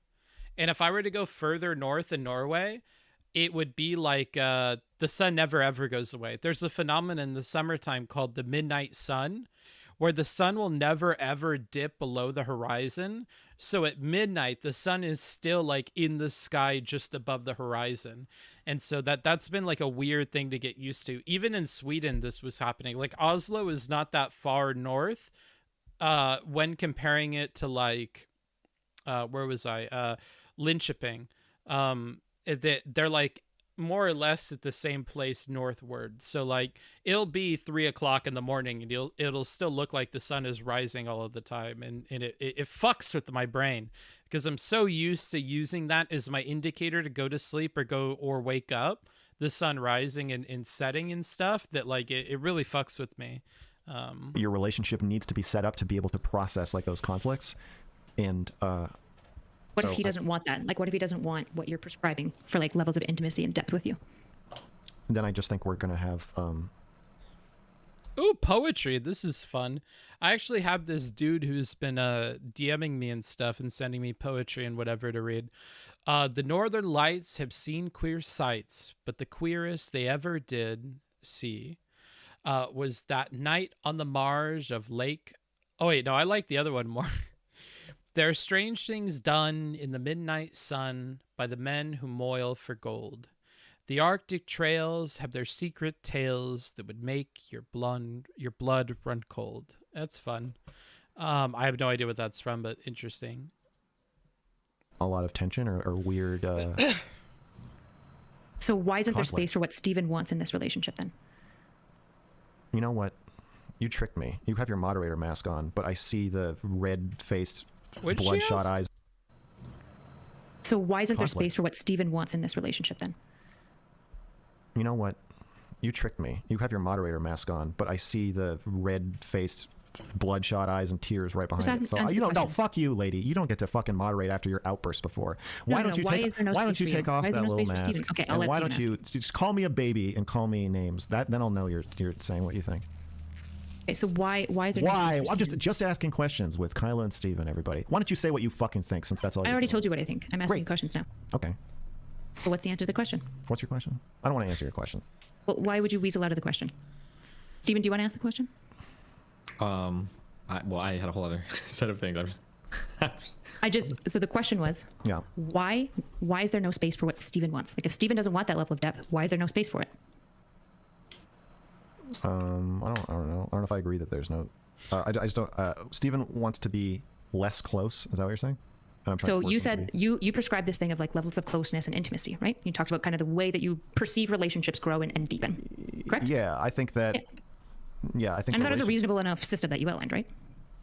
Yeah, he's quite an asshole to Erudite. I will agree. You think it was reasonable? Do I agree? I agree. You think it was reasonable. Yeah, so you've outlined kind of the system of intimacy. And so what I'm saying is that sounds like something to some extent ideally you want. Now, you're not putting your wants on him. I hear you saying that. You're not saying, I have to get this. Yeah. But what if Steven is saying, I don't want that? Is Steven saying he doesn't want to be close with me or friends with me? That's fine. As close as you've prescribed. Right. You know what? I said this to my father once. I said, we can either be close or you can stop being an asshole. If you're going to say underhanded shit about me and be a fucking asshole, then we're going to have to be close in order to process how angry that makes me. And we're going to need to have space for that. Or we can be nice to each other and not be that close. But we can't really have like a distant, friendly colleague relationship where you take underhanded shots at me or fuck me over in the way that really you should only be fucking over your good friends. So I guess I would just say like, I'd probably set more boundaries around like what I'm willing to talk about. Like I'd be like, if we're not going to be close, I don't really want to do a stream with you about my intimate relationship.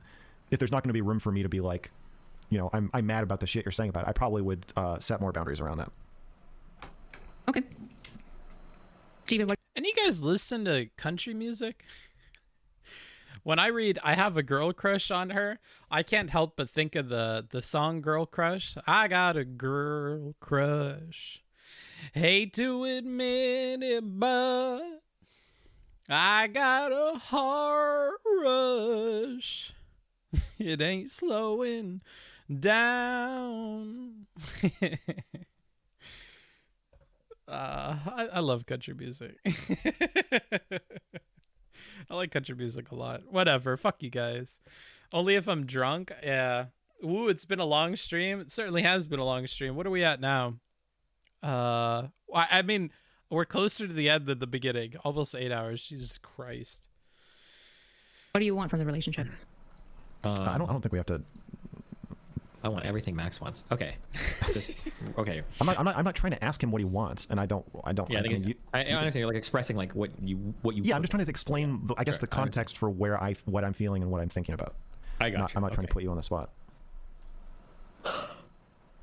If I have a different view of myself, yeah, it is a song. It's actually a really good song. It's like one of my favorite country songs. Sometimes I'll be honest, when I get homesick or nostalgic, I'll like listen to it a bunch. The song is basically about this lady who's talking about the person who her partner is cheating with. So she'll describe this woman and all the things she likes about her or whatever, and it's all about this lady that she knows that her like husband or lover or whatever is cheating on. So yeah, I really like it. So it's a fun song. And I totally disagree that like I know you said I like the older country songs. I think I thought I read somewhere else. Oh, from Farlato, the only old country is good. I completely disagree. Old country is plenty good, but like I think it's short-sighted and silly to say that only old country is good. That seems like a silly thing to say. Like Jolene, exactly like Jolene, yeah. I selected all the traits that you've gone here. I'll draw them on a map tomorrow, okay? And if I think that all of these traits are explained by other aspects of my character or personality, how do we ever get past that? Because if I say, let's say that I make this statement. Well, this is a true statement. I enjoy talking to you. I like to be as close to you as I could be to any other person that I talk to. That would be fun for me. That's why I talk to you as much as I do. Which I guess might not seem like a lot to you, but given the totality of friendships I have online, it's gone okay so far. No, it does seem like, I mean, for you, it seems like a lot to me. Yeah. So if I say that, though, there's always going to be a barrier between us where we have an incongruency about my mind. Yeah. How is that?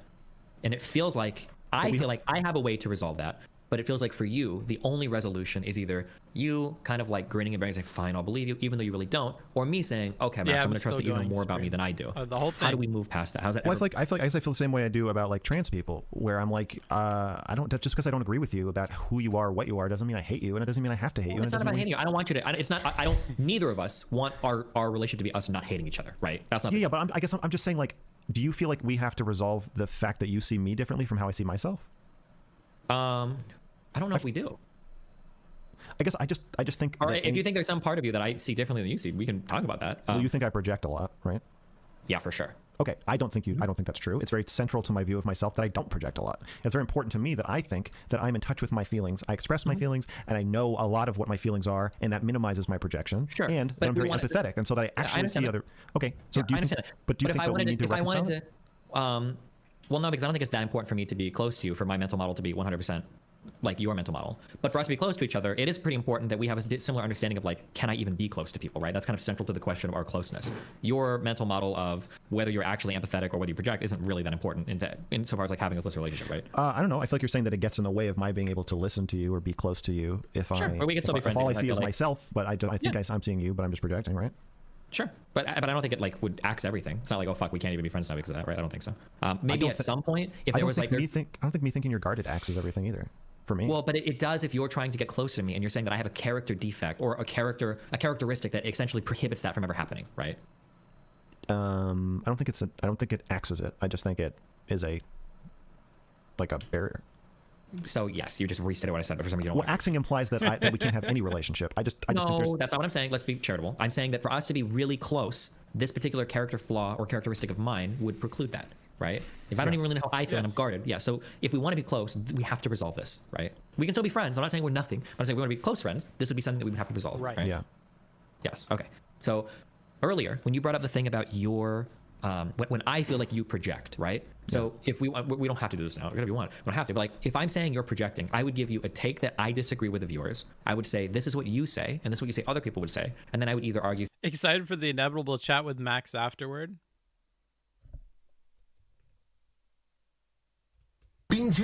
That's not the one I meant, but that That's not the button I meant to press, but I actually like that. I actually like that better than the soundboard button I was gonna press. That's what I'll say about that. Through polling data, through anecdote, or through conversation, this is not true. Therefore, I believe you are projecting, and now you need to give me a satisfactory answer to answer like the arguments that I've put forth. And I feel like I could have that conversation with you. But if we would have a conversation about my guardedness, it feels like there's no way to ever resolve that. That's my issue with your mental models for people. Is there's a fact of the matter about my mind state that can never be resolved. Okay, so you don't think that you have a disagreement with me, not about individual instances, but literally about how I function psychologically. I think that I make space for other people, and that I'm very empathetic, and that if anything, I am overly empathetic and let other people's an accurate picture of other people's psychological landscapes kind of fill my mind like too much.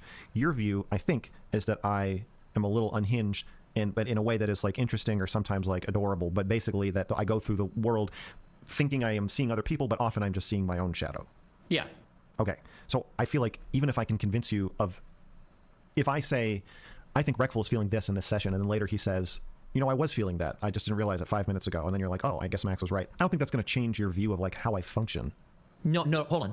Over time it would, right? Bayesian. If you were to constantly say things like this, and time again, it seems like a lot of the things are like, okay, yeah, I guess that person did think that. Or like, okay, yeah, that actually didn't. Then over time, I would start to update where it's like, okay, maybe Max isn't projecting as much as I think he is. Over one time, would I change my view completely? Of course not. Okay. But if it happened over and over and over and over again, then over time I'd be like, okay, I'm going to be more favorable. Like, chances of him projecting are like, they were at 85%. No, they're down to like 75, 60 as time goes on, right? Right. Okay. So you're asking me is there a new constellation that could be drawn with more data where the issue that I have is that conspiracy-wise, or if I were to call you a conspiracy theorist, one of the things that conspiracy theorists do, I'm not sure, I don't want to... You can draw any line through all exactly, of it. Right? So like the deep state exists, and well, what if I can prove that it doesn't? Well, they control the schools. What if I prove the media doesn't? Well, yeah, I get what you're saying. Oh, well, fuck. Yeah, and so you're kind of saying... Like, it feels like I could show you a pattern of behavior where all of a sudden I message you one day and it's like, hey, like, there's a girl and I feel this way, blah, blah, blah, and I thought you'd like to know, whatever. It feels like it's possible that you could say, like, I think you're only telling me this because you want to convince me that you're being more emotionally available. I don't think you actually even care about my opinion. It feels like you could say that. Right. And then I'm like, oh, well, fuck me. Like, there's literally nothing I can say otherwise to convince you. Yeah, I think that it's an awful proposition that I'm saying I see you, and I see you in a way that you don't see yourself at all, and the only way we can be close friends is if you agree with me. Yeah, which is kind of where we're at. It's the only way we can be close friends in my definition of close friends, but I don't think that's the same as your definition of close friends. No. So it might be that you think we're close, or we are close in one way and just not in this other way. Not in your way. I guess, but like close friends is kind of a mutual thing. It's kind of weird if one person thinks you're close and the other person. I mean, I guess I feel like someone with Shaylin, I'm constantly discovering that what she thinks being in a relationship means and what I think it means are not the same. I feel like this is true. But part of being in a relationship is assuming there's probably going to be some differences. But I'm saying that, like, if you found out tomorrow that, like, Shaylin, like, you catch Shaylin fucking another person, and she's like, oh, well, I didn't know we were exclusive. Well, now you're like, well, what the fuck? Were we in a relationship ever at all? Because now, like, it's dramatically different, right? So there's going to be some boundaries that have to be set that in order for something to be anything. Right? Otherwise, I think everything will be everything and nothing will be nothing. I don't need you to agree with what I think of you. It's more that I need you to be okay. Not okay. I need you to know that I think it. To me, like, that's the biggest block of intimacy to me. So when somebody can't stand what I think of them. So if I said, you know what, Max, I understand that you think I'm super guarded and closed off and will never be open to you. You're like, oh, okay, cool. I'm glad you know that. I don't believe you. I know, but that's because you're guarded and you think I'm trying to get something. You think I'm trying to get something from you or make you do something. And you every like a conspiracy theorist. So like every formulation you have of being close with me is going to involve something terrible happening to you. But I don't. Sure. I guess I just don't. I don't agree. So you can say that, which basically your definitions of now your arguments have become recursive, right? The reason why you say that is because you're guarded, and you're guarded because you're guarded. But I could give you a totally different answer about what your motivations are. Yeah, I could say, well, the reason why Max wants me to be more open is because he feels like there's going to be some like personal level inside of me that I don't let people access very often because I don't trust them. And by not giving Max access to that, I either don't trust him or I've got so much repression around trusting other people that I don't trust myself to trust other people, and that's always going to inhibit like our level of closeness. Like I feel like I can explain your motivations and your feelings pretty well, but your explanation of my feelings is always gonna be like, well, you're guarded because you're guarded because you're guarded. Yours isn't I'm projecting because I'm projecting because I'm projecting? No, I don't think so. I think if you feel like I didn't explain your emotional state at all there, you can tell me, well, no, you're totally wrong. But I think that if you ask me through any of our interactions to explain... It's not my emotional, you understand my emotional state, but you disagree with me about how I function. Well, that's a separate conversation. I don't necessarily know if this is projection here or not. Like, I think sometimes you project on people, but I don't think either I'm right or I'm wrong. I mean, or you subscribe to my belief that neither of us, like, again, like, I'm not trying to, it's not that I think you are literally objectively guarded. I don't think that exists. It's just a way of... No, hold on. Well, yeah, we can be more... neither of us are dumb fucks here, right? You think that I probably subscribe unconsciously to a certain set of maladaptive behaviors that I've accrued over time because it protects me from getting hurt from other people. I'm not like, I'm not going to tell Max this particular thing. But it's more like, I might have an uncomfortable thought, and I get like a twinge when I think about sharing it with other people because I think they're going to shoot me down, and that's probably going to hurt, so I just avoid bringing it up. But I'm not even I don't really even think you get to right? the point of thinking about sharing it. I think... Yeah, sure, exactly. Yeah, but it's all like, these are like a whole bunch of like maladaptive, we'll say subconscious processes. Yeah, but the I might not even be aware that I went through. Yeah, sure. The problem is that with the way your life is set up with streaming, I don't think it even is maladaptive now. I think you are correctly adapted to your current environment. Oh, but well, we would say maladaptive because there's probably a world where I can... What's ironic is like, that's exactly what Dr. K said when they talked. So, I don't know. Appropriately be guarded in a public setting, but with certain people, such as yourself, I could be unguarded, right? That would be nice, but it's real. I mean, I don't... Imagine if an actor goes on Colbert one night and the actor is like, I don't think we're really close. You know what this reminds me of? Totally a tangent, but at this stage of streaming, I'm full of nothing but tangents because I'm burnt out. It reminds me of when Ellen DeGeneres was talking to, oh God, what was their name? While that plays, I will find this. Would it be fair to treat some of Mr. Girl's conduct as gaslighting? That's how it feels since he keeps trying to push this point counter to all this. Jesus. Would it be fair to treat some of Mr. Girl's conduct as gaslighting? Prefer really not to speak. If I speak, I am in big trouble. Last Wednesday, and I don't want to be in big trouble. That's what I'll say there. This interaction is hilarious. Showed you Dakota Johnson talking about co-star Shia LaBeouf's arrest. Oh, I want this one. It's good to see you. Happy belated birthday. When was your birthday? It was October 4th. October 4th. You turned 30. I did. And how was the party? I wasn't invited. Actually, no, that's not the truth, Ellen. You were invited. Last time I was on the show, last year, you gave me a bunch of about not inviting you, but I didn't even know you wanted to be invited. Well, who doesn't want to be invited to a party? Well, I didn't even know you liked me. Of course I like you. You knew I liked you. You've been on the show many times, and don't I show like? Yeah, you do. Yeah. But I did invite you, and you didn't come. So. This time you invited me? Yeah. Are you sure? Yeah. How do you know? I don't think so. Ask everybody. Ask Jonathan, your producer. Who said you were? I was invited? Right. Why didn't I go? I don't know. Was it? Oh yeah, I had that thing.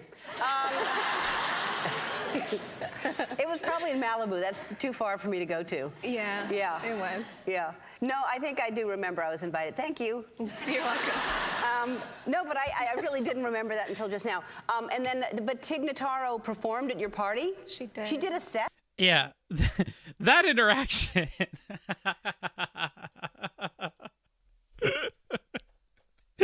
I love it. Her interviews with that Dakota Johnson person are so uncomfortable. They're fun to watch in a weird way. I think the streaming stuff is very good for you. That's my experience of it. Yeah, generally speaking, for most people, I probably agree. Not for me because I'm so guarded. Yeah, but you're the exception. Yeah. So, I don't disagree with you that being close with me means that I have to contort and compress you into either being or agreeing with what I see in you. From my perspective, it doesn't, but for your perspective, I think you're always going to feel like there's like aspects of me that you're missing out on or not getting access to because I am, consciously or not, just kind of like hiding them because I'm a little bit. What fucking whiplash it is to go from normal people talking and then listening to this. Holy fuck. Hold up, Booksmarts. Fucking shift gears, reverse, get on the fucking Autobahn, go to fucking first, then second, then third, fourth. A lot of big words and long sentences. Okay, let's go back to that. So much more comfortable listening to like, regular Joe speaking. Worried about it, and that's going to be something that always, whether you admit it or not, and this will be where I'll make a mind read, and even if you disagree with me, I wouldn't believe you, but I would say that would be a little bit upsetting to you. Not so much so that you wouldn't be my friend, but you'd be like, well, fuck, I wish that Steve was more open about this particular thing. I think you would have that feeling. Can I do a mind read here? Sure. That you experience that kind of intimacy as like rape. and that you experience that even the acknowledgement of a boundary or a guard. You can think Ellen's not normal. I'm saying it's how normal people talk. It's like short sentences, short words, quick ideas, like the regular way that people talk, not...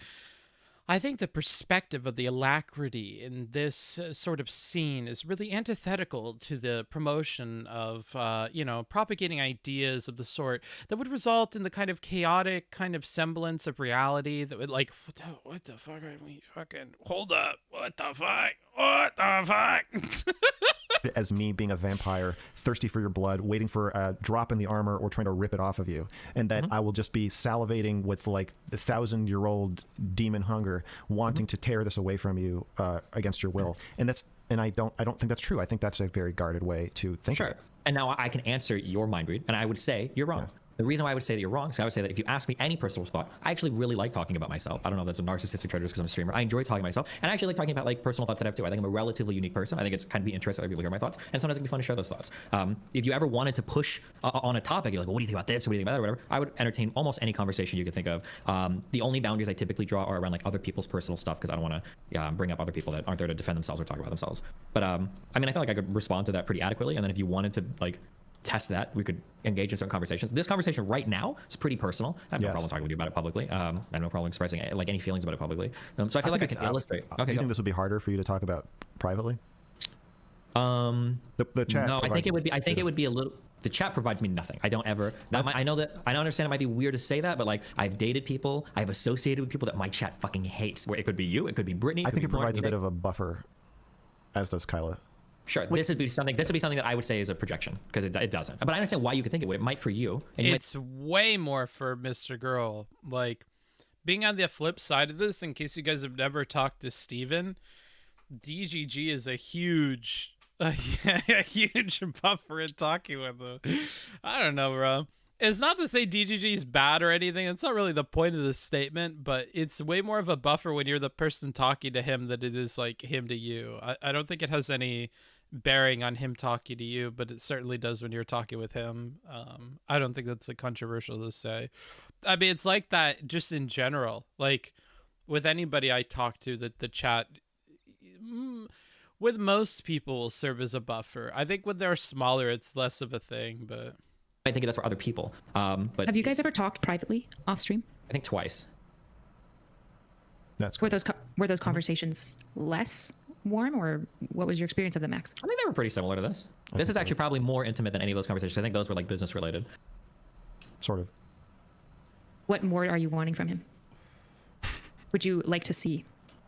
Well, I think the problem is he wants something that I don't agree exists, that he thinks exists, that I can't, like, he can't give words to. But he doesn't want it, but he does want it. Like, that's the issue. I don't think it's a problem. But I'm not saying, hold on, to be clear, when I'm saying it's a problem, again, I'll repeat this. I'm not saying that it's like prohibitive for us to ever talk to each other, that this has to be resolved. But I'm saying there's always going to be like a feeling of disappointment in you that you think that there's some part of me you're not getting access to. Do you think that's a fair summary? If I ever say something about your emotional state that you disagree, you can always correct me, but that's a feeling that I have. I still love you, even if you disappoint me. That's not what we're talking about, right? A mother can but I'm saying it's okay. Murderer, it's okay for them not to but I'm murder, saying it's right? okay for me to be disappointed. I don't disagree with you. So then, I guess I just assumed that ideally in any relationship we would want to like curtail the amount of disappointments, right? Like it's okay that I disappoint my wife. I guess I'm saying I'm trying to say that I don't think we need to do that. I think that. Wait, then why are we talking about this at all if you have no desire to see me change? Because I wanted to express it and talk about it, and like, yeah, I would like you to think about it, and I would like to think about it too. Yeah, sure, it's possible. Yeah, that's the thing. I'm not saying. I'll see more data points, and then I'll start thinking of you just as an introvert rather than a guarded person. Sure, and I'm not trying to make the strong claim that like you're trying to change me or else you view it as a failure. I'm not trying to say that. I'm just saying that you probably prefer if I could be a little bit less guarded and more open. I don't think that's that ridiculous to say. No, that's obviously true, but I feel like that there's an implication that I can't be disappointed. Sure. And neither of us agree that you would feel that way, right? Or I would tell you, maybe you wouldn't agree with me. Yeah, but I feel like, and this goes back to the Shaylin thing, where I think that might make you feel like you need to fix it if I'm disappointed, or that not that you need to, but you either need to fix it or leave. Well, think about me and what you know of me so far, just how I talk. Do I come across as the type of person that feels like I either have to people please or have to run from people because I don't 100% line up with their expectations of me? That doesn't sound like a very me thing, I don't think, right? On the outside, that's not a you thing, but you could also see how that could be a developed way to protect yourself from feeling very much like that on the inside. It could be, but now you're making assumptions. It's a big mind read. Well, but it's a mind read. It's a big leap. But it's based on no data, right? It's based on your stories. It's based on your stories about Melina and your interactions with me. My stories with Melina. What do you mean by that? That you, when there is conflict, when she gets really upset with you and you get upset, you either say something conciliatory to fix it, and we're back to here, and tamp down your feelings, or you leave until you're calmer, and then come Sure, back. but like, I think there's, for an alternate read, well, real quick, people can have different ways of resolving problems, right? I'm not running from these. I'm just like, when I get heated in the moment, I'm not in a good state to resolve issues. But I'm not like running from the feelings. I just need a moment to like cool off. I don't think that's like, there's an implication that it has to be resolved. That what has to be resolved? The conflict or the feelings. Well, for a relationship, I would imagine, like a marriage, right? We can't just walk around with unresolved tension all the time. We're probably not. I don't see that's, and I think that's what I'm saying. I think that's a kind of guarded view, is that I think it's inevitable that you're going to walk around with unresolved tension all the time. I don't think there's a way to escape that, and I think it's also true of a friendship. So Wait, why do you think that? Because you can't fix everything. Well, I don't even know if you can fix anything. But this doesn't mean that you always have to be in tension with every interpersonal relationship. I think it does. This is why when people are like, "Oh my God, you have to break up with Shaylin," blah blah. I'm like, Jesus Christ, this is such. You think that's just because of your experiences, though? Like you've had a lot of contentious relationships. Do you think that maybe you're a moron who's projecting? No, I don't think that, Kyla. You think that. You think that. Jesus. I don't. Right. So I guess I'm giving you kind of that mind read feedback that I think I'm right. I'm pretty sure. Anytime she talks, bruh, he's just such a massive asshole to her. Poor Kyla, man. Anytime she opens her fucking mouth, Jesus Christ. It's like uncomfortable to listen to. You're just projecting your negative interpersonal relationships. And I'd like you to consider it because I think you're wrong. Well, no, and I would like you to consider that you're wrong, that I'm wrong. But in my view, it's inevitable that we will have unresolved tension in relationships and friendships and marriages. And so what I'm saying is, what I was saying before, that I think you have a pretty guarded view where if somebody's disappointed in you or upset, particularly a woman or me, that you want to either fix it by saying something conciliatory while biting your tongue, or leave until you are calm enough to come back and fix it by saying something conciliatory and not biting your tongue. And I feel like that informs what you're saying about me being disappointed in you, where you feel like you don't want to just sit with that. Maybe I am disappointed, but maybe that's okay. Do you think objectively all interpersonal relationships are in a state of tension and like frustration and resentment? Like all human interpersonal relationships? Yes. Okay. And is there anything that people could supply as evidence to counter your belief in that? No.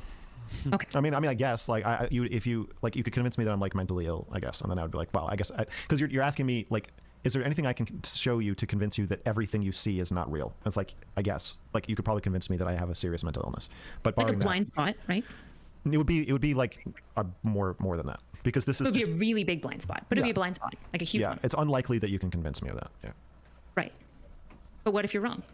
Then I am a bad person because I'm convincing other people to see something that's not even there. Okay, so one thing I don't know how to move you off of this. I wish I could move you off of this, okay? I'm not trying to pressure you or say that I feel pressured that we have to resolve something. You have very. I feel like that was huge, and it would just like, and then we moved on. But it feels big to me, dude. Much fixated this idea in your mind that I am almost like stressed out right now because I feel like we have to resolve our tension. We have to resolve. That's not what I'm saying. I know. You're saying it precludes a certain amount. Yeah, I'll be quite honest with you, and this may be like a dickish thing to say, but I care infinitely less about the whole line of discussion between Steven and Mr. Girl than I do between that and like every time that Erudite interjects. I feel like the Erudite interjections are like really, really good, but because Steven is trying to do his own thing and looping a gazillion fucking times on the same topic, every time he picks back up, it doesn't feel like he's building a ton off what Erudite lays down, and then just continues on the separate discussion they're having. And I just feel like it's not like uber fruitful. So I'm disappointed like every time he picks back up where he left off, because it's like, I don't know. Maybe it's just that I hate seeing the loop, but I feel like her stuff is just way more interesting. Now I absolutely want to see Erudite versus Mr. Girl. I don't know if it would be fun without a moderator, but maybe. I feel like all of her questions have been pointed. Yeah, me too. Being like really close, and then it would be like you would be a lot happier if like this was a particular thing that I did have a better handle on. You'd be happier. I'm saying that that's an easy yes. Come on, you'd be happier if I was like less guarded around you. There's an implication that closeness with you and the importance of our relationship to me is predicated on you making me happy or you not disappointing me, and that's not true. I don't like the phrasing of making me happy because that's so vague that there's a transactionality. There's a transactionality to the way you are framing our friendship as like, I have to get good feelings out of it for it to make sense that I want to be close to you. Sure. But that's not what I want. But that is what you want. If we're going to talk about maybe it's just that her and I share the exact same like educational background or whatever as far as like the papers I used to write and stuff. But to respond to you, Blaine, who says her stuff is more interesting, but keep in mind it's also her expertise. Steven fundamentally cannot follow her for some of those questions, right? I totally disagree. I think Steven's like a pretty bright guy, but it might just be my bias, and that also might be why I like her questions and the answers she gets a lot more. And maybe I am overestimating Steven's ability, but I think he's a smart guy. I feel like it's apparent where her questions go. I feel like he could follow her questions, but maybe that's less clear. I don't know. Like, this is an example of like, you can be aware of blind spots as the person with the blind spots. Like, I am acutely aware that could be a blind spot of mine, and I'm able to point it out. People aren't pointing it out to me, right? But I don't know. Erudite has dropped into professional mode at this point. She's treating Max as a client. Maybe that's what she should do. It's because Destiny and Mr. Girl have hit bedrock and they're just boxing now. Kind of, yeah. I also feel like the way Mr. Girl talks a lot of the time, like his strategy behind conversations, whether this is unconscious or whatever, is it's like a war of attrition. He kind of just keeps going and going and going and going and going. And a lot of the time people fall apart or get frustrated or get tired and like make mistakes. And then he kind of moves in based on that. But with Steven, especially in this conversation, he can also just keep going and going and going and going and going. And so it's kind of like the end of Naruto when Naruto and Sasuke are fighting and they're just like punching each other like super slowly, and both of them are like gassed as fuck and they have no chakra left and whatever, and they're like evenly matched in terms of strength, so they just go until exhaustion. Like, that's kind of like what it feels like to me. Like, you guys you're just gonna kind of keep going until you gas yourselves out. Like, it's just gonna keep going like this. So but it's not. I'm telling you, it's not. Would you want to have a friendship with somebody who the majority of the feelings they gave you were bad feelings? Yes. How? Why? How? You can't say yes to this. I think that's what love is. Okay. Jesus. Well, double forehead palm. Dang. Well, it's just like, it's such a vacuous statement that it's obviously not true in its face, because the way that this conversation is going to work if we go down it is you're going to define happiness and sadness in ways that I'm not, or you're going to define love in a way that I'm not. And then yes, I'm defining love in a way that you don't. I think that if so my question is, can you give me an example? Why don't you go into Steven's bubble and answer the way that he means love? Or actually, I'm just curious. Like, can you give me an example of a relationship that the majority of the feelings are negative, but you're happy with that relationship? Shaylin. Oh no! Okay, why would you be with somebody the majority of the feelings are negative? Because I'm not with her to make myself happy. Why are you with her? I mean, life is mostly negative feelings. It's like wait. Why am I with Shaylin? Because I love her. Yeah. I want to be with her. That is the intimacy. Okay, what does it mean when you love somebody? What does that mean to you? I have a strong, I mean, I don't want to limit it by defining it, but I'll say that part of it is I just feel a strong pull to be with her. That is independent of what she does for me or how she makes me feel. It's independent of those things. Why do you love her and not every other person? I don't know. I mean, I can enumerate her. I would if I knew she was never going to hear this, I could enumerate some of her qualities that I like, but that would be complimenting her, and I don't want to do that. Those qualities are things that affect your starts with the letter F-E-E-L-I-N-G. They affect your feelings. That's how you feel about her. At first, that's true. That's what attracted me to her.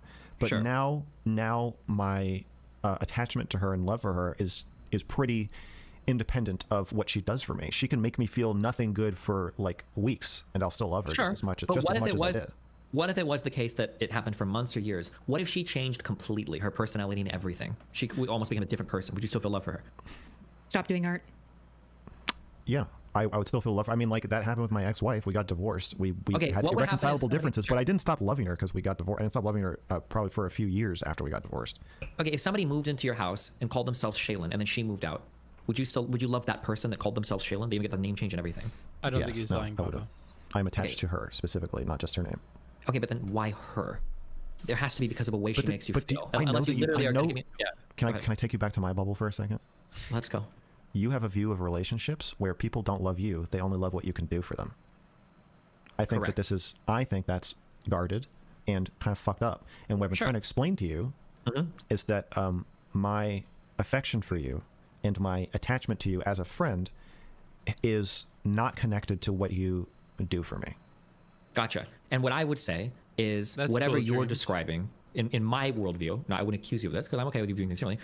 Actually, I don't actually believe what you're saying, but that's a different topic. Okay. I would say that. Well, that's what I'm saying. I'm saying you don't. Sure, believe it. I know you don't. But I would say that your view is obsessive and insulting. Why would I want to be with somebody that doesn't care about me for any of my characteristics, for any of the things that I've worked for any of the happy moments or joyful moments or anything that I can provide for them, but instead they just have this weird, unhealthy, ethereal attachment to me for no reason. I don't believe relationships work that way. I think that we love the people that we love because of the way that they make us feel and the things that we do with them. That's where those types of feelings come from. And I think that you have not felt a lot of like love and acceptance in your life. And you can say that, but you would utter that statement with no justification. But I could walk you through logic trees for everything I'm saying, and you more or less have already agreed with them that you love Shaylin because of the things that she's made you feel, which come after the actions that she's performed. But do you see how it fits right into my guarded Stephen is guarded narrative? Yeah, if you're telling me that loving you or loving Shaylin or loving people independent of what they can do for me is an unhealthy fixation. No, I understand, but it will only loop in a very recursive and unsatisfying way. But I think I can, through different logic paths, through different syllogism, I could prove everything I'm saying about your view in a way that you would satisfyingly be forced to agree with every single deductive line. It only loops in a recursive and unsatisfying way. What a succinct way of explaining so many of these Mr. Girl conversations. Holy fuck. Oh, brother, you stink! I'm losing it. How long have we been streaming, dude? Please. Oh, I'm dying. 8.5 hours. Kidding me, no! Kill me! Wow! I'm losing it, dude. You would be. We could do it if you want. But because you're telling me, because the very simple few questions I have to ask is, why do you love Shaylin instead of somebody else? You're going to differentiate her, and those differentiations. Let's see. $10. I always appreciate your insights, even when I disagree. This how you put yourself through will provide me content for many moons. Thank you very much. Arigato gozaimasu. I appreciate it. $10. 10 big ones from Jippity. Be careful with that name, because in case you didn't know, Jip is a thing against gypsies, which are the Romani people, traveling people. There's a lot of naughty prejudice going on against those folks in Europe, apparently. I never knew. But then I learned. So careful with that name, Jippity. But thank you. Jippity-doo-dah, jippity-day. My oh my, what a wonderful day. Oh man, come on! Sorry, Jippy Jip. It's kind of cringe, bro. Kind of a bad name. Blame Hot Biolava? Yeah, I'll blame Hot Biolava all day, bro. I'll take it to the bank, dude. I will be taking it to the bank, that's for sure. Jesus. Because we built a relationship together. No, stop. That's actually why. Because why were you joined originally? I'm going to ask you why you built it with her, not with anyone else. And at some point, and you can say, well, because we did this. At some point, you're going to have to give me some set of actions or characteristics she had to make you feel a certain way. Shaylin is not the number one best partner for me that I could ever. Never said she was. Super huge straw man. I don't believe in soulmates. I'm not saying you do. I'm saying let's acknowledge this. Shaylin is not the perfect partner for me. If I were to meet the perfect partner for me tomorrow, I would not leave Shaylin for that person. Of course you wouldn't. Absolutely not. Of course not. Right, so you're identifying love as a responsibility, right? That's one piece. No. I wouldn't even want to. In your framework, you might. But all I would say is part of the characteristics that we have with other people is time spent together. And wouldn't that be Jip, not Jip? They're homophones, bro. Definitely homophones. I am one of those weirdos who agree and criticize with Brittany on a lot, but I also, all in parentheses, Mr. Girl is extremely self-aware and extremely averse to certain things that create his biased blind spots. Maybe. Let's see here. Must say, this does make me feel crazy because I honestly thought Mr. Girl's stance on love was the norm. Was surprised it's not so. need to do some introspecting on that. Well, there you go, Kate. I'm happy this was insightful for some of us in the audience. Even if you meet a partner that is better matched for you in every way than Shaylin is, there's going to be some risk in taking on that relationship, and they're not going to have the same historical background that you have. Sent the Prime over. Nice stream, bud. Thank you. I appreciate that, Blaine. That's cool. With Shaylin. So these are going to be... You're a homophone? Well, it is Pride Month, bro. I'll gladly take it. I'll put that in my fucking Twitter bio. Different person. Okay, but do you see how I would not frame that as just time spent together? I would frame that as like the bond. Yeah, you would have another framing, but then you and I would argue it out, and by the end of it, you would agree with everything I'm saying, just in different words. Well, let's argue it out. I'm saying that it's. You're saying that it's about the bond that you've built with her, and I'm going to ask, why have you built a bond with her? She's not your child, and you weren't forced wed, so why did you choose to build a bond with her? There were things I liked about her at first, and there were things I did like that she did for me at first. It is more transactional in the beginning of a relationship or a friendship. Sure. Just as with you, I mean, you gave me a fucking career. Like, there's nothing more transactional than that. Sure. So then there are characteristics that you're attracted to with her, and you've built a relationship off of those initial things because of how she made you feel. Yeah. Yes. But now, but now it doesn't. Now I'm saying that I'm at a point with her and with you where you guys can both make me feel quite bad, and I will still love you. Sure, and I guess at some point, I would argue that in your mind, you attach an unhealthy amount of value to time spent together. But at some point, I think that even you, if you were with somebody that 180, that genuinely started to treat you like shit for months and months and months and years, at some point you would be like, well, fuck, like this isn't the same person that I loved anymore. Like this ain't it. Yeah, maybe, but I think before I got to that point, I would just set boundaries. I would say like I can't participate in certain conversations or in certain ways, and I do set boundaries with Shaylin. And you would set boundaries because you're trying to protect your feelings. You want them to make you feel a certain way. You want to limit the bad and still partake in the good, right? Yes, and I will set boundaries with you as well, but that doesn't mean that again. It doesn't mean that. No, don't go up there. Oh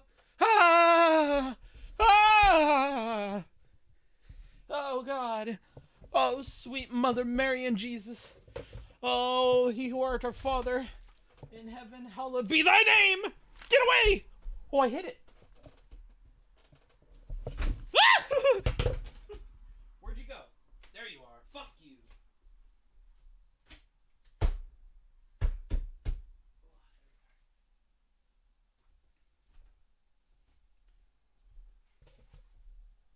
I got that shit. Yeah. Okay.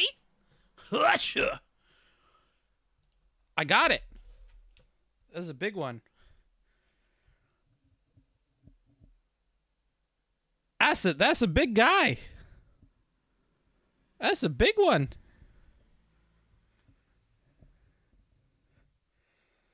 Woo-wee. That's more fun than Monster Hunter. Okay. Now to continue. Had that little cutscene of fighting a bug, and now I'm back to it. Okay. Whew.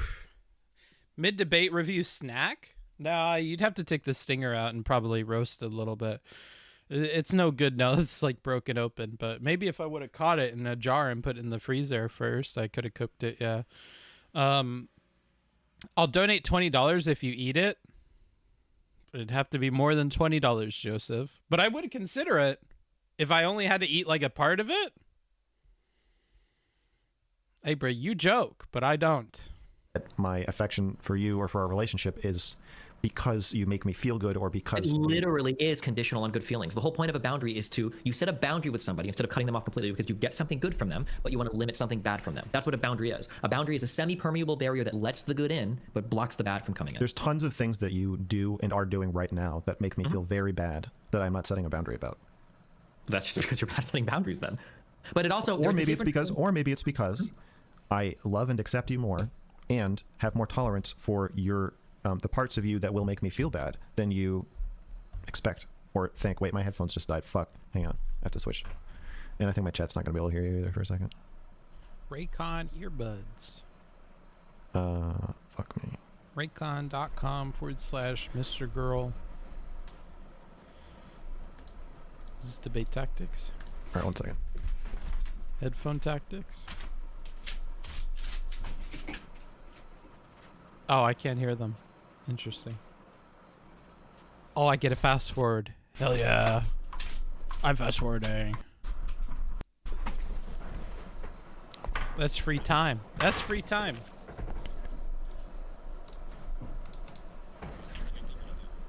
okay. What I'm really saying is that, like, we've hit bedrock on this issue. Let's move on to something else. But if somebody wants to fight over bedrock, I am autistic when it comes to arguments. I love to do that shit. We can do that all day. So that means that, at least at the very least, if nothing else comes out of this fucking 5-hour conversation, I can take with me that, like, I probably shouldn't say okay anymore. I should probably say, I think we're at bedrock. Do you want to fight here, or should we move on to something different? So that's at least one thing I've taken. That's a good takeaway. Well, that sounds nice. Sure. I try to learn when I can, believe it or not. But understand your perspective on relationships. It's wholly and unquestionably transactional, or like to what degree? Okay, I'm sure you don't. Never, ever. Wow, he looks way worse with headphones. Wait, how do I look without headphones?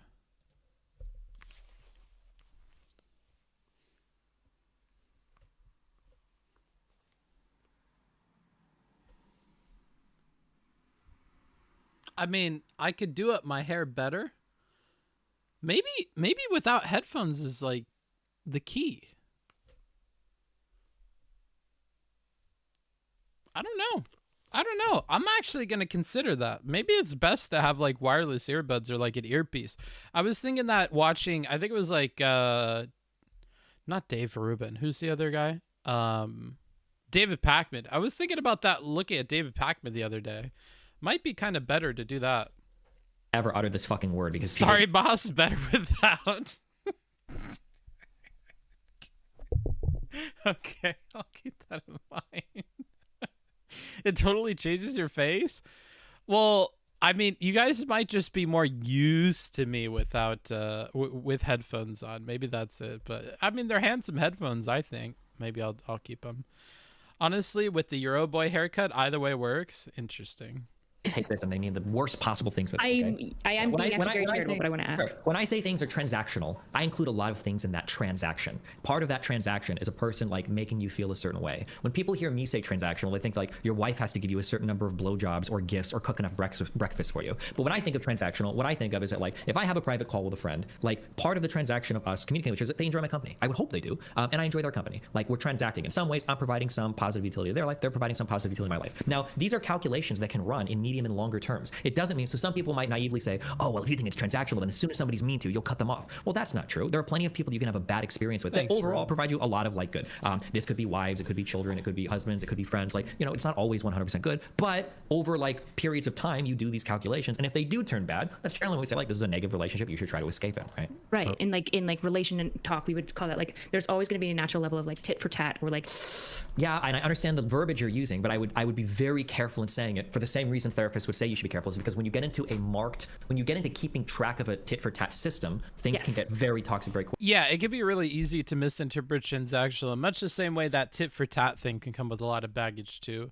I think that's part of why people are so like adamantly against Steven's idea of transactionality or whatever, is because this transactional thing, no offense, and I do half mean this as a meme and half as truth, especially with lefties, they just really don't like this idea of transactional whatever. So, but on the flip side of that, you should be running, and I would absolutely say you should have some mental gauge of a tit for tat, because it is possible that you can become so selfish in a relationship you're losing track of things. So for instance, I'm not thinking of every single time Melina like cooks me breakfast or cleans the house or does something, but if she's doing a lot of things and I'm not doing anything, whether we think tit for tat is toxic or not, at some point resentment is going to build in the difference between our contribution to chores in the relationship, right? Right, and like I think one piece that's also that you're kind of talking about is like over time, like the level of like exchange is different, right? Like when you've just met somebody, there's a little bit of like give and take of like, obviously if you're with them, some of the give might just be it's nice, it's fun, right? But as your relationship deepens, there's going to be a little bit more that's expected for being given, but also you're also expected to give more, and then the trade-off isn't going to be just like, oh well, you're not giving to me anymore for like 2 weeks, so fuck you. Like that's obviously not what it would be. Because if you've had 2 years, like people go through stuff, right? You've like built up that like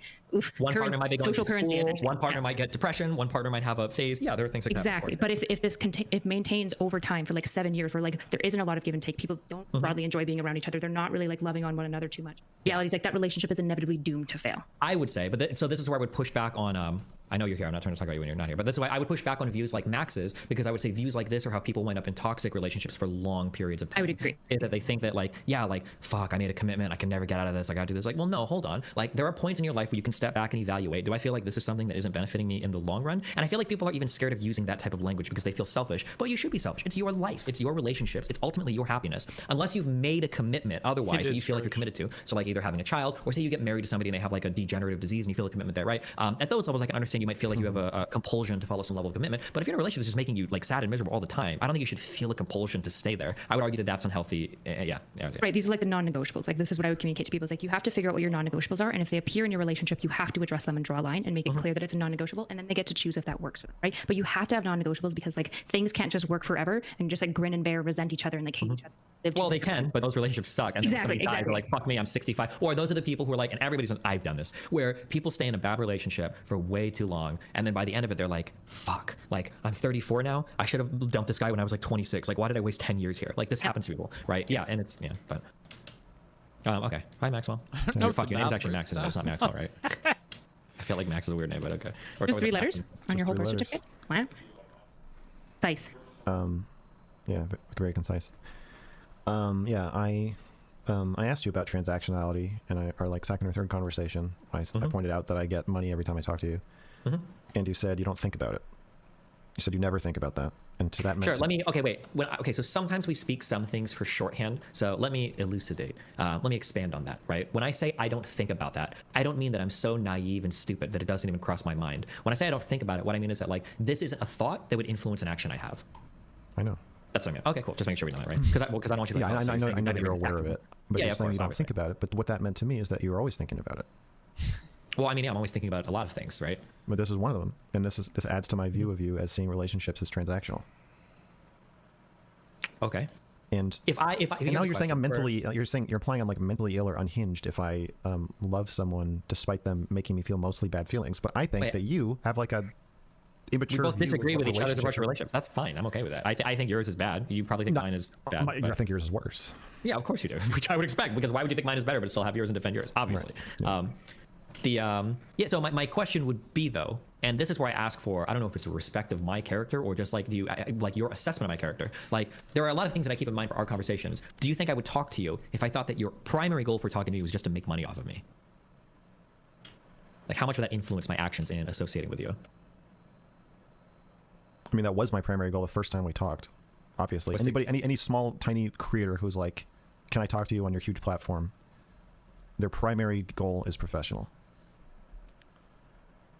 And I'm sure. But do you think that I think that if I did think that your only reason for talking to me now is to just like enrich yourself off of me, do you think that I would continue to engage with you?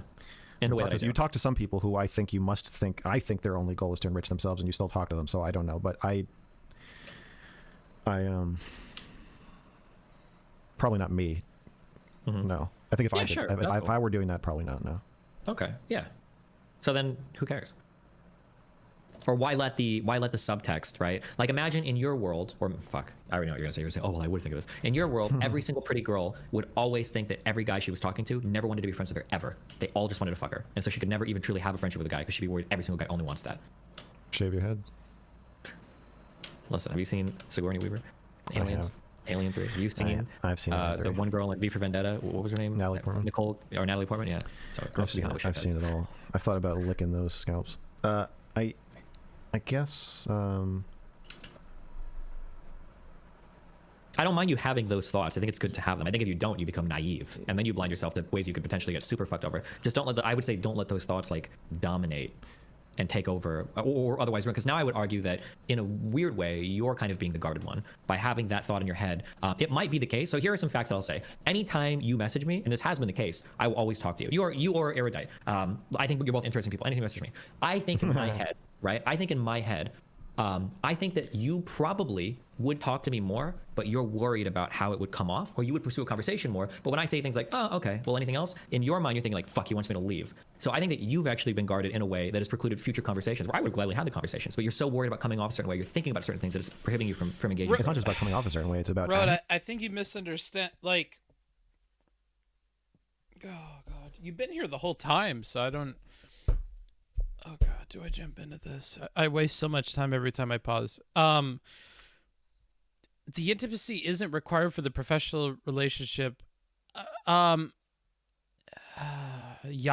I mean, it's more important for the personal relationship, but it's still a part of the professional, and they overlap. That's part of Mr. Girl's whole problem, right? Also, thank you, Bi Curious George. Finally becoming a member. We have pushed you over the edge, and now you are a part of us. Welcome. Welcome to the club. Good to have you. Thank you for supporting the channel with that Submarino. In case you didn't know, you can become a member on the YouTube. You get access to a bunch of different emotes, a little icon by your name to tell other people that you're better than them. And of course, same with Twitch. The more months that you are a member for, the more months that will reflect in your icon. So thank you to By Curious George for becoming a member. I do appreciate that. You're a solid group of people. All of you members, you earned this. Thank you. I'm happy you think so.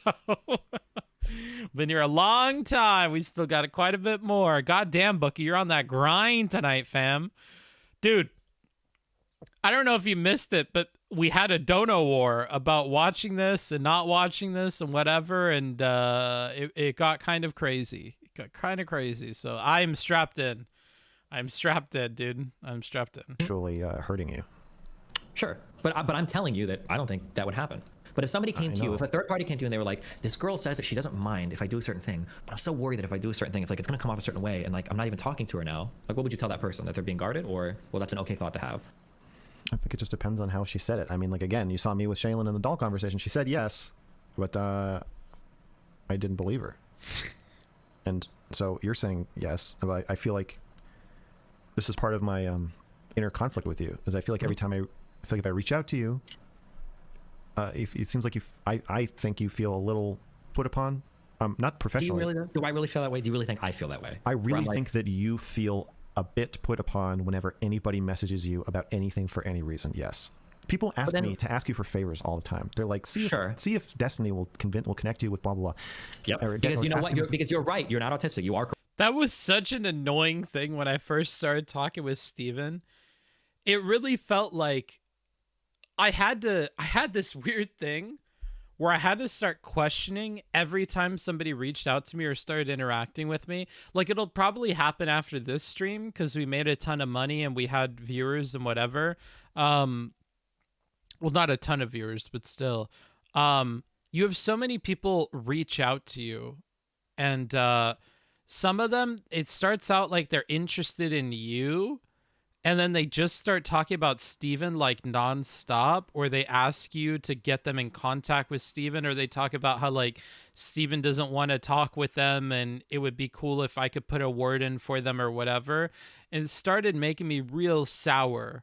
So even to this day, it hasn't happened lately because I haven't been playing into drama nearly as much as I used to before I like burned out on that shit. Anytime I would have a big stream and people would reach out to me, it made me really question their intentions, like in a way that is not like very healthy, I don't think. Because I'm like a nobody. So if you're randomly reaching out to me immediately after I had a big stream, it makes me begin to think. And I started keeping track of like who only talks to me after big stream. Because that would be the other thing. Like, oh, I've talked to you in passing before, and then we didn't talk for like 6 or 7 months, and then I had a big stream, and then you talked with me. It's really weird. You know, even some people I've met IRL get like that too, and that's even weirder. Yeah, it gets strange. So yeah, I don't know. It's a weird feeling. And I sympathize with Max here because it's a weird position to be in. Just tell them you're not Steven's gatekeeper. Well, that's the thing, though. Remember, I started out way more of the mindset that I want to be friends with everybody. That's a quick way to make enemies out of people. My response to this day is still, oh, you should like reach out to him in Discord or reach out to him in email. Like, he's really open to conversations. I'm sure he would do it. I don't think you need my approval. I'm a nobody. Like, and nowadays, given the reputation I have with DGG, it's much easier to say like, I don't think that my like vouching for you or whatever will be very valuable to you. You know, like, you don't want me making your case for you, bro, because you know, they don't really like me. I mean, Steven maybe, but you know, definitely not DGG. So you know, I might not be the best person to make the case for you, which may be why it has happened less lately. I don't know, but yeah, I still get those sometimes, or people that are really butthurt that they had a bad conversation with Steven as well. A lot of that going on. I've actually had quite a few commissioned reviews where people have been interested in their conversation with Steven or other people that come immediately after doing these big reviews. In case you didn't know, if you want me to review a bit of content, I will do it for you personally for my hourly rate and stuff, which is all in the command. I'll put it in chat just in case people are curious or whatever. You want to open in another tab, !work. I do tutoring. I do Q&As, like answering your questions or having a conversation with you. I also do, ghostwriting still. So if you need help with like an email to your boss, resumes, cover letters, essays, I'm still happy to give advice or tutor or even help you with the drafting of that kind of stuff. Lol, what a niche. Yeah. I mean, I've had quite a few people either review their conversations, their debates that they've had and give them advice, or to, help them with conversations they've seen that they want reviewed that nobody will review for them. So there's been quite a bit of that.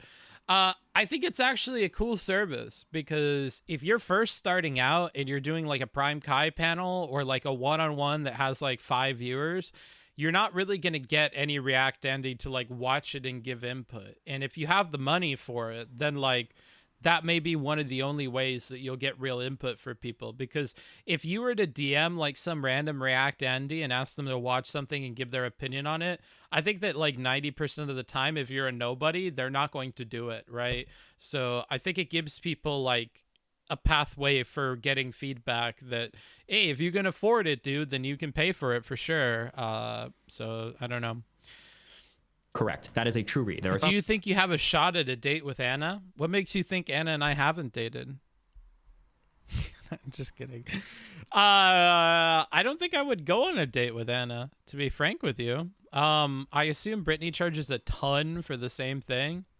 Yeah, might be more fun with Brittany than with me. A lot of the time, they're very... at least when I'm doing reviews and stuff, it can be uncomfortable. I mean, it's a lot of like criticism.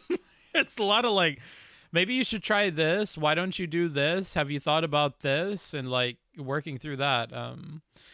Book, you need to go on debate panels and be the normie chill dude who doesn't care about politics. Yeah, but it's lame doing that, dude. You don't make any money doing that either. I do this job to make money and to help people, and I think I can do neither when I'm on debate panels. So unfortunately, not my shtick. Unless they pay me to go on it, not really interested. And I don't think the marketing is worth nearly as much as the time. I have so many projects that require like my time and attention that the idea of diverting it for that is ridiculous to me. I would rather spend 5 hours straight on my Discord talking with random viewers than I would to spend an hour or two on a debate panel, to be quite frank with you. I'm just going to keep it $1.50. And you can ask the people by Discord. I've spent numerous, long nights into the morning chatting with them or playing League of Legends or whatever. And I would do that 10 times out of 10 as opposed to like going on a debate panel. I just really don't like panels. You know what I mean?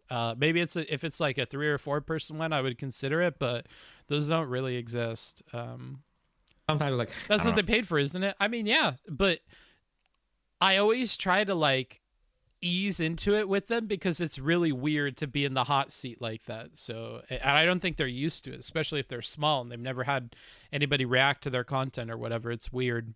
I want to take this person, blah, blah, blah, blah. But like for me, and this is where I like my mental models of other people is so important for me, is I try to judge them by actions. Like I might think you believe a certain thing, but like what do you actually do? That's how I update my priors, right? In terms of how I feel about a person. When you reached out to me, every single time, I think I've been ultra receptive. And I think it might actually be the case at this point that I think I might have reached out to you more for conversations than you've reached out to me. I think we might actually be... Well, then you can advertise yourself to help them all be better at rhetoric. Listen. That's not worth it for me.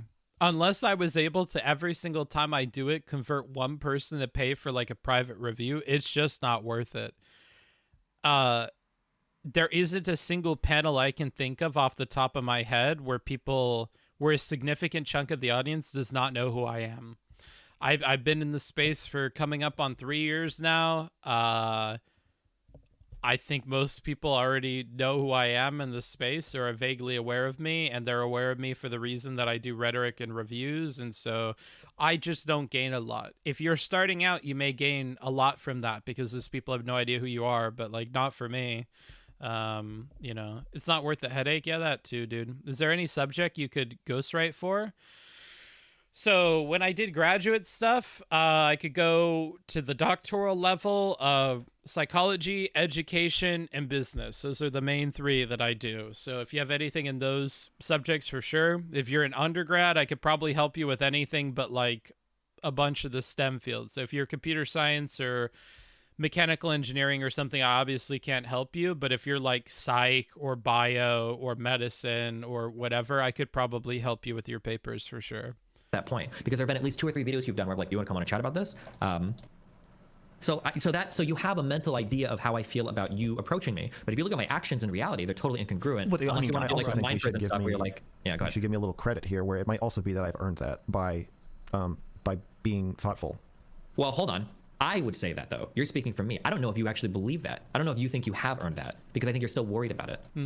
I do think you have. That's why if you message me for a conversation, I'll probably always tell you, yeah, whatever the fuck random shit you message me, okay, yeah, let's hop on and chat or whatever. Or we can chat offline. I do believe that. Now, you just stated that, which is really interesting, because it feels like you were trying to give me a logical answer to why a thing might be the way that it is, but it doesn't feel like, now I'm making a mind read here, so you can tell me if I'm totally off, but it doesn't feel like you actually believe that. It doesn't feel like you think, like, if you, in your deepest feelings, do you feel like, have I earned the right to like message this guy whenever I want, and he like always just on to me and it's chill? I don't feel like you feel that way. I don't think I've earned a right to message you whenever I want. I think I've earned a sense from you that I am being thoughtful when I message you. I think that by being thoughtful when I message you, if you get a message from me, you assume that it's probably for a good reason, and that but that sounds even more guarded. Now it sounds like you're using like that hyper, or what I've said, you're using like this hyper transactional lens of like, I can only message him when I feel like I'm going to provide like an interesting enough conversation for it to be worthwhile. Doesn't that seem a little guarded, or does it feel a little guarded? Yeah, it might be. I experience it as being, especially now that it's happening to me. I have people being like, oh, you should talk to this person, and then I'll look at that and I'm like, oh, this person's just your friend. I'm like, I can't trust anything anybody says to me anymore. I have no idea who is my friend or who is using me or blah blah. Yeah. It's weird, and you never know why anybody's trying to talk to you, and you're, 50 times bigger, so, or more, 100 times, 1,000 times, so, yeah, and then that combined with my sense that you have this like kind of heartbreakingly pessimistic transactional view of relationships, yeah, it does make me want to be careful, and yeah, part of that is selfish, I guess, and is me being guarded, because I can't stand the idea of I don't like making you feel violated, which I feel like you feel whenever anybody says they want something from you, and then also used or professionally. Sure. So everything you're saying is true and valid, not in just the sense that like, oh, your feelings are valid, but then like, I think your rationale is pretty sound. I'm not even gonna fight you on any of it, but like to back up for a little bit and having like kind of a meta conversation. So the initial reason why I think you and most people, almost all people, don't like it when people are guarded is because there might be fruitful interactions that you could have, but a person's like own barriers are preventing it from. And you see where I'm going, right? Now I'm gonna say I think it's interesting because it feels like, remember I said this idea that I feel like you project onto other people sometimes? I feel like what you just laid out is a really good justification for why you're guarded around me. Because there are other conversations that it feels like we could have either pursued further or had, but we hadn't because you're really worried about the way that I view the world and how it'll come out. Yeah. So it feels like the guarded thing is there on your end, and that was maybe a little bit projected onto me. Is kind of what it feels like. But or I'm right, but we're both right, and it's just like a mess. But or it's just complicated, not a mess, but just complicated. Sure, but I will say, not to be too argumentative, but like your form of being correct is that I'm either engaging in a ton of self-deception, and I'm always guarded about being guarded. But I feel like for your level of being guarded, I feel like we've had a good conversation. We've logically laid out the points to where you feel guarded. Wait, is his internet? Your internet's You're frozen. Popping up. Oh, there we go. You're back. Wait, am I okay? Yeah, okay. I feel like all of the arguments that I've laid out from start to finish are like pretty reasonable, that like you feel a certain way because of things that I've said, things that you said, and then ways that you feel about the world and view the world, and then that's led you to not taking actions, and none of it. I will respond to you, Highland Star, because it's important to respond to. Highland Star says, but hasn't Destiny already proved that Mr. Girl is interesting enough to him that whenever Mr. Girl wants to talk, the Destiny is interested? I'm connecting these things that it may be a stretch. Remember that Mr. Girl also made the point, Destiny will interact with people who seem like their only intention is to get fame off of him, for monetary gain off of him, or they will secretly be totally willing to backstab him and whatever. So Destiny is willing to give the time of day and time for conversations to basically anybody, including people who he reasonably believes may have malicious intent towards him or malicious intent with the conversation. So he's getting treated the same insofar as availability for conversations as even like people that would be like evil to Steven, right? So like, yeah, Destiny can say that he's interesting enough that he'll always make time for Mr. Girl, but Destiny also makes time for plenty of people who do all the things that Mr. Girl would really not want to do. And I don't know how much of those are connected in Mr. Girl's mind, but like, I also don't know how much you guys glean from any part of this conversation, because I see you guys type some stuff that's like way off. This isn't an example of that, but I mean, like, I see you guys type some stuff that's way off, and I'm reminded of my streamer privilege. Like, I relate with basically everything Mr. Girl talks about in here. I would just reword it like a little bit, or I feel a little bit different. But like, especially when you're talking with Steven, there's, and I hear it with a lot of other streamers too, there's always this apprehension about reaching out to him. Oh, I don't want to waste his time. Oh, I want it to be something that's really worth talking with him about. Oh, I want to feel like I'm giving something back to him because he's giving me something that's really, really great. Oh, I don't want him to think that I'm like using this in this particular way and whatever. I used to be a lot more like that at the start, but I learned that I had to get over that because it was stopping me from interacting with him. Like recently, I had a lot of baggage about being worried that DGG is going to be mean to me, that Destiny might really hate me or whatever. And then I really wanted his input on the Vosh stuff because he made hours and hours of content, and I was like, I'll just watch all this. I don't want to bother him. And then I was like, hold up. It's not a bother to him. If it's a bother to him, he will say no.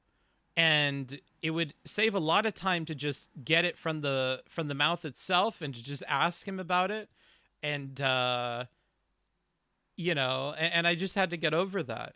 And it was the same when I was starting out. I used to be like really apprehensive about reaching out and feeling like I need some super duper interesting thing to say and whatever. But like, the reality is, you're content for Steven as well. Like, he's filling time with you rather than just playing a video game in silence and reading emails or talking to some other random dipshit who had the balls to ask him to talk, right? Like, I think you... Hold on, I have to kill another hornet.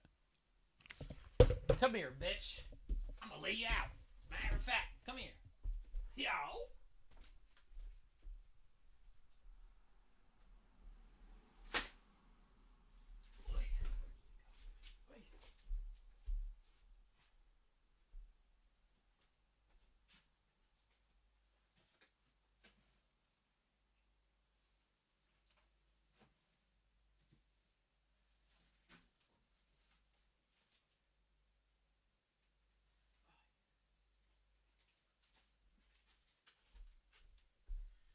Another one bites the dust. Another one bites the dust. And another one down. And another one down. And another one bites the dust. But yeah, there's always worries talking with Steven. And a lot of them are dumb. I'll be honest with you. The idea that you need to give something back to him that is equal to what you're getting from him. Usually, you're a small streamer. There isn't shit you can give back to him. What you're giving back to him is the virtue of being there. Like, being fair in the conversation and whatever, you know, like, your content for him, and that's the most that you will be besides being charitable with him or maybe respecting him outside of your stream, and that's about it. But even that, it's not required for having conversation with him. Plenty of people are shitty to Steven, in the opinion of some of you, myself included, that still get to talk to him. That your ability to talk with him is not hinged on that, right? Like, so, I don't know. There's a lot of made up shit in people's brains, so... And I think if you're a new streamer, you're becoming friends with a bigger streamer, you gotta get over that. You gotta get over it, especially with Steven. Because I think he cares less than the average person about that shit. And he is not spending nearly as much time fretting over it as you. He's gonna stream like almost every day for fucking like 8 or 10 hours or something, and it's just not a thought on his mind. So yeah, that's what I would say. But these are a lot of concerns that are very real to streamers that you guys might never ever have to think about or even consider, and you'd have to like stretch your brain to ever come up with it, and that stretching would probably require some 200-pound fucking yoga coach behind you pushing on you, right? Like it takes some pushing to like stretch your brain to think about it, and I don't know. if you guys, you know, are able to do that. So I'm gonna be that hot yoga instructor, rubbing my bulge on your back, pushing you down and getting that stretch in for you. I'm gonna stretch your brain out. This is mysterious, right? You have access to all of these thoughts. I only know them, not because I read your mind, but because you're telling them. You're sharing these thoughts with me. I guess. I think the thing you're pointing out that I'm also protecting myself, and I think you're also telling me that at a certain point, as we become better friends, it becomes a block to our friendship if I'm too careful with you. Yeah, exactly. But I just think there's a tinge of like meta irony that it feels like, and this is supposed to be like a gotcha, or like trying to mind. No, I think you're right. Like I don't think it. Yeah, it feels like at the end of the day, bad. the guarded person here is probably you. It feels like it a little bit. Well, I think that last part isn't true, but I think that I don't think it's mutually exclusive. But I agree with you. It doesn't have to be mutually exclusive, but I won't let you get away from that. You are guarded because there are things that you could have done where we could have had more interactions, but you didn't because you were worried about how I would respond to them. That's the definition of guarded. Right? That's true. And then I think there's another part about I don't always want to be the person who reaches out. Sure. Although I think I've at least which is another streamer problem that I run into with streamers. No, but if he reaches out to me, I would love to talk about it. Bruh, what do we say when you like a girl? What do we tell young people when you like a girl, when you like a boy? Oh, I really wish that I could go out with this person. I really wish, but they, you know, I don't want to bother them. If they asked me out, I would totally say, then fucking ask them out. Go ask then, you know, because they might be in the same position where they wish they could have the date with you and they could be waiting on you, and then it'll never happen because both of you are chicken shit, right? And it's the same with the conversations with streamers. Like, if there's ever a part of you that is like, I wish this person would reach out and then I would talk to them, my advice to a streamer is be that person, because you never know when that is the case on the other side. Or if it's even something like, you know, where they just need to fill content. They're like, oh, sick, now I have something to do on Thursday, you know? This advice works for finding a job too. Yeah, that's it. That's a good point. Yeah, if you want to work at a particular company, especially within a field that you're already in, like, go apply. You never fucking know. You know, you want to work at Riot, but you know you can't be a game dev, and maybe you want to be like just at the company. Go look at the website, see what jobs there are. Maybe you could get a job as a clerk or something else. And like, if you're already working for minimum wage at Target or something, maybe you would be happy working minimum wage at like Riot or at Blizzard or, you know, some other game studio that you like, or other company that you like, or Tesla, or I mean, you know, I wouldn't advise you to go work for Tesla, but, you know, I don't know. Or if you're a woman, probably don't advise you to go work at Blizzard or Riot, but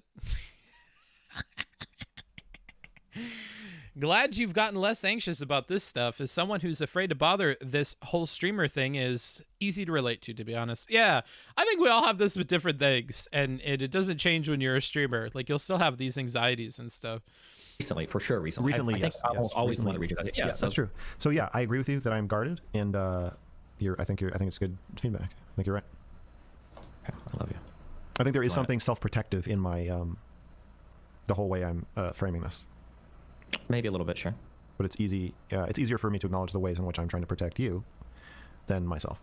That's true. Sure, because I think that I'm curious. What does projection mean to you? Give me your explanation of projection, and then I'll tell you what I think projection is. I think projection is when you either think somebody else is feeling something you're secretly feeling, or you think they're feeling or doing something that you have a distorted view of it to make it fit what you're secretly feeling. Secret from yourself. Secret from yourself. Unconsciously feeling. Weird. Okay, gotcha. You might agree with this. So I would phrase this a little bit differently, right? Let's say somebody were to go online, okay? And let's say somebody posts a picture of them hugging like a girl, hugging like their daughter, okay? And it's like a 9-year-old. And let's say you tweeted out like, I saw the way that you were touching her side, and I know that like when you squeeze your fingers there, you're just thinking of her soft and supple flesh. I know you're doing that. When you like read a sentence like that, what you're thinking is like, that sounds like some projection. That sounds like projection, but yeah. why? Why is it projection? And I think the reason why it's projection is because it feels like that person isn't like consciously trying to fuck somebody else over. They're not like trying to do some weird mind games. I think that what it is when there are things about ourselves that we're intimately familiar with, we tend to see those sometimes incorrectly in other people. And I think that's what projection is. I think projection is that I see you do a behavior, I do a similar behavior, but I'm going to ascribe all of my motivations for that behavior to you because I'm seeing that thing that I know exists in myself. So when I would talk about projection, I don't think I would say necessarily anything subconscious or unknowable or unknown, I would just say that like he's doing a behavior and I do a behavior that's kind of like that. Now I'm going to take all of my motivations and all of my reasons for doing that, and I'm going to say that he has all of those things too. So I think that what that can lead to is like you might see me not talk to people much, and you personally might not talk to people much. And when you see me not talk to people much, you're like, oh, he's not doing that, I don't do that, and here are all the reasons that I do that, and I'm going to tack that on to him. And then I think that's what I would define as projection. I think that's where most projection comes from. I think that makes sense. I think the only thing I'd add is that I think empathy is kind of like projection, except accurate, where you're saying if I were doing that, this is how I'd be feeling, but you're actually right. And I think projection is definitionally. I wish we could hear what Erudite was saying too. Like you're not right. Potentially. Like if you tell me I'm projecting it, you're not saying I'm accurately projecting. You're saying I'm putting something on you that doesn't fit. Yeah, I think generally when we say you're projecting. Okay, so this is an entirely different problem that you bring up, Mike. Problem is, I don't want to reach out to Destiny, but say I do. I reach out with whatever BS, I keep doing it. Eventually, Destiny tells everyone about annoying Mike G, and no one will ever talk to me after. Yeah, I mean, if he doesn't respond and you keep doing it, this is a completely different situation. Like, I'm talking about, like, level 1 to 5 about reaching out, and you're like, well, you know, at level 95, after I've sent a bunch of these DMs and people think I'm annoying. Like, yeah, but the people at level 1 to 5, because of their misgivings at level 1 to 5, are very, very unlikely to then flip over to, like, level 95. I'm gonna give you, like, level 75 advice that'll help you get through, like, level 5 and onwards, but I don't ever think you're gonna go all the way to like level 90 whatever, you know. So I don't it's like an entirely different problem. So for instance, like if somebody's stomach is growling and I'm like, oh, I bet you're hungry, like technically that's projecting, but nobody would really say that because like it's probably true, right? Yeah, that's generally so I started harassing. Projecting that wrong. So here's something that I'll ask you about, and I'm never trying to make you change your definitions. I'm just curious because we seem to define something differently. Can you define for me again, what do you mean when you say empathy? The ability to understand and know the feelings of another. Gotcha. So earlier, and especially if you're doing like psychoanalytic things, and I could be wrong because I know fuck all about philosophy, or I'm sorry, psychology. I think that psychoanalysis and Freudian stuff, psychodynamic stuff, I think isn't the general theory or model of mind that there is subconscious stuff that you have that you might not have direct access through, but through conversation, I can kind of start to pull that out. Yeah. Yeah. Okay. So because I'm a dumb fuck, whatever, I don't like that model of the mind. When I feel like people are being empathetic, my definition of empathy is just that, like, if you have a certain feeling, I know why you're feeling it. I can intellectualize it at least, if not emotionally understand it. So, like, I would consider empathy to be like, Max is upset over something. Well, why is Max mad? Max is mad because he's a fucking moron. Well, that's not very empathetic. That doesn't mean anything, right? But if I say, well, Max is upset because I said this and that, and these things make him feel this way, so now he's upset because I've said these things, I would consider that to be somebody that is like, oh, you're pretty empathetic. You have an understanding of their feelings. The only reason why I prefer all my definitions to yours because we obviously prefer our definitions to each other. But I feel like it's weird if you're being empathetic is good, because I think that understanding people's feelings are good. But if we define empathy as like reading somebody's subconscious, I think that gets a little scary because now like we all want to be good. In our minds, we write narratives that we're good always, unless we're like sociopaths or ASPD or whatever, right? But if your mental model of you being good requires you to be making like really big psychological reads of people's mind states that they might not even know because it's subconscious, I think that gets into scary states because you might make an incorrect read and be stuck there, or it's very hard to move you off of it, and then you start to fit their behaviors to that mental read that may or may not be true. And then I think sometimes it can preclude you from seeing somebody's actual emotional state, which would give you greater understanding and then let you interact with them in a better way that furthers both of your relationship in a healthy way, just for how I view it, obviously. But yeah, I think that's true. I think the more of a leap you're taking when empathizing, the more risk there is. I think that makes sense. But I think it's inevitable. I think that in a projection is also inevitable. I think there's no way to know. There's no way to ever know if you, even if you're empathizing with somebody, even if somebody says they're feeling something and you empathize with it, we don't always know what we're feeling, or we often don't know what we're feeling. We think we're feeling things that we're not, or we don't understand why we're feeling, or we're feeling something close to that. So the only reason I guess I fight against the subconscious thing, and I could be standing like in the field of a lot of psychology, so I could be totally fucking wrong. But so I said earlier, like, I don't believe in repression. I think that most people, or all people, save for injuries or drug use, have access to all of their thoughts. Like, I think that like if I truly ask like, why are you upset? I don't believe that like we block that out so hard that we can't even remember it. One, because that doesn't fit with like my evo psych view of how people develop, and two, because I honestly can't even conceive of that, save for a drug or an injury. But like, yeah, so this is why I like to assume that most people have access to all of their thoughts, with the exception of some things like, I would call this in a very woo-woo way, in a very Britney way, I would call it, there might be a vibe or a mood that you're not 100% aware of. So this might be something like being tired or being hungry. These are things that might influence your thoughts you're not aware of, but at some point I can bring in awareness about these things. I don't know if the psychodynamic model gives you full access to your subconscious. I don't remember if that is the case. I think it doesn't, but yeah, go ahead. So in the way I'm talking about it, the model of the unconscious and the conscious, I think the mechanisms by which I believe those actually function are more like, not that you have thoughts that you can't access, because that doesn't really make sense. I think if we define a thought as like a actual conscious thought, I feel like that makes sense. But more like a belief that ties together all your thoughts that you're not aware of. Why is Erudite still here? I keep looking at her just like bopping around and like looking around and having her partner bring her drinks and herding her dogs, and I just wonder what is going on in her head. It's like that meme where they zoom in and go up the nose and you see all the people in the brain. What a waste of her time. I think so, kind of. I mean, maybe like marketing stuff or whatever, or you're holding out hope that the conversation shifts back to you. I'm not sure. And so you can have a bunch of thoughts that seem unrelated. Like if like when I said earlier, I think you have a belief that people are vampires and are trying to use you when they're being intimate, and that they're not going to respect your boundaries. They're going to try to take shit from you. That you can see that you have a lot of, I don't think you have ever said that, but you've said a lot of things that to me, like if you had like a bouquet of thoughts, they would all kind of like lead back to that. Like, sure, belief. You might be able to connect thoughts in a way where somebody's like, I don't know why, but I'm always nervous when I drive to the store. I'm always fucking nervous when this happens. And at some point you might say like, hey, like how is your car? And you're like, well, the brakes are like super squishy, and I've gotten in a couple accidents when it's like, maybe you're not nervous going to these places. Maybe you're just nervous like driving your vehicle. Exactly. Like, yeah, sure. In that way, sure. And so I can agree that's possible. Yeah. Yeah, and if you say that, it's not literally that they actually have that belief somewhere tucked away in a box. It's like a relational thing, not like a hidden fact of their mind thing. Right? Yeah, it's just a lens. It's like a constellation. It's like you're saying, what if we take all these dots and we draw a different picture? And if I draw the picture, it like resonates with you much more and explains a lot more of not just of how you feel and helps you connect to those feelings, but also helps you figure out what you need to do about those feelings if you're trying to figure it out. Sure. And then I do think that also, as far as like emotions being physical sensations that you can be aware of, or like mental sensations, that you can tune them out and not be aware of them, and or misplace them or misinterpret them. And I think that if you can look at somebody else's body language and find out, you can guess that they are tired.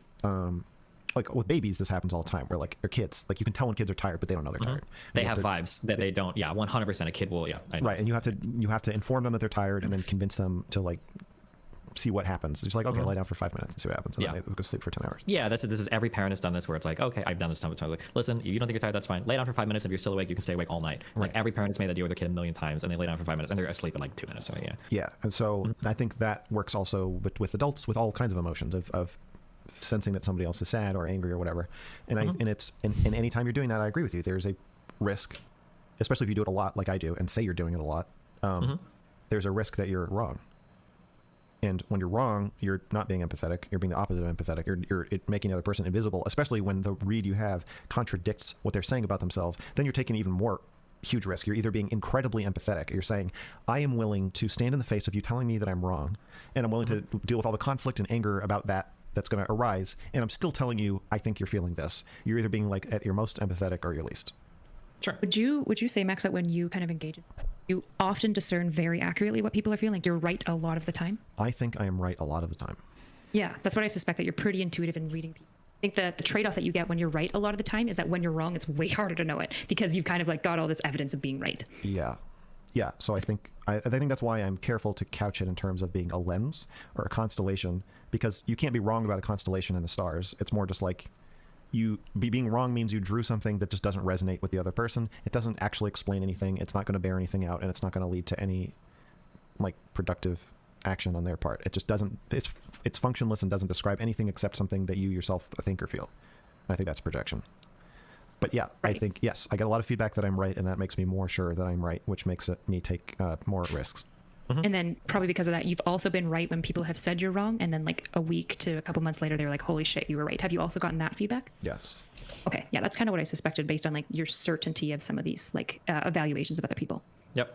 100%. And I've had this exact same thing happen too, but initially I thought it was like a cool, like, oh yeah, mind reading shit. But then I realized later on that like, fuck, when I'm right, which is pretty often, I'm pretty right. But when I'm wrong, I'm really wrong, like destructively so. And I have to be careful because now I'm not sure. There are times where I might have been wrong and I actually didn't realize I was so strong in my convictions that I either mindfucked the other person into thinking I was right, or which is an issue, especially because I have a strong personality, so I can do that.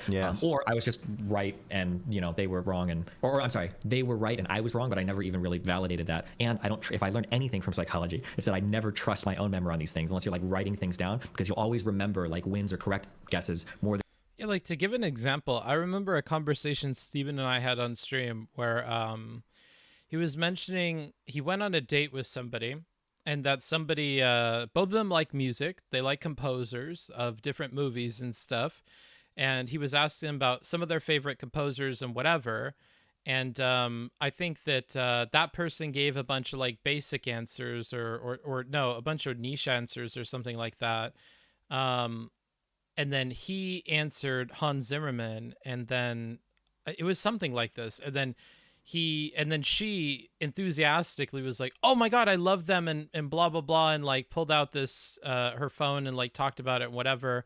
And he interpreted it in some weird way that like, she only wanted to give like the answers that everybody else would. I forget what it was. I don't know what his interpretation was, but I put forward this idea that like it could have been that she wasn't comfortable like giving her answer on it because she was worried that other people often interpret it negatively, that she likes a popular composer.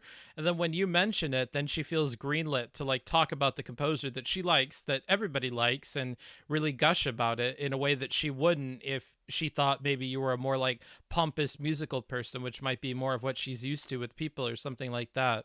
And he was like, actually, I think like given the whole way that that played out and more details about it, that makes a lot more sense than the way that I interpreted it. And it was like negative.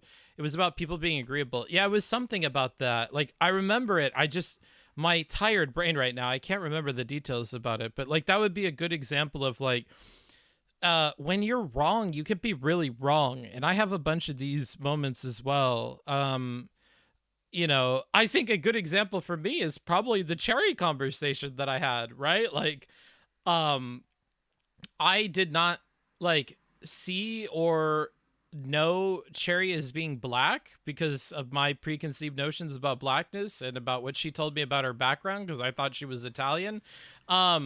And so the entire way a conversation between us is going to go is going to be like super wrong because I had a wrong read of the conversation. Then afterwards I apologize and I learn a bunch about it and whatever. But yeah, when you're wrong, you could be like really, really wrong, and it could fundamentally change the way that you would interpret how a conversation went or what it was about or whatever. And that's why I think we have to be flexible when we're wrong about stuff, and you have to be open to that happening in any conversation. It will flip on its head the way it should be interpreted or the way it would play out, right? And I think that we all have a moment like that we can think about, and sometimes other people can open our eyes to that, or sometimes we learn in hindsight. Did you say you thought she was Italian? The only stuff I had ever talked with her about was like her Italian side of stuff. I had no insight on the Dominican stuff. And beyond that, I didn't know anything about Dominican people. I didn't know Dominican people are black. If I had to give a guess, I would consider them like Hispanic. The Dominican people that I've had in my family have been people who never ever use the N-word, and they seem to be more identifying with like Hispanic shit. So that was just my experience of it. What an honest and frank example. Yeah, I just own that one. It's already out there, so I'm happy to talk with it about it with people. I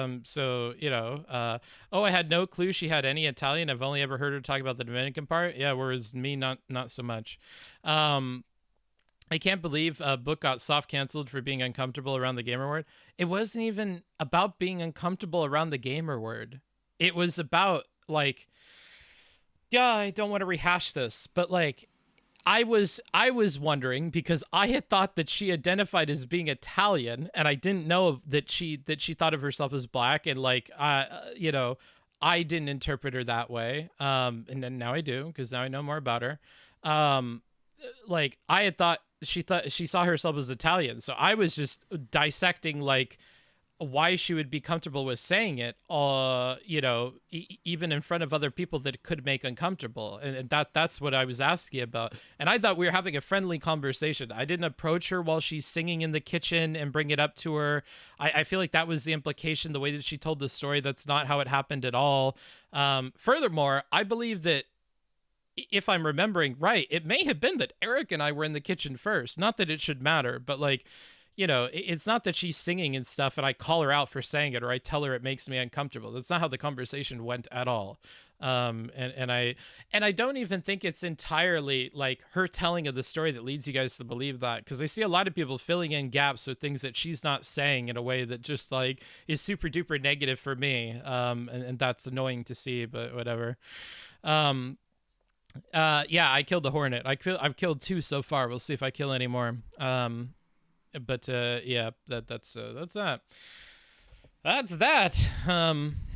Couldn't have been black. Didn't vote. They didn't vote for Joe Biden. Yeah, they got it sucked out of him, like that comment. He turned them into something else. Maybe, I don't know.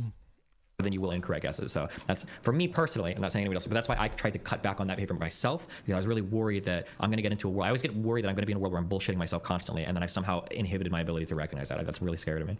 Yeah, I would say I would have the same experience. Like, I'm highly, highly intuitive as well. Always right when I like about what's internally going on for people. But then, yeah, when I'm wrong, I'm really wrong. And because I'm so often right and I'm very confident in it, it can do like a lot of harm to somebody if I convince them of a falsity about themselves. Mm-hmm. Yeah, I've definitely... Unironically, that's like the perfect way to construct, and I know I've done this before, it's the perfect way to construct a really convincing gaslighter. Because if you're with a person, and I can tell this, I think Kyla said it, but also, like, you're Max, you have a very strong personality, right? Like, you'll fill a room and run over anybody that's not, like, capable of standing up to it. And you are, at the very least, like, decently intelligent, if not more so, and, like, decently intuitive emotionally. And that makes for a very dangerous combination of you being able to gaslight the fuck out of somebody if you truly are incorrect about what they feel. I know I've done this to people, and it's, again, one of the reasons why I try to be really careful about it, because it's like, fuck, if I'm wrong, like, I totally mindfuck this chick, and I probably should have just shut the fuck up and listened to them, because like I could actually convince them that they're wrong about their own feelings, because like I know all the arguments and I know what to look out for and I know how to say things very convincingly, and I have a very like type A personality. So if they're not ready to stand up to it, they're just gonna end up going along with whatever, which is something I try to be avoidant of now. Yeah, I try to mitigate that by making sure. This might annoy you, Kyla. No problem, Blaine. I didn't read it negatively. I didn't read it negatively. You know, book, is there any other country you want to learn more about? I want to learn more about like every country. It's hard to pick one that I'd want to know more about. I just don't know a lot about lots of countries, so probably. But I think part of why I was so unhinged when I was screaming about you is to actually provide a grain of salt for what I'm saying. I think that I want to make it clear, if I'm feeling boiling rage when somebody asks me about your therapy ethics, and I instead, in a very level-headed and calm manner, say, like, well, I think that she is blah, blah, blah, blah, blah, and I think that her ethics are terrible and blah, blah, blah, I feel like there's something wrong with me not disclosing that I am full of boiling rage. And so, while you may think that my explosive, hyperbolic expression of that was unfair to you, I think in another way, I am trying to acknowledge my own emotional response, so that people know I'm having it, because I think it undermines what I'm saying, obviously, if I'm screaming about it. And the same thing with Dr. K. I keep talking about how he reminds me of my father and how all these like triggering things about it, because I don't want, I am also haunted by the possibility that I will be projecting but convince everybody that I'm not by concealing it. So I try to be really emotional when I'm talking about how I think other people are feeling, so that anybody listening knows my emotional state when I'm making the read. Yeah. Have you ever? So one thought I've also had about mind reading, welcome to the that I've had to at least learn, is that even if you're right, I've noticed sometimes that if you tell people what you've mind read about them, even if you're fucking completely accurate, it actually takes invested in fighting that read.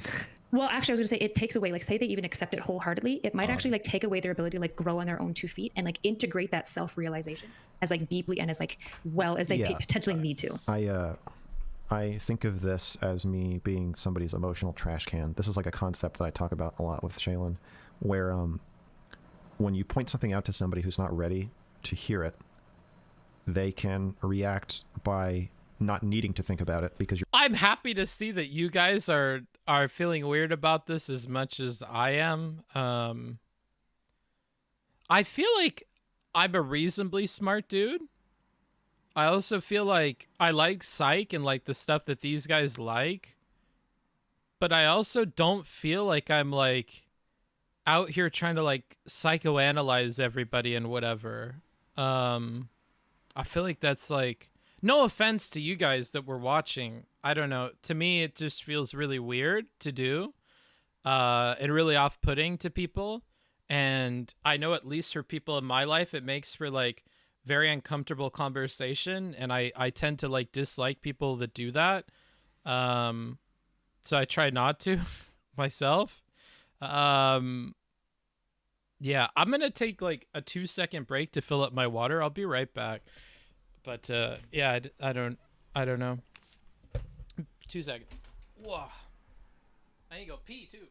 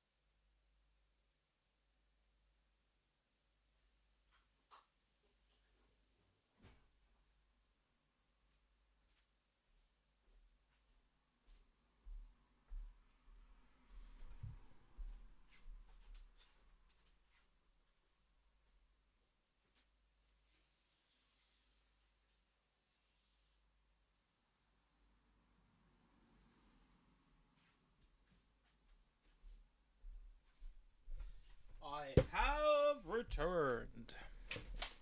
Fuck.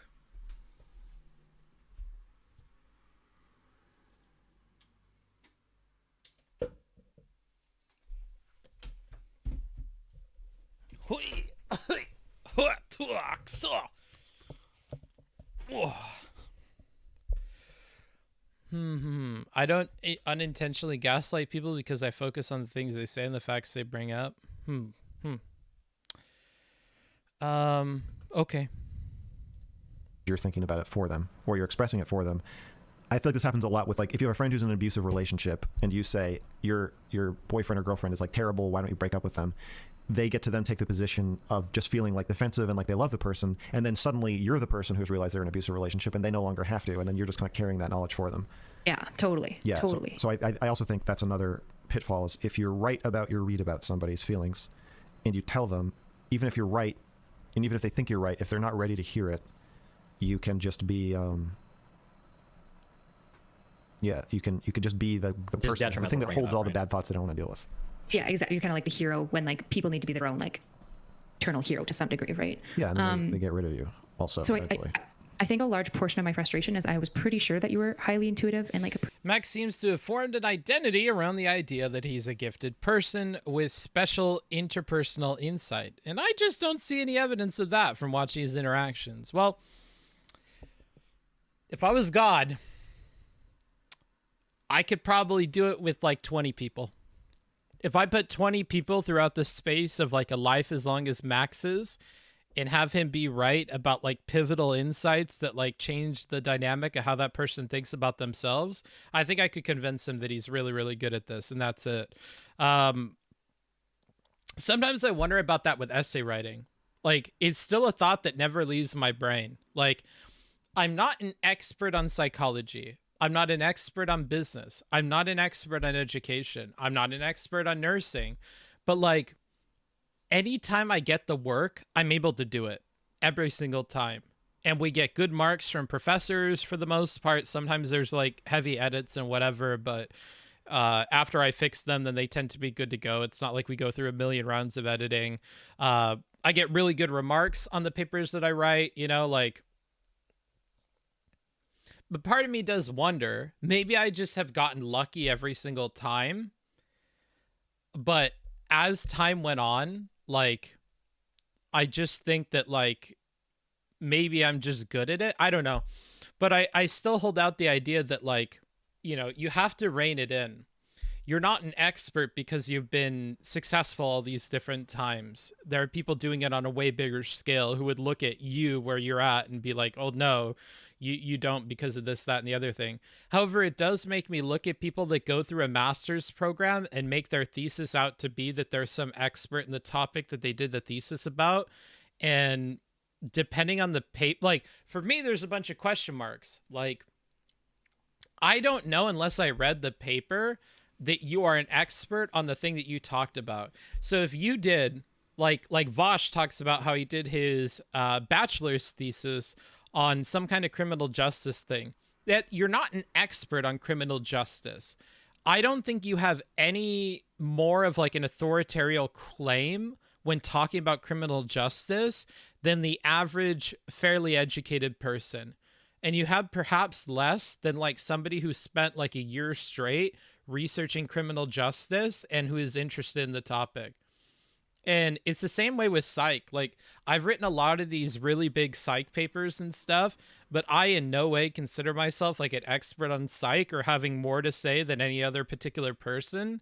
And I think that somebody who has an interest in psych, like Anna, I'll be honest with you, Anna probably knows a ton more about psych than I do, because she's dealing with it all the time, right? Maybe at the height of like my essay writing, I would be pretty good on like particular topics. But even then, when you're reading about other authors, the other authors are the people that are experts on this stuff, the people that have like 20 or 50 different articles published under their name and they work in it every day and their whole job is based around reading stuff about it. Like, those are the people that are actually worth talking to as experts. Like, you can make fun of Anna and whatever, but outside of her like prescriptive things, I think that you could actually get a lot from like asking her questions about the stuff that she's read, and you could learn a lot from Anna. You just use the information in a different way. I think the problem is in her like implementation, in her like interpretation of the things that she's reading. But, you know, like, I think that she's probably more educated than the average person on the topic. So, yeah, Anna actually does come off as knowledgeable, even though she doesn't get that credit. Yeah, like, the same way with that guy that we talked to the other day on stream, Zackap. Like, Zackap watches documentaries and shit all day, and he's like super into soil and plants and you know, the legislation around it. Like, he knows a lot about that stuff. He would be a good person to talk to about that stuff, you know, like and so I think about this a lot, like this you know, having perspective on people and how they think. A therapist who has been practicing for 10 years is infinitely better than any of the people in this call at that. And I'm like pretty convinced of that. So the idea that they think that they're like really, really good at like seeing in other people stuff that they don't see in themselves, unless you're like following up with that person all the time and in like a setting where you're able to do that, I don't know how valuable your insights are on people and stuff like that. I don't know. So it's interesting to listen to. It's definitely like a different perspective from my own. Not to say mine's right or theirs is wrong or whatever. It's just like very, very different than the way I think about that stuff. But you weren't selecting and defining the research questions or conducting the quantitative analysis. Most of what I worked on did not involve quantitative analysis. But if it did, then I was the one interpreting the results 100%. Like, there was a lot of like, there were quite a few people who I would help from the beginning. And in those cases, I am helping to define the questions, and I am the one doing the research. Hold on, I gotta sneeze. Oh God. Oh God, it's everywhere. No way, really? Yeah, 100%. And even if you don't, you still have to read all this shit. Like, even if somebody gave me like a list of sources and like the bullet points of what they wanted to say and they did the quantitative analysis, you still have to understand all that to write it. Like, I still have to read everything. That's a huge part of the time.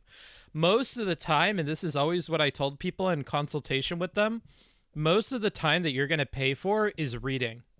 And that's going to be really frustrating to you because reading doesn't develop any of the product that you're looking for. But unfortunately, like, most of the money you're going to spend is on me spending hours and hours reading this stuff and like synthesizing it and taking notes. The actual writing is the quickest part. It's the easiest part, which is why, like, if you give me an outline and you've already done all the research, I could flip that shit around in like 2 or 3 days. It's really, really easy to write. It's getting all the research and organizing it into an outline where I can write the thing that takes all the time. It's reading everything that takes all the time. So, you know, that there's a lot of that, but also reading that stuff doesn't make me an expert in the topic at all. You become an expert in a very, very tiny portion of it. And even then, in a field like psychology, within 5 or 10 years, all the stuff you learn could be wrong. Which is why, like, Max got his degree, I don't know how many years ago, but I would trust Erudite 110% more than Max on the topic of ethics or even just psychological ideas, because the field of psychology changes so much in a decade that, like, Erudite is going to be way more informed about the topic. And I don't know when the reproducibility crisis happened, where in the social sciences, it was discovered that when you go back and try to reproduce a lot of the studies that had been conducted in the decades prior to this point, you found that a lot of them were wrong. Like, they were completely not reproducible at all. It was the pet theory of particular people who engaged in a motivated reasoning behind their research that kind of pointed them in the directions of the results they already wanted to be there. Or they had a super skewed interpretation of their results that they didn't try and reproduce or disprove. And that led to a lot of problems. The 90s, I think, yeah, if he got it in the 90s, then for sure he missed all that. So I wouldn't trust a lot of the stuff that he would say that would be based on his education. But he'd be more educated than the average person, but I don't think he's more educated than somebody else who went to school sooner than him. Especially if she's still doing school and stuff, she'd be a lot more dependable for that because she's working with it all the time. Same with Anna. I would trust Anna a lot more on psych stuff than I would trust Mr. Girl, because she's like working on it still all the time and reading stuff about it every day.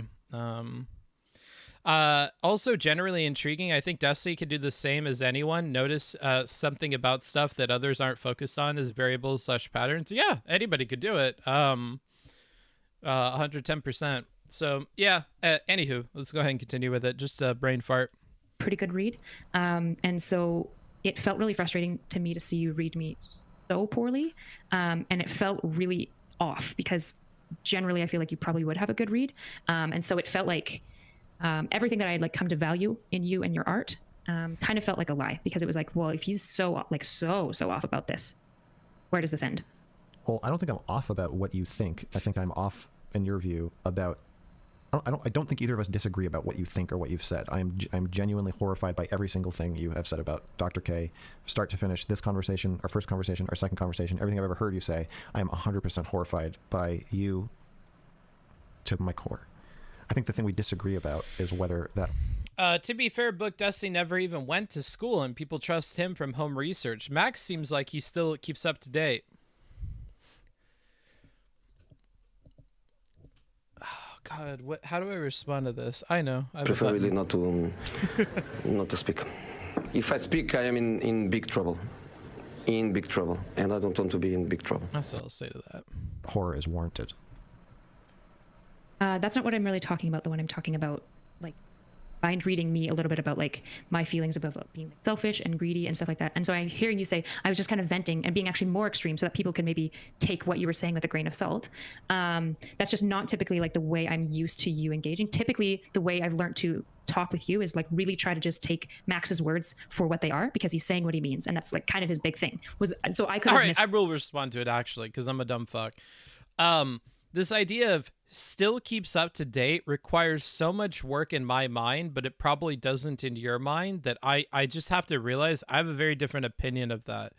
In my opinion, to keep still up to date on stuff requires like double digits of like reading per probably week or 2 weeks. Like you'd have to be reading a lot in my mind to hit the threshold of like you're keeping up to date on the field.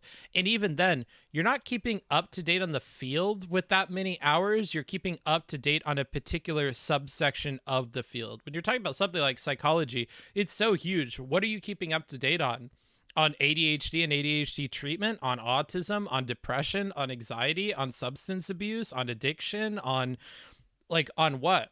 Because you only get to like really pick one of those. If you're just reading general shit about a gazillion different things, I don't know how up to date that makes you or whatever, because new stuff's coming out all the time. Like, also, what is your method for that? What's your methodology? Are you checking stuff that you've read before? Are you keeping up to date with particular authors? What journals are you reading? Like, so for me, it's a very complicated statement, and it's a very difficult thing to be up to date, and it's still in a very specific field of psychology or like subsect of the field. So when I hear you say that, I'm just like, well, it would take a lot for somebody to be up to date on the field, and I don't think he has the time to do what I think he needs to do for that. And if he does, he only gets to pick one thing. So it's a thing almost no one does, right? Like, is my GP up to date on everything in general medicine? Probably not. I mean, they read a lot. My understanding is doctors read a lot, like all the time, but still, like, on what, you know? Like, on what particular part of anything? Like, just in general? If so, what journal are you reading? How are you consuming that information? Like, there's so many more questions before I trust that. So that's what I would say. Misread that, but that was my understanding of you. So when you said these things so clearly about me, I was like, what's going on here? I felt and feel that you are defending some of the worst ethical breaches that lead to people dying, and I'm horrified by it. So that's not, again, I don't think I'm misreading you. I just think that you think my emotional reaction to that is disproportional. So let me posit a second example. Good friend of the stream, Lauren Southern. Yeah. Okay. So I genuinely believe that she has defended and advocated for incredibly horrible things. Yes. Might even still to this day. I don't know. Seems I like haven't interrogated her on like vaccines and immigration yet, but possibly. But despite the fact that I think those things, I don't believe that they stem from this idea that she is intrinsically like an evil person. So we can have our screaming matches and shout at each other, but at the end of the day, and I could be wrong. Maybe she actually does feel this way. In which case she might. But at the end of the day, like, I hope that I'm not conveying to her, like, I just want you to know that I think you think these things because you're fucking evil, right? Even though we might have a huge disagreement on the views that she has. And I might even say, like, the shit that you are saying is literally evil. Like, what you're saying is evil. Like, today, so I would say, like, you're downplaying January 6th, your cover for Ted Cruz and all this shit is actually fucking so horrible. It's some of the worst things I've ever heard. But I don't think that you're evil as a person. I think that when Kyla is talking about her feelings about your feelings about her, she has no problem with any of the statements that you're making, up to the point that you think they stem from her being either evil or stupid. Because I think you guys can have factual disagreements about Dr. K, and I'm speaking for her now, because that's what I do. But I think that she might even say, it's okay that you think that my beliefs on it are like beyond fucked, that he's like super fucked, and that my thoughts on it are super wrong. But when you take one step further and go, you're not wrong, you're stupid, or you're not supporting a bad person or a bad actor, you are bad, I think that that's where the major incongruence happens of, well, I view myself this way, and I view you as an honest person that can read people well, and when you step into my bubble or my life, and you give me a read that's incongruent with myself, well, what's going to happen? Am I going to agree with you that I actually am an evil, stupid person? Or is it... And like beyond this, and this doesn't get mentioned nearly as much as it should, when you're disagreeing with what I'm reading, like, then it's particularly egregious. So like, if she's reading like modern versions of like what the APA is asking and stuff like that, and it's disagreeing or not purporting, or what's the word, corresponding or whatever, correlating, I don't know, with what Mr. Girl is saying, then it's a really huge mindfuck. Like, then you start to think, wait, he thinks I'm stupid and uneducated on this particular topic and evil. But what he's saying doesn't even seem to, relate to what I'm reading that we're supposed to be doing. So then she has to think, like, if he's standing on this hilltop and calling me stupid and saying I'm uneducated, but when I look at the modern things that the field is asking from us, and even that seems to disagree with him, where is he basing this off of? Is it just personal hunches or personal beliefs he has about psychology? Is it outdated ideas about this? Is it a complete misunderstanding of what's there? Does he even read it at all? Comporting. Yes, comporting. Thank you, Supreme. If what he's saying isn't comporting with what I'm reading in the actual text that is meant to guide ethics, then maybe I'm wrong. Maybe he actually isn't educated on this thing because he thinks I'm uneducated. I'm sitting here reading the thing and it disagrees with him. Maybe he's just a bad read just in general with this stuff, and I thought he was a lot better and I was wrong. And that puts you in this uncomfortable position of like, am I even good at judging this? Because I judged him so wrong. Like it's a really mindfucky place to be. Going to shatter my view of you, that I think you're actually not good at reading people, and you're so stuck on this view of me, and now I kind of don't know if you can read anybody at all. I think that's the issue. Kyle, I don't think you're evil or stupid. I think that the message you are sending, or that you have sent around this topic, is destructive and damaging, and it really upsets me. But I don't think you're doing that because you are stupid or evil. Okay. I don't think Lauren Southern is evil or stupid either. Good. So how come you keep calling me a red-faced demon woman? Actually, I'm curious. I've never asked Kyle anything actually, because women are so scared of me. Do you think my assessment is fair that if Max's indictments of you ended at like the things that you supported, and he didn't go as far as to impugn you as a person, like he said, like, man, you support what I would say is some pretty evil shit. Dr. Case is some really fucked up shit, some of the worst shit I've ever heard in my life, and I think you're super wrong on this. If you stopped there, is that like acceptable to you? Or do that's you feel... totally fine. I don't mind people meaning at me. Sure. That's fine. And I'm saying even if these like were legitimate, not meme disagreements, but he really thinks that you're totally fucking wrong on this particular thing. I mean, wrong that I think genuinely think maybe it's super fair. I think he's just as wrong, right? Like that's totally fine. But it's the step further to the character judgments. And it's more of a professional. I don't know if she's fit to practice. Okay, well now we're back in the And I think maybe she's not. And it's not like a. It's not that you're evil or stupid. Well, but it's got to be one of the two. If somebody's not fit to practice, right? No. Bad in some way. No. And they're very much the wrong career and lording around my very wrong career. Yeah, I think maybe it's the wrong career, or maybe you just have more to. You have to change somehow, but I don't think it's fundamental to you as a person. I think this might change. I don't know, but I'm not slapping a label on you as a person. So the topic of hypocrisy is going to come up a lot with Mr. Girl, and I've been ignoring it all stream, but to respond to your father who says, wait, isn't he doing the same thing he complains so much with Destiny, having a hard stance on behavior without condemning the person? Maybe that's why he says it's hard, as he likes Erudite. But I don't know. I don't really want to comment on that. I feel like we never get anywhere productive by calling people hypocrites and stuff like that. If you're going to go as far as to call him a hypocrite, it's a lot like why I don't let people call other people autistic or retarded on my Discord. Like, beyond it being ableist, I think you're taking a shortcut in the way that you're looking at somebody without like working too hard on it. Like, it's never helpful to just call him a hypocrite. You have to like explain to him what the disconnect is, and at that point it's not a problem of being a hypocrite, it's a problem of like there isn't consistency in what you're saying and what you're doing. And sure, that could be like a definition of hypocrite, but I just worry about focusing on the word too much, because the word has a lot of baggage and stuff. I don't know. It destroys my faith when there is someone that says something that aligns with what I think about a topic, but then they say stupid / crazy stuff about something I'm an expert in. Yeah, I could understand that. Yeah, I could understand that. But it's also worth keeping in mind, and I've had to learn to do this a lot as a streamer.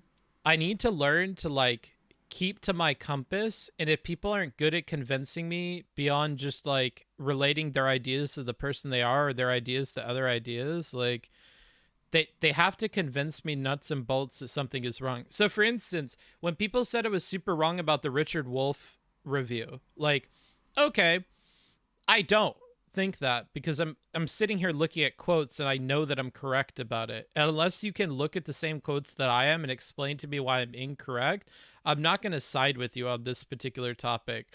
And recently, I was in a Discord and I looked my name up because I'm fucking self-obsessed or whatever. And somebody had mentioned like they were talking about socialism more broadly, and they were explaining that in the history of socialism, there were these different ways of defining socialism based on the different kinds of socialists that existed. So there's a difference between communists and Stalinists and thisism and thatism and whatever. And at some point with socialism, there was a split between these different kinds of socialism, and that's different than modern day socialism and its implementations in different countries and cultures. And they were like, this is something that like Booksmart seemed to have been able to understand in the Richard Wolff conversation with no background in the field. And so it leads me to believe that Richard Wolff was good enough at explaining it, because when somebody actually looked at what he was saying, it made sense to them, but it didn't to DGG and Steven, because they were looking for something different. They wanted this like explicit answer when one does not exist. So that kind of reminded me of why it's so important when I see something happening a particular way, not to let people convince me off of it because a lot of people believe in it being a different way, or the wrong people believe in it, or even the right people believe in it, right? Maybe somebody who I really like or I really respect said something different about it. There has to be more to it than that. And if they can't convince me on the nuts and bolts level with what I'm looking at or reading, I have to stay strong in like my commitment to what I'm reading. And until they convince me based on that thing, then I need to not shake on it. Same with a lot of my reviews and stuff. Like when I shake on it, when I completely 180, like with the D-Mama review with D-Mama and Hans, it's because they pointed out that I had a quote wrong. Like, oh, okay. Well, if this quote was wrong, that completely changes every interpretation that would come after. So I'm willing to change the interpretation because I got the quote wrong. But if the quote was right, then I'm sticking by my interpretation. And you're not going to convince me by saying I'm a dumb fuck, I'm bad at understanding conversations, whatever. You're going to convince me by using quotes and kind of convincing me with that, you know? When I call you a demon, it's kind of affectionate. Like when I'm calling Shaylin a demon, obviously I don't think Shaylin is actually a demon. But when I call her a demon, it is somewhat affectionate, right? Like I'm wearing a shirt that is a picture of her as a demon on it. And I said that this stream was partly going to be me having an intervention with Steven, where I'm going to show him how to hold your ground when a woman is like shouting at you and guilt tripping you and calling you a man baby or whatever. And I said that because I felt like part of why Steven was calling me abusive in the other conversation is that he and all of his fans are extremely uncomfortable with the image of like a man not fixing it when a woman is crying. I just feel like people can't stand an impasse where I hold a boundary and say, no, this is where I am and I'm not moving on this. And then a woman starts crying and I'm like, well, no, I'm still holding this. I'm not going to change on this. This is what I want. This is how I feel. This is where I am. I don't have to fix it. I don't have to do anything. It's not, and that doesn't mean I don't care about you. It just means I don't have to drop everything I think and feel and believe and go fix it. And I feel like, no, Joseph, I'm stuck on book 4. It's really rough reading. Yeah, so that's where the demon thing comes from. It's more just like something I've been talking and thinking a lot about how I think a lot of people, and maybe more of them are women, maybe not, I don't know, get a lot of power in interactions by not being clear about whether they're consenting to something or not, whether they consent to sex or not, or consent to a conversation or not, or what the conversation is about, or how they feel, or what their position is. It just feels like an inherent kind of power play that I don't think is on purpose, but it's a dynamic I've been thinking about a lot. And to respond to you, Blaine, he also didn't try and listen so that he could connect it back to modern economic analysis. So yeah, there was definitely problems where Wolff is speaking in economic history terms, and that's not the conversation Steven wants to have. Beyond that, because he's talking like that, Steven's not listening for like the foot in the door moment where he can start to get the conversation he wants out of things. So that question about how do you define socialism is a really good example. So Wolff gave like, I think it's like 4 different definitions. And on the 4th one, he's like, or what I would ascribe to the definition that would encompass modern day socialism, where we are trying as workers to do this and that and da, right? And then, okay, so you gave me 4 different definitions, and none of those are what you actually believe about socialism, whatever. Like, well, no, the 4th one was. Did you not listen to him? He explicitly said that I believe in the last definition. The last definition is the one I ascribe to. So it frustrates me. In much the same way with the Rose Risk conversation, I feel like it's very easy to see the implicit no to a lot of the questions that Rose was asking, because Vosh was giving us every hypothetical reason or every reason why he wouldn't do something like advocate for violence or preemptive violence against lawmakers or Republicans. But rather than looking for the answer that you're looking for and then operating with that, we need it to be worded in such a way where it's perfect for us. And the conversation often doesn't work that way. You're often not getting the perfect answer unless you're asking like the perfect questions. And even then it can be hard. And so I think the advice is to like fix your questions. And when the question thing isn't working, you have to kind of look in the answer for like finding the answer that you want. Right. So it's difficult. Right. You'd probably though agree that, well, maybe in your view, lots of women do that. That doesn't imply that every single woman does that at all times. No. But all women do that most of the time or all of the time? It's more that I think men do it too, just in different ways slightly. But I'm not really making a statement. It's not a statement so much about women. It's more a statement about how, and in a way, I think this comes from men being sexist towards women. A lot of the reaction about my Shaylin video, and for me, it made me very angry on behalf of women, where it's like, if women are upset, we have to fix it. And we have to go silence them. If a woman's crying, she needs to be silenced and placated or whatever. And it seems like you're taking care of her, but really you're muzzling her. And it's never safe to just say, you know what, you're really mad, and that's okay. And you can be mad, and we can talk about why you're mad, and maybe something will change from that, or maybe it won't. But it's worth talking about, and it's worth you expressing it, and it's worth making space for that in this conversation. Or in this relationship. I feel like that is really rare. And usually when a woman is mad, she's either placated, silenced, or ignored, or convinced not to be mad. I think that's a big one. And so it's more of a dynamic that I know I'm bringing a lot to also, but it happened in our 4-hour stream. When I look back at it, it really feels familiar, that dynamic. So it's not, I'm not just calling you that because you're a woman. It's because it feels like a very like familiar gendered dynamic that has happened between us before. And I'm not even disregarding. I do think actually that there's some of that dynamic that goes on in a lot of heterosexual relationships. Absolutely. I mean, it's something that I would say objectively I had to like think about on my own and realize was happening in my relationship with Nick, who's my husband, by the way. So I'm not disagreeing with that. There's a bit of you have a when I am screaming at you, you have a bit of a smirk. Sometimes. Usually if you say something that makes me, that I find kind of funny or ridiculous, I will. But a lot of times when you're screaming at me, I'm pretty like flat affected. Yes, but there was a mocking glee.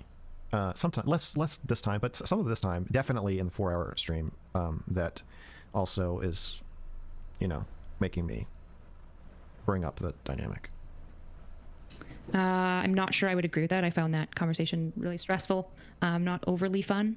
This one actually has been a bit more fun to me because I think I've figured out how you like talk, whereas in the first one, I wasn't fully sure how you spoke. And so there was a lot of stress in that. Like I was doing a lot of like trying to understand like how does Max speak specifically. So I didn't feel a lot of like glee or joy specifically. Okay. Going back to my original point, though. Yeah. Going back to my original point, though, why I'm feeling concerned that you potentially mind read me incorrectly and then shared that is that you kept saying that I said that psych ethics are all about insurance. And I think you and I would both agree that if I was actually saying that, I kind of would be a bad person and I probably shouldn't be in the field. Issue is, I wasn't saying that. I don't think you were literally saying that. I think you were saying they're partially about insurance at a time when it was incredibly inappropriate for you to say that. That makes it seem like you are sending the message that they're ultimately about insurance. I know you don't. On a point there, do you see how that like those two things like they're very similar statements in terms of how they're worded, but they're worlds apart in terms of meaning? Not in the context. And again, I'm saying that the context that we're talking about it in, like if a psychologist rapes a child, then it's not the time to say, well, yeah, but the rule against raping children, we have to remember, is it might be immoral, but it's also unethical. And the ethics rules are partly written for insurance purposes. Then sure, it's like well, no, I'm going to go fucking crazy. There are ways to bring that up and I'm making assumptions because I haven't seen the conversation, but just because I've talked to Kyla a bit, like I'm guessing that when she said that, and I need full context for it, but I'm guessing when she said that, she probably wasn't saying that because like I'm a big proponent of the free market and I think that we need to protect the profit motives of insurance companies. My guess is she probably said that to like reiterate how important these particular things are. Like they're so important. Like even insurance companies have these things to protect themselves. Like it's a pretty important. She was saying you think it was literally just like for the soul of like I want to protect the profit motives. No. She was trying to, for the purpose of making an argument that Dr. K's conduct is not cut and dry, incredibly wrong. That's actually a funny point. Can you say that about Max's inclinations to defend pedos? Probably. And it actually fits with his hypothetical a lot closer. Maybe same with abusers, empathizing abusers and stuff. You're walking like a really fine line. So yeah, probably. She was drawing a distinction between morality and ethics, and she was saying that even if you can prove that what he did is unethical, it may not necessarily be immoral, because part of the reason for these ethics rules is just for insurance purposes and liability. It's not all about protecting the patient, and it's not all about what's right. So even if he broke these rules, that doesn't mean what he's doing is wrong. And I find that message coming from a mental health professional, abjectly horrifying and wrong. And in the context of this, I find it like really destructive and like bad. What's annoying also, and I've been out of the field long enough that I don't trust my own opinions on this, but like my understanding from ethics stuff in psychology is that a huge part about when you're learning about it, especially if you're going to be a counselor and stuff and you're in your last year or two of that, is you're focusing, a huge part of it is talking about liability. And when you talk about liability, it very quickly goes to a conversation about insurance companies, because these things go hand in hand with practically how the rules work and why they work the way they do and yada, yada, yada. So if somebody is really uncomfortable with bringing that up, it feels to me divorced from the way that it's talked about, at least in academia, which Erudite's probably more familiar with and up to date on. But like when I learned it, it seemed like that was always like a crucial focus, is on liability. And I think that that's a fair conversation to have about the Dr. K thing as well. Because if he had Reckful sign some kind of contract that like released him from liability, I think that's a whole part of the problem and a dimension of the problem as well with his relationship with Reckful. Signing away your rights and whatever to Dr. K seems to indicate even Dr. K is aware of the kind of insurance obligations and whatever that would go along with that. So liability is like a huge part of talking about ethics, because like it's a necessary part of being found to be in breach of your ethical obligations. Is like, well, now you're on the hook, now you're liable for some real shit. So like it kind of like is really important, because it's what happens when you are unethical. Then you know, like it has a lot to do with liability. You may be upset that insurance companies are brought up at all, but that's another part of liability. I don't know. Sure. I think I might actually. Only someone in the practice would know, though. Maybe. I don't know.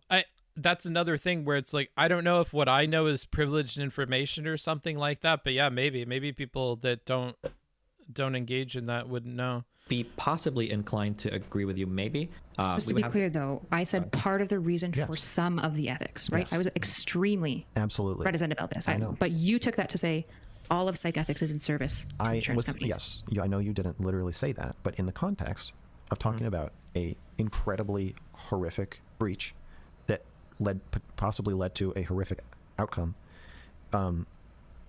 it was inappropriate for her to voice that fact, even if everything was true. Sure, which is fine, which is probably fair. Maybe I'd have to hear the conversation. But again, I'm not here to argue over whether she should or shouldn't have said it. I'm just saying that the model of her character that you're putting forth can be dramatically different depending on how that's phrased. Like, right? Here's another thing: is she's also like an educational streamer when she's talking about this stuff. She knows that her audience is made up of people that don't know about psych stuff, and it's important to bring, like me right now, like bringing it up, like. It's in large part to also put it out there in case that's education for you guys. Like if you don't know that liability and insurance is like a huge part of this equation, then I want to make that clear to you, right? And it could be the same way with NotSoErudite. If she wants to have like a full multi-dimensional kind of analysis of this idea of being unethical and whatever, that's going to be a necessary and really important component because it is in your education about it nowadays. So yeah, I don't know. Right. Yes. So, like, for instance, if somebody comes up to me, because I talk about rape and all that shit on Twitter a lot, right? If somebody comes up to me and they're like, I feel like, listen, Destiny, like, you're making a decent point, but, like, maybe some of these, now is not the time to say this particular thing. Like, it feels a little weird, feels a little victim blaming. There's, like, I might disagree, but, like, I'm going to have a far less vitriolic reaction to that than if somebody comes up like, oh, what's up, Destiny? I see you being pro-rape again, right? Even though they're, like, kind of, sort of similar-ish, they're worlds apart in terms of meaning, I think is the issue. Yeah, I think in one instance, the person is just unloading on you, and the other, they're trying to collaborate with you. Maybe. I'm avoiding the actor, and I'm looking at the recipient, though, right? Because in this case, Kyla is the recipient. Yes. So I don't care necessarily about the intentionality of the person giving the initial criticism, but it's more just like, how do you think the other person is going to take it? And I think that's the thing that we kind of have to consider with our actions, right? Because regardless of what we intend, I'm trying to yeah, I guess I just feel like what you said is so wrong, and what you're still saying is so wrong that yet he's going to continue focusing on the intentions of the person that said it rather than the impacts on the recipients, completely missing the point that Stephen is bringing up, or just, I don't know. He's a very focused on the self and his own point of view kind of guy, which is why the empathy thing just seems so weird coming from him. Like, because we just brought this up and he's already back on talking about himself. And it's like, but this isn't about you. This is about the recipient and how they take the things that you said. Like, it's not a conversation about your intentions. We talked for 5 hours about that. Weighing... Actually, we agree. I think, well, maybe she doesn't. But like, assuming that your quotes are correct, that's fine. I'm just saying that there are two ways you can present that, and in one, you're literally saying, like, ontologically, like, the property of this person is evil. They are an evil person. No, but I'm in saying another what way, you're saying that, like, saying, their messaging is, like, so grossly irresponsible that it almost sounds like you're providing cover for Dr. K here by engaging in this type of conversation, like, after everything that's happened. Yeah, I'm saying it's a feeling of, like, I have to stop you when you're doing that. But I'm saying these are two. Do you recognize that, like, these are going to be interpreted, these two messages, very, very, very, very, very differently? By Kyla? Yes. Yes. Okay. Yeah. Okay. I think that's the only thing that as long as you understand it, and you can even say at the end of the I'm not saying you have to. You can say, like, well, fuck it. I hope she does interpret it that way. Fuck her, which is fine if you do. But you just have to be aware of it, right? Yeah, but it's not. I'm not trying to make you feel bad. It's not. Yeah, but nobody cares about your intentions. God, I'm getting so fucking sick of listening to this. It's like a broken fucking record, and he just doesn't leave his perspective on things at all. How you're going to interpret it, honestly, which maybe is part of the problem that you have with it. But I don't care. I mean, I care after the fact, but as I'm making the decision, I'm like, this needs to be stated in the strongest, most unequivocal terms that I can state it, that I fully condemn your statements about Dr. K. That's not the issue, right? Right. The issue is what you're telling people I said. I know. I don't think we're going to agree on that. No, but you're the barrier to that. For the not record, her. I, Max Carson, hereby acknowledge that I was being hyperbolic and that Kyla did not literally state that therapists don't care if clients kill themselves, or that therapy ethics are about solely, ultimately, or even mostly liability purposes. And she also did not state that all therapy ethics rules that even every therapy ethics rule is somewhat about insurance purposes. Nor did I imply it. Well, the implication there is what you guys are fighting over, right? Yeah, the implication is you implied all that shit. I think you implied all that shit, but you didn't say it. You previously told me that I did not imply these things. This is your read of what I felt afterwards. I clarified with this with you in DMs because I went through all of our video to be like, is there any way I did imply this? That would be bad. I went through it. The way that you implied it is the same way that if somebody says, well, what was George Floyd wearing? Jesus Christ. And it's not like, yeah, maybe that's a factor in what happened to him, but it's in most conversations about what happened, bringing it up by itself carries a lot of really negative, weird implications, and that is what I'm reacting to. I'm not saying that you were thinking this. I'm saying that you were sending a message to other people that are going to hear it that way. The message that suicidal people or people who are severely depressed, who are afraid to go to therapy because they feel that the therapist is just going to take advantage of them and take their money and run out the clock and not care if they die. The message that you're sending to those people is that they're right. And you're saying it in the worst way. You're not even saying it like, yeah, a lot of therapists are shitty and that can happen. You're saying like that's by design. Yeah, but you'd have to read. Or she's not saying you know, it. you're not saying like it, but that's what they're going to implying hear. Yes, you're not. I know you're not saying it. I know you're not thinking it. I know you're not meaning to imply it or implying that you think it. I'm just saying that's what they're going to hear. And so I'm trying to knock down that message coming from you. I'm telling you that is a bad faith interpretation, even implication of anything that I have said. I was very careful about all of the concerns that I have for the client. How people are going to hear what you said. And no sane person would make that assumption about my conversation. Sane people. I'm talking about people who are going to kill themselves if they don't get help. And those are not sane people. Those are fucked up, crazy, paranoid people. Those are the people that I'm talking to, and those are the people that I'm concerned are going to hear what you said and think, well, thanks, Road. You know, if the therapist, this fucking greedy charlatan, you had a bad impression of Mr. Girl. squeezes the fucking last drop of life out of this person in front of all of us, and then you're up there saying, well, maybe it wasn't that bad. That's the message. My whole position with insurance companies is that sometimes they limit practitioners due to liability that actually limits care. That was precisely I'm reading it verbatim now from a I just don't think it's an appropriate time to bring that up. Okay, I don't know if we're gonna make any more progress on I don't think so. this particular topic. Is there anything else that either of you would like to talk about?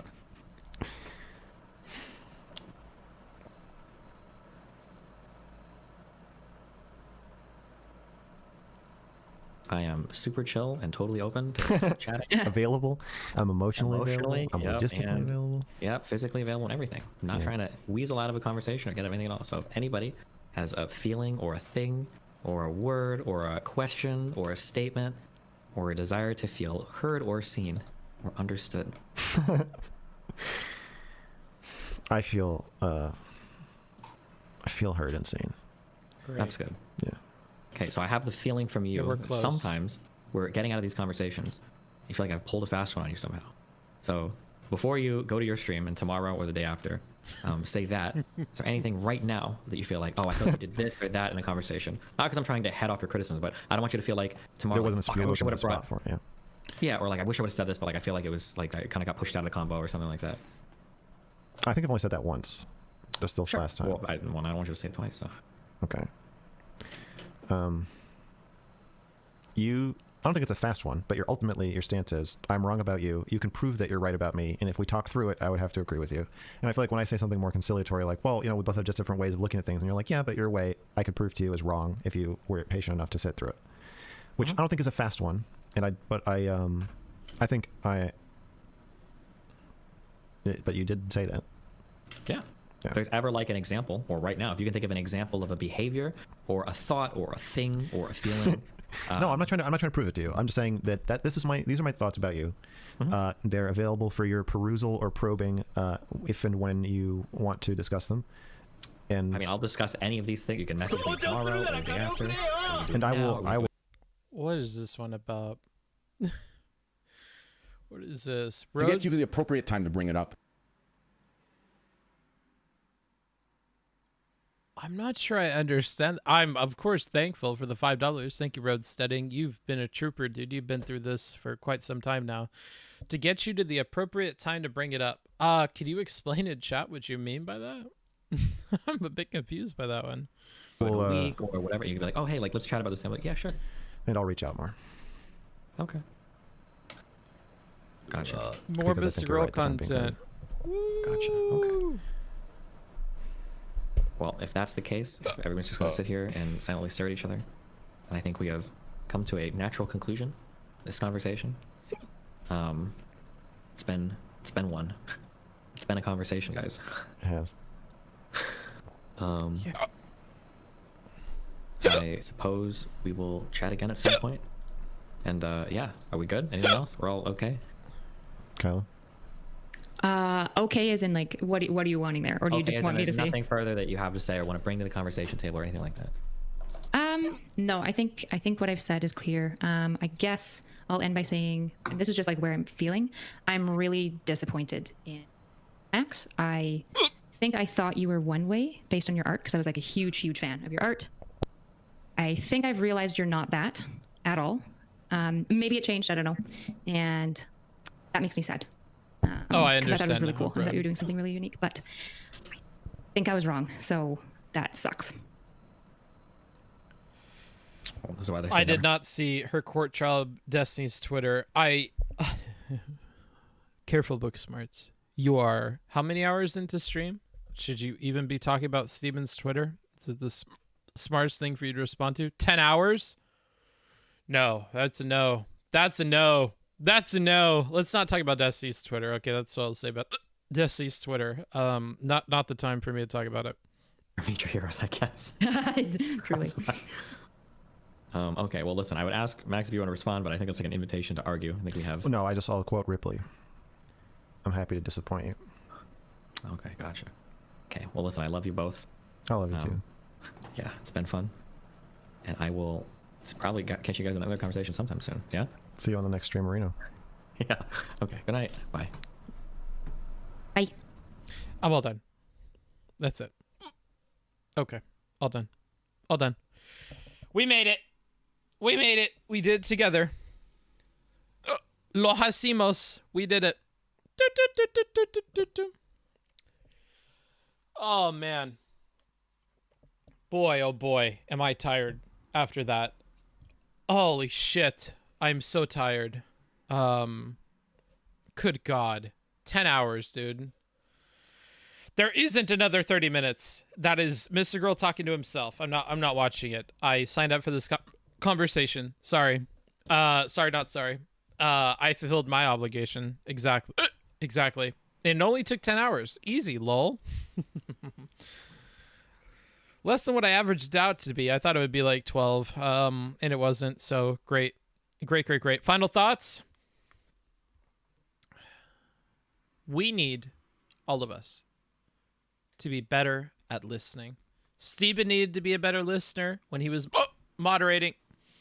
Mr. Girl needed to be a better listener and more flexible the entire conversation, basically at every single point that we ever had, that we were ever at. NotSoErudite missed a bunch of questions. I think that she lost in every segment where we were talking about specifics of the Recful Dr. K interactions. Mr. Girl seems to be hard-headed and lost anytime we were talking about his problems, and he seemed unwilling to actually talk about them in a serious way where he would make any kinds of concessions that would make people happy. I think that Steven needs to do a little bit of a better job making sure that when he's in the moderator capacity, he needs to not tell people they're wrong or start arguing with them. It's not good. $1 per hour. Thanks. Thank you for that outpaced intellectual. $10. That's great. $1 an hour. Fair to me. Steven didn't do a great job as a moderator. I wouldn't say he didn't do a great job. He certainly does better than somebody like the dude that runs like modern day debate and stuff. I like his moderation style better. I don't mind a hands-on approach. I like presenting hypotheticals and questions and making sure people give answers and that kind of stuff. So I appreciate all that. It's just when he starts arguing that it's not good. Or the last whole part of the conversation where it shifted to him and Mr. Girl talking and Erudite just has to sit there. That's weird for her. I think that should have been pointed out and it wasn't. At Booksmarts, I started watching you, stopped. I watched Mr. Girl Hotline, slept in, finished watching it. On, you are still on. What the fuck? You are a true and crazy workhorse. Yeah, and this should give you some indication of the work that I spent behind the scenes too, which is kind of crazy when I think about it. Yeah. So that's what I would say. Yeah, it is. It's about noon in Europe.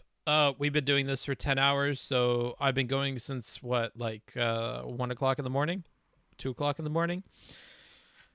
Crazy shit. And I think I woke up at noon. So, oh fuck. Or did I go to sleep at noon? I think I went to sleep at noon. Not sure. Clapton, 2 thumbs up. Just met you. Thanks. I'm happy to have you, brother. He did point it out, actually, but you probably don't remember because that was 5 hours ago. Okay, I actually thought, as the statement was tumbling out of my mouth, it was pointed out. It should have been more of a focus as it was happening for literally hours. I do remember him mentioning it at different points of the conversation, it even Mr. Girl mentioning it, but I don't think it should have been allowed to drag on as long as it did. I think they should have done that as like a separate stream personally, but oh well. Keep this as a major mark in your streaming life. We've had really long streams like this before. All of our line by lines used to be this long, you know? So congrats on securing deposit and rent though. Yeah, we hit our big dono goal for rent. That's really good. That's awesome. And I have money for like housewarming. So getting furniture and stuff if I end up moving to North Carolina. The entire convo was for Destiny and Mr. Girl. The sexual tension is real between them. I don't know about sexual tension, but yeah, a lot of it was focused around them. So the erudite portion ended like 2.5 hours in. Yeah. And what's unfortunate is I felt like erudite was supposed to guide the whole conversation because Mr. Girl refused to at the beginning when given the opportunity. And yet I don't think she had the control that she should have had over the conversation given that. So you're still live? Yes, I am. I guess this was no Dima Mama. No, it was no Dima Mama. That's for sure. Of all the things we could say, I guess this was not a Dima Mama thing. Frustrating but fun. Only take. Nice. Well, I'm happy you think so, Eduardo. As long as it was fun for you guys. I've seen the traditional Lawrence of Arabia movie. That's cool. Woo.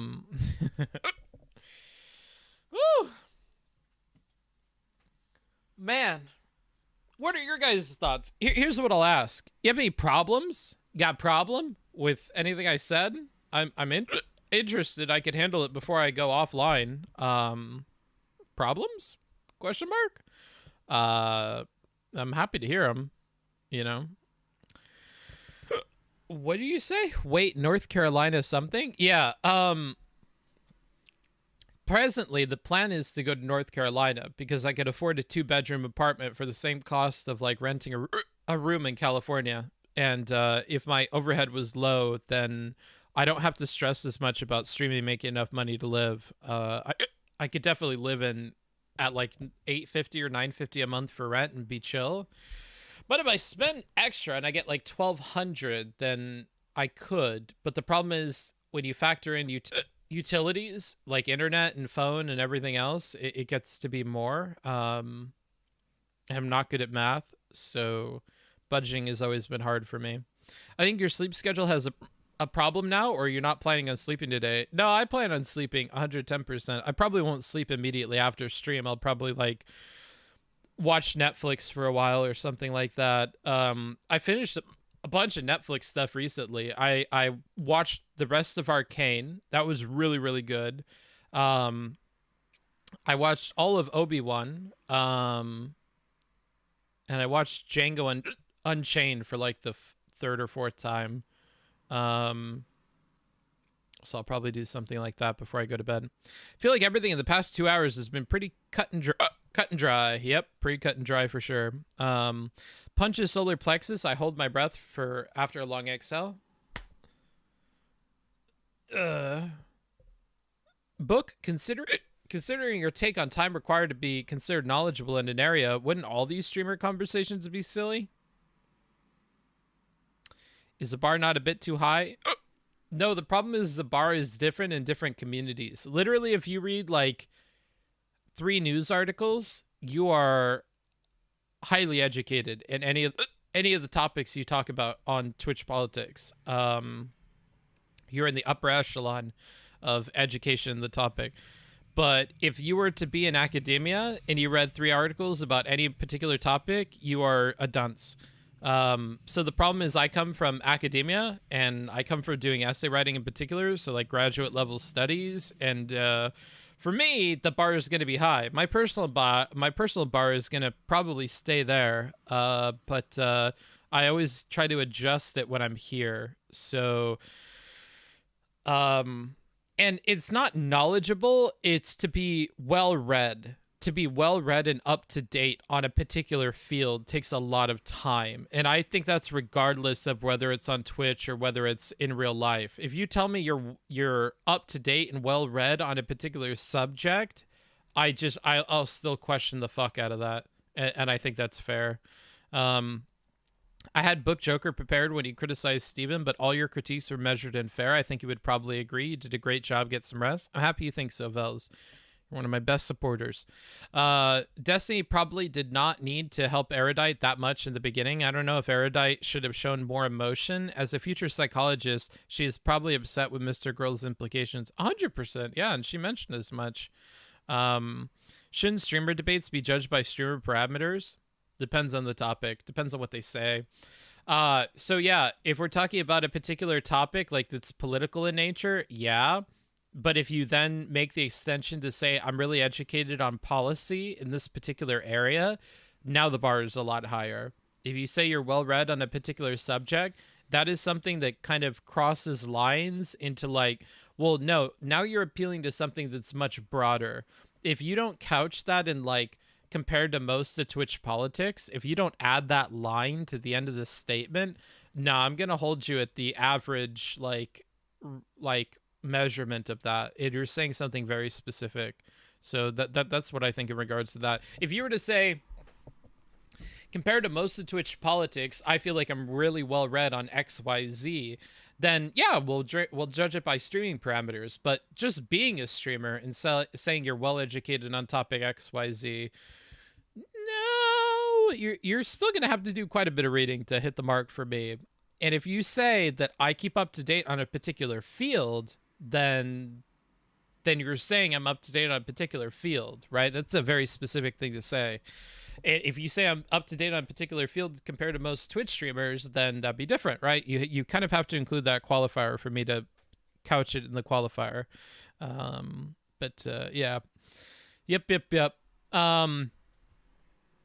Yeah, that's what I would say. And I think we do a good job on stream of not doing it that way and doing it the other way, right? Like in this conversation, all of the sources that were technically referenced is reading basic stuff from the APA, which like if you work in any kind of psychology, you should probably have read in the course of getting your degree and keeping your job. So it's not a high bar, and we didn't like. The only criticism was like Erudite read it, and it didn't seem like Mr. Girl did, and that was the criticism there, right? As a passionate Mr. Girl watcher, your end take/summary is fair and true. I'm happy you think so, Andres. They all should hear each other out more. This was my thought every time one of them spoke up and cut into each other. Me too. I'm happy you think so. Like, especially as a Mr. Girl watcher and a passionate one at that. Because like, I really do try and make these reviews something that will be palatable to the average viewer of the content of the person that we're talking about. And so if it hit the mark for you, that's a good sign that maybe we did a good job here. And it was, almost 11 hours of a good job. So, you know, I can't expect much more out of the stream than that. Happy to hear it, dude. Honestly, happy to hear it. And I think a lot of that came in the beginning, because like I have no problem giving Mr. Girl points when he's doing things that are right. I would actually prefer if I had a whole stream where I don't have to criticize somebody and just give them props the whole time. I like that. That's fun. And if it's something that you guys enjoy watching, even better, right? When there is overlap between it was a really good conversation where he'll be praising people a lot and it's really popular, that's an awesome moment for me. And I think the early part of this conversation, there was a lot of praise being given all around. NotSoErudite and being prepared with APA sources and doing good about talking about ethics, in making her points really clear and staying centered on them. Mr. Girl talking about the actual rectful interactions and how good of a job he did there. Steven on most of his moderation in the beginning I didn't have problems with. I thought a lot of it could have been helpful. The arguing and stuff wasn't, right? But yeah, there was a lot of praise in the early part of the conversation, and I just kind of burned out, and there wasn't much to say in the end. It's kind of just, it is what it is. I think somebody else described it as cut and dry. I would agree there. And it was more productive. Well, kind of. I mean, we're going to get more concessions and stuff from everybody involved when the tension is low, and the tension was definitely lower in the latter part of the conversation, even if it dragged on and looped a bunch. But the thing that frustrates me, and maybe as a passionate Mr. Girl watcher, you may disagree with me or not even want to hear it, but one other takeaway is that a lot of stalling in the conversation in terms of time spent comes from Mr. Girl. And I would hope that you could agree with that too as a passionate Mr. Girl watcher. If not, that's fine, but that's my opinion. Because there was stalling and stuff on Erudite's part at certain parts of the questioning in the beginning, but the Erudite portion of this, I think somebody said, encompassed like 2.5 hours in total, and this was a 6.5 hour VOD that we just that we watched. We skipped last half hour, and I just think there was a lot of stalling from Mr. Girl as well in the 2.5 hours, right? And he had the most speaking time, and him and Destiny were the main focus in the last part. And I feel like Destiny was flexible and said different things and whatever. And like, I feel like a lot of the looping, a lot of the stalling is on Mr. Girl. So that's another disappointing part of watching Mr. Girl. Do you think it might be better for your sanity if you broke things like this video down into multiple streams? Perhaps, but less good of a viewing experience for people. What even was this convo? Like, what was the topic and what did people believe? I'm not going to answer that. I don't want to TLDR it, frankly. Mr. Girl explained the rape analogy like 5 or 6 times. Yeah, it's that kind of looping that I feel like is a problem. And I think in order to be heard, he needs a lot of like buy-in to what he's saying being correct, and he's not going to get that. And he's not looking for the answers that he wants. I don't think he did a super great job of listening. And so that's a bad combo because it's going to mean a lot of looping. Yes, this is true, but I value it because he is getting to something for important and very nuanced, I think. Okay. I mean, we could disagree if it's important or very nuanced, but if we can agree that that's true, that he's causing the looping and stuff, that's all I'm looking for, frankly. Because we can disagree subjectively on, like, whether it was as important or nuanced as you claim it is. And that's fine. I don't care about that. I'm the type of dude where, like, most disagreements with most people on most topics, I just don't care about arguing. And this would be a good example of that. I would have a problem if it's like a nuts and bolts truth statement. So like if you disagreed with me that he was the cause of a lot of the looping and a lot of the time spent repeating things, then we would have a problem. But as long as you grant that, dude, I'm cool. Yes, let's disagree. Exactly. I'm happy to disagree. Let's just disagree. I like that. I wasn't asking for a TLDR, just found the combo impossible to actually follow. Oh.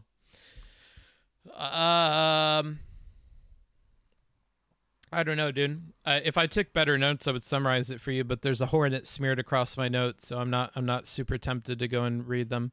I listened to parts on my own and followed most of your stream. Nice. Well, then I guess you'd be as good a judge as I would. Wasn't his point that there wasn't nuance from his view?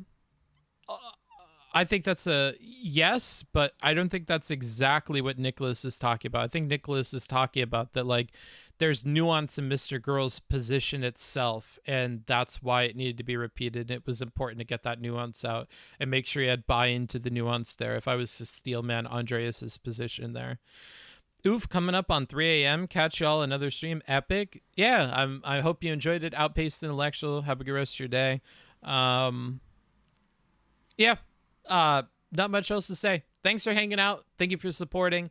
If you're a VOD watcher, I appreciate you guys too. You're a huge part of the community. Leave a comment, leave a thumbs up. Even if you don't financially support me, it's an easy way to support the channel, help me in the algorithm. It give me something nice to read. As we talked about at the beginning of this stream, especially when I talk about other people's streams, as of late, not a lot of nice things to read. I don't feel like there's been a significant negative change in my content, and it's not about anything specific that I said, so not a lot of productive stuff going on there. But from my own community, it'd be cool to hear back from you guys. So yeah, even if you're watching right now, leave a comment. What were your favorite parts? What was insightful for you? What did you learn?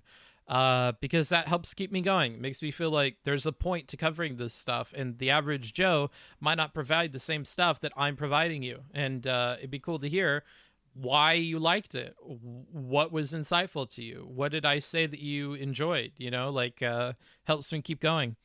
Thanks to everyone for the great donos and support. Yes. Hunter and Hot Biolava especially. Yeah, for sure.